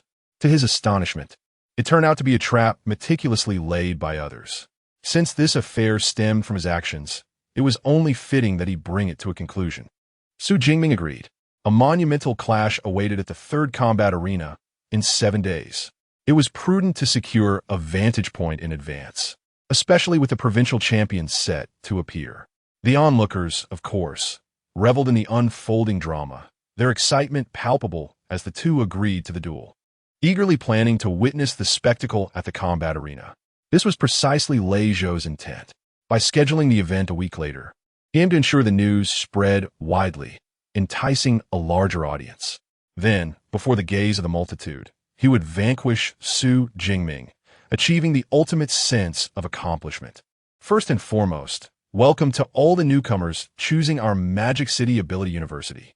This freshman assembly is not a formal opening ceremony. We have gathered you to address some queries and to elucidate how to better utilize the resources of our institution. Initially, we will discuss the privilege levels each of you possesses. Following a brief interlude, the freshman assembly commenced promptly at 9 o'clock.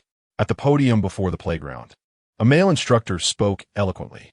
The topics covered were largely akin to those mentioned by Zhang Chuyang, including the credit system and the exclusive mentor program, though with greater detail. Among the subjects raised, the combat power rankings piqued Su Jingming's interest significantly. The combat power rankings were reminiscent of the Thunder Martial Arts Academy's strength leaderboard, yet they assessed the students' actual combat prowess. This required the use of a device known as a virtual stealth pod, wherein participants engaged in simulated battles within a holographic environment. The more challenges one overcame, the higher their ranking. Moreover, the rewards for achieving high standings were quite substantial. Once the freshman assembly concluded, Su Jingming resolved to delve deeper into this so-called combat power ranking. After all, the concept of holographic stealth was a novel and intriguing prospect for him. Subsequently, the freshman assembly extended for over an hour. Aside from the initial half hour during which a male instructor spoke from the podium, the remainder of the time was dedicated to students posing inquiries. Upon the conclusion of the assembly, Su Jingming arrived at the villa of Professor Yang Jintian. In the villa's living room, his senior, Lu Ming, was already awaiting his arrival. Let us proceed to the training room. I shall instruct you in martial arts this morning, followed by firearms training with the professor in the afternoon. Upon Su Jingming's entrance, Lu Ming promptly escorted him to the training room. In truth, the original plan designated Lu Ming to teach both martial arts and firearms. However, Su Jingming had already attained an advanced level in firearms proficiency, matching Lu Ming's expertise. Consequently, it fell to Professor Yang Jintian to impart this knowledge instead. Thus began Su Jingming's training under Lu Ming's guidance. Lu Ming, a fourth-year student this year, had reached the pinnacle of the third tier. His skills in martial arts, firearms, and blade techniques were all an advanced level, complemented by an A-grade lightning-based ability, rendering him a true prodigy. Under Lu Ming's tutelage, Su Jingming commenced his initial foray into martial arts. Thus, for the ensuing period, Su Jingming adopted a remarkably structured routine. Rising at 6:30 in the morning, he would first train in the training room for an hour. By 8:30, he arrived at Professor Yang Jintian's villa. The mornings were spent learning martial arts from Lu Ming, while afternoons entailed studying firearms and applications of the lightning ability with the professor. Naturally, both Lu Ming and the professor were not present every day during their absence.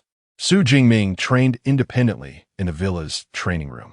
Before long, 7 days had elapsed. On July 1st, at 8:30 in the morning, Su Jingming arrived at Professor Yang Jintian's villa as per his usual routine. Let us head to the training room. Just as Lu Ming was about to accompany Su Jingming, he suddenly sensed something amiss.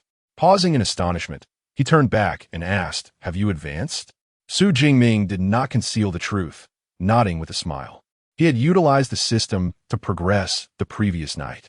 Previously, transitioning from an awaken to a first-tier low-level ability user had cost him 300 ability points. This time, advancing from a first-tier low-level to a first-tier mid-level required 386 ability points. The non-integer consumption of ability points confirmed one of his speculations. Advancing through the system consumed points based on his existing cultivation progress. If he was merely a step away from the first tier mid-level, the consumption of ability points for system advancement could potentially be lower.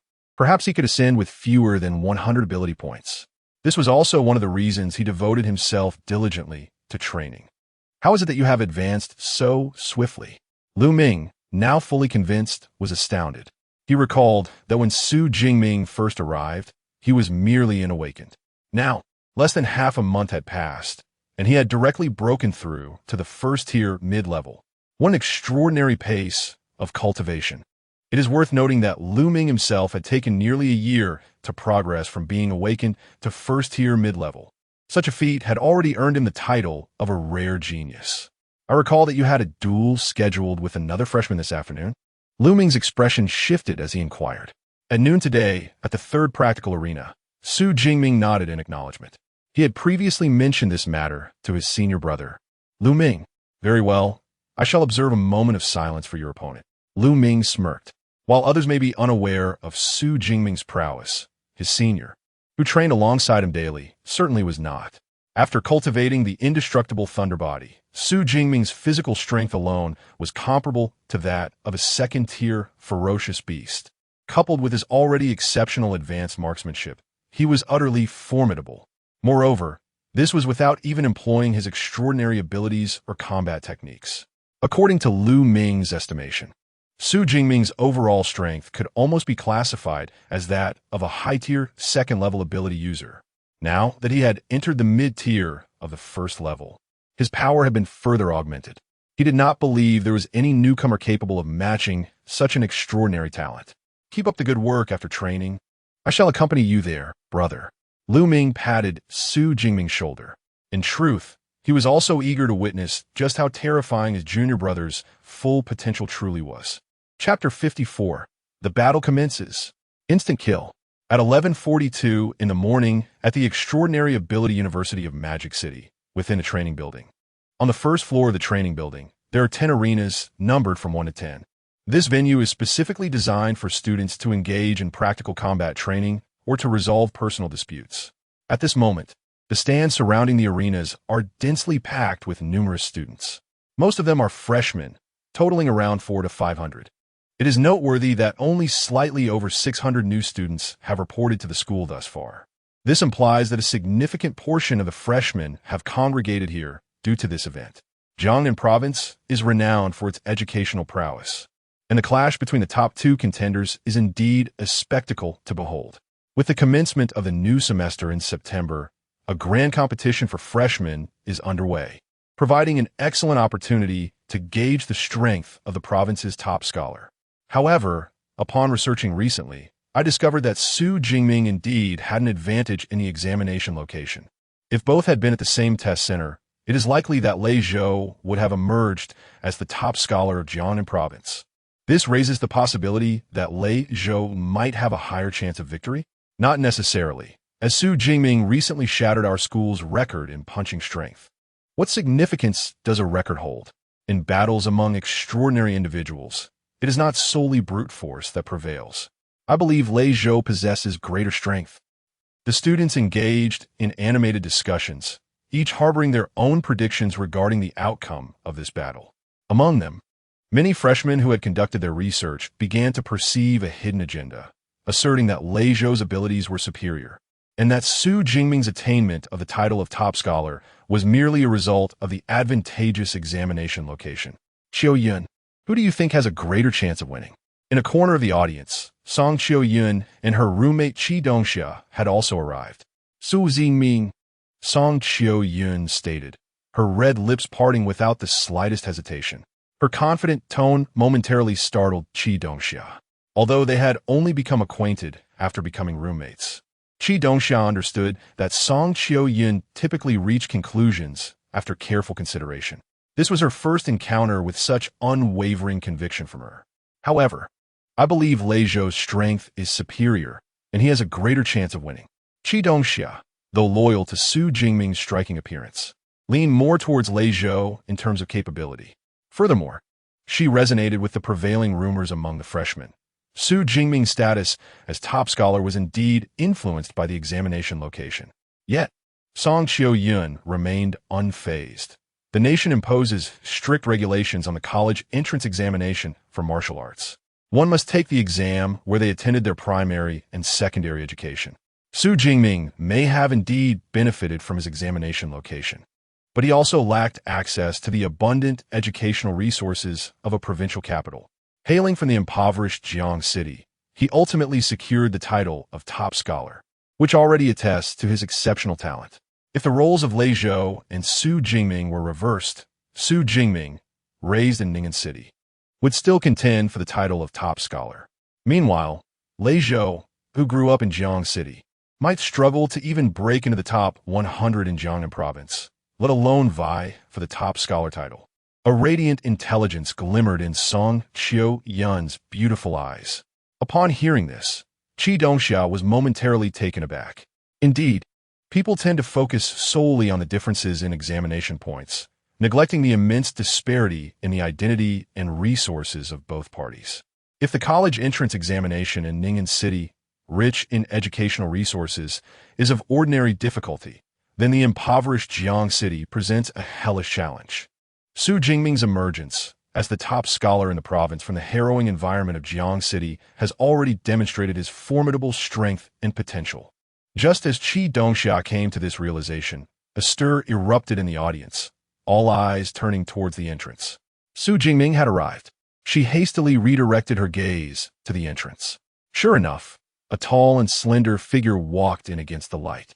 It must be said, Su Jingming exuded an undeniable aura.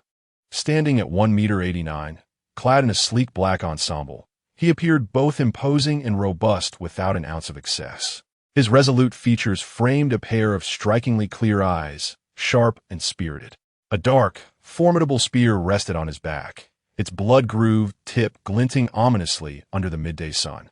As he simply entered, the powerful aura radiating from him rendered the entire venue momentarily silent. Ah, my junior brother's appearance. Once he achieves remarkable results, I wonder how many senior sisters will be captivated. Lu Ming, seated in the back row of the audience, couldn't help but reflect on this scene. With such an admirable physique and looks, coupled with formidable prowess, he would undoubtedly be the ideal companion for the young women of the Magic Capital's Ability University. Of course, signs of this were already evident among the audience. Many young ladies were fixated on Su Jingming as he walked in, some even pulling out their phones to capture the moment. Su Jingming's level had indeed risen. In the front row of the audience, his rival, Lei Zhou, keenly sensed the shift in Su Jingming's aura. However, he reassured himself, I have my own plans. Achieving second place in Jiangnan province was no small feat. He was no fool to think victory was assured, especially after Su Jingming had recently broken records. Confident in his ability to challenge Su Jingming, he had naturally prepared a trump card. Su Jingming, merely determining victory, seemed dull. Why not add some stakes? As he approached, Lei Zhou stood and proposed. What stakes? Su Jingming raised an eyebrow. All your credits. A hint of unabashed malice crossed Lei Zhou's otherwise handsome face. Of course. I will also wager an equivalent value in credits and summer currency. The victor takes all. Agreed. Given the opportunity to win free money, Su Jingming would certainly not refuse. Very well. To prevent any trickery, let us transfer our credits to Teacher Zhou's account. Battles between abilities can be perilous. A moment's carelessness can lead to severe injuries or even death. To avert student fatalities during matches, there is always a teacher with healing abilities present at the arena. Today, presiding over the arena is a female instructor named Zhou Yun. She is a mid-tier 6th-level ability user, endowed with a B-grade auxiliary ability known as the Healing Light. In battles among first-tier ability users, no matter how intense the conflict may become, she possesses the capability to ensure a swift recovery. Simultaneously, Teacher Zhou serves as the referee for this match. Consequently, Su Jingming transferred all his 370 academic credits to Teacher Zhou. Meanwhile, Lei Zhou not only transferred 50 credits, but also an additional 2 million daxia coins. Such a wager, amounting to 7 million, signifies a truly extravagant display of wealth. Neither side appears to be trifling, as a loss would impose a significant setback on either party. With stakes like these, the ensuing battle promises to be exhilarating.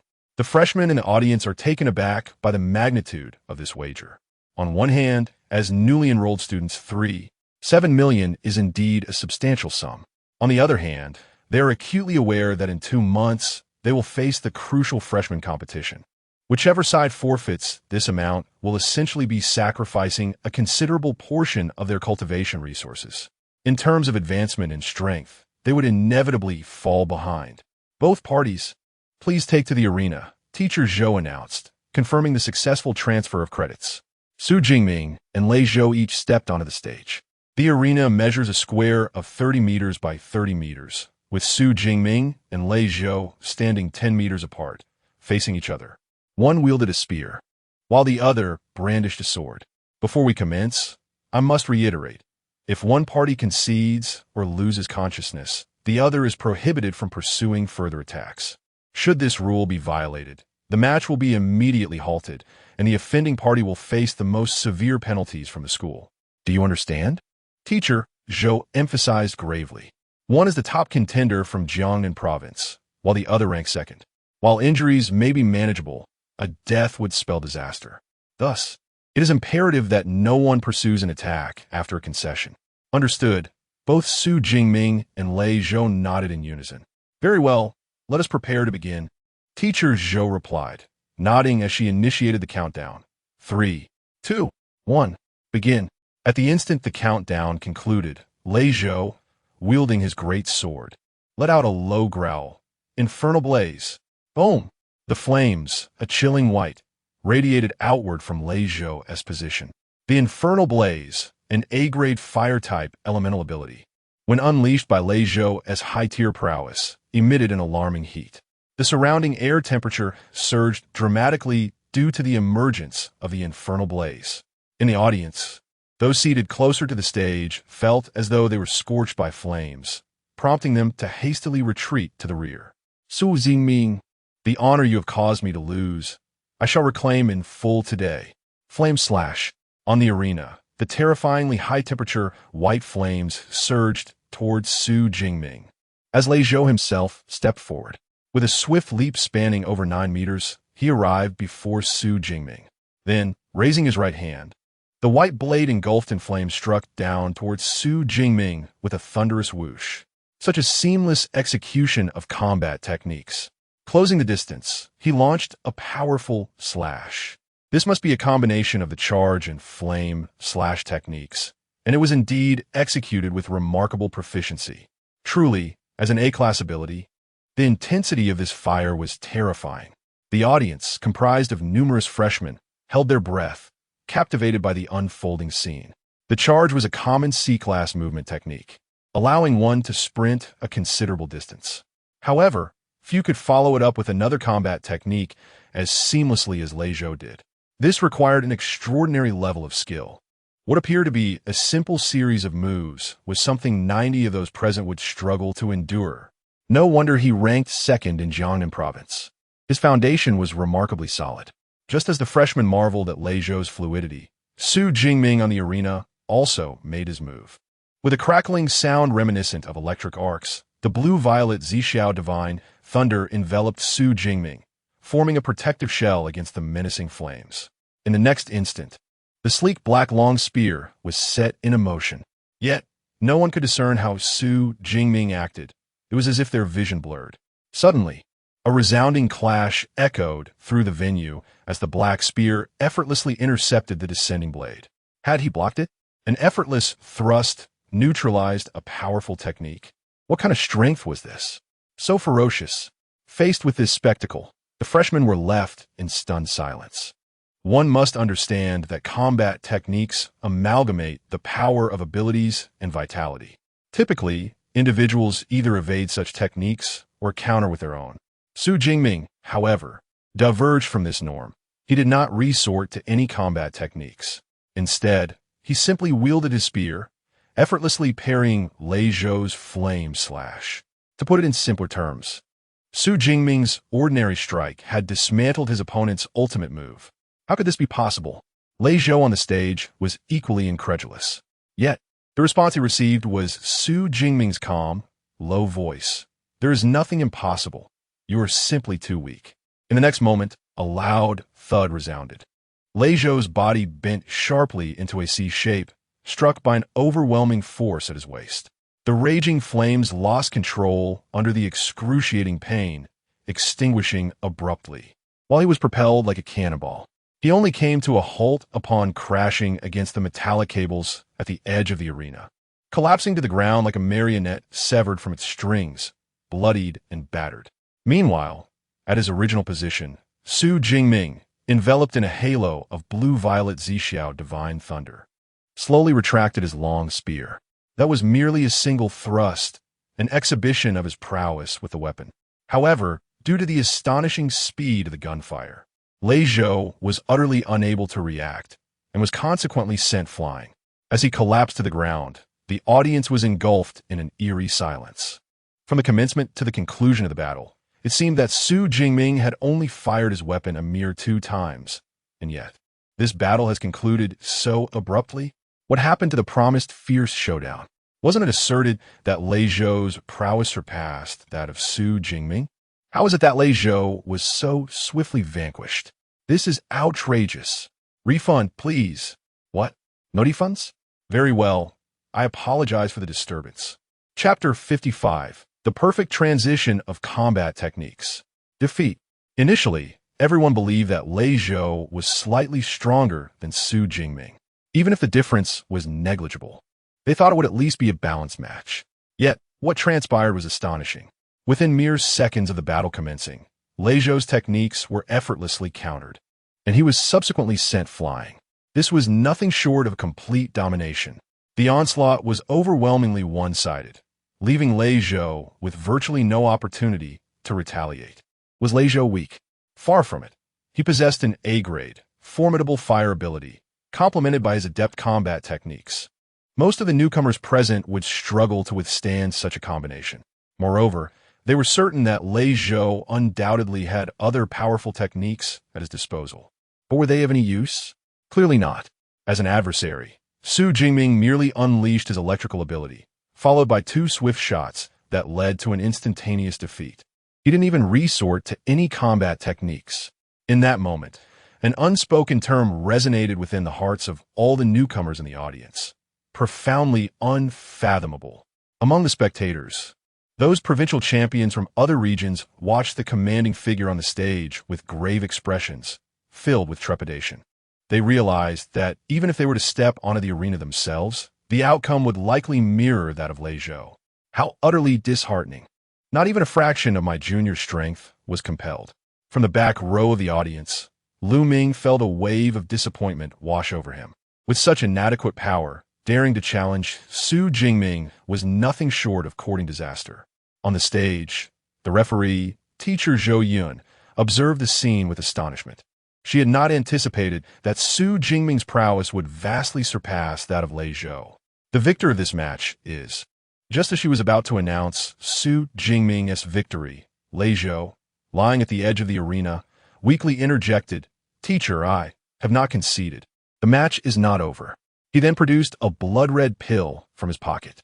Blood-boosting pill. "You're risking your life." Zhou Yun's expression changed, and she quickly admonished. "This is merely a competition, not a life-or-death struggle. The wilderness is rich with rare flora and fauna, which can be utilized to forge various elixirs. The blood-boosting pill is a potion used by ability users in desperate situations, providing a significant temporary enhancement to one's strength.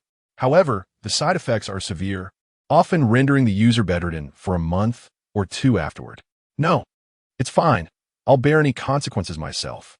The blood-boosting pill was Lei Zhou's ace prepared for Su Jingming. He would only resort to it in dire circumstances, but with Su Jingming's capabilities exceeding all expectations, there was no choice left. Let S gamble. If I lose, I'll accept my defeat. With a fierce growl, Lei Zhou swallowed the blood-boosting pill whole. Though victory attained in such a manner may seem somewhat dishonorable, at least it was a win, better than losing. In the next moment, Fueled by the effects of the pill, an incredibly formidable aura erupted from his being. The ferocious fire ability manifested once more, now in a form several times more powerful than before. Surrounding him, a vast expanse of pure white flames engulfed an area of 5 to 6 meters. Wait. Is it permissible to consume elixirs during the competition? This is clearly a violation, isn't it? Observing the renewed eruption of Lei Zhou, Lu Wentao, his roommate in the audience, could no longer remain seated and swiftly rose to voice his protest. This action prompted several newcomers to join in the outcry. Indeed, is it not against the rules to consume elixirs during a competition? Utilizing external forces, can it still be deemed a fair contest? Lei Zhou's infraction should undoubtedly result in an immediate loss. Although the newcomers yearned for a more thrilling battle, they were equally disconcerted by the act of consuming elixirs. Notably, those voicing their support for Su Jingming were predominantly female, including Qi Dongxia, a roommate of Song Qiuyan. This was not an official match. Since no relevant rules were established prior to the competition, consuming elixirs fell within permissible bounds. On the platform, Zhou Yin shook her head. If Su Jingming possessed elixirs, he would be allowed to consume them as well.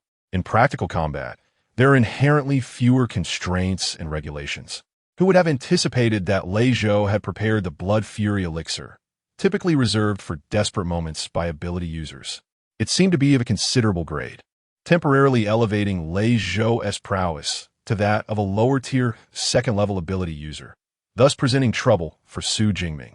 After carefully sensing Lei Zhou's aura, Zhou Yin could not help but shake her head in dismay.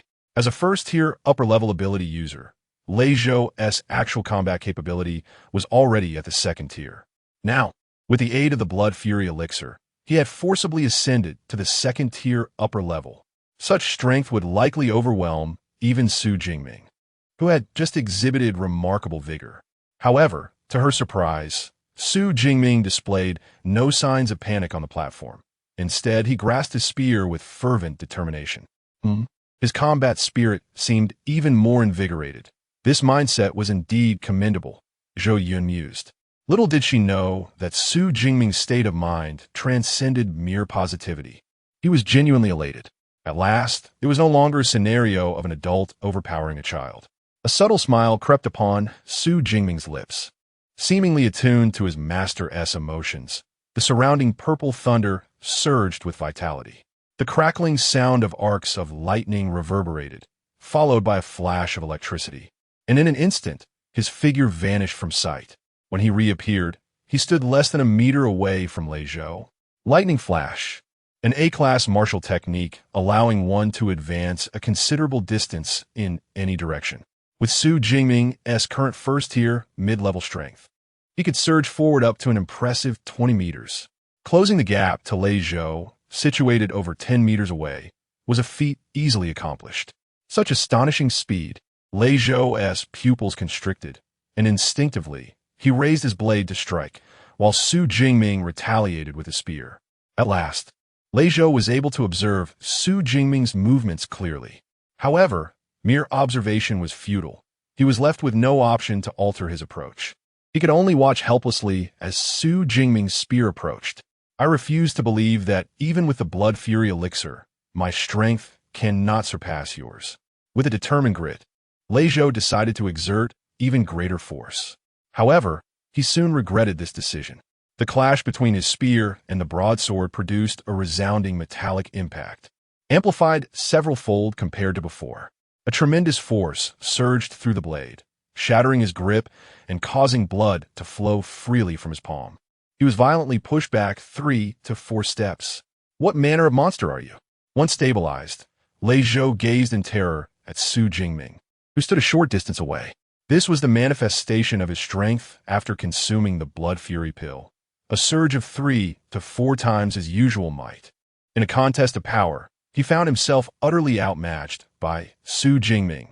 Even more despairing was the realization that his strengthened infernal flame could not breach Su Jingming's thunderous defense.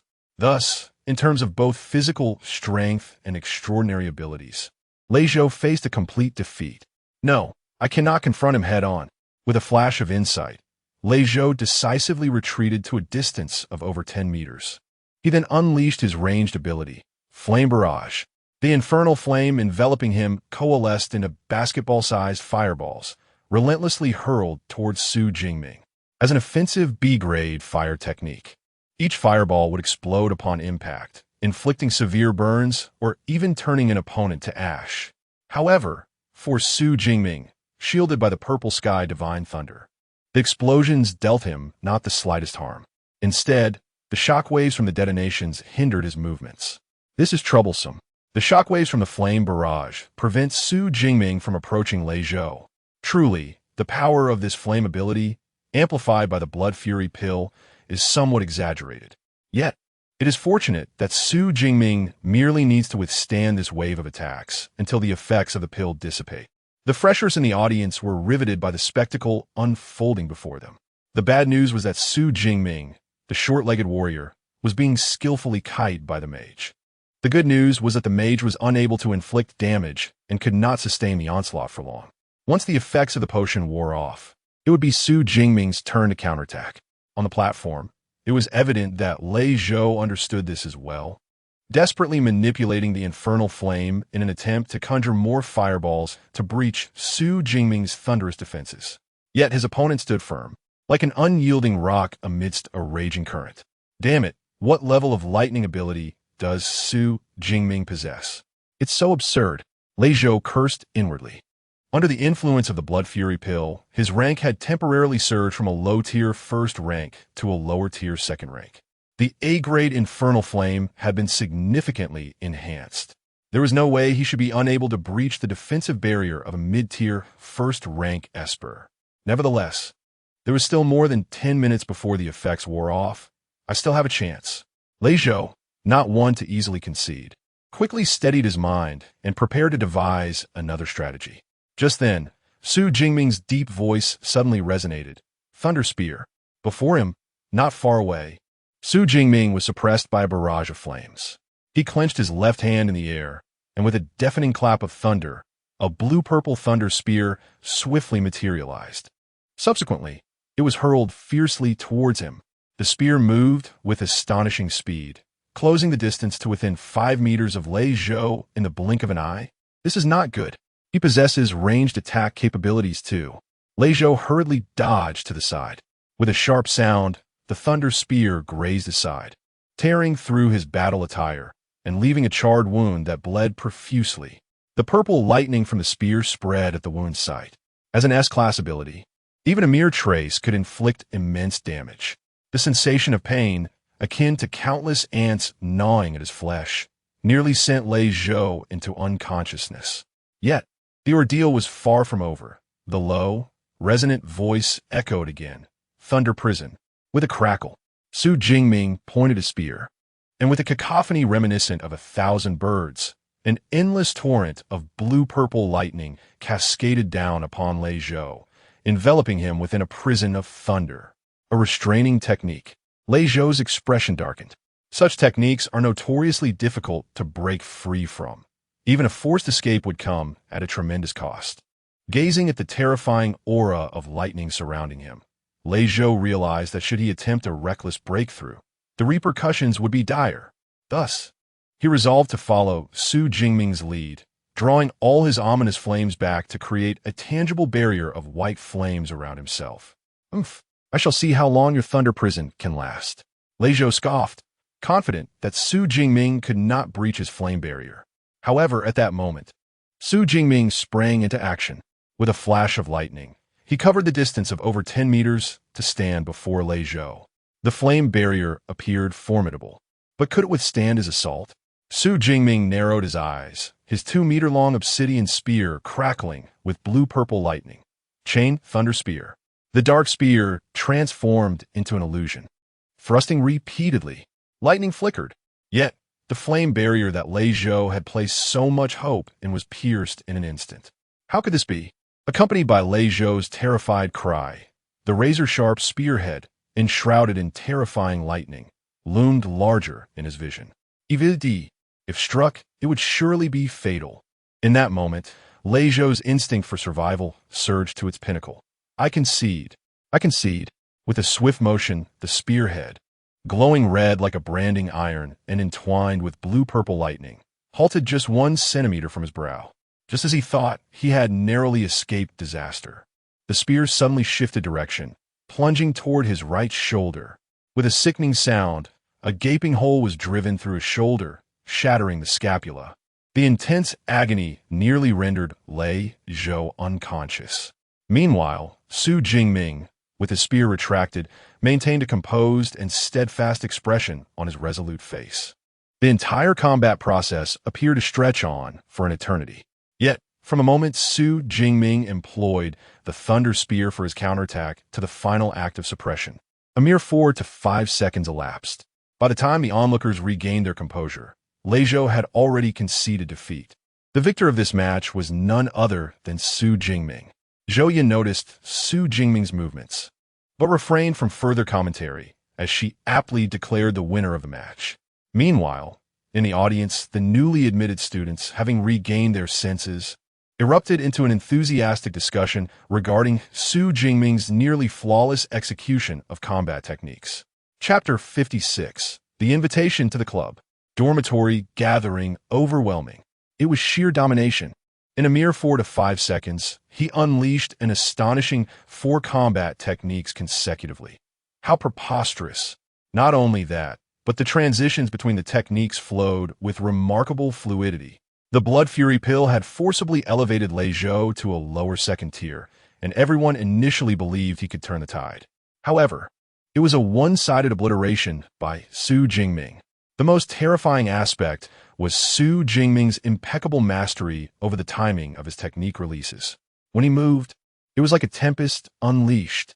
The relentless barrage of combat techniques left Lei Zhou utterly defenseless, culminating in an abrupt end to the battle.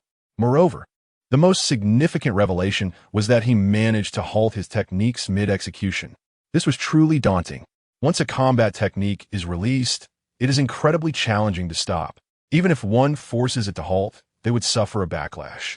Yet, Su Jingming appeared utterly unfazed, halting his techniques with a composed demeanor, exhibiting no signs of disruption in his breath.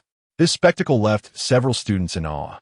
It was said that Su Jingming's techniques seemed remarkably powerful, each potentially classified as B-level.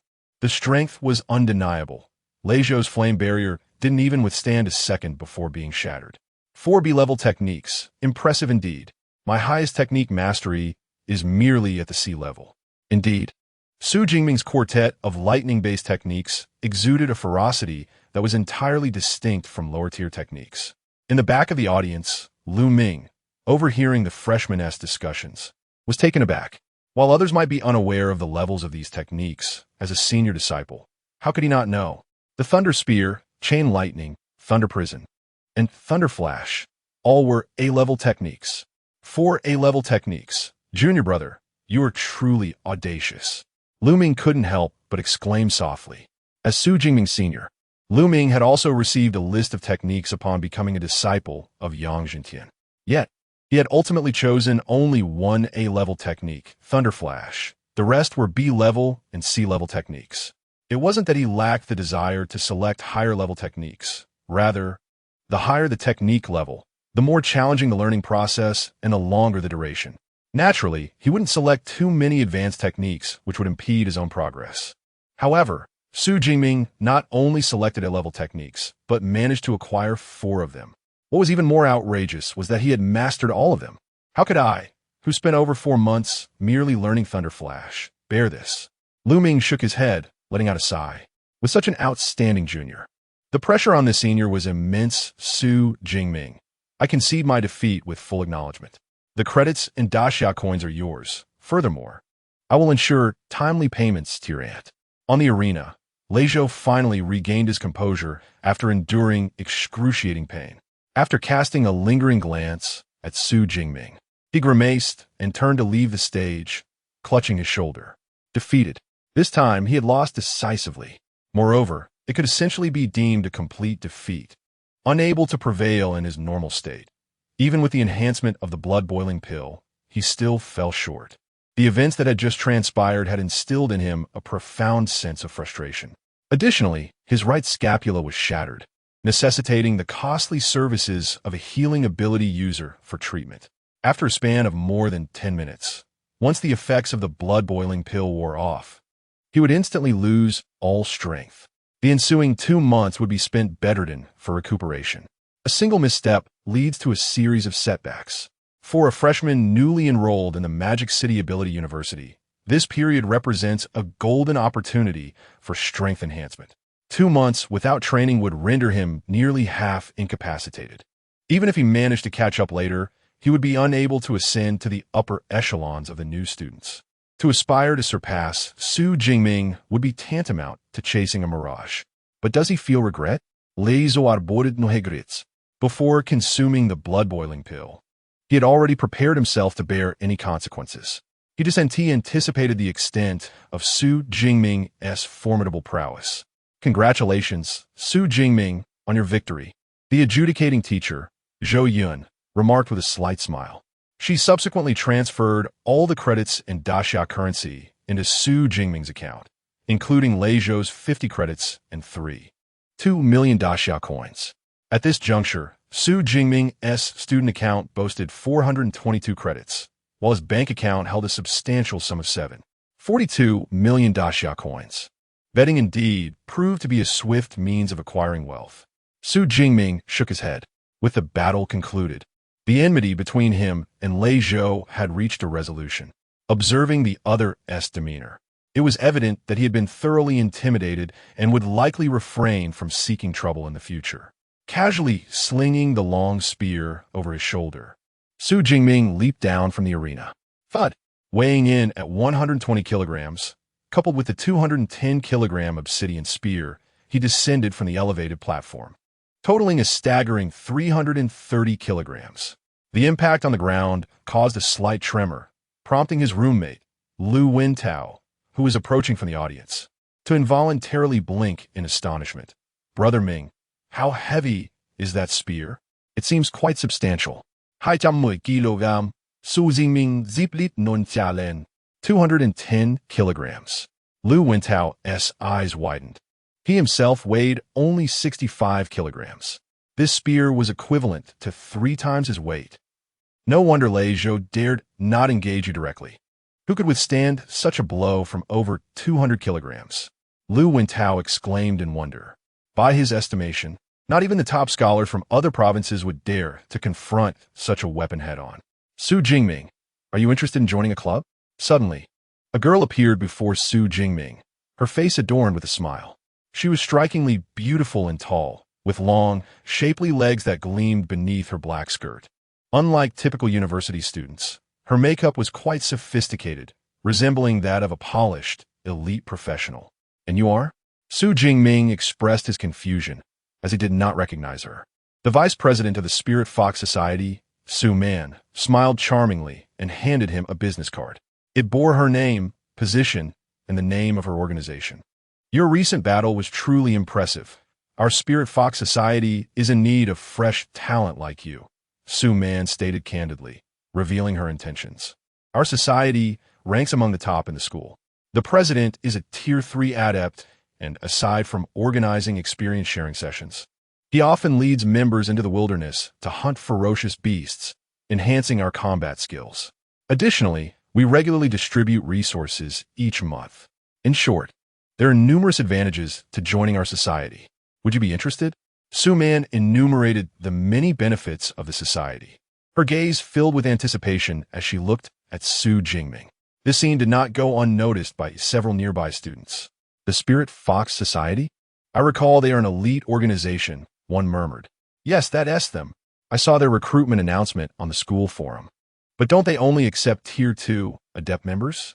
Why would they approach Su Jingming? Do you really think it matters whether Su Jingming is Tier 2, given his current prowess? Another replied, I suppose that's a valid point. Wow, the Spirit Fox Society, how enviable. As an esteemed institution, the Magic City Ability University naturally boasts a variety of societies. However, unlike the typical cultural schools with their electronics or Go clubs, the societies at the Magic City Ability University do not require any specialized skills.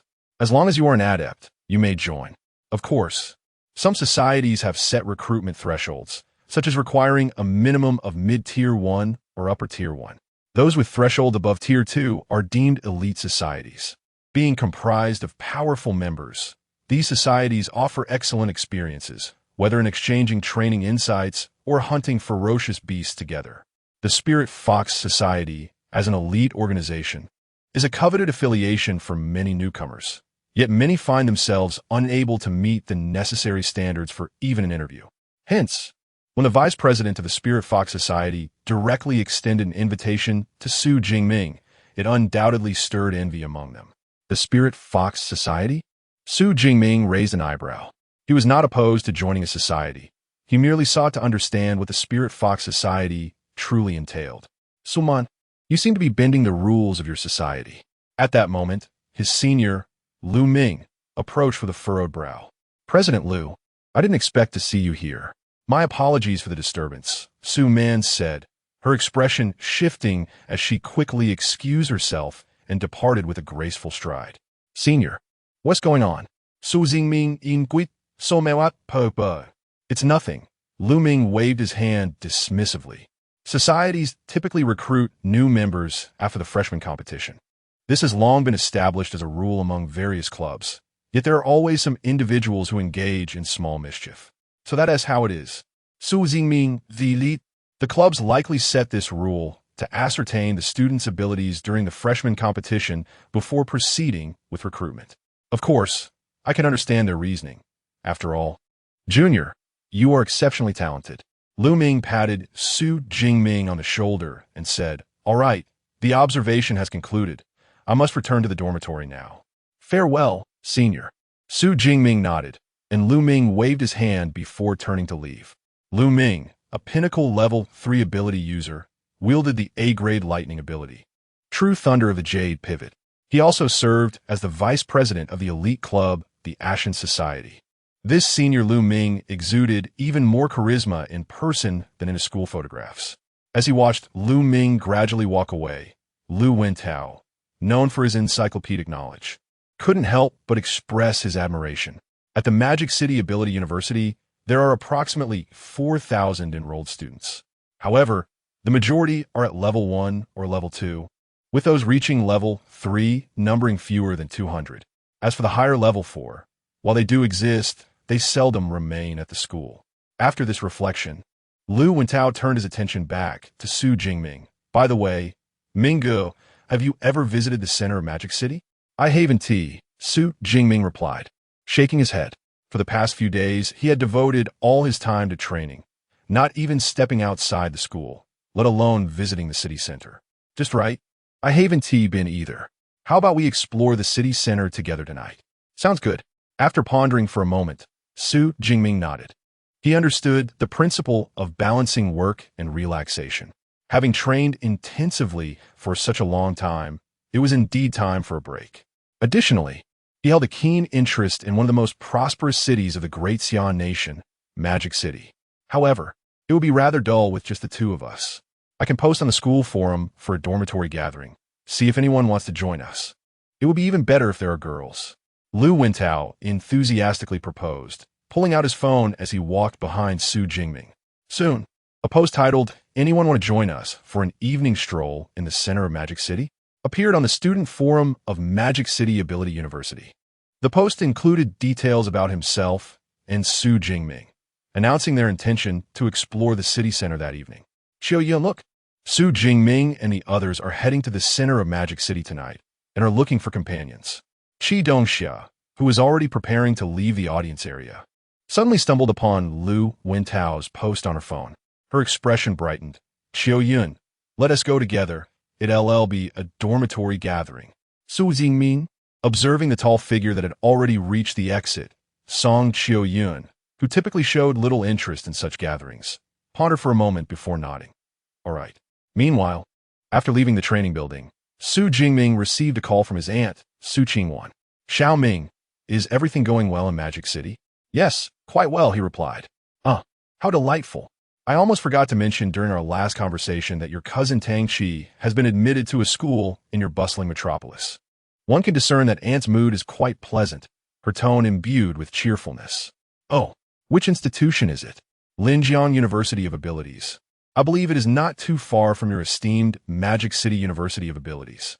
Indeed, Linjiang University of Abilities is relatively close to my location.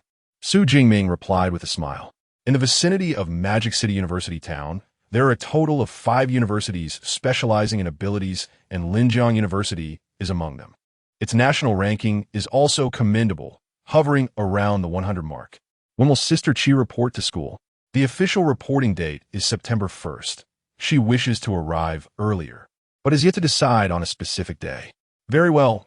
Once Sister Chi has made her decision, do let me know, and I shall go to the station to welcome her. After chatting for a while longer, Su Jingming finally ended the call. Recently, teacher Yang Jintian has not been present at the school. Thus, he did not visit the teacher's villa. Instead, he took up his long spear and entered the training room on the 2nd floor to commence his personal training. Meanwhile, on the sofa in the 1st floor, Lu Wentao found himself both elated and troubled. The joy stemmed from the numerous comments beneath his post, with many expressing a desire to join him. The vexation arose from the overwhelming number of responses, leaving him uncertain about whom to select. It appears that Qi Dongxia is a roommate of Song Qian. He suddenly noticed a familiar name among the comments, his eyes lighting up. In that case, let us invite Qi Dongxia and her companions. However, for individuals seem a tad insufficient. It would be more lively with 2 additional participants. Therefore, let fate decide who shall join. Thus, Lu Wentao casually selected another dormitory to leave a message. Chapter 57. Advancement again. The powers have run out. Crackling sounds echoed through the training room on the 2nd floor of the villa. Su Jingming sat cross-legged on the ground, clad only in shorts, his eyes gently closed. Accompanied by the rumble of thunder, countless tiny arcs of lightning danced across his skin. The areas where the thunder coursed, his chest, abdomen, thighs, and calves, were slightly reddened, exuding a peculiar resilience. This was the practice of the S-rank body refining technique, Indestructible Thunder Body, utilizing a unique method to channel lightning powers into the flesh, thereby enhancing physical strength. Of course, only a body that had established the foundation of the indestructible body could endure such training. Otherwise, it would be akin to self-harm. Brother Ming, it's about time. Shall we prepare to depart? Came a shout from Lu Wentao downstairs. Su Jingming suddenly opened his eyes, a flicker of electricity flashing within them. They have arrived. Responding affirmatively, Su Jingming retracted the surging purple thunder and stood up, first heading to the bathroom for a quick shower. Dressed in a t-shirt and long pants, he then made his way downstairs. At 6:41 p.m., outside the gates of Magic City Ability University, nestled in the heart of the University District, the grand entrance of Magic City Ability University drew the attention of students from neighboring institutions. However, what set this moment apart from the past was the presence of certain female students who found themselves inexplicably drawn to a young man standing nearby. This young man, tall and slender, with sharp brows and bright eyes, exuded a rugged masculinity. Merely standing there, he radiated an extraordinary aura that set him apart. Yet, intimidated by his commanding presence, many girls dared only to steal a glance from afar, hesitant to approach him for contact information. This young man was none other than Su Jingming. Beside him stood his roommate, Lu Wentao. The school gate was the designated meeting point, with plans to set off promptly at 7 o'clock. Before long, 2 of the 4 individuals Lu Wentao had arranged to meet had already arrived at the gate. They were a pair of twin sisters, strikingly similar in appearance. Both possessed delicate oval faces. One sported double ponytails while the other had a single ponytail. Their heights were also comparable, around 1.62 meters, and their clothing style leaned towards the cute aesthetic. What luck to have randomly chosen such a pair of beautiful girls. Lu Wentao mused, slightly taken aback by the unexpected fortune. The 2 sisters spotted Su Jingming and Lu Wentao from a distance, waving their hands as they briskly approached. "Hello, I'm the elder sister," Li Wanting, the sister with the single ponytail, greeted warmly. The younger sister, sporting double ponytails, chimed in with a cheerful smile. "I'm the younger sister, Li Wanhua." The younger sister's adorable grin revealed a small, charming canine tooth. Lu Wentao, Su Jingming. Lu Wentao and Su Jingming introduced themselves with cheerful smiles. Meanwhile, Li Wanting and Li Wanyue instinctively directed their gaze towards Su Jingming, for their interest was solely in him. Although they could catch a glimpse of his presence on the arena from their seats during lunch, the distance rendered it impossible for them to observe him closely. However, now that they were nearer, they discovered that Su Jingming's aura surpassed that which he exhibited on the stage. The sisters exchanged glances, each recognizing the surprise etched on the other's face. Naturally, being students admitted to the prestigious Magic City Ability University, they were not starstruck fans. Their participation in this gathering was motivated not only by a desire to indulge their admiration, but primarily to forge a connection with Su Jingming. After the midday battle concluded, it was evident to the discerning that Su Jingming's prowess was on an entirely different level compared to the other freshmen. His future accomplishments seemed boundless. With such an opportunity to establish a rapport, they certainly would not let it slip by. In truth, most of the young women commenting on the posts harbored similar sentiments. Furthermore, if the possibility arose for a deeper relationship with Su Jingming, they would be more than willing to embrace it. Li Wanting and Li Wanyue, both spirited and affable, quickly engaged Su Jingming in conversation upon their arrival. During their exchange, Su Jingming learned that the sisters possessed the same B-grade supportive healing ability, Holy Healing Water. This ability could mend various injuries, and intriguingly, their powers could synergize to achieve the effect of an A-grade ability. Should you ever consider forming an adventure team for the Wilderness Zone, do keep us in mind, Sister Li Wanting remarked with a sweet smile. As supportive ability users, although they possessed some combat capability, their strength was not particularly high. Thus, even if they aspired to hunt ferocious beasts in the Wilderness Zone in the future, they would undoubtedly rely on their teammates. Individuals like Su Jingming, who wielded formidable powers, would be the most dependable allies. Their intention in coming here was not to leave a profound impression on Su Jingming. Rather, they hoped that when he someday needed supportive ability users, he would think of them first, considered a success in their eyes. Su Jingming nodded with a smile. The Wilderness Zone, though fraught with danger due to the rampant ferocious beasts, concealed immense wealth. For instance, the blood and flesh of these beasts, as well as the rare flora that only thrived in that harsh environment. Many students at Magic City Ability University opted to form ability user teams, venturing into the Wilderness Zone during their leisure to hunt ferocious beasts, earning both wealth and academic credits. The composition of an ability user team was crucial, akin to assembling a party in an online game. Warriors, mages, and healers were indispensable roles. Only through such careful arrangement could a team ensure a higher survival rate within the Wilderness Zone. Although Su Jingming currently harbored no intentions of forming an ability user team, cultivating friendships with individuals possessing supportive abilities was undoubtedly beneficial. After all, more friends paved the way for more opportunities. As he pondered, Lu Wentao glanced ahead, his eyes brightening as he exclaimed, "Brother Ming, the last two have arrived." Reacting instinctively to his words, Su Jingming also looked forward and beheld two young ladies emerging from the school gates. They were of similar height, with the girl on the left possessing a graceful figure and a charming visage. Dressed in a floral sundress, her long, straight legs exuded vitality. While the girl on the left was undeniably beautiful, the one on the right surpassed her. This young lady's eyes sparkled with the clarity of a child's. Her delicate features, a refined nose, and cherry lips enhanced her allure. Her lustrous black hair was elegantly tied with a red ribbon, revealing her fair neck.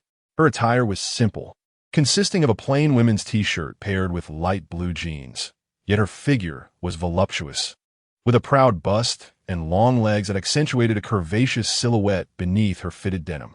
This striking contrast between her youthful beauty and the maturity of her form evoked the image of a ripe peach, captivating in her movements. Su Jingming could not help but think of a phrase, an alluring girl with the charm of a young woman. This young lady was none other than Song Qiuyun, whom he had encountered before. "Good evening, everyone. I'm Qi Dongxia. Here's invited," she greeted with a radiant smile. "I am her roommate, Song Qiuyun," added the girl beside her. "Nice to meet you. I am Su Jingming," he replied with a smile in return. "Su, I believe this isn't our first meeting," Song Qiuyun said, her clear, bright eyes blinking playfully. The hint of mischief on her lovely face reminded Su Jingming of their shared glance at the freshman meeting. Indeed, it could no longer be considered their first encounter. All right, everyone is here. Let's depart. Brother Ming, you take Song Qiuyun and her friend. I will accompany Li Wanting, Lu Wintao declared, not wishing to delay any longer. The group split into two pairs and took separate taxis toward the bustling heart of the city. The primary urban area of Magic City consists of 5 districts: Huangpu, Suhui, Changning, Yangpu, and Jing'an. The administrative district where Magic City University is located is Jing'an. In terms of urban versus suburban classification, all 5 main urban districts are considered city centers, vibrant and thriving. However, the city center they intended to visit was the most prosperous part of Magic City, Huaihai Commercial Street. This location is among the top commercial hubs in the nation, offering not only a variety of luxury goods, but also an array of equipment and elixirs required by those with extraordinary abilities. Magic City University is not far from Huaihai Commercial Street, and within just half an hour, Su Jingming and his companions arrived at the entrance of this bustling thoroughfare. Before Su Jingming unfolded a scene of vibrant commercial activity, Huaihai Commercial Street. It is now 7:30 in the evening, and the sky has begun to darken slightly. Yet, the bustling commercial street before me radiates with an array of holographic projections, teeming with crowds of people. The atmosphere is vibrant. Su Jingming, wandering among the shops, recognizes several familiar names: Hengyuan Equipment, Lingxi Pharmaceuticals, Lu Wintao, and Song Qiuyun, who are visiting for the first time, along with Qi Dongxia. Marvel at the splendor of this commercial district. As for the sisters Li Wanting, they seem somewhat less impressed, as this does not appear to be their first visit. I have been to this commercial street before, and there's also a food street nearby. Shall we grab a bite first? Su Jingming suggested. Sure. All right. At the tender ages of 18 and 19, the youth have little desire for a full meal. Thus, when Li Wanting, with her single ponytail, proposed heading to the food street, everyone eagerly agreed. After spending over an hour indulging in delectable street food, Su Jingming and his companions returned to explore the commercial street. One cannot help but acknowledge that the offerings in the heart of Magic City are far more comprehensive than those in Jiang City. Hengyuan Equipment Group, which sells the Black Radiance gun, provides a painfully limited selection of battle suits and weapons in Jiang City. However, here in Magic City, the variety is astonishing, with an abundance of options. Even the Black Radiance gun comes in an array of detailed models, stirring a sense of desire within Su Jingming. Regrettably, he recently acquired his current set of equipment, which is still sufficient for his needs, so he restrained his impulses and refrained from making a purchase. In contrast, Song Qiuyun had no such reservations. Upon seeing beautiful battle suits that resembled ordinary clothing, she waved her hand and purchased with abandon.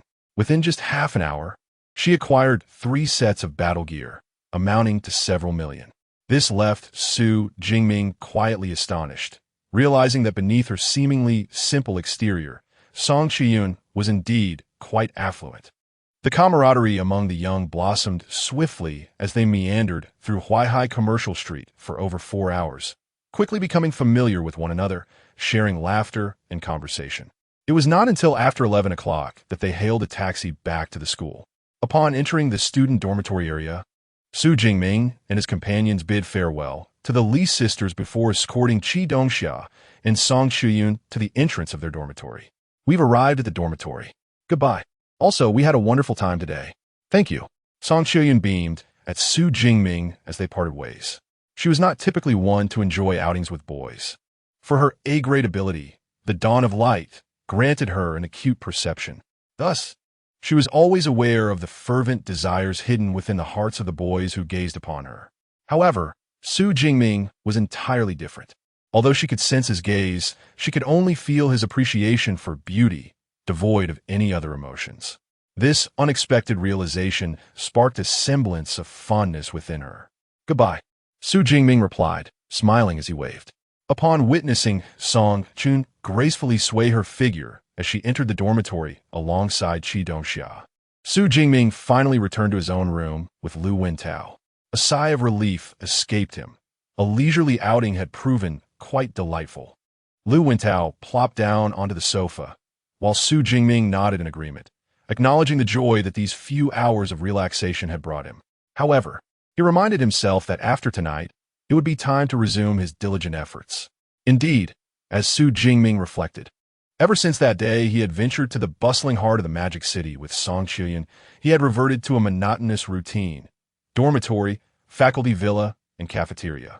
Each day was consumed by training or the journey to it, though Lu Wentao often donned a carefree demeanor. His admission into the Magic City Academy of Supernatural Abilities attested to his considerable talent and potential. During this period, he too had devoted himself to rigorous training and cultivation, albeit he would occasionally carve out moments to indulge in leisure. In his words, a balance between work and relaxation was essential for longevity. 15 days later, on July 16th, at 9 in the evening, Su Jingming found himself in the training room on the second floor of the villa. He activated his system panel.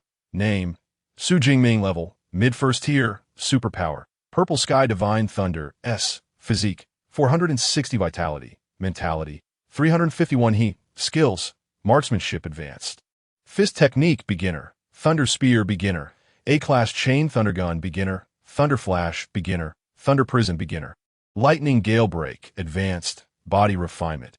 Indestructible Body of Thunder, First Stage, Superpower Points, 1048. It was time for another advancement. It had been nearly half a month since Su Jingming had last ascended to mid-first tier. While the speed of his progress remained impressive, it was no longer as conspicuous. Thus, he decided to allocate points. With a swift motion, he clicked on the plus sign next to his level. Superpower points, minus 456. Mid-first tier, upper first tier. In an instant, Su Jingming aura surgé dramatiquement. His level had finally placed him among the elite of the incoming freshmen. Clenching his fist, he felt the vibrant energy coursing through his veins, invigorating him far beyond his previous state. The next moment, accompanied by a thunderous roar, the Purple Sky Divine Thunder, now shimmering with a bluish-purple radiance, manifested around Su Jingming. Its power enhanced. Su Jingming nodded in satisfaction, then proceeded to open his system panel. Name: Su Jingming. Level: first tier, upper ability, Purple Cloud Divine Thunder, S. Physique, 520 health, mental power, 421 Hz, skills, marksmanship, advanced. Fist Technique Beginner, Thunder Spear Beginner, A-Class Chain Thunder Gun Beginner, Thunder Flash Beginner, Thunder Prison Beginner. Lightning Gale Break Advanced, Body Refinement. Indestructible Thunder Body, first level, ability points, 592 upon advancing to the first tier, upper. Both of his fundamental attributes had increased by approximately 60 points. Additionally, Su Jingming noted that the plus sign after his level had vanished. It appeared that the remaining ability points were insufficient to facilitate his promotion to the second tier.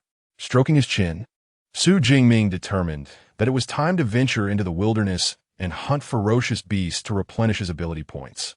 However, before that, he resolved to exhaust his ability points to elevate his strength to its utmost limit. With a glint in his eyes, Su Jingming chose to allocate more points. Ability points minus 354. Indestructible Thunder Body, first level, second level. As the only S-level combat skill he currently possessed, enhancing the Indestructible Thunder Body was naturally his first priority after reaching this level. The ability points required for upgrading an S-level combat skill were undeniably high. Nonetheless, it was well worth the investment. Upon elevating the Indestructible Thunder Body to the second level, he felt a thunderous resonance within his body. His bone density increased once more, and his muscles became more taut. Su Jingming slowly exhaled a breath of turbid air. With the Indestructible Thunder Body now at the second level, the third level was not far off. The Indestructible Thunder Body comprises a total of 13 levels. As an S-level body refinement combat skill, it transcends mere enhancement of physical attributes. Each time he ascends 3 levels, he gains a special ability. Upon reaching the third level of the Indestructible Thunder Body, he would unlock a unique state, Thunder Extreme State. The Thunder Extreme State bears some resemblance to the Thunder activation cells he utilized during his martial arts college entrance examination, but it represents the ultimate enhancement of that ability. Once activated, his movement speed, shooting speed, and the power of his punches and kicks would receive comprehensive augmentation. The prospect of the Thunder Extreme state is truly exhilarating. Su Jingming glanced at his system panel once more. After enhancing the indestructible Thunder Body, he had 242 ability points remaining. He then spent 178 ability points to elevate the Chain Thunder Gun from beginner to intermediate. According to Su Jingming estimates, upgrading to intermediate should require 200 ability points. However, due to his consistent training, he only needed to expend 178 points to achieve this upgrade. Consequently, his ability points on the system panel dwindled to a mere 62. Thus, Su Jingming's ability points were nearly depleted. Tomorrow, he would inform his teacher and prepare for his expedition into the wilderness. Su Jingming silenti contempet. Chapter 58, Practical Training. The Unrivaled Second Stage. Life at the Magic City Ability University is leisurely and comfortable. Apart from various rankings and training facilities, it bears little difference from the universities of my previous life. Yet, Su Jingming relentlessly strives to enhance his strength. The reason for this is quite simple. Ever since his arrival in this world, he has been plagued by an acute sense of crisis. He fears that one day, when ferocious beasts invade the city, he will lack the power to resist.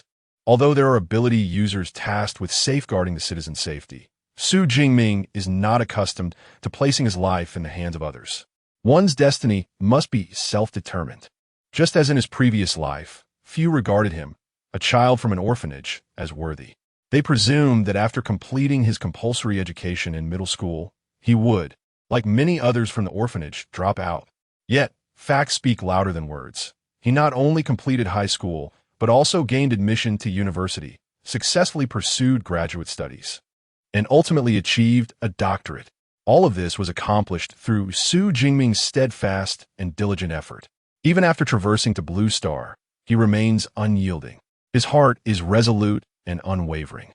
This is the motivation that drives him to train diligently every day. The following day, at 7:30 in the morning, Su Jingming, having trained for over an hour in the training room, donned his battle attire and took up his black shining spear as he descended to the first floor. Today marks his practical training session with Senior Lu Ming, necessitating full armament. Morning, Mingge. In the living room, Lu Wentao, still somewhat bleary-eyed from just emerging from his bedroom, had grown accustomed to this routine. To him, Su Jingming resembled a monk in rigorous asceticism, day in and day out. It was nothing but training. No, it was beyond mere asceticism.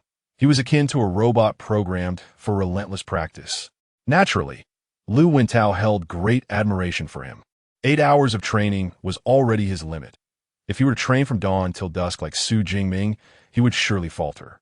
For the new students, this period leading up to the official start of classes is entirely unregulated. They're free to do as they please.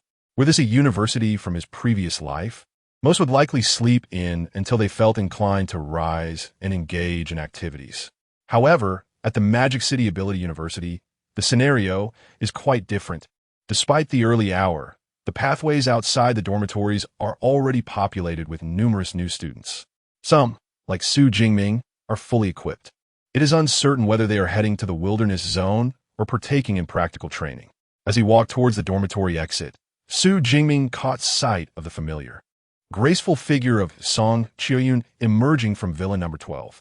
Ever since their visit to the city center together, they had exchanged contact information and occasionally chatted through mobile applications. Sometimes, as on this morning, they would serendipitously cross paths at the dormitory entrance. After all, Su Jingming resided in Villa Number 32, and heading towards the exit inevitably led him past Villa Number 12. Good morning. Su Jingming greeted casually, observing Song Qiuyun's attire with a hint of curiosity. Are you also engaging in combat training today? Since the conclusion of the freshman orientation, the newcomers had become increasingly active, eager to seek mentorship under the newly introduced system. Most had met with failure, yet a select few succeeded in securing their own dedicated mentors. Song Qiuyun was among this fortunate group. As the top scholar of Sichuan province, her strength and potential were beyond question. Her mentor was none other than the esteemed dean of the Element Academy, a 7th-tier female instructor with an A-grade natural light type ability. Consequently, like Su Jingming, Song Qiuyun attended training sessions at the faculty villa daily. However, Unlike her usual loose training attire, today she donned a fitted battle suit, complete with a long sword. Unlike the men's version, the women's battle attire was tailored for agility, accentuating her graceful and curvaceous figure beneath the sleek silver fabric. Upon encountering Su Jingming, Song Qian greeted him with a sweet smile and nodded. An upperclassman is coming today, so I thought I would give combat training a try. Though, I must admit, I lack confidence. Both heading towards the faculty villa, they walked side by side, attracting glances from passers-by. Su Jingming, tall and ruggedly handsome, and Song Qiuyun, petite and charming. By the way, Su Jingming, how about we engage in a sparring session when you find the time? Song Qiuyun suddenly suggested during their walk. She had long been intrigued by the fierce aura he exuded, reminiscent of a ferocious beast. Yet, she refrained from questioning him directly, believing it might encroach upon his privacy. However, a personal duel might unveil some clues. Sure, Su Jingming replied nonchalantly, acknowledging that any such opportunity would likely arise after his return from the wilderness area. Upon reaching the faculty villa district, the two parted ways to their respective villas. Senior brother, I'm here, Su Jingming announced as he entered the villa, only to find not only his senior brother Lu Ming, but also teacher Yang Jintian present in the living room. Clad in a loose training robe, Teacher Yang sat comfortably on the sofa. Teacher, Su Jingming greeted respectfully. As a 7th-tier ability wielder, Yang Jintian adhered to a rigorous training regimen. Typically, he trained alone in the mornings and instructed Su Jingming in marksmanship and ability application in the afternoons. Thus, it was unexpected for him to appear so early. Yang Jintian nodded with a smile. I heard that you two would be undergoing combat training today, so I decided to come by and observe. His gaze towards Su Jingming radiated unmistakable satisfaction. During this period, Yang Jingming's performance has not escaped the keen observation of Yang Jintian. He arrives punctually at the villa each day to undergo training, never once tardy or leaving early, and even engages in additional practice upon returning to his dormitory. Not even the absence of his mentor Lu Ming would deter his relentless dedication. With an S-level ability coupled with such unwavering diligence, what could possibly hinder his success? A myriad of emotions surged within Yang Jintian. Even in his youth, he had not exerted himself with such fervor. Moreover, he was exceedingly pleased with Yang Jingming's progress in cultivation. It is noteworthy that when Yang Jingming first arrived, he was merely an awakener. Yet, a mere month later, he has already ascended to the rank of a mid-tier, first-level ability user. This rate of advancement is nothing short of remarkable. Just as he was pondering this, he suddenly sensed an anomaly. Yang Jingming's aura has intensified. Upon further scrutiny, Yang Jintian was astonished. Have you broken through to a high-tier first level? Just about to inform my teacher, I achieved this breakthrough last night, replied Yang Jingming with a nod. Furthermore, my indestructible thunder body has also ascended to the 2nd level. These revelations fell like 2 explosive bombs.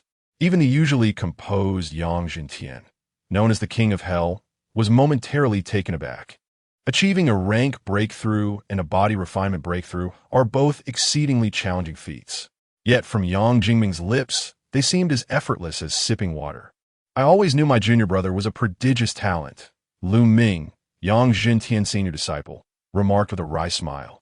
When he transitioned from a mid-tier first level to a high-tier first level, it took him over half a year. After apprenticing under Yang Jintian and establishing the foundation for the indestructible body, he required a full year to advance to the 2nd level of the indestructible thunder body. Yet now, in merely a month of mentorship, Yang Jingming has accomplished all of this. Excellent, splendid. Yang Jintian finally came to his senses and joyfully patted Yang Jingming on the shoulder. As a teacher, it brings him immense joy to witness his disciple's rapid ascent in strength. Today, we have arranged a practical training session. Let me see just how formidable your newfound power has become. Yang Jintian led Yang Jingming and Lu Ming to the backyard of the villa. This area served as an open-air combat training ground, expansive and measuring over 500 square meters. The ground appeared to be forged from alloy, gleaming with a cold metallic sheen under the morning sun. This outdoor training facility is constructed from A-grade alloy. You can unleash your full power here, Yang Jintian said with a smile. Do not hold back, Jingming. unleash your entire strength. With me here, you will not be harmed. Yang Jingming nodded in understanding. This would be his first battle against his senior brother Lu Ming, and naturally, he intended to exert his utmost effort. Of course, since it was a practical training session, Lu Ming would also restrain his own strength. Otherwise, with his peak third-level prowess, unleashing his lightning abilities would leave Yang Jingming no chance to even touch him before it was all over. Junior brother, I shall temper my strength to the second-tier lower level and engage you in combat, Lu Ming declared with a resonant voice. As a senior in his 4th year, he possessed 3 additional years of practical combat and training experience compared to Su Jingming. Logically, he should have suppressed his abilities to match Su Jingming's first-tier upper level. However, Lu Ming was acutely aware that if he were to restrain himself to the first-tier upper level, he would undoubtedly be the one to lose. Moreover, such a suppression would not yield the desired effect of practical training, prompting him to suggest a reduction to the second-tier lower level instead. Yang Jintian, clearly cognizant of this, refrained from intervening. Thus, Su Jingming and Lu Ming, each gripping their long spears, positioned themselves at the center of the training ground. Ready? 3, 2, 1. Begin. At the moment Yang Jintian's words fell, a flash of lightning illuminated the scene, and both combatants vanished simultaneously from their positions. Thunder Flash. This A-grade lightning technique was instinctively executed by the brothers. In the next instant, a resounding clash echoed as the black and green spears collided in the center of the training ground, showcasing a balance of formidable power. Such raw strength. Although he had prepared himself, Lu Ming was nonetheless taken aback by Su Jingming's might. The opponent's power was indeed on par with his own, if not slightly superior. In stark contrast to Lu Ming's astonishment, Su Jingming experienced a surge of exhilarating combat spirit. Since mastering the indomitable Thunder Body, he had yet to encounter an adversary whose strength matched his own. Even Lei Zhou, after consuming a blood fury pill, had not dared to confront him directly. Yet now, he finally had an opponent who could compel him to unleash his full potential. Sequential Thunder Spear. Su Jingming decisively altered his technique, his spear enveloped in azure-purple lightning, transforming into a black phantom that thrust forward with blinding speed. Lu Ming, well aware of the potency of this A-grade technique, dared not engage directly and swiftly sidestepped. However, in the next moment, another sound resonated. Thunder Prison. The azure-purple lightning coalesced into a prison that ensnared Lu Ming within. Almost immediately, another lightning spear hurtled toward him. Goodness, he truly offers no respite. Yet, I am not the novice Lei Zhou. True thunder of the Jade Pivot. Crackle, an overwhelming torrent of majestic white lightning surged forth from Lu Ming's body, enveloping him entirely as he burst forth from the thunder prison, simultaneously evading the lightning spear. Now it is my turn. With his long spear in hand and enveloped by the A-grade lightning ability, True Thunder of the Jade Pivot, Lu Ming charged forward with an audacious smile, engaging Su Jingming in battle. After over 20 minutes of relentless techniques, Su Jingming's purple sky thunder had been entirely exhausted. Clang! Following yet another clash of spears, Su Jingming stood at a distance, nearly reaching his limits. Panting heavily as he spoke, "Senior, brother, I concede." With a flash of lightning, Lu Ming appeared before Su Jingming, the boundless true thunder of the Jade Pivot retreating back into his being. He merely shook his head and remarked, "I have merely taken advantage of my extraordinary abilities. It is not you who has lost." Although he had suppressed his own strength to the second-tier lower level, he remained a peak third-tier ability user. The depth of his abilities was far beyond what Su Jingming, a first-tier upper level, could compare to. Indeed, a splendid battle, Yang Zhentian exclaimed, clapping his hands as he approached. To be candid, Su Jingming's performance in that combat exceeded his expectations. He had anticipated that Lu Ming would emerge victorious. It turned out to be his stalemate. Lu Ming sheathed his spear, patted Su Jingming on the shoulder, and inquired with a smile, "Do you realize what level your strength has reached just now?" "What level?" Su Jingming, recovering slightly, asked with curiosity. Unparalleled at the second tier, Lu Ming's gaze sharpened. It is noteworthy that being accepted as a disciple by Yang Jintian, he himself is an exceptionally powerful talent. even when suppressing his strength to the second-tier lower level.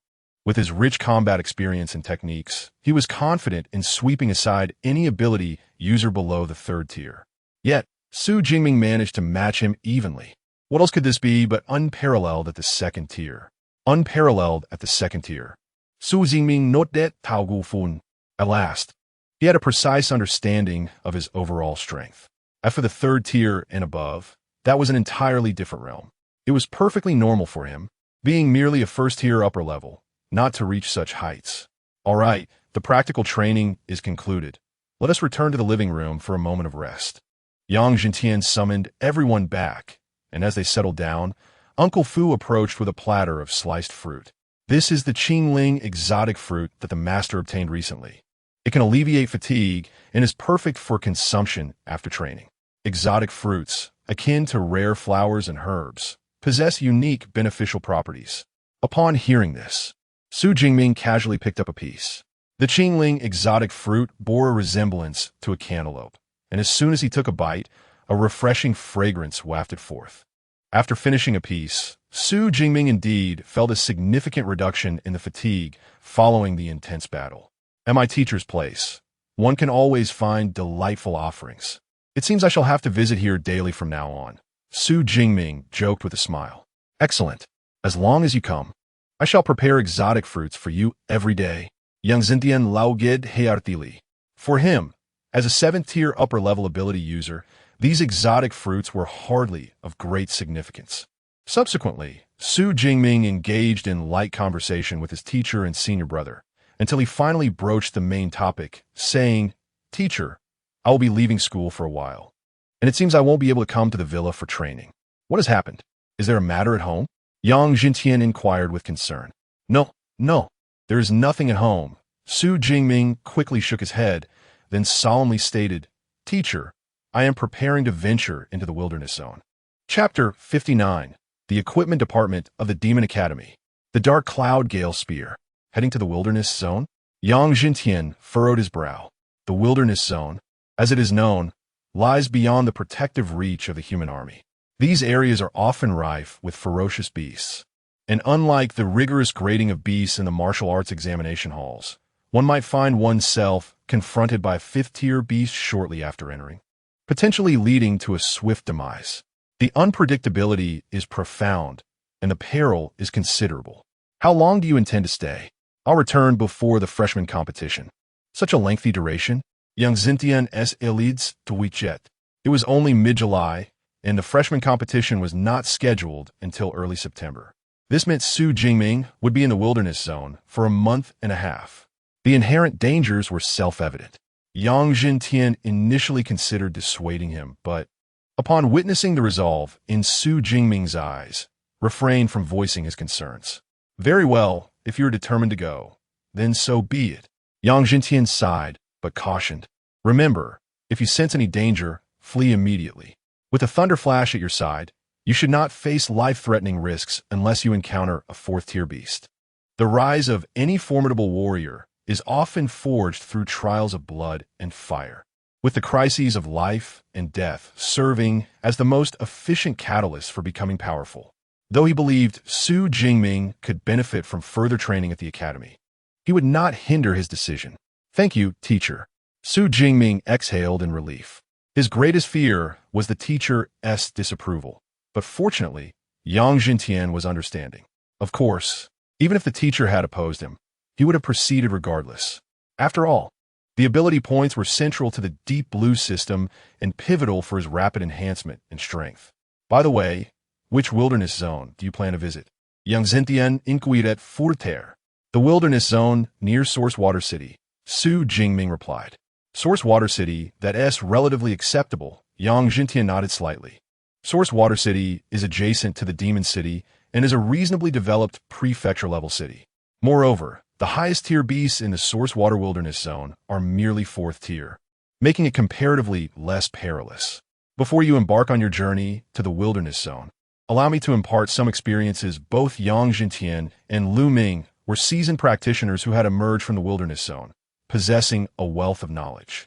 Under their tutelage, Su Jingming, who had never ventured into a wilderness zone, acquired a substantial amount of pertinent experience. After more than an hour, Jingming respectfully bid farewell to his teacher and senior brother before departing. Teacher, since junior brother intends to go to the wilderness zone, I may need to return to the guild in a few days as well, Lu Ming remarked as he watched Jingming's figure fade from sight. In such a hurry, Yang Xintian s bro furoet. The situation in the southwest is dire. The beast tide has breached several prefecture-level cities. The guild is short-staffed and has urged me multiple times, Lu Ming replied slowly. The southwest Yang Xintian pondered. In the present day, although humanity and the ferocious beasts maintain a general equilibrium, localized skirmishes erupt annually. Lu Ming, having chosen to join an adventurers guild long before graduating, became a preparatory member, occasionally participating in the guild's campaigns. Currently, the guild is in dire need of combat strength, and Lu Ming, being a peak third-tier preparatory member, naturally falls within the recruitment scope. Go ahead. This time, your guild will act in concert with the battle group. When encountering high-tier beasts, evade whenever possible. Those formidable creatures will be handled by higher-tier abilities, Yang Xintian spoke solemnly. Alongside Jingming, he had a total of 32 disciples. Yet nearly half had perished at the hands of the beasts. He sincerely wished to prevent any further misfortune befalling Lu Ming. Rest assured, Master, this is not my first encounter with such scale of conflict. Moreover, I have heard that the 8th-tier Grandmaster Wang Linyang is personally leading the team. Dealing with a group of beasts whose highest rank is merely 7th tier should pose no difficulty. Lu Ming replied nonchalantly, shouldering his weapon and striding out of the villa. Meanwhile, after leaving the villa, Jingming dialed his aunt Su Qingwan. Aunt, are you busy? Not at all. I'm out shopping with your sister Qi. What's the matter? Aunt, I will be participating in a special training organized by the school for a while. My phone will be switched off for some time, so if you can't reach me, there's no need to worry. Is that so? All right, I understand. By the way, small. In the wilderness area, where signal stations have not been established, phone calls cannot get through. Thus, Jingming took the precaution of notifying his aunt beforehand. Naturally, he could not disclose the full truth to her to spare her worry. Additionally, his cousin Tang Qi, who had intended to report early, had recently called to say she wished to stay longer in Jiangsheng and would report normally when school resumed in September. As for the debt owed by Lei Zhou to his aunt's family, it had been settled over 10 days ago. With ample time remaining, he prepared the necessary items, planning to depart for Yuanshui City in the afternoon. After ending the call, Jingming glanced at the time on his phone. It was still not yet 10:30 a.m. According to the survival guide he had researched for the wilderness area, along with the insights shared by Teacher Yang and his senior brother, 2 essentials were required for the wilderness: supplies and equipment. Supplies were straightforward. A tactical backpack filled with fresh water and energy bars would suffice. As for equipment, the E-tier gear he possessed was barely adequate for school, but would be insufficient for the perilous wilderness. Having advanced in rank yesterday, his physical capabilities had significantly improved, making it an opportune moment to upgrade his gear. He could place an order for equipment through the school's official website, but it would not arrive until the next day. Since he intended to depart that afternoon, he resolved to head directly to the equipment department of the Magic City Ability University. Previously, I had heard that our school's equipment department possessed a plethora of remarkable items, and this time I decided to pay a visit. Jingming stepped out of the faculty villa area and began to wait by the roadside. The Magic City Ability University boasts an expansive campus, sprawling over 40,000 acres. A leisurely stroll could easily consume an entire day without fully traversing the grounds. Hence, the university provides a dedicated campus shuttle. The equipment department is located in the southwest direction of the school, quite a distance from the faculty villas, making the campus shuttle a perfect option. Ding dong. The announcement signaled the arrival at the equipment department. After a brief journey of more than 10 minutes, Jingming disembarked from a bus. Before him stood a building soaring over 20 stories high. The structure was exquisitely adorned, with its exterior comprised of luxurious floor-to-ceiling glass. On the side of the building, 5 grand characters elegantly proclaimed, Equipment Department of Magic University. Below, numerous delivery personnel clad in the university's uniforms busily loaded various packaged weapons and equipment onto vehicles.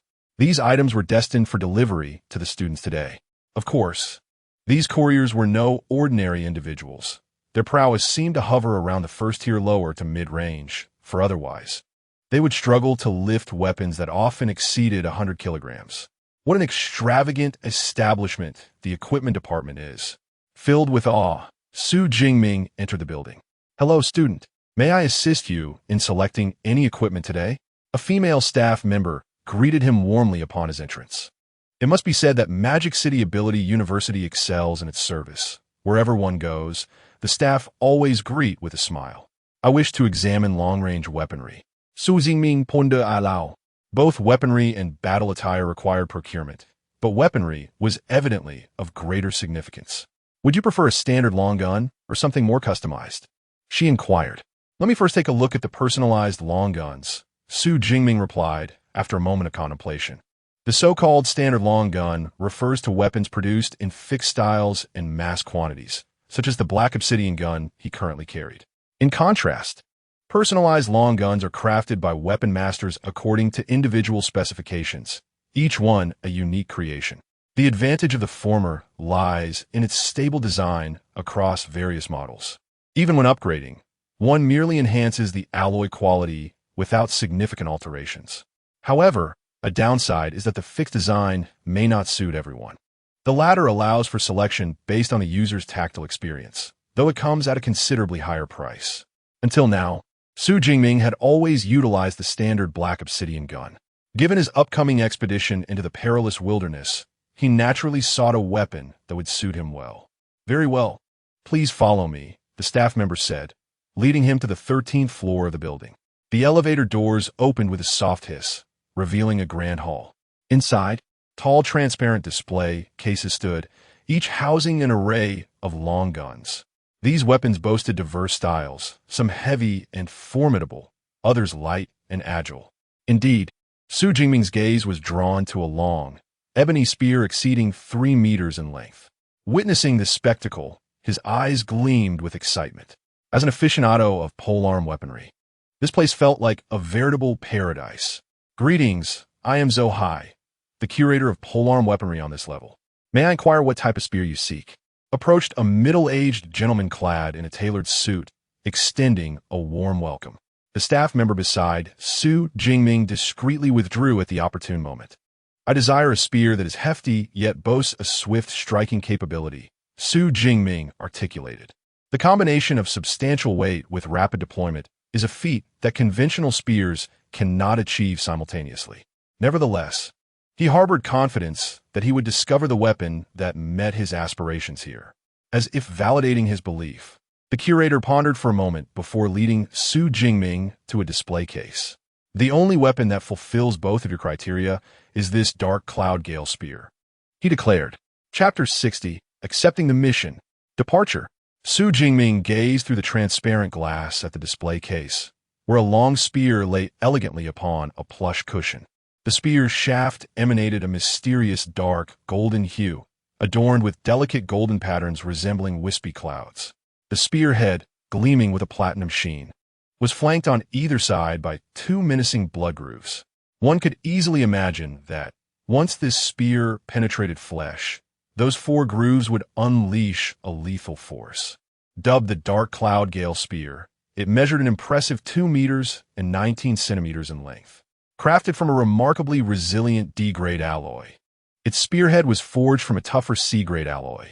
The entire weapon weighed a staggering 260 kilograms, and its shaft had been enchanted by a special class of ability user, imbuing it with wind elemental powers. When wielding the spear, this wind-based ability could, to a certain extent, accelerate the speed of its thrusts. Manager Zohai provided a detailed introduction, yet secretly harbored little hope that Su Jingming would purchase the spear. After all, most users of such long weapons pursued lightning-fast thrusting speeds. For first and second-tier ability users, weights of 70 to 100 kilograms were already sufficient. A weight of 260 kilograms was typically reserved for third-tier ability users, who were equipped with gear of at least C-grade.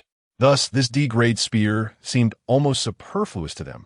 Those at lower levels could not wield it, while those at higher levels would dismiss it. Due to this awkward predicament, The spear had languished on display for over a year since its creation. Zohai couldn't help but wonder what the weapon master had been thinking. Was crafting such a spear not a sheer financial loss? Enchanting with abilities is a highly advanced technique, capable of binding an ability user's power to a specific piece of equipment. For instance, a spatial ring utilizes this enchantment to fix the spatial abilities of its user within the ring. Such technology is exceedingly costly to employ, which is why the spear's production cost was astonishingly high, far exceeding that of a typical D-grade spear. Reflecting on this, Zohai cast a glance at Su Jingming, a mere first-tier ability user. Surely, he would be intimidated by the spear's weight and would likely be unable to produce the requisite credits. Perhaps it would be best to show him lighter options later. Zohai shook his head inwardly. Can I try this spear? Su Jingming inquired, his eyes alight with anticipation. Very well. I shall fetch you a lighter one. Zohai instinctively began to suggest an alternative, but suddenly paused, bewildered. Are you certain you wish to try? This spear weighs 260 kilograms. It's all right. I am in need of a formidable weapon, Su Jingming replied, his gaze brimming with hope. He yearned for this spear to bring him unexpected delight on the 13th floor. There was a designated room for clients to test weapons. At that moment, through the transparent glass, one could see a young man surrounded by crackling blue-purple lightning, skillfully wielding a long spear. The black long spear, entwined with thunder, transformed into a series of purple-black phantoms, howling through the room like a mighty dragon. What exquisite marksmanship! Surely, this must be of an advanced level. One cannot help but wonder which senior possesses such formidable, thunderous gunnery. The speed of the shots is astonishing. Most likely, this individual is a third-tier senior. On the 13th floor, aside from Su Jingming, there were numerous students who had come to observe the firearms. All were adept marksmen, and upon witnessing Su Jingming's technique, they could not suppress their admiration. Some, familiar with Zohai, inquired with a smile, "Which spear is that senior wielding? It appears to possess remarkable power." "The Dark Cloud Gale Spear," Zohai replied. The inquirer was momentarily taken aback. Would a third-tier ability user even consider such a spear? Isn't it merely first tier? Indeed, is first tier, Zohai casually remarked, disregarding the bewilderment of the questioner, and cheerfully approached Su Jingming as he exited the room. "Su, how does this spear feel?" He had already learned Su Jingming's name moments prior. "Quite good," Su Jingming nodded. "It is just a tad lighter, but still acceptable." Having advanced to the second stage of the indomitable thunder body, his vitality surged considerably. By his estimation, he could easily handle a spear weighing 300 kilograms. Nonetheless, the 260-kilogram Dark Cloud Gale Spear was still commendable, enhanced by wind-based abilities. Both the speed of firing and retraction far surpassed that of the Black Obsidian Spear he currently held. Additionally, perhaps due to the alloy being classified as Level D, his S-rank ability, the Purple Sky Divine Thunder, conducted through this spear with remarkable fluidity. That is splendid, splendid indeed. Zohai's expression brightened as he rubbed his hands with excitement. Although the equipment belonged to the Magical City Ability University, the equipment department was responsible for its own profits and losses, aside from the basic research funding allocated each year. The financial demands of equipment development were immense. Often, a mere idea from a weapons master could consume tens of millions. While such a spear might not reach a valuation of 10 million, it still represented a significant expenditure. The thought of it sitting unsold was a source of considerable concern, but now, at last, someone showed interest. The Dark Cloud Gale Spear isn't overly expensive. Our official price is 600. I can offer you a 20% discount, making it 480 credits.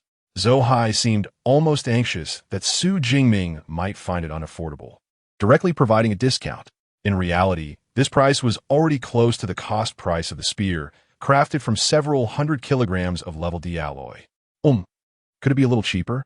Su Jingming bodin get. 10 minutes later, Su Jingming left the equipment department, the Dark Cloud Gale Spear in hand. On his student account, he had only accumulated a mere 412 credits. While on the upper floor, he experimented with several other firearms. Either they lacked sufficient weight or did not possess the required speed. Those that satisfied both criteria were priced significantly higher than the Dark Cloud Gale gun. Left with no alternative, he reluctantly surrendered his black obsidian gun to the equipment department for recycling, which granted him 100 credits. However, after spending 480 credits, he found himself with merely 32 credits remaining. With only 32 credits, acquiring a set of D-class battle attire at school was out of the question. Fortunately, he still had over 7 million in his bank account, allowing him to procure the necessary items externally. The purchasing power of 1 credit far exceeded that of 10,000 Daxia coins, and the equipment produced by the Magic City Academy of Supernatural Abilities was of superior quality. Unfortunately, with all his credits depleted, he had no choice but to venture off campus to acquire the remaining gear. Having made his decision, he did not leave the school immediately, but returned to the second floor of the student villa. Eva accessed the school's task system. Certainly, a holographic projection materialized in the air. Task 1. Collect 30 strands of the second-order arm blade tiger's tendon. Reward, 60 credits. C-class task, Task 2. Gather 30 specimens of cleansing spirit herb aged over 20 years. Reward, 43 credits. D-class task, Task 3. Travel southwest to participate in a battle. Level requirement, second-order mid-tier or above. Reward, 600 credits. S-class task, Task 4. Assist the Magic City Public Security Bureau in apprehending the third-order low-tier fugitive Qianhang. Reward, 200 credits. A-class task, Task 5. This was the school's task system, where anyone could post or accept tasks to earn credits. The variety of tasks was extensive, ranging from collecting materials from ferocious beasts to gathering rare herbs. There were even large-scale combat missions and fugitive apprehension tasks. Naturally, the latter two were far more perilous than the preceding ones. The task system constantly saw tasks being accepted and new ones being posted. This exemplified the cultivation model of the Magic City Academy of Supernatural Abilities. Su Jingming reflected with a sense of wonder. Individuals experienced vastly different realities at the academy. Some attended classes and trained punctually, leading a comfortable and leisurely life, while others engaged in a relentless pursuit of tasks, gaining substantial credits through life-and-death experiences. The former enjoyed leisure, yet their advancement was sluggish, while the latter faced danger, converting credits into resources and rapidly enhancing their abilities. It was no surprise that some claimed the Academy's most exceptional students were not found within its walls, but rather outside. Su Jingming shook his head and began to select tasks from the task panel. He planned to spend over a month in the wilderness zone, making it the perfect opportunity to undertake tasks and replenish his credits. Ultimately, Su Jingming chose 3 B-class tasks and 1 A-class task from the task system. Subsequently, I ventured to the equipment store outside the school, where I expended 1 million Daxia coins to procure a set of D-grade battle attire and boots. Once adequately prepared, I boarded the high-speed train at 2 o'clock that afternoon, en route to Yuanshui City, adjacent to the enchanting metropolis. Chapter 61. The Source Water Supply Base. The Goddess. Jiangchuxian. Once an ordinary prefectural city, Source Water City transformed dramatically following the occupation of its outskirts by ferocious beasts decades ago, which evolved into a wild zone. This stark change spurred rapid development, and today, the city has begun to resemble a thriving metropolis. The catalyst for this remarkable rise is rather straightforward. The emergence of the wild zone attracted numerous extraordinary individuals seeking to hunt beasts and discover rare flora. What is it that these extraordinary beings do not require? Weapons, battle attire, combat boots, potions. All of these necessitate the establishment of supporting infrastructure. It would be impractical for those extraordinary individuals, returning from the wild zone with tattered battle gear, to seek repairs in the neighboring, more developed city of Magic Metropolis. Consequently, a plethora of shops and equipment stores catering to these extraordinary beings sprang up. Additionally, those who returned from the wild zone after slaying beasts often indulged in lavish spending within the city. Thus, the entire Source Water City flourished. However, despite its growth stemming from the wild zone, Source Water City has always maintained a vigilant stance towards this ticking time bomb. A military force of over 10,000 personnel is stationed just outside the wild zone. Furthermore, to facilitate the supply needs of extraordinary individuals entering and exiting the wild zone, a massive supply base has been established nearby. On July 16th, at 6 in the evening, a train approached from the distance, coming to a halt on the asphalt road in front of the source water supply base. With a clatter, the doors swung open, and over a dozen individuals clad in battle gear, some wielding swords and others carrying shields, disembarked, chatting amiably as they made their way toward the supply base. Most of the weapons carried by the passengers were swords, save for a tall young man adorned in a black battle outfit, who bore a dark golden spear imbued with an air of mystery. At last, he arrived at the source water supply base. Gazing at the imposing structure before him, Su Jingming exhaled a deep breath. The high-speed train from Magic Metropolis to Source Water City took just over 2 hours. Yet the direct train from the Source Water Station to the supply base also consumed a similar duration. Should he frequent this area, it would be prudent to invest in a vehicle, as the train journey proved rather sluggish, confirming that the building before him was indeed the Source Water Supply Base. Su Jingming strode confidently into the grand lobby. The Source Water Wild Zone is expansive, with at least 1,000 extraordinary individuals entering daily. As the headquarters for these remarkable beings, the Source Water Supply Base is constructed with opulence. The marble floors gleam with a reflective sheen, and the crystal chandelier in the center of the lobby radiates brilliance akin to a miniature sun. Within the hall, male and female attendants gracefully navigate the space, serving tea and pastries, each adorned with youthful smiles, providing the finest service to the extraordinary individuals resting on the lobby sofas. As summer graces the city, the citizens of Source Water are mostly clad in light and airy attire. The waitstaff here are no exception. The female attendants each don short skirts, their long, fair legs swaying gracefully as they move, captivating the eye. If Zhang Hao were present, he would likely find himself utterly transfixed. Su Jingming couldn't help but think of his high school buddy. Since arriving in the Magic City, he had occasionally kept in touch with his old friends, Zhang Hao and Lu Jia. "Sir, how may I assist you?" A charming young waitress approached Su Jingming, noticing he stood still, seemingly lost in thought. Undoubtedly, Su Jingming's strikingly handsome features contributed to her decision to engage him. "I wish to register as an adventurer." What are the steps involved? Gaining entry to the Wilderness Zone is not as simple as one might hope. Every first-time entrant, an ability user, must register as an adventurer and receive a satellite communication watch before being granted access.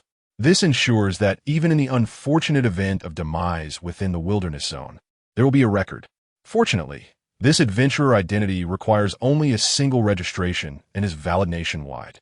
Registering as an adventurer? Certainly, please follow me.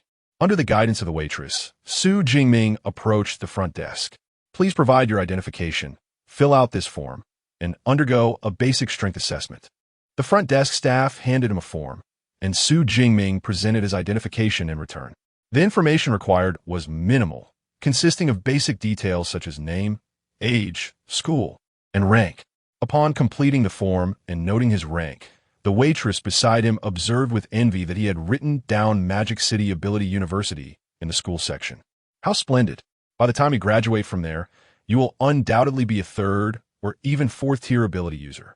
Being close to the Magic City, she was well aware of this top-ranking institution. In fact, many students from Magic City Ability University often come here for training. However, most students only venture here after reaching the 2nd tier, as it offers greater safety. The audacity of someone like Su Jingming, who dared to enter the Wilderness Zone with only 1st-tier abilities, is indeed rare. Given his age, she deduced he was a newly enrolled freshman. Typically, those who enter with 1st-tier abilities can expect to advance 2 or 3 tiers by graduation. "Thank you for your kind words." Su Jingming smiled slightly. After completing the form, he was escorted to undergo the strength assessment. The evaluation was straightforward. He simply needed to demonstrate a burst of power that matched the information on his form. Su Jingming effortlessly met the requirements with a modest display of his abilities. "Your adventurer credentials will take a little time to process, sir. You may wait in the lounge." "Very well." Su Jingming nodded, ordered a cold drink, and chose a secluded seat. It must be said, the costs at the supply base are indeed high. A mere ordinary cold drink costs over 100 Daxia coins. Indeed, the return of an ability user from the wilderness with materials from ferocious beasts and rare flora can easily yield hundreds of thousands, making such expenditures rather trivial. Su Jingming shook his head. In Blue Star, there exists a stark dichotomy between ability users and ordinary individuals. The sum that an ordinary person struggles to earn in an entire year can be effortlessly acquired by an ability user after a single venture into the wilderness. Of course, while ordinary individuals are spared from life-threatening risks, ability users are not so fortunate. Once the adventurer's credentials are processed, I shall procure some supplies, and by early tomorrow, I will be ready to enter the wilderness. Just as Su Jingming was sipping his cold beverage and contemplating his upcoming plans, a commotion erupted in the hall. It's Jiang Chuxian. The goddess has arrived. Truly, as a student of the prestigious magic university, the aura she exudes is remarkably formidable. Amidst the murmurs, many individuals seated on the sofa turned their gazes towards the entrance of the hall.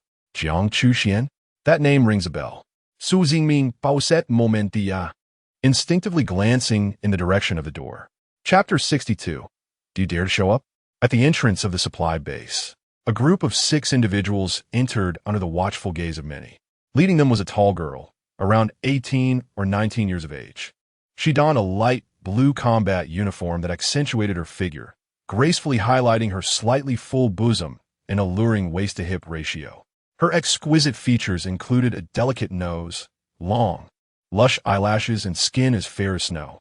However, what captivated the onlookers most was her flowing hair, a cascade of silken, waist-length white that shimmered with a healthy luster, rather than a dull pallor.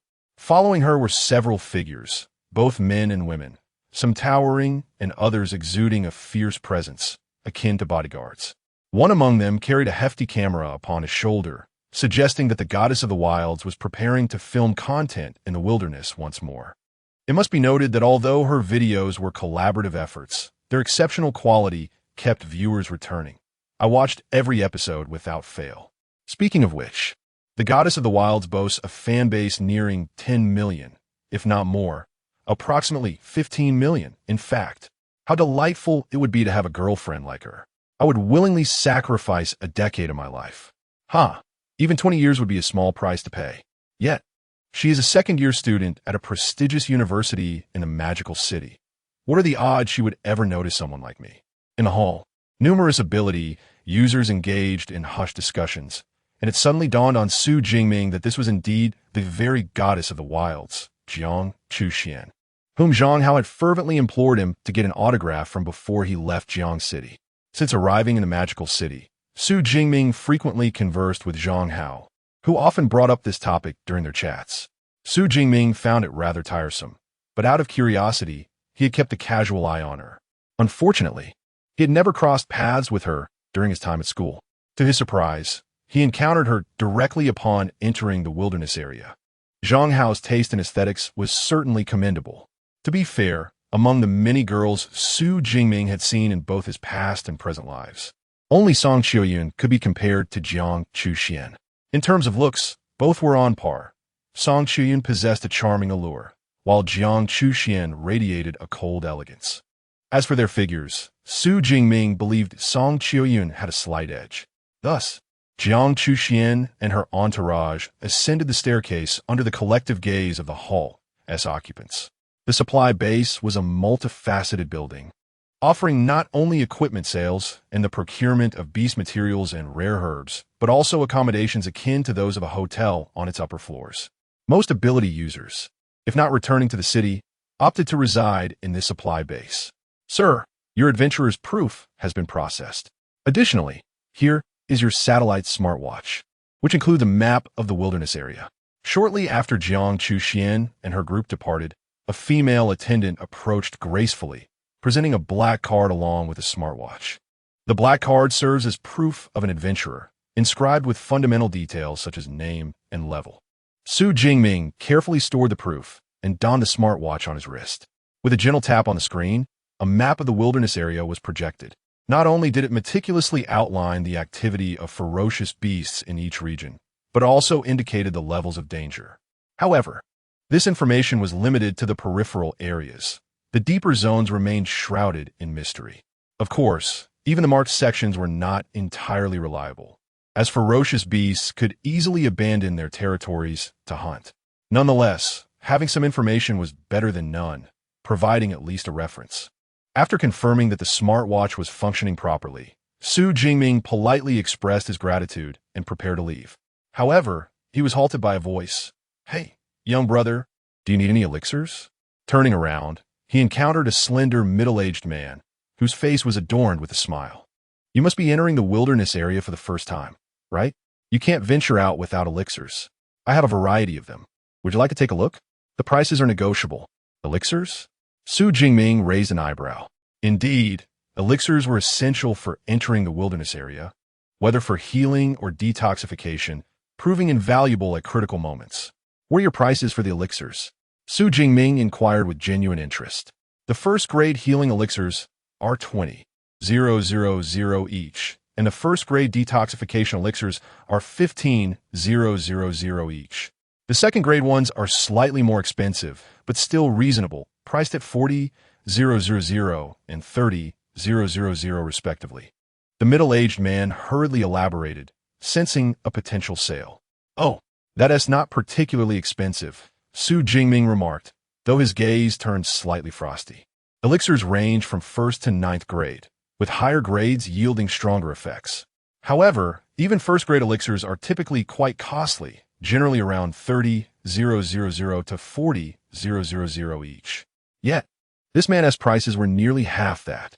Coupled with his furtive demeanor, Su Jingming was almost certain he was dealing with a fraud selling counterfeit elixirs. Likely an experienced con artist targeting novice adventurers who are unfamiliar with the trade. "Rest assured, my elixirs are renowned for being both affordable and effective," the middle-aged man insisted, patting his chest confidently. However, he was met with a derisive expression from Su Jingming.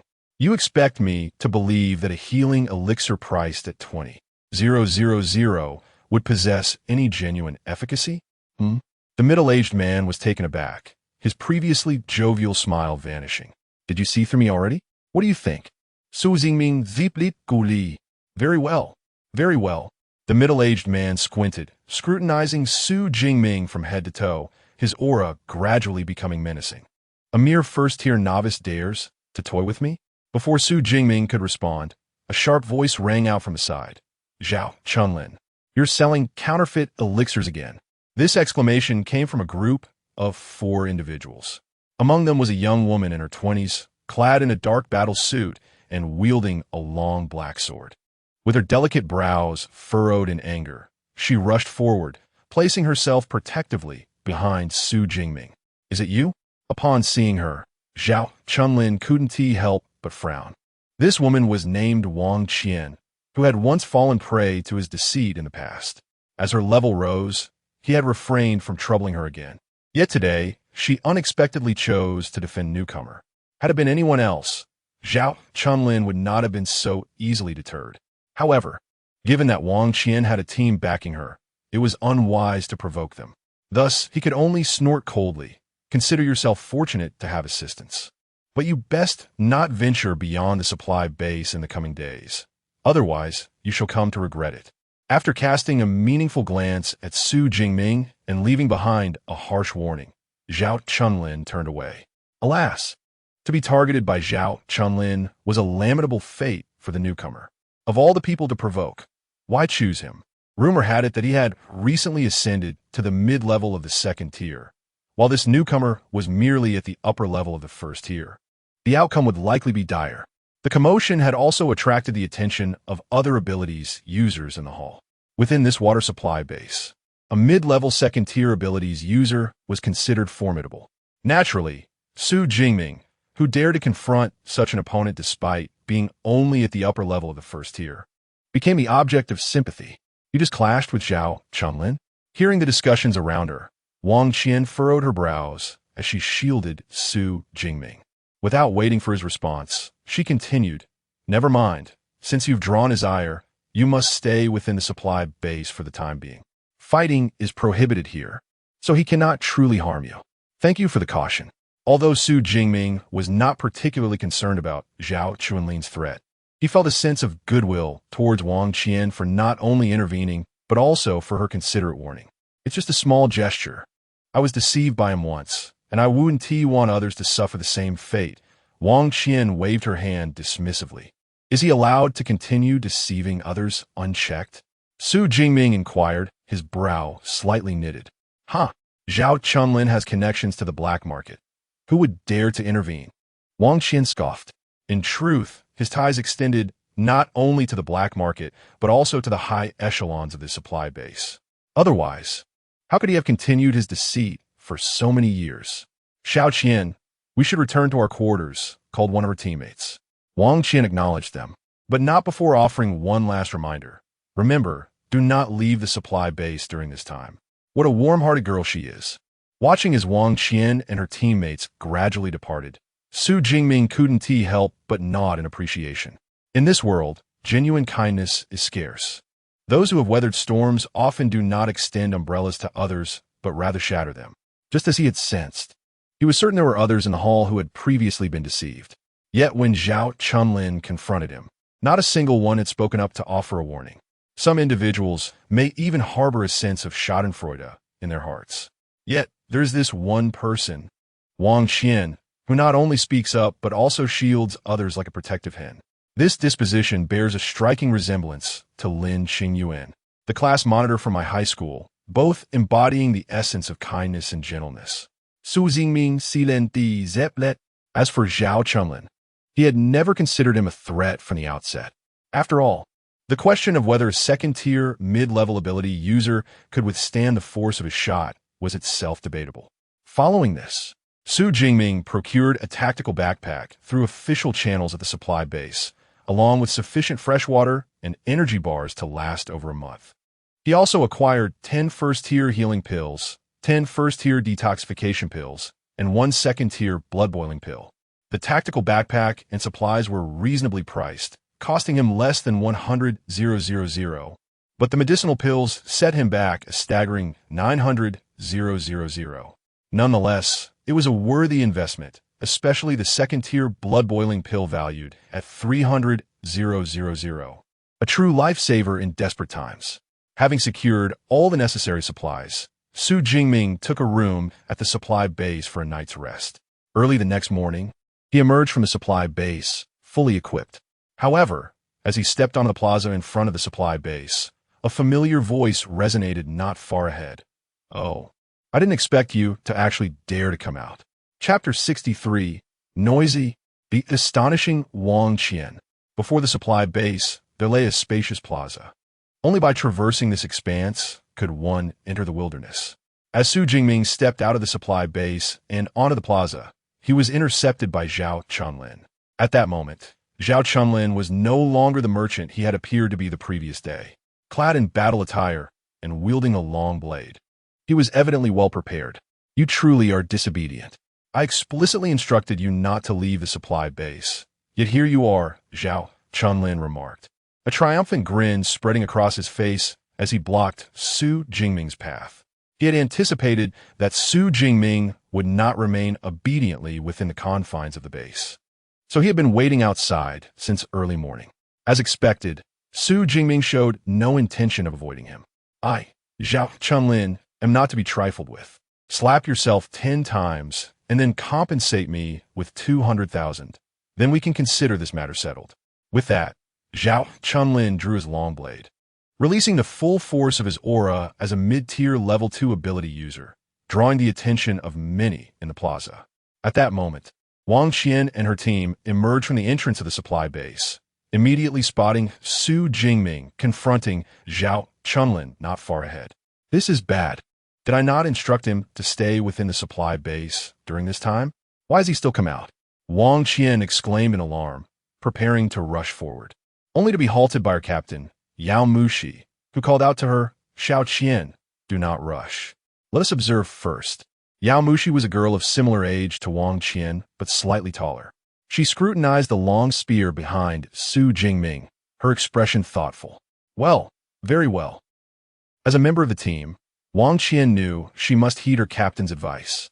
Additionally, she felt a twinge of anger that Su Jingming had disregarded her words. Let him learn some sense. Perhaps then he will cease his reckless behavior and heed others' counsel.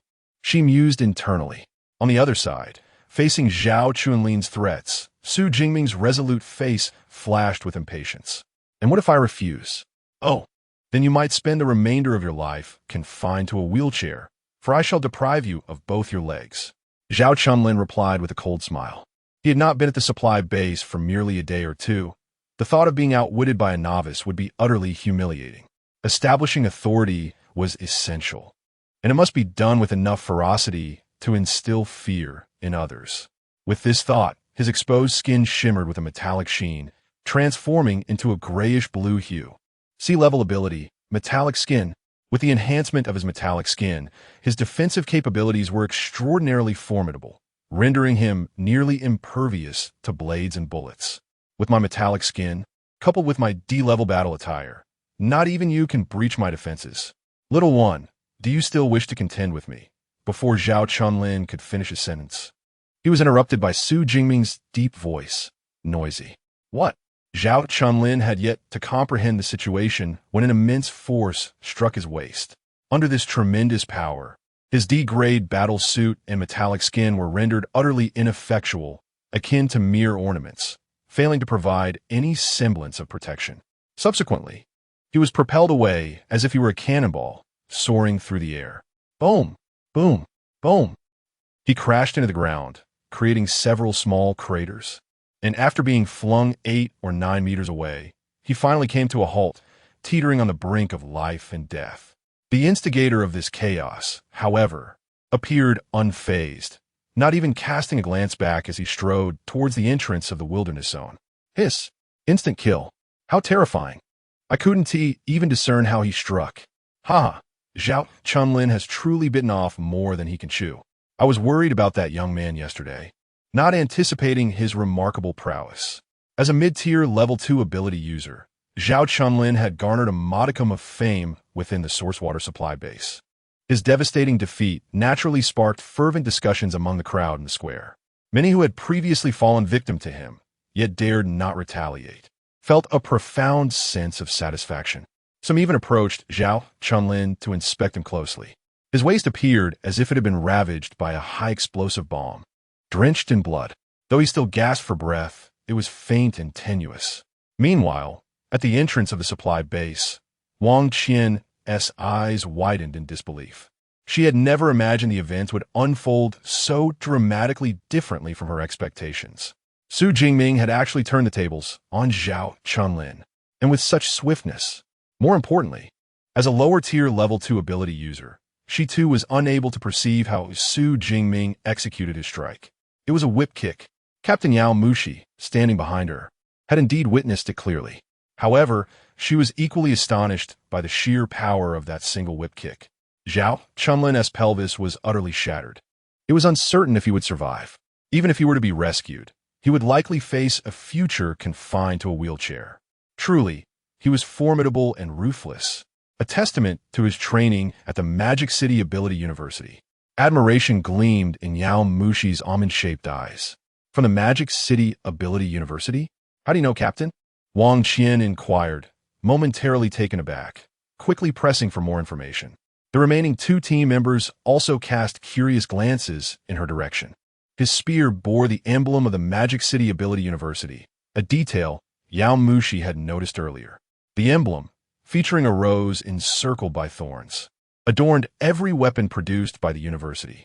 Furthermore, aside from students from such prestigious institutions, have you ever encountered anyone else possessing such cross-dire instant kill capability?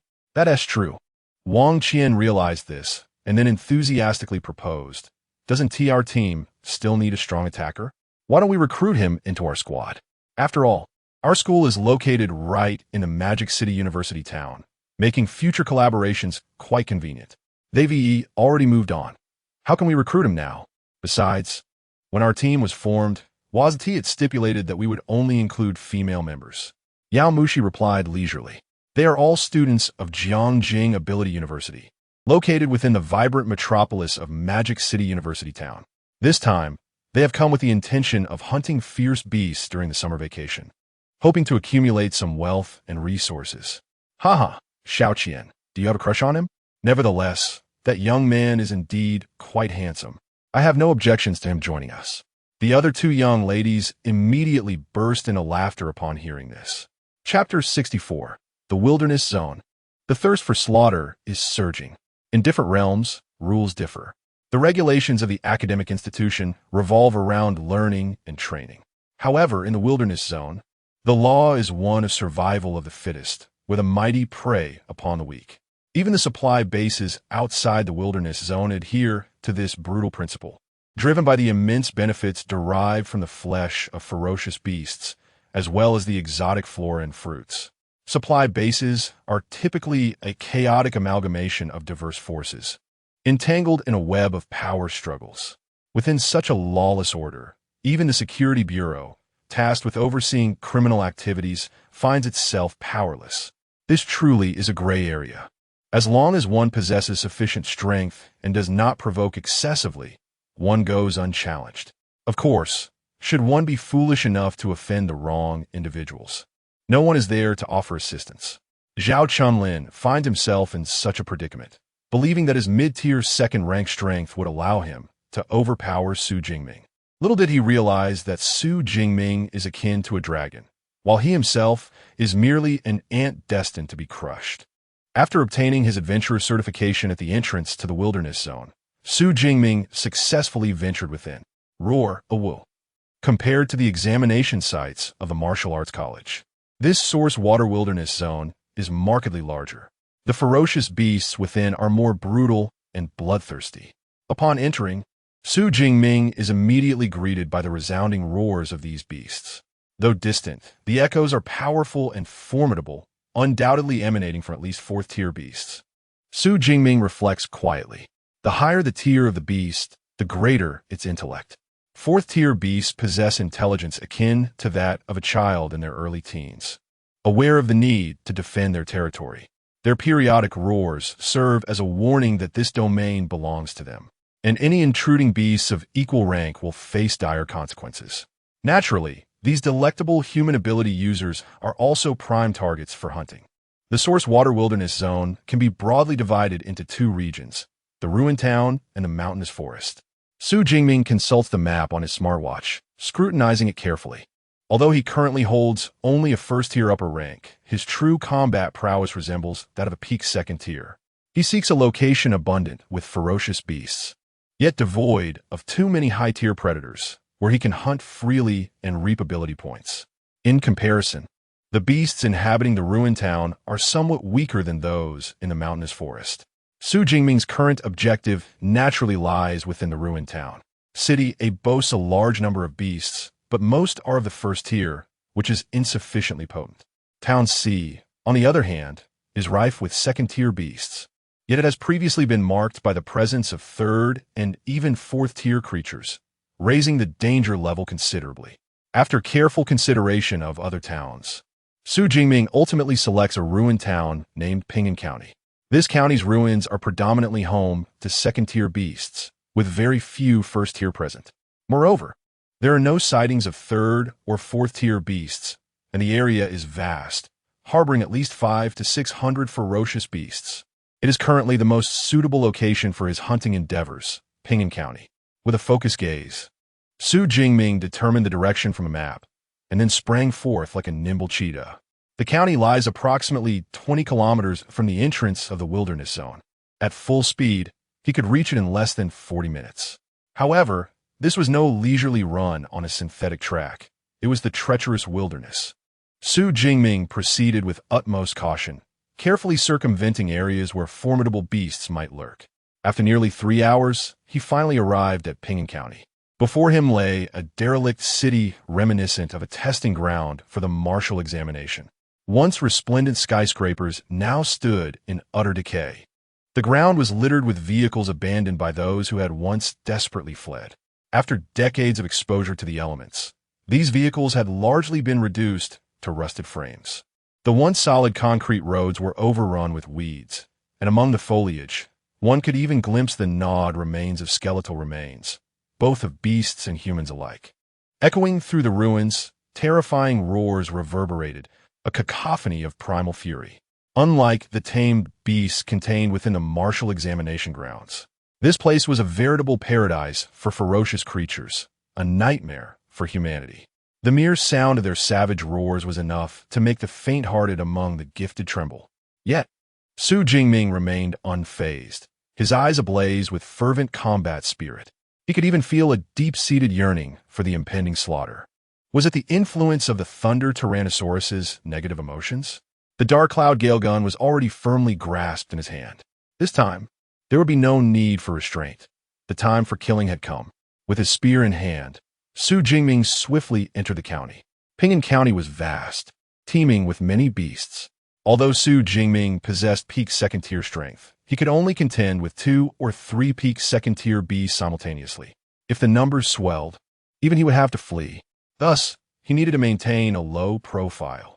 Otherwise, if surrounded by hundreds of second-tier beasts, escape would prove exceedingly difficult, even with lightning at his disposal.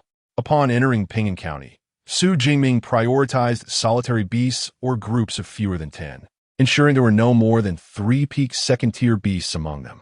Ding killed a lower-tier shadow cat, earning 18 ability points. Ding killed a mid-tier unicorn rhinoceros, earning 22 ability points. Ding killed a lower-tier blade tiger, earning 19 ability points. Ding killed a mid-tier shadow cat, earning 21 ability points. Thus, Su Jingming, armed with his spear, glided through the streets of Ping'an County like a phantom, embarking on a frenzied spree of slaughter. Uncertain whether it is the influence of the Thunder Tyrannosaurus blood, throughout the entire process, he exhibited no trace of fatigue. Instead, he grew increasingly exhilarated with each act of slaughter. Concurrently, as Su Jingming commenced his rampage, the points of extraordinary ability on his system panel surged with a terrifying rapidity. Chapter 65, 8,000 ability points.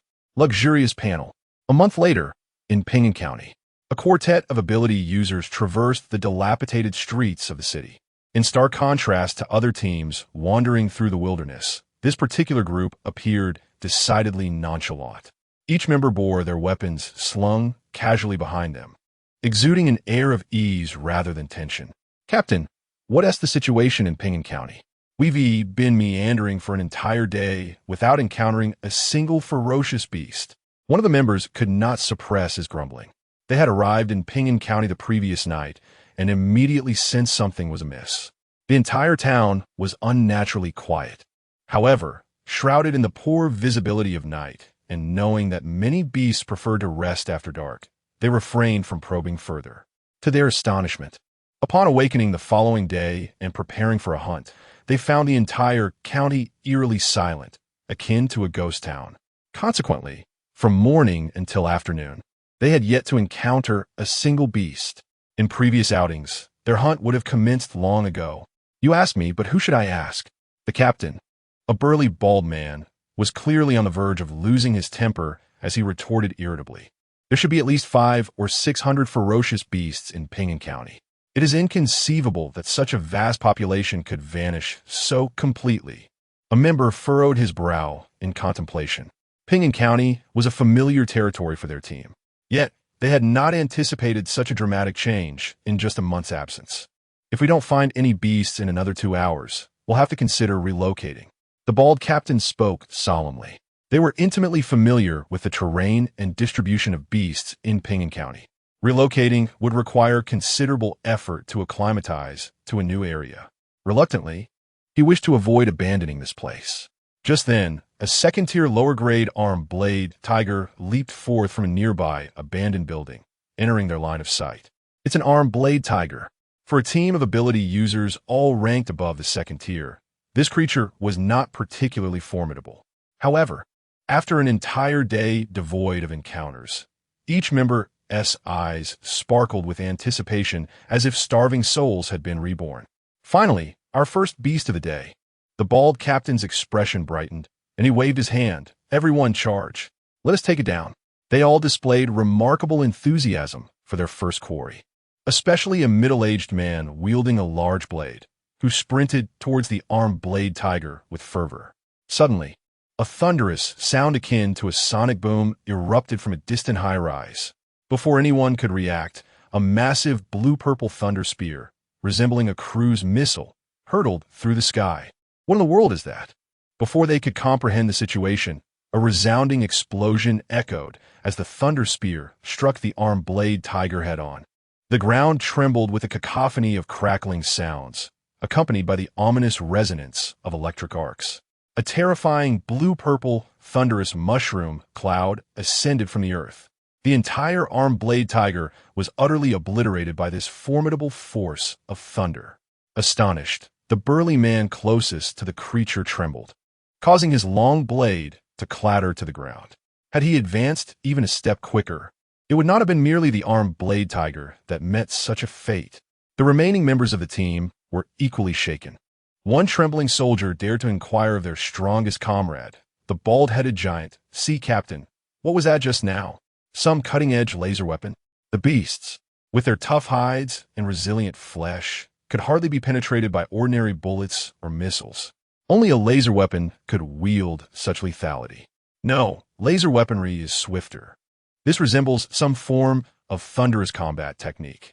The bald-headed leader glanced towards a distant skyscraper, his expression turning grave as he quickly commanded, "We must depart. This county town has likely been claimed by a powerful entity." That strike was undoubtedly a warning to us. No wonder we have been unable to locate any beasts. They have probably all been vanquished by that thunderous warrior. The power of that lightning spear was terrifying. Even now, my legs are still trembling. Let us hasten. Should we linger, we might provoke that formidable being. In a flurry, the group swiftly adjusted their course, hastening towards the exit of the county town, fearful of inciting the wrath of that mighty, thunderous spear. Ding! A second-tier armed blade tiger has been slain, yielding 19 anomaly points. On the rooftop of a towering building in the county town, a tall youth slowly retracted his right hand, still tinged with blue-purple lightning. This individual was Jingming, who had resided in the county town for over a month. Compared to the pristine appearance he had upon his arrival, Jingming now bore a rather disheveled look. His black combat attire was splattered with dark red blood, with some areas torn, and his battle boots were covered in dust. The only well-kept piece of equipment was the dark cloud gale gun slung across his back, still retaining hints of its original dark golden hue. His formerly short hair had grown to a medium length, and a noticeable stubble adorned his chin. Yet, this did not detract from his attractiveness. Rather, it added a touch of ruggedness. Particularly, Jingming's strikingly cold and piercing black and white eyes conveyed a sense of having weathered many trials, yet returning with an enduring, youthful spirit. This visage proved irresistibly alluring to many middle-aged women. The lightning gun, now at a high level of proficiency, exhibited an astonishing attack range exceeding 1,000 meters, a remarkable feat indeed. A smile emerged on Jingming's resolute face. The formidable lightning spear he had just unleashed was the result of his efforts to enhance the A-grade combat technique, Thunder Spear, to a higher level of mastery. The outcome surpassed even his expectations. Speaking of which, with the diminishing presence of beasts in the county town, it was time to seek a new locale. In the city of Pinyin, there were approximately over 500 second-tier ferocious beasts. After a month of relentless slaughter, nearly all of these beasts had transformed into a staggering total of 8,000 ability points. This was the approximate quantity of ability points that Jingming had garnered. The reason for the rough estimate was that upon acquiring the ability points, he would immediately opt to utilize them without accumulating them. Presently, his status panel could be described as luxurious. Name, Jingming level, second-tier upper ability, Purple Cloud Divine Thunder, S, Physique, 1310 Vitality, Mentality, 972, Skills, Marksmanship, Master, Fist Techniques, Intermediate, Thunder Spear, Advanced, Chain Thunder Gun, Intermediate, Thunder Flash, Advanced, Thunder Prison, Intermediate, Lightning Gale Break, Advanced, Body Refinement, Indestructible Thunder Body, 3rd Stage, Ability Points, 112. He had ascended from the first-tier upper level directly into the second-tier upper level. The S-grade body refinement technique, Indestructible Thunder Body, had reached its 3rd stage, and he had successfully mastered the Thunder Extreme state. His marksmanship had attained the master level, a feat many ability users could only dream of achieving in a lifetime. As for his other combat techniques, they had been elevated to at least the intermediate level. In just 1 month, he had achieved the second-tier upper level, reached the 3rd stage of the Indestructible Thunder Body, and attained multiple A-grade combat techniques at the intermediate proficiency level. Who else could accomplish such a feat besides me? In this moment, Jingming brimmed with confidence, his clear eyes shining brightly. Although the deep blue system contributed to his success, his own efforts were equally undeniable. Tonight, he would prepare his belongings, return to the supply base tomorrow, and then delve further into the wilderness. Jingming withdrew his gaze and descended from the rooftop, returning to his room within the building. This was an ordinary room of over 30 square meters, serving as his temporary stronghold in the city of Ping'an. The furnishings consisted only of a desk and a bed. Despite its simplicity, this was the only room he had found after searching over 10 others that was still relatively intact. The furniture in the other rooms had long since fallen into disrepair, rendering them uninhabitable. In the corner of the room stood a massive black tactical backpack. A standard tactical backpack could typically hold 1 or 200 kilograms at most. However, Jingming had managed to cram over 400 kilograms of items into this one, transforming it into a plump version of itself. Fortunately, he had purchased a reinforced version. Otherwise, such a weight would have rendered it unmanageable. Jingming approached the corner, unzipped the tactical backpack, revealing it was filled with cleaned arm blades, tiger tendons, cat claws, and rhinoceros horns. These were the most valuable parts of the ferocious beasts. Initially, when he first entered the city of Ping'an, he would meticulously collect every material from each slain beast.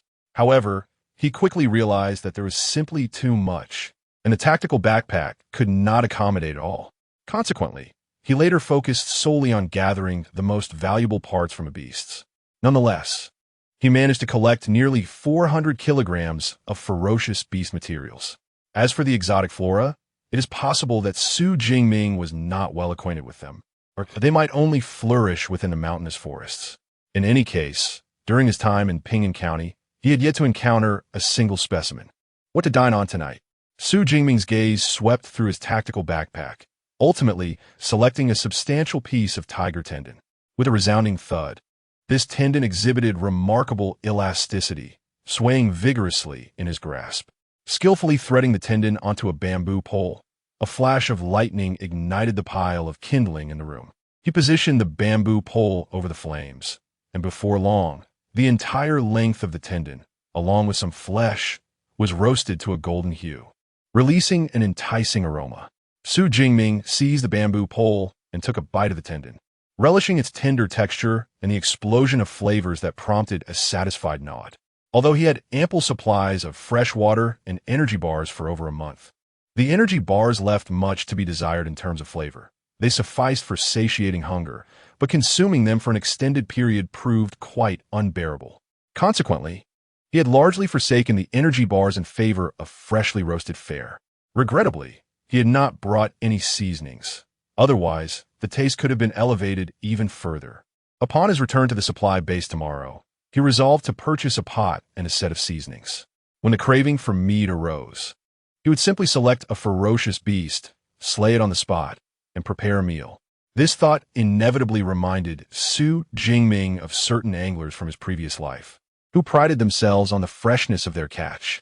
Given that Ping'an County had nearly exhausted its supply of ferocious beasts, with only a handful of minor creatures remaining, Jingming opted not to venture out for hunting after dinner.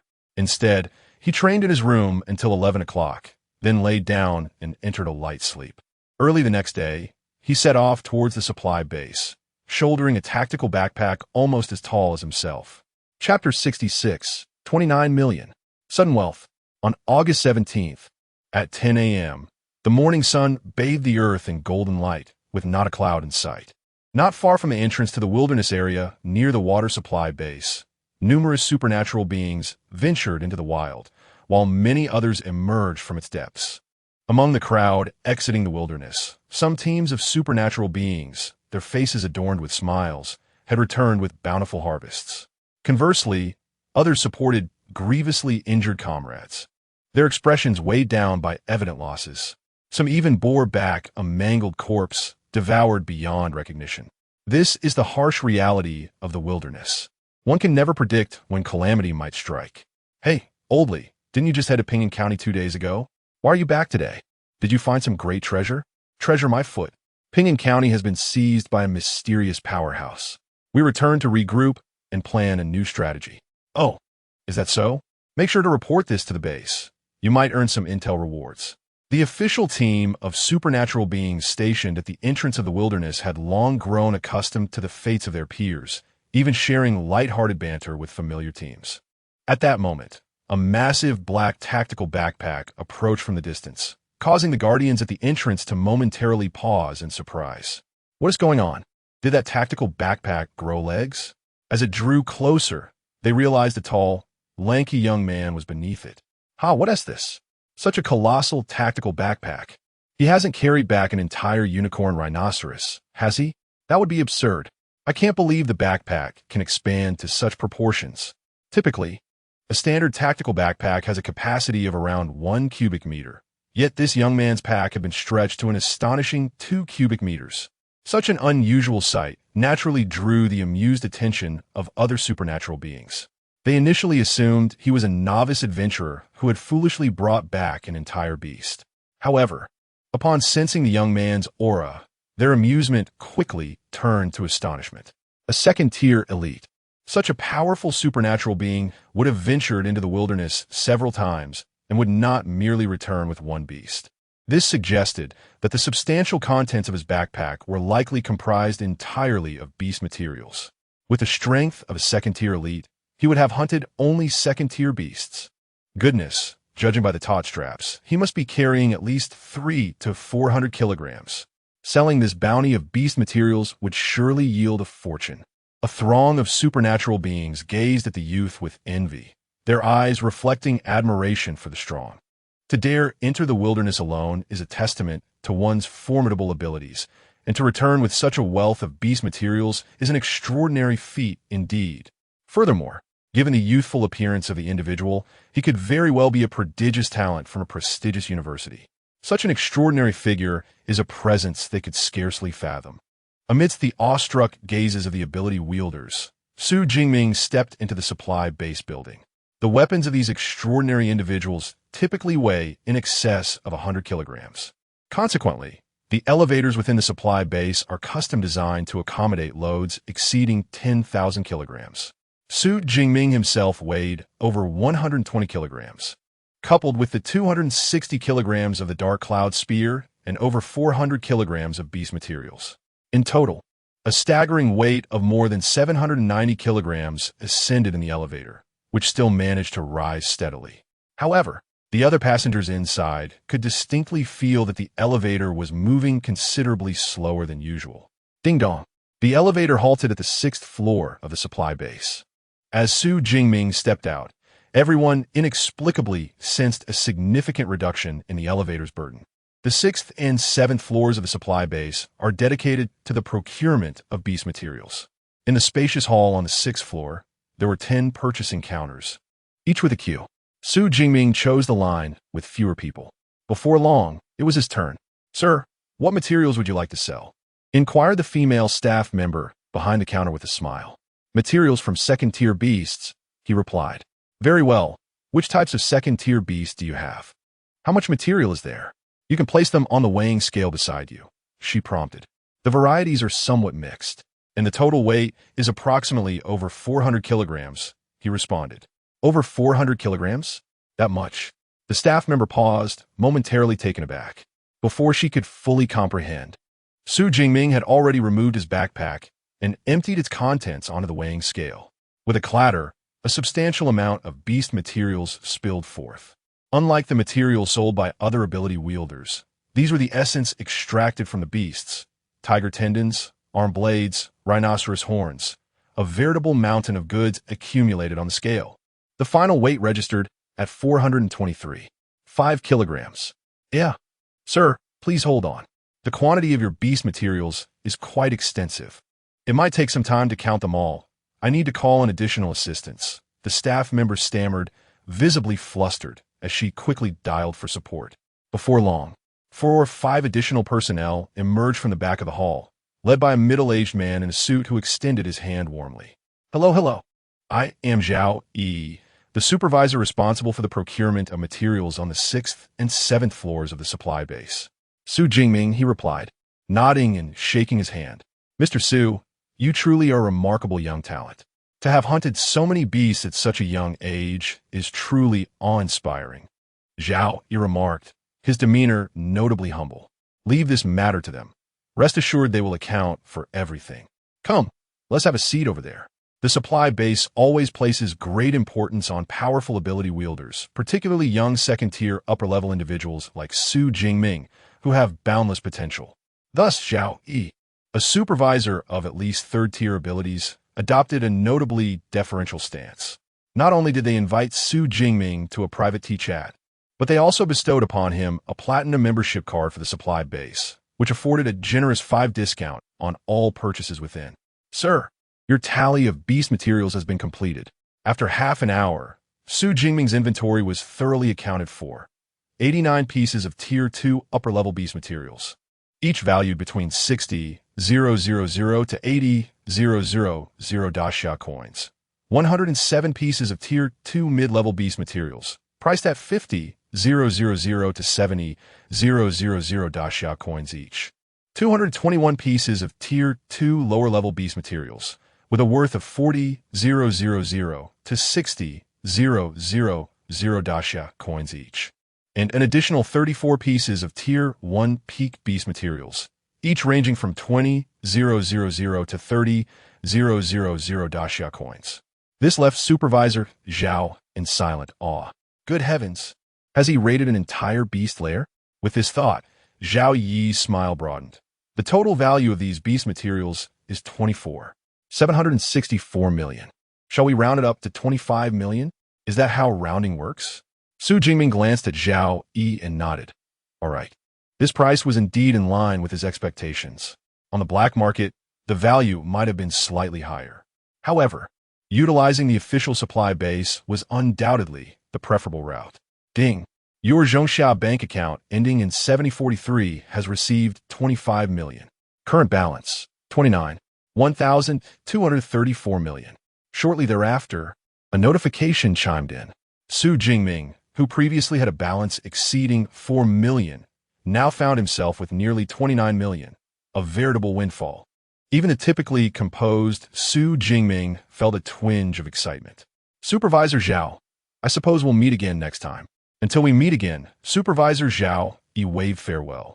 His warmth genuine. Just from this transaction, his commission would approach a staggering million. After concluding the sale of beast materials, Su Jingming wasted no time and headed straight to the second-floor dining hall, where he ordered an exquisite spread and indulged heartily. Unbeknownst to him, in a corner of the dining area, a figure seated in a wheelchair cast a dark glance in his direction before slowly wheeling away. A few minutes later, in Supervisor Zhao Yi's office, Supervisor, the person who wronged me has returned to the supply base. You must avenge me. In his wheelchair, Zhao Chuanlin's expression twisted in rage as he recalled the figure from earlier. Though he had narrowly escaped with his life a month prior, the complete shattering of his pelvis had left him with a permanent disability that even those with healing abilities could not mend. Oh, is that the Tier 1 upper-level little fella you mentioned? Zhao raised an eyebrow from his seat. What do you propose for revenge? The Tiger Shark team has just returned from their mission, hasn't it? I want them to take action. I want him to suffer. At this moment, Zhao Chunlin was consumed by his fury. Zhao frowned at his words. Though Zhao Chunlin was a distant relative whom he had placed at the supply base, his increasingly reckless behavior in recent years had become a source of concern.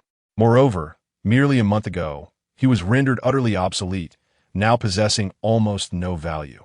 Deploying the Tiger Shark squad for him seems rather unwarranted. After a moment of contemplation, Zhao ultimately nodded. Very well, I shall lend you the Tiger Shark squad. But from this point onward, we shall have no further entanglements. Zhao Chunlin is, after all, one of his own. One must consider the master when dealing with a dog. If he does not offer assistance this time, how can anyone else be expected to aid him? Of course, this assistance is limited to this singular occasion. Rest assured, once this task is completed, I shall depart from Yuanshui City without delay. Observing Zhao Chunlin's figure as he maneuvered away in his wheelchair, a wave of unease unexpectedly surged within Zhao Yi, prompting him to furrow his brow momentarily before gradually relaxing. The Tiger Shark Squad is an elite team of second-tier ability users. What challenges could possibly arise from confronting a mere first-tier individual? Chapter 67. Is this really a first-order superior? After dismissing Zhao Chunlin, he made a phone call. Supervisor Wang, I just discovered an impressive ability user on the 6th floor. His name is Su Jingming. Wang Chuang is the chief supervisor responsible for managing the entire water supply base and is Zhao Yi's direct superior. Whenever a powerful ability user is discovered, it must be reported to Wang Chuang. Occasionally, with a stroke of luck, one might even receive a reward. Su Jingming, please hold on while I check the records. After a brief silence, Wang Chuang's voice resonated again, tinged with a hint of excitement. Supervisor Zhao, the Su Jingming you mentioned is of great importance to me. If he returns to the 6th floor, please inform me immediately. Zhao, he was momentarily taken aback, but nodded in understanding. Understood. What kind of individual could provoke such enthusiasm in old Wang? After hanging up, Zhao, he instinctively stroked his chin. The information on adventurers within the supply base could only be accessed by the chief supervisor and the general manager, and he had yet to reach that level. Although he felt a twinge of curiosity, he had no recourse. However, since old Wang was paying attention, it would be wise to proceed with greater caution in the future. Zhao, he did not dwell on it for long and quickly immersed himself in his work. At the top floor of the water supply base, in the chief supervisor's office, Wang Chuang gazed at the information displayed on his computer, his eyes gleaming with anticipation. He never expected another disciple of Yang Jintian to arrive at the water supply base. Through the supply base's information database, he could only ascertain that Su Jingming hailed from the Modu Ability University. However, students from such prestigious institutions typically attracted Wang Chuang's special attention. Consequently, he utilized his family's intelligence network for further investigation. To his astonishment, he discovered that Su Jingming was a recent disciple of the renowned master Yang Jintian. It was imperative for someone at his level to be acutely aware of the forces and powerful individuals within the surrounding provinces and cities. Otherwise, one might inadvertently provoke someone they could not contend with. Yang Jintian, the Thunder God, who had reached the 7th Order Superior level and had previously slain an 8th Order beast, was a name Wang Chuang knew all too well. Not only was he beyond Wang Chuang's reach, but so too was the ability user family that stood behind him. The disciple of such a figure must be approached with utmost caution. If Zhao Yi's claims were accurate, and Su Jingming truly possessed a 2nd Order Superior level, then his talents surpassed those of the previous Lu Ming. No, it could not merely be described as stronger. He was simply a prodigy. Wang Chuang leaned back in his chair, his eyes flickering with contemplation. An 18-year-old at the 2nd Order Superior level. Such a statement would be met with disbelief. It would be ideal to cultivate a friendship with such a prodigy. Even if that proved impossible, one must exercise extreme caution and avoid offending him at all costs. Phew, I'm full. In the 2nd floor dining hall of the supply base, Su Jingming called for the waiter to settle the bill. The dishes at the supply base were not inexpensive. A mere dozen or so dishes cost him 20,000 Xia coins. Although some dishes are prepared with the flesh of fierce beasts, the prices of the meals are still at least 30 higher than those outside. However, the recently affluent Su Jingming paid little heed to such details. After settling the bill, he ascended directly to the 3rd floor of the supply base. This level is dedicated to the sale of equipment. While he had no intention of replacing his Dark Cloud Swift Gun for the time being, his battle suit had been torn during previous skirmishes. Rather than repairing it, he opted for a complete replacement. Consequently, Su Jingming spent 12 million to acquire a B-grade battle suit and boots. Additionally, he discovered that space rings were available for purchase here, though their prices were astonishingly steep. The cheapest one, with a capacity equivalent to a small suitcase, was priced at over 10 million. Such exorbitance deterred Su Jingming despite his keen interest in the space rings. After all, such a limited capacity would scarcely accommodate many items. Moreover, with over 10 million, he could procure a substantial amount of resources. Unfortunately, the iron pot and seasonings he yearned for were not available within the supply base. Thus, Su Jingming departed the supply base and made his way toward the back street. The back street, located not far from the supply base, was a thoroughfare established by the citizens of Yuanshui City. offering a diverse array of goods, unlike the specialized items sold at the supply base. Outside the supply base, in a shadowy corner devoid of sunlight, Zhao Chunlin stared intently at the distant figure that was departing, his bloodshot eyes betraying his intent. In a hoarse voice, he commanded the few individuals beside him. Your target is him. Break his limbs and bring him to me. This group of 5, consisting of 3 men and 2 women, were all at least of the second-tier rank. They comprised the Tiger Shark Squad, typically responsible for executing tasks assigned by the supply base. Naturally, they occasionally undertook private jobs for certain supervisors with whom they maintained good relations, as was the case now. Understood.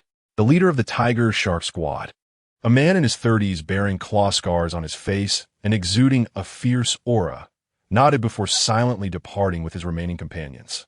Arriving at the back street, Su Jingming had yet to begin his search for pots and seasonings when he received a call from Lu Wentao. Pressing the answer button, he heard the familiar voice on the other end. Brother Ming.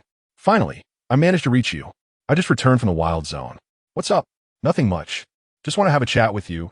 Lu Wentao chuckled before inquiring. By the way, when are you returning to school? In about half a month. Oh, still half a month? Then we'll have to wait a bit longer for that guy Li Qingji to act up, Lu Wentao remarked. You wouldn't believe it. Li Qingji is a new student who just enrolled. He is the top scholar of Qinghai province, and he carries himself with an air of arrogance, even at the second-tier level. On the other end of the line, Lu Wen was incessantly recounting the events that transpired after Su Jingming left school. During his time at the academy, he had shattered records and outperformed Lei Zhou, establishing himself as a prominent figure among the new students. However, over a month has passed since entering the wilderness zone, and the freshmen have gradually begun to forget him. Other formidable newcomers have started to shine. Su Jingming suddenly paused in his steps. What is the matter? Nothing. Please continue, he replied, resuming his stride. While listening to Lu Wen's gossip, a faint arc of blue-violet lightning flickered at the tip of his right finger. Should anything go awry, the terrifying Zhixiao Divine Thunder would unleash itself. Prepare yourselves. The target is about to enter a narrow alley. 20 meters behind Su Jingming, the captain of the Tiger Shark team, concealed behind a building, wore a grave expression. He turned to a woman in his team and instructed, He-Ji, assess the target's strength. He-Ji possessed C-grade psychic abilities, with an exceptionally acute perception. She had previously sensed the presence of high-level ferocious beasts in the wilderness, allowing them to evade danger in advance. Although this time they were merely dealing with a first-tier ability user, one must apply their full strength even when hunting a rabbit. To err on the side of caution, it was crucial to analyze the target's abilities before taking action. Captain, with all due respect, sometimes you're overly cautious. How much trouble can a little first-tier upstart cause? One member of the team quipped. At that moment, however, He-Ji, utilizing her psychic abilities, suddenly gasped, "What a fierce aura! What's wrong? Is something amiss?" The captain inquired, furrowing his brow. See for yourselves, He-Ji said with a wry smile, sharing her perception with everyone in the team through her abilities. This is...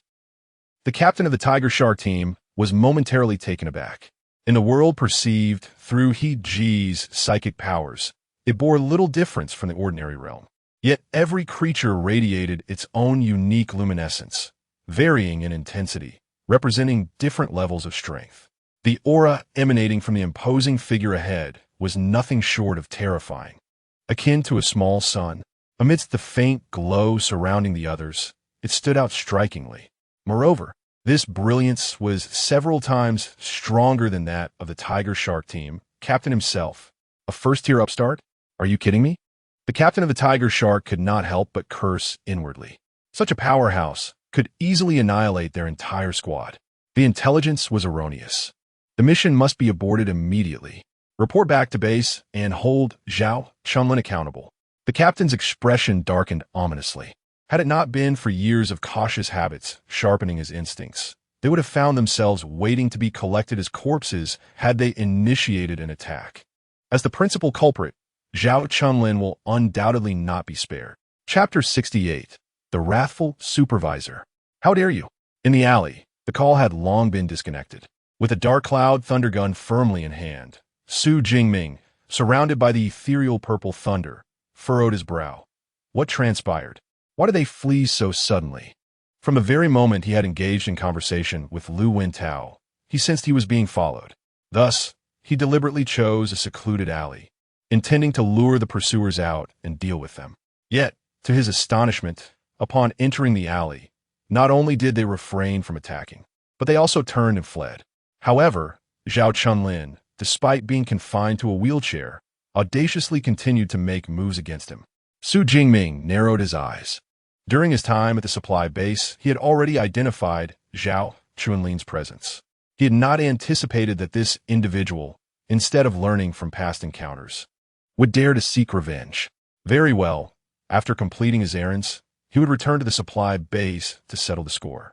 Shaking his head, Su Jingming slung his rifle across his back, suppressing the tempestuous energy that surrounded him, and strolled out of the alley. At the supply base, aside from Zhao Chunlin, he had not offended anyone else. Therefore, it was highly likely that the pursuers were sent by him. Of course, there was a possibility that others, unknown to him, were involved. Nevertheless, it was of little consequence. Zhao Chunlin presented a potential threat, and he might as well resolve that matter concurrently. In a hidden chamber of the underground parking lot at the supply base, a sharp slap resounded, sending both Zhao Chunlin and his wheelchair hurtling through the air. What? What happened? Why are you attacking me? As he rose from the ground, bloodied and bewildered, Zhao Chunlin was at a loss. He had been waiting for the Tiger Shark team to return with their target, eager to inflict his own torment. To his shock, not only had the team failed to bring anyone back, but their captain had immediately delivered a stinging slap. How dare you question me? The intelligence you provided was flawed. The target was not a first-tier superior, but a second-tier one.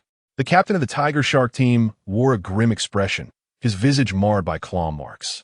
The other 4 team members glared at Zhao Chunlin, their faces equally unsympathetic, though they often assisted their supervisor with unsavory tasks. It did not imply they were willing to risk their lives for missions, especially when aware of the superior's overwhelming strength. A second-tier superior? How is that possible? It has only been a little over a month. Shock was etched across Zhao Chunlin's blood-stained face. I care not how this unfolded.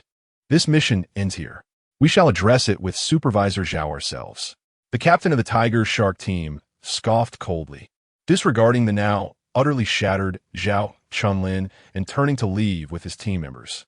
Had it not been for the fact that Zhao Chunlin was a relative of Zhao Yi, the earlier encounter would have been far more severe.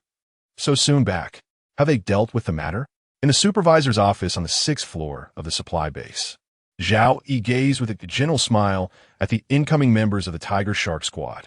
This elite team, classified as a second-tier squad, maintained a facade of equality despite their mutual interests. However, there was a significant issue with Zhao Chunlin's intelligence. The target was not a first-tier individual, but rather one of the second-tier. Furthermore, according to He Ji's observations of the target's psychic abilities, their actual combat prowess was formidable, exceeding at least the 3rd tier. Consequently, we decided not to proceed with the mission. The leader of the squad spoke in a rather unfriendly tone. Naturally, it was difficult for anyone to maintain a cordial demeanor under such circumstances. A second-tier individual? What was wrong with Zhao Chunlin that he could make such an error? Zhao Yi furrowed his brows, a wave of unease washing over him, prompting him to inquire further. By the way, what is the name of Zhao Chunlin's target? The name? I don't know. Zhao Chunlin didn't tell us, replied the captain of the Tiger Shark squad, shaking his head.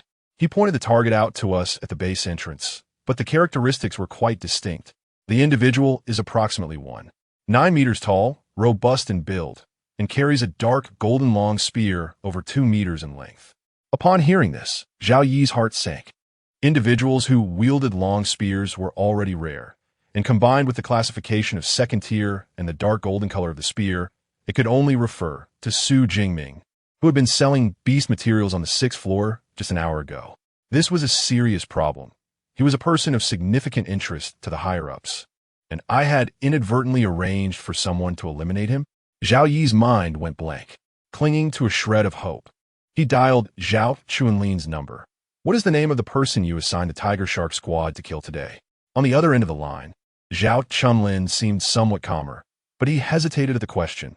The name? I don't know. I just struck up a conversation while selling medicine in the hall. You fool. You dare send someone to kill without even knowing their name. Zhao Yi exclaimed, crushing the phone in frustration. He had always known Zhao Chunlin to be somewhat foolish, but he never anticipated such ignorance would lead to a reckless act of vengeance without proper information.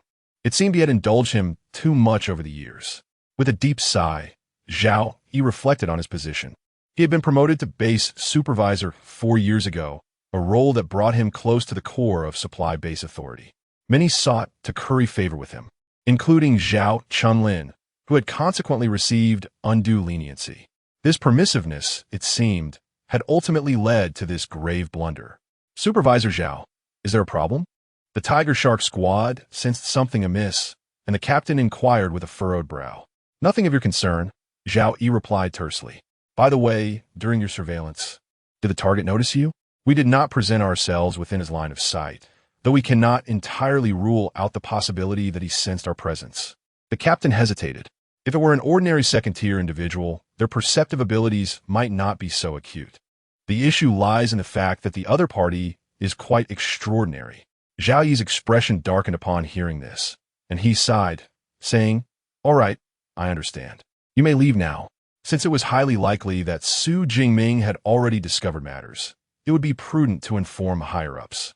After the Tiger Shark team departed, Zhao Yi exited the 6th-floor office and took the elevator to the top of the supply base. Supervisor Wang, are you busy? With a smile that seemed overly accommodating, Zhao Yi pushed open the door to the office of Supervisor Wang Chuang. Oh, it's Supervisor Zhao. What brings you here? Supervisor Wang Chuang was a slender man in his 40s, currently seated behind his desk, attending to official matters. It's like this. Zhao Yi wore a bitter smile as he began recounting the events that transpired. He had initially thought that, owing to his position as a supervisor and his willingness to admit his mistakes, there would be no repercussions, even if Su Jingming was favored by the higher-ups. However, to his surprise, after listening to the entire account, Supervisor Wang Chuang's expression turned as dark as water. The formidable aura of a level 4 ability user began to permeate the room, filling the office with a stifling atmosphere. The look he cast upon Zhao Yi was infused with immense fury. How dare you send someone to assassinate Su Jingming? Chapter 69, An Apology, The Spatial Ring. In the office of the chief supervisor, although Wang Chuang exerted every effort to restrain his fury, it was evident to any astute observer that his tone harbored a profound wrath. Zhao Yi, a man of keen insight, was no exception. This reaction clearly exceeded Zhao Yi's expectations, prompting him to furrow his brow slightly. Chief Wang, is it truly necessary to be so enraged over a mere second-tier junior? A mere second-tier junior? Wang Chuang nearly laughed out of frustration. Just an hour prior, he had been contemplating how to cultivate a favorable relationship with Su Jingming, only to be unexpectedly stabbed in the back by Zhao Yi. He resolutely accessed Su Jingming's dossier, projecting it into the air with a cold demeanor. Here is Su Jingming's information. Take a look for yourself. Upon hearing this, Zhao Yi quickly glanced over. Top scholar of Jiangnan Province, age 18, freshman at the Modi University of Abilities. Each piece of information, each keyword, emerged before his eyes. What? He is only 18. Zhao Yi was astounded. An 18-year-old at the second-tier level, what does that signify? It is well known that among the numerous provincial top scholars in the National Martial Arts College entrance examinations, the highest typically reaches only the first-tier level. Perhaps, in some years, a second-tier lower-level scholar might emerge. However, a second-tier upper-level top scholar? He had never even heard of such a phenomenon. Moreover, the subsequent piece of information caused his pupils to constrict sharply. The head of the Weaponry Academy at Modi University, Yang Zhenqian, is his personal mentor. This is troublesome, exceedingly troublesome. Zhao Yi's face turned ashen. If the previous information merely indicated that Su Jingming was a prodigious talent, this revelation signified that he was backed by a formidable force. Such an entity could not be trifled with, not just in the Source Water Bay City, but throughout the entire Source Water City. After all, A master-level figure could devastate the entire supply base without consequence from the government. Su Jingming possesses such an illustrious background. Zhao, he took a deep breath, a resolute glimmer appearing in his gaze. Chief Wang, I understand. I will immediately deal with Zhao Chunlin. I assure you, I will not allow complications for the base. Chief Zhao, merely addressing Zhao Chunlin is insufficient. Wang Chuang regarded Zhao Yi with a profound look. Surely you do not believe that your recent actions at the supply base have gone unnoticed? Summon someone to escort Chief Zhao for an investigation by the Public Security Bureau. What? You intend to deal with me as well?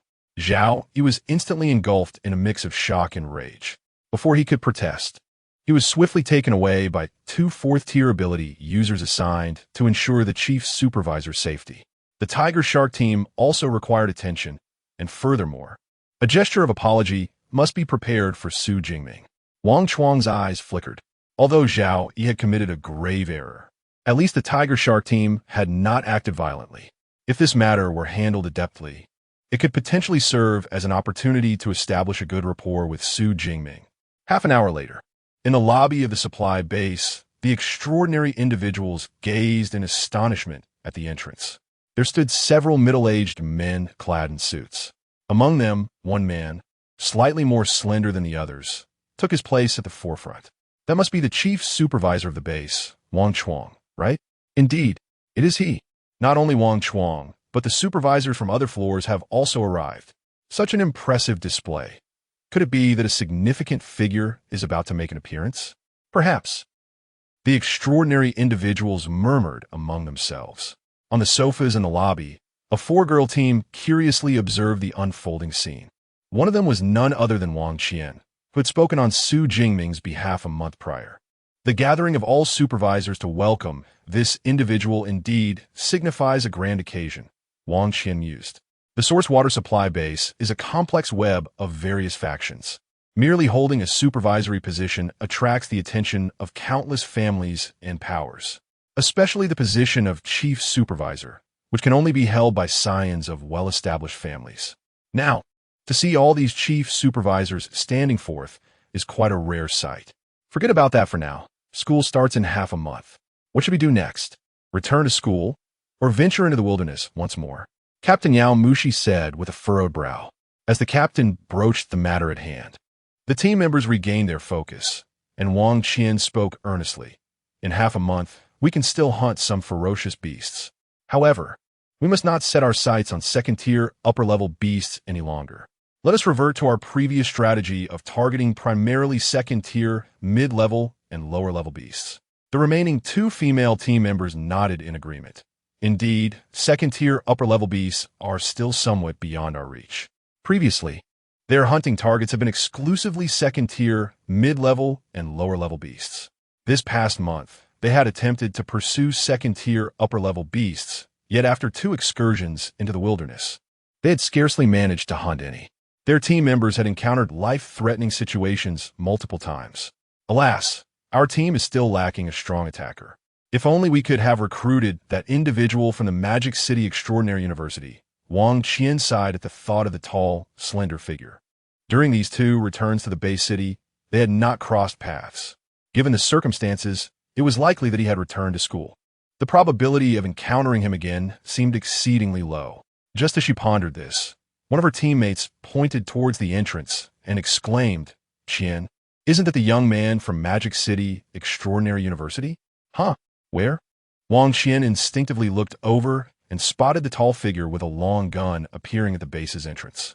However, in the next moment, the chief supervisor of the supply base, who had been standing to the side, enthusiastically approached him. The supervisors are welcoming him? Wang Qian's eyes widened in disbelief. Even if the individual hails from the prestigious Mu City Academy of Abilities, such a grand reception seems rather excessive, does it not? Even the chief supervisor personally came to greet him. It appears that this young man's identity is not merely that of a student from the academy. Across from him, Captain Yao Mushi wore a contemplative expression. Meanwhile, upon entering the supply base, Su Jingming was warmly escorted by Wang Chuang to the luxurious VIP reception room on the top floor. In the opulently decorated room, only Wang Chuang and Su Jingming were present. Through Wang Chuang's explanations, Su Jingming began to grasp the intricacies of the situation. My apologies, Su. This matter has truly been unfortunate, Wang Chuang said earnestly. But rest assured, we will provide you with a satisfactory resolution. We discovered Zhao Chunlin only after he had been silenced by Zhao Yi. Naturally, we have also contacted the Public Security Bureau, as Zhao Yi and the Tiger Shark team are involved in numerous offenses. I believe that once the results are revealed, they will spend the remainder of their lives in prison. That sounds troublesome, Supervisor Wang, Su Jingming replied, nodding in acknowledgement. However, inwardly he marveled at Wang Chuang's decisiveness. It is no wonder he occupies such a high position. His ability to handle his subordinates so efficiently leaves no room for dissent. Su Jingming understood that he could not have achieved this alone.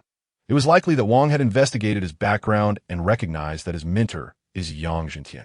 As a gesture of our sincere apologies, we have prepared a token of recompense for you, Wang Chuang said.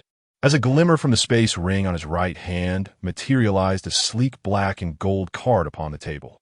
This is our supply base's black gold membership card, which grants you complimentary accommodations in the future. Additionally, you will enjoy a 20% discount on any purchases. With a smile, Wang Chuang then retrieved a small box from his bag. Opening it, he placed it on the table, revealing a ring of ancient design nestled within. Furthermore, this is a space ring with a capacity of 1 cubic meter, also as part of our apology. Chapter 70. The astonishment of Yang Zhentian in the luxurious VIP room on the top floor of the water supply base. Su Jingming gazed in surprise at the spatial ring within the box. Those endowed with spatial abilities were already rare, and to affix such powers to a ring required navigating numerous intricate procedures. The larger the space, the more exorbitant the cost. A spatial ring with a capacity of 1 cubic meter officially commanded a price exceeding 50 million Daxia coins. The fact that Wang Chuang offered this ring as an apology spoke volumes about his sincerity. With Wang's earnestness evident, Su Jingming smiled gently, accepting both the black gold card and the spatial ring without hesitation. Wang Chuang, witnessing this, exhaled in relief. At this juncture, the troubles instigated by Zhao Chunlin had been adeptly resolved. Although the gift of a valuable spatial ring was substantial, gaining Su Jingming's approval was equally rewarding. As for the disposal of Zhao Chunlin's group, it was of little consequence. There were plenty of candidates to fill the supervisory position on the 6th floor. Truly, as a student of Teacher Yang, Su was refreshingly generous in his dealings. Speaking of which, I'm also acquainted with your senior, Lu Ming. Wang Chuang chuckled heartily, steering the conversation into new territory. Oh, is that so? Su Jingming raised an eyebrow, genuinely surprised. Indeed, Lu Ming trained here at the water supply base back in the day. As the chief supervisor of the base, Wang Chuang possessed notable emotional intelligence, effortlessly weaving in the topic of Lu Ming to foster dialogue. Despite the room housing only the two of them, the atmosphere remained lively. Wang Chuang continued to speak animatedly for over half an hour, and were it not for Su Jingming's suggestion to take his leave, their conversation might have extended for the entire day. Su, should you encounter any issues in the future, feel free to reach out to me directly. While I may not hold much sway in Modu, my words carry weight in Water Supply City. Before departing, Wang Chuang graciously provided his personal contact information, assuring Su that he could assist with any matters that arose in Water Supply City. This left Su Jingming reflecting quietly on the power of connections. If he were merely an ordinary second-tier genius, such treatment would undoubtedly be unattainable. Upon exiting the VIP reception room, Su Jingming reserved a room on the 18th floor of the supply base. Initially, he intended to book a standard guest room. However, upon the front desk staff noticing the black gold card in his possession, they promptly upgraded his accommodation to a luxurious suite with utmost reverence. Consequently, Su Jingming found himself in one of the finest rooms within the water supply base. Spanning over 200 square meters, the suite boasted a bedroom, bathroom, and entertainment room, all exquisitely adorned. Yet, the piece de resistance was undoubtedly the expansive floor-to-ceiling window in the living room. Through the expansive floor-to-ceiling window, one can gaze down upon the periphery of the source water wilderness area. Su Jingming stood by the window, surveying the landscape below. If one were to overlook the ferocious beasts ravaging the wilderness, the scenery was indeed quite pleasant. However, in comparison to the vista outside, he had far more pressing matters to attend to. Retracting his gaze, Su Jingming settled onto the sofa in the living room. His enthusiasm peaked as he extracted the spatial ring gifted by Wang Chuang, examining it with great care. At first glance, the spatial ring bore no distinction from an ordinary ring. Yet, Su Jingming could sense the spatial aura reminiscent of what he had detected in the Battle Technique Library of the Abilities University in Modu. The method of utilizing the spatial ring was straightforward. One merely needed to imprint their mental energy upon it. With a mental energy level soaring at 972 Hz, well surpassing the typical 600 to 700 Hz of an ordinary second-tier elite ability user. This was also the key to his awareness of the tiger shark team tailing him. Consequently, Su Jingming swiftly left his mental imprint upon the spatial ring. In that instant, a cubic space of approximately 1 cubic meter materialized within his perception. This was the interior of the spatial ring. His eyes gleamed with excitement. He finally possessed such a fantastical object akin to those found in novels. He then proceeded to explore the storage capabilities of the ring. Anything that his body could touch, excluding living beings, could be stored within, though any item exceeding 1 cubic meter in size would result in failure to store. The spatial ring, an object he had eagerly anticipated prior to obtaining it, now felt somewhat lackluster. After a brief period of amusement with the storage and retrieval functions, his interest waned. After placing his most essential items, elixirs, fresh water, energy bars, an iron pot, and seasonings into the spatial ring, he retrieved his phone and dialed his teacher, Yang Jintian. "Have you exited the wilderness area?" came the familiar voice of teacher Yang from the other end of the line. "Yes, I just came out today. Additionally, there is something I wish to discuss with you. The valuable compensation Su Jingming received from Wang Chuang was primarily due to his connection with teacher Yang. Thus, it was prudent to inform him of the situation. He briefly recounted his encounter with Zhao Chunlin, the events that transpired, and Wang Chuang's subsequent handling of the matter. Upon hearing that Zhao Chunlin had arranged for a second-tier elite ability user team to carry out an assassination, a sudden crackle of thunder echoed from the phone, causing the signal to waver. Su Jingming hastily reassured him that the elite team had ultimately abandoned their mission, which somewhat quelled teacher Yang's fury. It was only after Su Jingming had conveyed the entirety of the situation's outcome that a cold snort emanated from the other end. "Humph. To think they dared to send someone to assassinate you. Compensating with a spatial ring is a mere trifle. Should anything happen to you, I would raise their entire supply base to the ground." If Su Jingming were to perish at the hands of a ferocious beast, Yang Jintian would harbor no grievances. However, should it be the result of treachery from those within, he would leave no stone unturned in seeking retribution against any connected individuals. By the way, you mentioned that the second-tier elite team had tracked you to the alley. Why did they ultimately abandon their mission? On the other end of the line, Yang Jintian felt both relieved and perplexed. Having frequently roamed the wilderness as an ability user in his youth, he was aware that some teams would undertake any sordid task for money. Once a mission was accepted, they would never retreat unless faced with insurmountable obstacles. Perhaps they realized I, too, am at the second-tier level. Su Jingming mused, touching his nose. It was evident from the other end of the call that Yang Jintian was momentarily taken aback, but he quickly regained his composure and inquired, "You have reached the second-tier level?"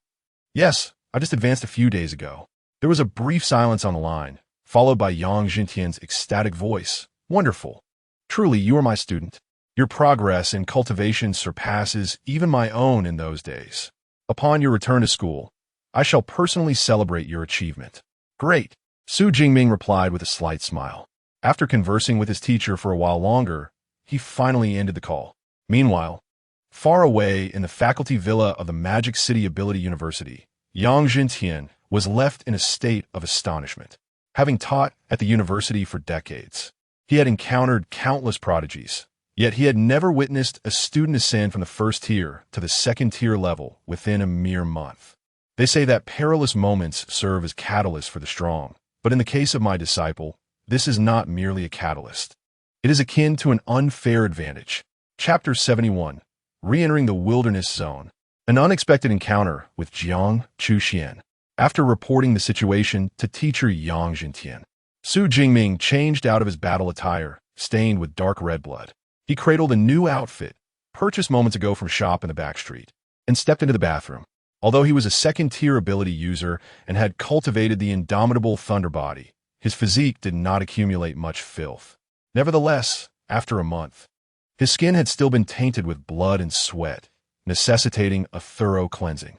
Half an hour later, refreshed in his new garments, Su Jingming emerged from the bathroom. He then settled onto the sofa and retrieved his smartwatch, activating the map feature. With a soft hum, the map of the Source Water Wilderness Zone projected before him. The zone is divided into two main areas, the ruins of the city and the forest mountain range. The ruins of the city, characterized by a lower grade of ferocious beasts and a higher number of adventurers exploring the area, is well marked on the map. In stark contrast, the forest mountain range is fraught with higher grade ferocious beasts and scant information on the map. Most of the beasts in the forest mountain range are at least tier 3, with tier 4 beasts not being uncommon. Venturing into that area poses a greater risk. However, the efficiency of acquiring ability points is correspondingly higher, Su Jingming mused. Currently, he was at the upper tier of the second level. Yet, with the S-rank ability, Purple Sky Thunder, coupled with masterful marksmanship and various high-level combat techniques, his actual combat prowess was akin to that of a third-tier upper-level fighter.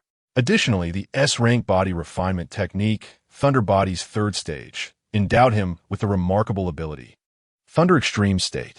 Upon first attaining this state, Su Jingming discovered that his overall strength could amplify by 3 to 4 times. It was akin to the effect of a blood surge pill, yet devoid of any adverse effects. Furthermore, his A-rank agility technique, Thunder Flash, had also reached advanced proficiency. When activated in conjunction with Thunder Extreme State, it was likely that even the pinnacle of Tier 4 beasts could not match his speed. Throughout the Source Water Wilderness Zone, the most formidable beasts were merely Tier 5 and exceedingly rare. As long as he exercised caution, the dangers were relatively manageable. Even if misfortune struck and he encountered a Tier 5 beast, he could simply consume a blood surge pill and escape.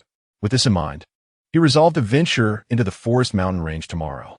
Having determined his destination for the following day, Su Jingming reclined against the sofa, adopting a relaxed posture as he activated the holographic display to watch a video program.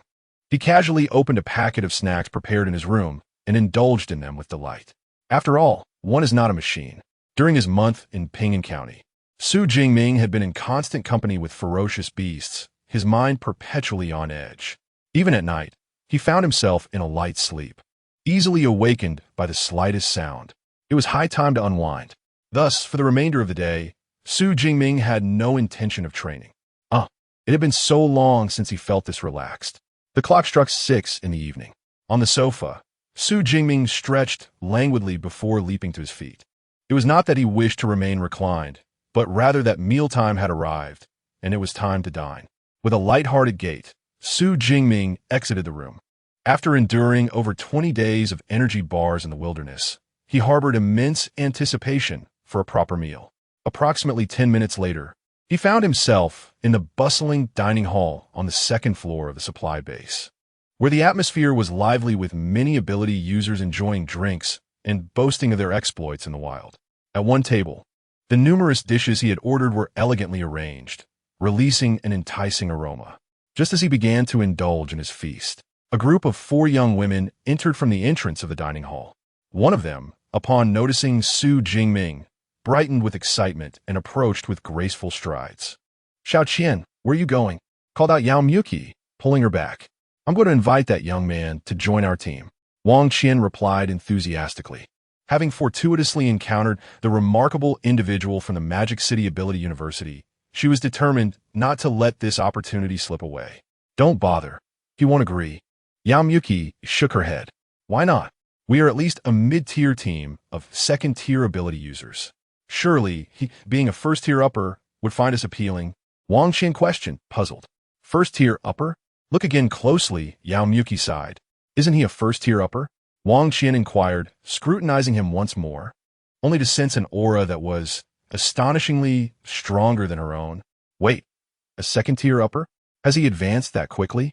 Wang Qian was taken aback, followed swiftly by a wave of disappointment. A second-tier upper ability user from a prestigious institution like the Magic City Ability University would undoubtedly not consider joining their modest team. Forget it. Let us not force it. We can directly hunt lower-level beasts instead. Wang Qian averted her gaze, her interest waning. It was simply a pity for such a handsome young man. Meanwhile, Su Jingming remained blissfully unaware of Wang Qian and her companions. After finishing dinner in the dining hall and preparing supplies such as fresh water and energy bars for nearly a month, he retreated to his room to resume his comfortable repose. Having hardly slept soundly in the wilderness, he found himself in bed before 9 o'clock that evening, swiftly succumbing to slumber. This sweet slumber allowed him to awaken the next morning at 9 o'clock, feeling remarkably refreshed. Ah, how delightful! Su Jingming leaped from his bed, invigorated like never before. After completing his morning routine, he donned a brand-new B-grade battle suit and slung the Dark Cloud Gale gun across his back, stepping once again into the wilderness. This time, his objective lay deep within the forested mountainous region of the Source Water Wilderness, approximately 48 kilometers from the entrance of the wilderness. However, Su Jingming's strength had vastly increased compared to his previous venture into the wilderness. He no longer needed to deliberately avoid the lairs of ferocious beasts that lurked within the ruins of towns. Consequently, he spent over 5 hours and, by mid-afternoon, found himself entering the mountainous forest region. The environment was strikingly primitive in contrast to the shattered iron jungle of the town's remnants. The ground was carpeted with lush grass and shrubs, while towering trees stretched endlessly into the horizon. It was summer, and the cicadas' calls harmonized with the roars of savage beasts, creating an unexpectedly melodious atmosphere. Suddenly, as Su Jingming stepped on a dry twig, his expression shifted slightly, prompting him to dodge to the side. At that moment, a faint azure wind blade whistled out from the thicket, slicing past the spot where he had just stood. The wind blade was extraordinarily sharp, severing 3 or 4 trees before gradually dissipating into the air. Simultaneously, a beast, its fur a pale azure and eyes piercingly sharp, emerged from the jungle. This creature bore some resemblance to a wolf, yet its size was significantly larger. A gentle azure gale enveloped it, causing its soft fur to sway delicately. A third-tier beast, the Gale Terror Wolf. Su Jingming's eyes sparkled with interest. A beast of this caliber not only relied on brute strength, but also possessed abilities akin to those of a supernatural adept. The Gale Terror Wolf, known for residing in forests and wielding wind-based powers, had just unleashed the wind blade as part of its innate skill. Judging by its aura, it appeared to be at the mid-tier of the 3rd level. He wondered how many energy points he could gain from slaying it. With the S-grade Purple Sky Divine Thunder already summoned, blue-purple lightning crackled around him. Just as he gripped the Dark Cloud Gale spear, ready to hunt his first 3rd-tier beast, he suddenly heard a rustling sound from the side. Accompanied by voices, a team emerged from the jungle into Su Jingming's line of sight. This fully armed group of 6 individuals was equipped with various weapons. Among them, one individual carried a heavy camera slung over their shoulder. Additionally, a striking girl donned a form-fitting black combat suit that accentuated her slender figure, her silver hair cascading down to her waist. Su Jingming instantly recognized her.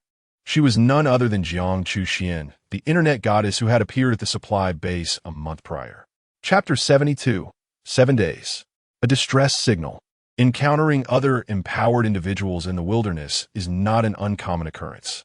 Previously, while in Ping'an County, Su Jingming had encountered more than one group of such individuals. Among the group, led by Jiang Chuxian, only her presence resonated at the mid-2nd tier, while the other 5, akin to bodyguards, exuded a powerful aura at the mid to upper 3rd tier. According to the Adventurer's Code of the Great Xia Kingdom, empowered beings are forbidden from attacking one another in the wilderness. Any breach of this rule would result in severe penalties and disdain from fellow empowered individuals. Consequently, most adhere to this guideline. However, one must remain vigilant. Facing Jiang Chushuan's formidable third-tier team, Su Jingming naturally refrained from confronting the Gale Terror Wolf, keeping a watchful gaze upon them. Yet this group of imposing third-tier empowered individuals appeared blissfully unaware of Su Jingming, engrossed in their banter. The Gale Terror Wolf, surrounded by a swirling gale, exhibited considerable power, likely at the mid-third tier. This level of beast would serve as excellent material for Miss Jiang's hunt. As per custom, one should first block its escape route. In the wilderness, the first empowered individual to discover a beast claims it. Should others attempt to seize the creature, it will be deemed a provocation. However, this group evidently regarded the mid-second tier Su Jingming with disdain, casually preparing to engage the Gale Terror Wolf ahead. Seeing this, Su Jingming furrowed his brow, unable to voice his concerns in time. Yet, Jiang Chuxian, standing elegantly beside him, spoke first. Captain Wang, this beast was discovered by someone else. Let's find another. Her voice was as melodious as a lark, clear and pleasing to the ear. Miss Jiang, this is a mid-third tier beast.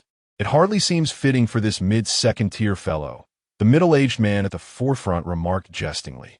I fear that the moment we depart, this young one will be devoured by the Gale Terror Wolf. Captain Wang, I recall stating previously that I do not relish taking others' prey for my filming materials. Jiang Chuxian replied with a slight furrow of her brow.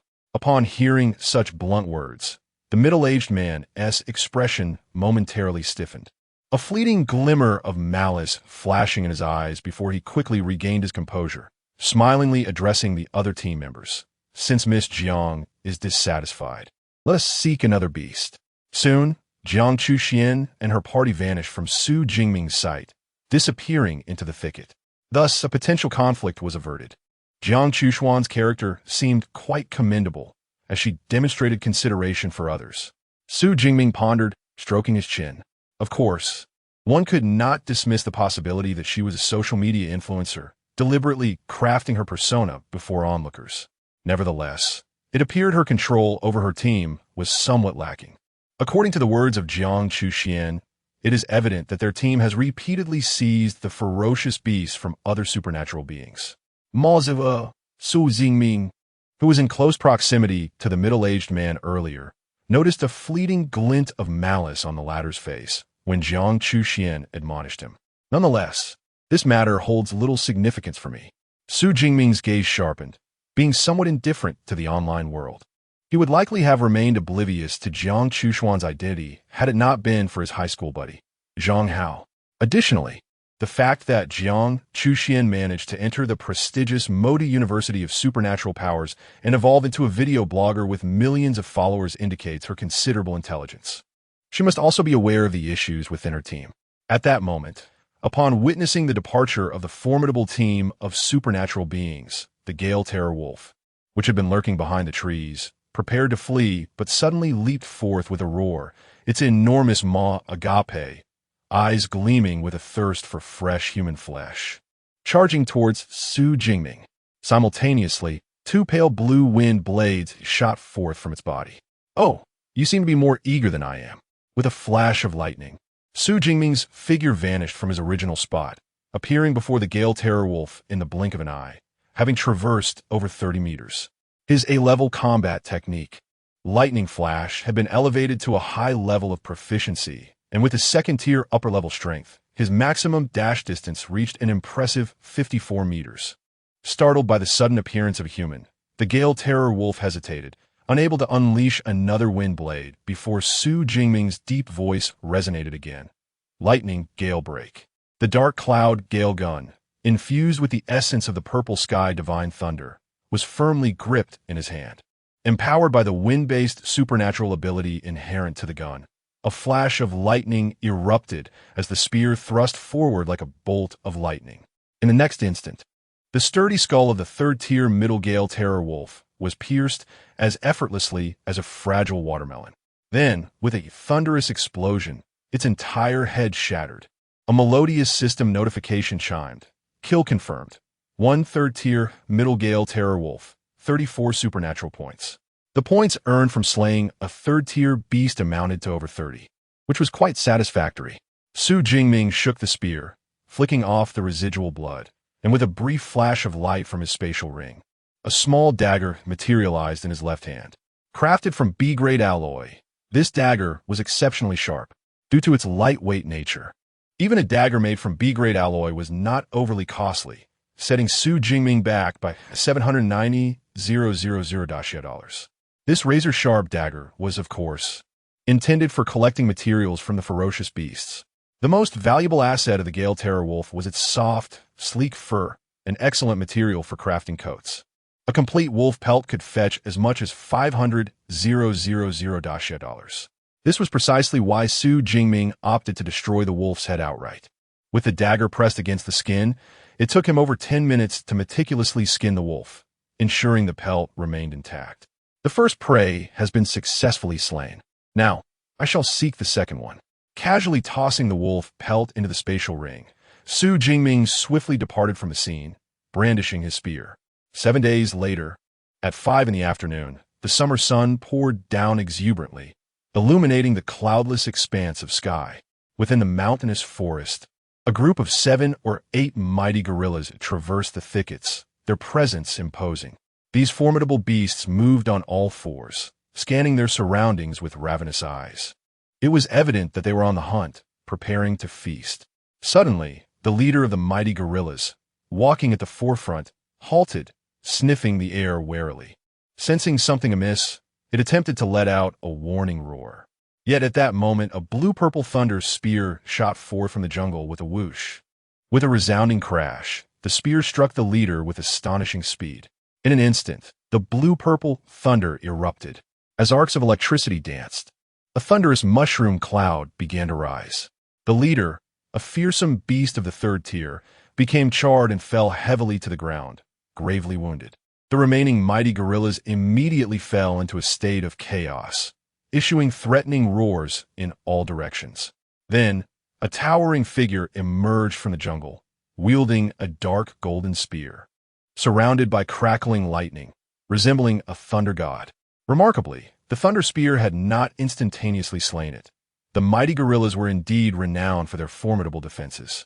Su Jingming shook his head. He would need to deliver the finishing blow to the leader later. For now, he would deal with these lesser adversaries. Thunder Prison.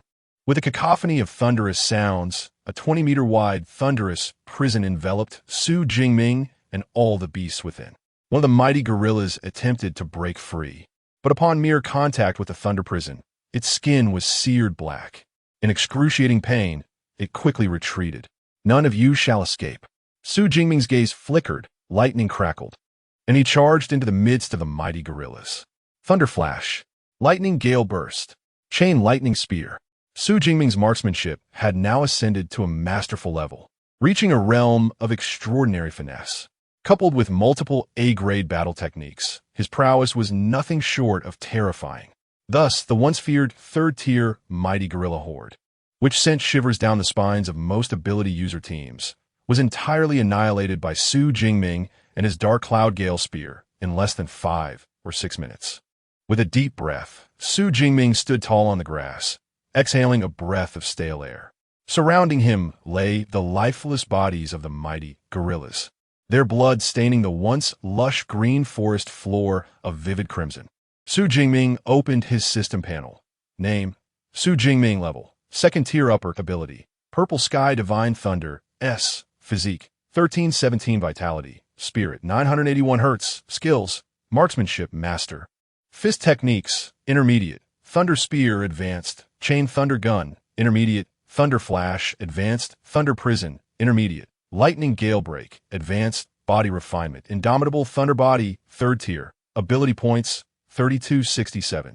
The increase of over 200 ability points was a pleasant surprise for Su Jingming, who nodded in satisfaction. The efficiency of acquiring ability points in the mountainous forest region was indeed far superior to that in the urban ruins. In just 7 days, he had amassed over 3,000 ability points. However, despite exceeding 3,000 points, there was still no sign of A appearing next to his level. Su Jingming furrowed his brow slightly. The last time he progressed from 1st tier upper to 2nd tier lower, he expended over 1,200 ability points. His subsequent promotions to second-tier middle and upper required 1,500 and 1,800 ability points, respectively. He had initially believed that 3,000 ability points would suffice for advancing to the third tier, but it appeared that was not the case. It seemed that transitioning from the second tier to the third tier might require as many as 4,000 points. Su Jingming speculated privately. Nevertheless, even if he had enough ability points to level up, he would not choose to do so. He intended to reserve this batch of ability points for learning combat techniques upon returning to school. The S-class combat techniques available to second-tier ability users were something he had eagerly anticipated for a long time. For ability users, sometimes level does not equate to everything. It is the combination of level and combat techniques that unleashes the most formidable combat power. Why are the outstanding students of the Magic City Ability University often able to slay fierce beasts or other ability users of higher levels? It is because they master superior combat techniques and possess exceptional combat skills compared to ordinary ability users. Merely having a high level without appropriate combat techniques is akin to a child wielding a sharp knife, incapable of maximizing their potential. This is why Su Jingming has not simply devoted all his ability points to leveling up, but rather balanced his improvements in combat skills and marksmanship. After all, possessing a solid foundation is essential for a stronger journey ahead. Buzz at that moment. The smartwatch on Su Jingming's wrist suddenly vibrated. Instinctively, he opened a map on the smartwatch. In addition to the green that indicating his location, there appeared a white that was continuously emitting signals. This was a distress signal? Su Jingming raised his brows. The smartwatch issued by the supply base, aside from its built-in map, had the crucial function of sending out distress signals. At this moment, the previously concealed location information would be exposed to all ability user smartwatches within a 2-kilometer radius. It was up to the ability users to decide whether to respond to the call for help. Certainly, most adventurer teams that receive a distress signal typically venture nearby to assess the situation before making a decision. The distress signal seems to be within a short distance from my location, so I shall first head over to investigate. After a moment of contemplation, Su Jingming set off in that direction. If it were merely a feeble third-tier beast, lending assistance would pose no significant risk. However, should it be a formidable fourth-tier beast, then he would be powerless to intervene. Chapter 73 Unarmed Schonigboom. Jiang Chuxian was bewildered. Whoosh, whoosh, whoosh. In the towering forest, a lithe and graceful young girl leaped nimbly between the branches of the trees. She possessed flowing silver hair, and with each bound, she covered a distance of 7 to 8 meters. Yet, despite her agility, she frequently glanced back with a worried expression. Behind her, several hundred meters away, a colossal creature seemed to be charging swiftly in her direction. The surrounding trees fell in droves, toppled by the force of this behemoth's advance. This is troublesome. Jiang Chuxuan's delicate features were etched with gravity. Earlier that morning, she had been collaborating with her bodyguard team to film a video showcasing the extermination of ferocious beasts, intended for release that week. However, unexpectedly, a fourth-tier beast had burst forth from the thicket, scattering her bodyguards. Fortunately, the beast did not pursue her directly, allowing her to narrowly escape with her life. Afterward, she had hoped to reunite with her bodyguards. Yet, as she passed a cave, a third-tier burrowing dragon, which had been lurking within, had emerged to chase her. It is well known that any beast bearing the name dragon is notoriously vicious and exceedingly formidable. This burrowing dragon was no exception. Although it was merely a lower-tier, third-level beast, its combat prowess exceeded that of ordinary upper-tier, third-level beasts. More critically, she herself was only a mid-tier, second-level practitioner. Even if she consumed a bloodburst pill, her strength would barely reach that of a lower-tier, third-level fighter. She was utterly incapable of defeating the burrowing dragon. Moreover, escape seemed an impossibility. This meant she was virtually ensnared in a life-or-death predicament. Jiang Chuxian placed her sole hope for survival in her distress signal. However, she was acutely aware that the likelihood of rescue was minuscule. After all, adventurer teams brave enough to enter the wilderness of the source water region were few. The distress signal would only be detectable within a 2-kilometer radius, rendering the chances of being discovered by an adventurer team exceedingly slim. Furthermore, even if an adventurer team did notice the signal and approached, confronted with a fearsome creature like the burrowing dragon, they would likely be too frightened to intervene. Only elite third-tier practitioners, like those in her bodyguard team, might dare to act. In hindsight, she regretted her hasty entry into the mountainous forest area. Her follower count on the video platform had been surging rapidly, and she had aimed to capitalize on this momentum by filming a segment on defeating third-tier beasts to attract even more fans, which had led her into the forest. Little did she anticipate that an unforeseen event would jeopardize her very life. Roar! The growl of the burrowing dragon drew ever closer, as Jiang Chuxian, who had been leaping among the branches, caught sight of an expanse of grassland ahead. Her expression shifted dramatically. The burrowing dragon, colossal in size, weaves through the forest, its swift strides somewhat mitigated by the dense trees. Ahead lies an open expanse of grassland, devoid of obstacles, where the burrowing dragon can swiftly pursue her. At this moment, hesitating in place would only hasten her demise. Thus, Jiang Chuxian bit her red lip and leaped from the towering trees. Freeze! Jiang Chuxian landed gracefully, and an icy chill erupted from her center, encasing everything within a 50-meter radius in ice. Under the afternoon sun, the frozen landscape sparkled like crystal. The B-rank skill freeze could immobilize all objects within a certain range, and when combined with her A-rank ice ability Frosted Soul, it produced such an effect. She hoped this would slightly delay the creature's advance. With her beautiful eyes focused, she resumed her flight with long strides. However, mere moments later, the roar of the burrowing dragon echoed behind her again. So soon, Jiang Chuxian instinctively glanced back, catching sight of the creature, resembling an enormous pangolin but towering as high as a 3- or 4-story building, bursting from the forest. The area she had encased in ice offered no hindrance to the burrowing dragon. With a single dash, accompanied by a sound akin to shattering glass, the entire frozen zone was obliterated, shards flying everywhere. It was over. Escape was futile. Despair washed over Jiang Chuxian's face. Yet at that moment, a flash of lightning illuminated the scene. A tall, slender figure wielding a spear suddenly appeared before the burrowing dragon. Was it him? Jiang Chuxian recognized the young man she had encountered a week prior, but he was only of the second-tier rank. Her expression changed slightly as she called out, "Run! That is a third-tier burrowing dragon. You cannot defeat it." However, the young man stood unfazed, as if he had not heard her. How could he not heed her warning? Jiang Chuxian stamped her foot in frustration. If she were to perish, that would be one thing, but she did not wish to endanger an innocent bystander. With a surge of frigid energy, her A-rank ability Frosted Soul erupted, racing towards Su Jingming. Simultaneously, she flipped her right hand, revealing a second-tier bloodburst pill. "You must leave. I shall confront it." Just as Jiang Chuxian prepared to consume the bloodburst pill for one last desperate effort, the figure ahead stirred, surrounded by terrifying lightning. He clenched his right hand into a fist. A voice, resonant with divine authority, declared Thunder Spear.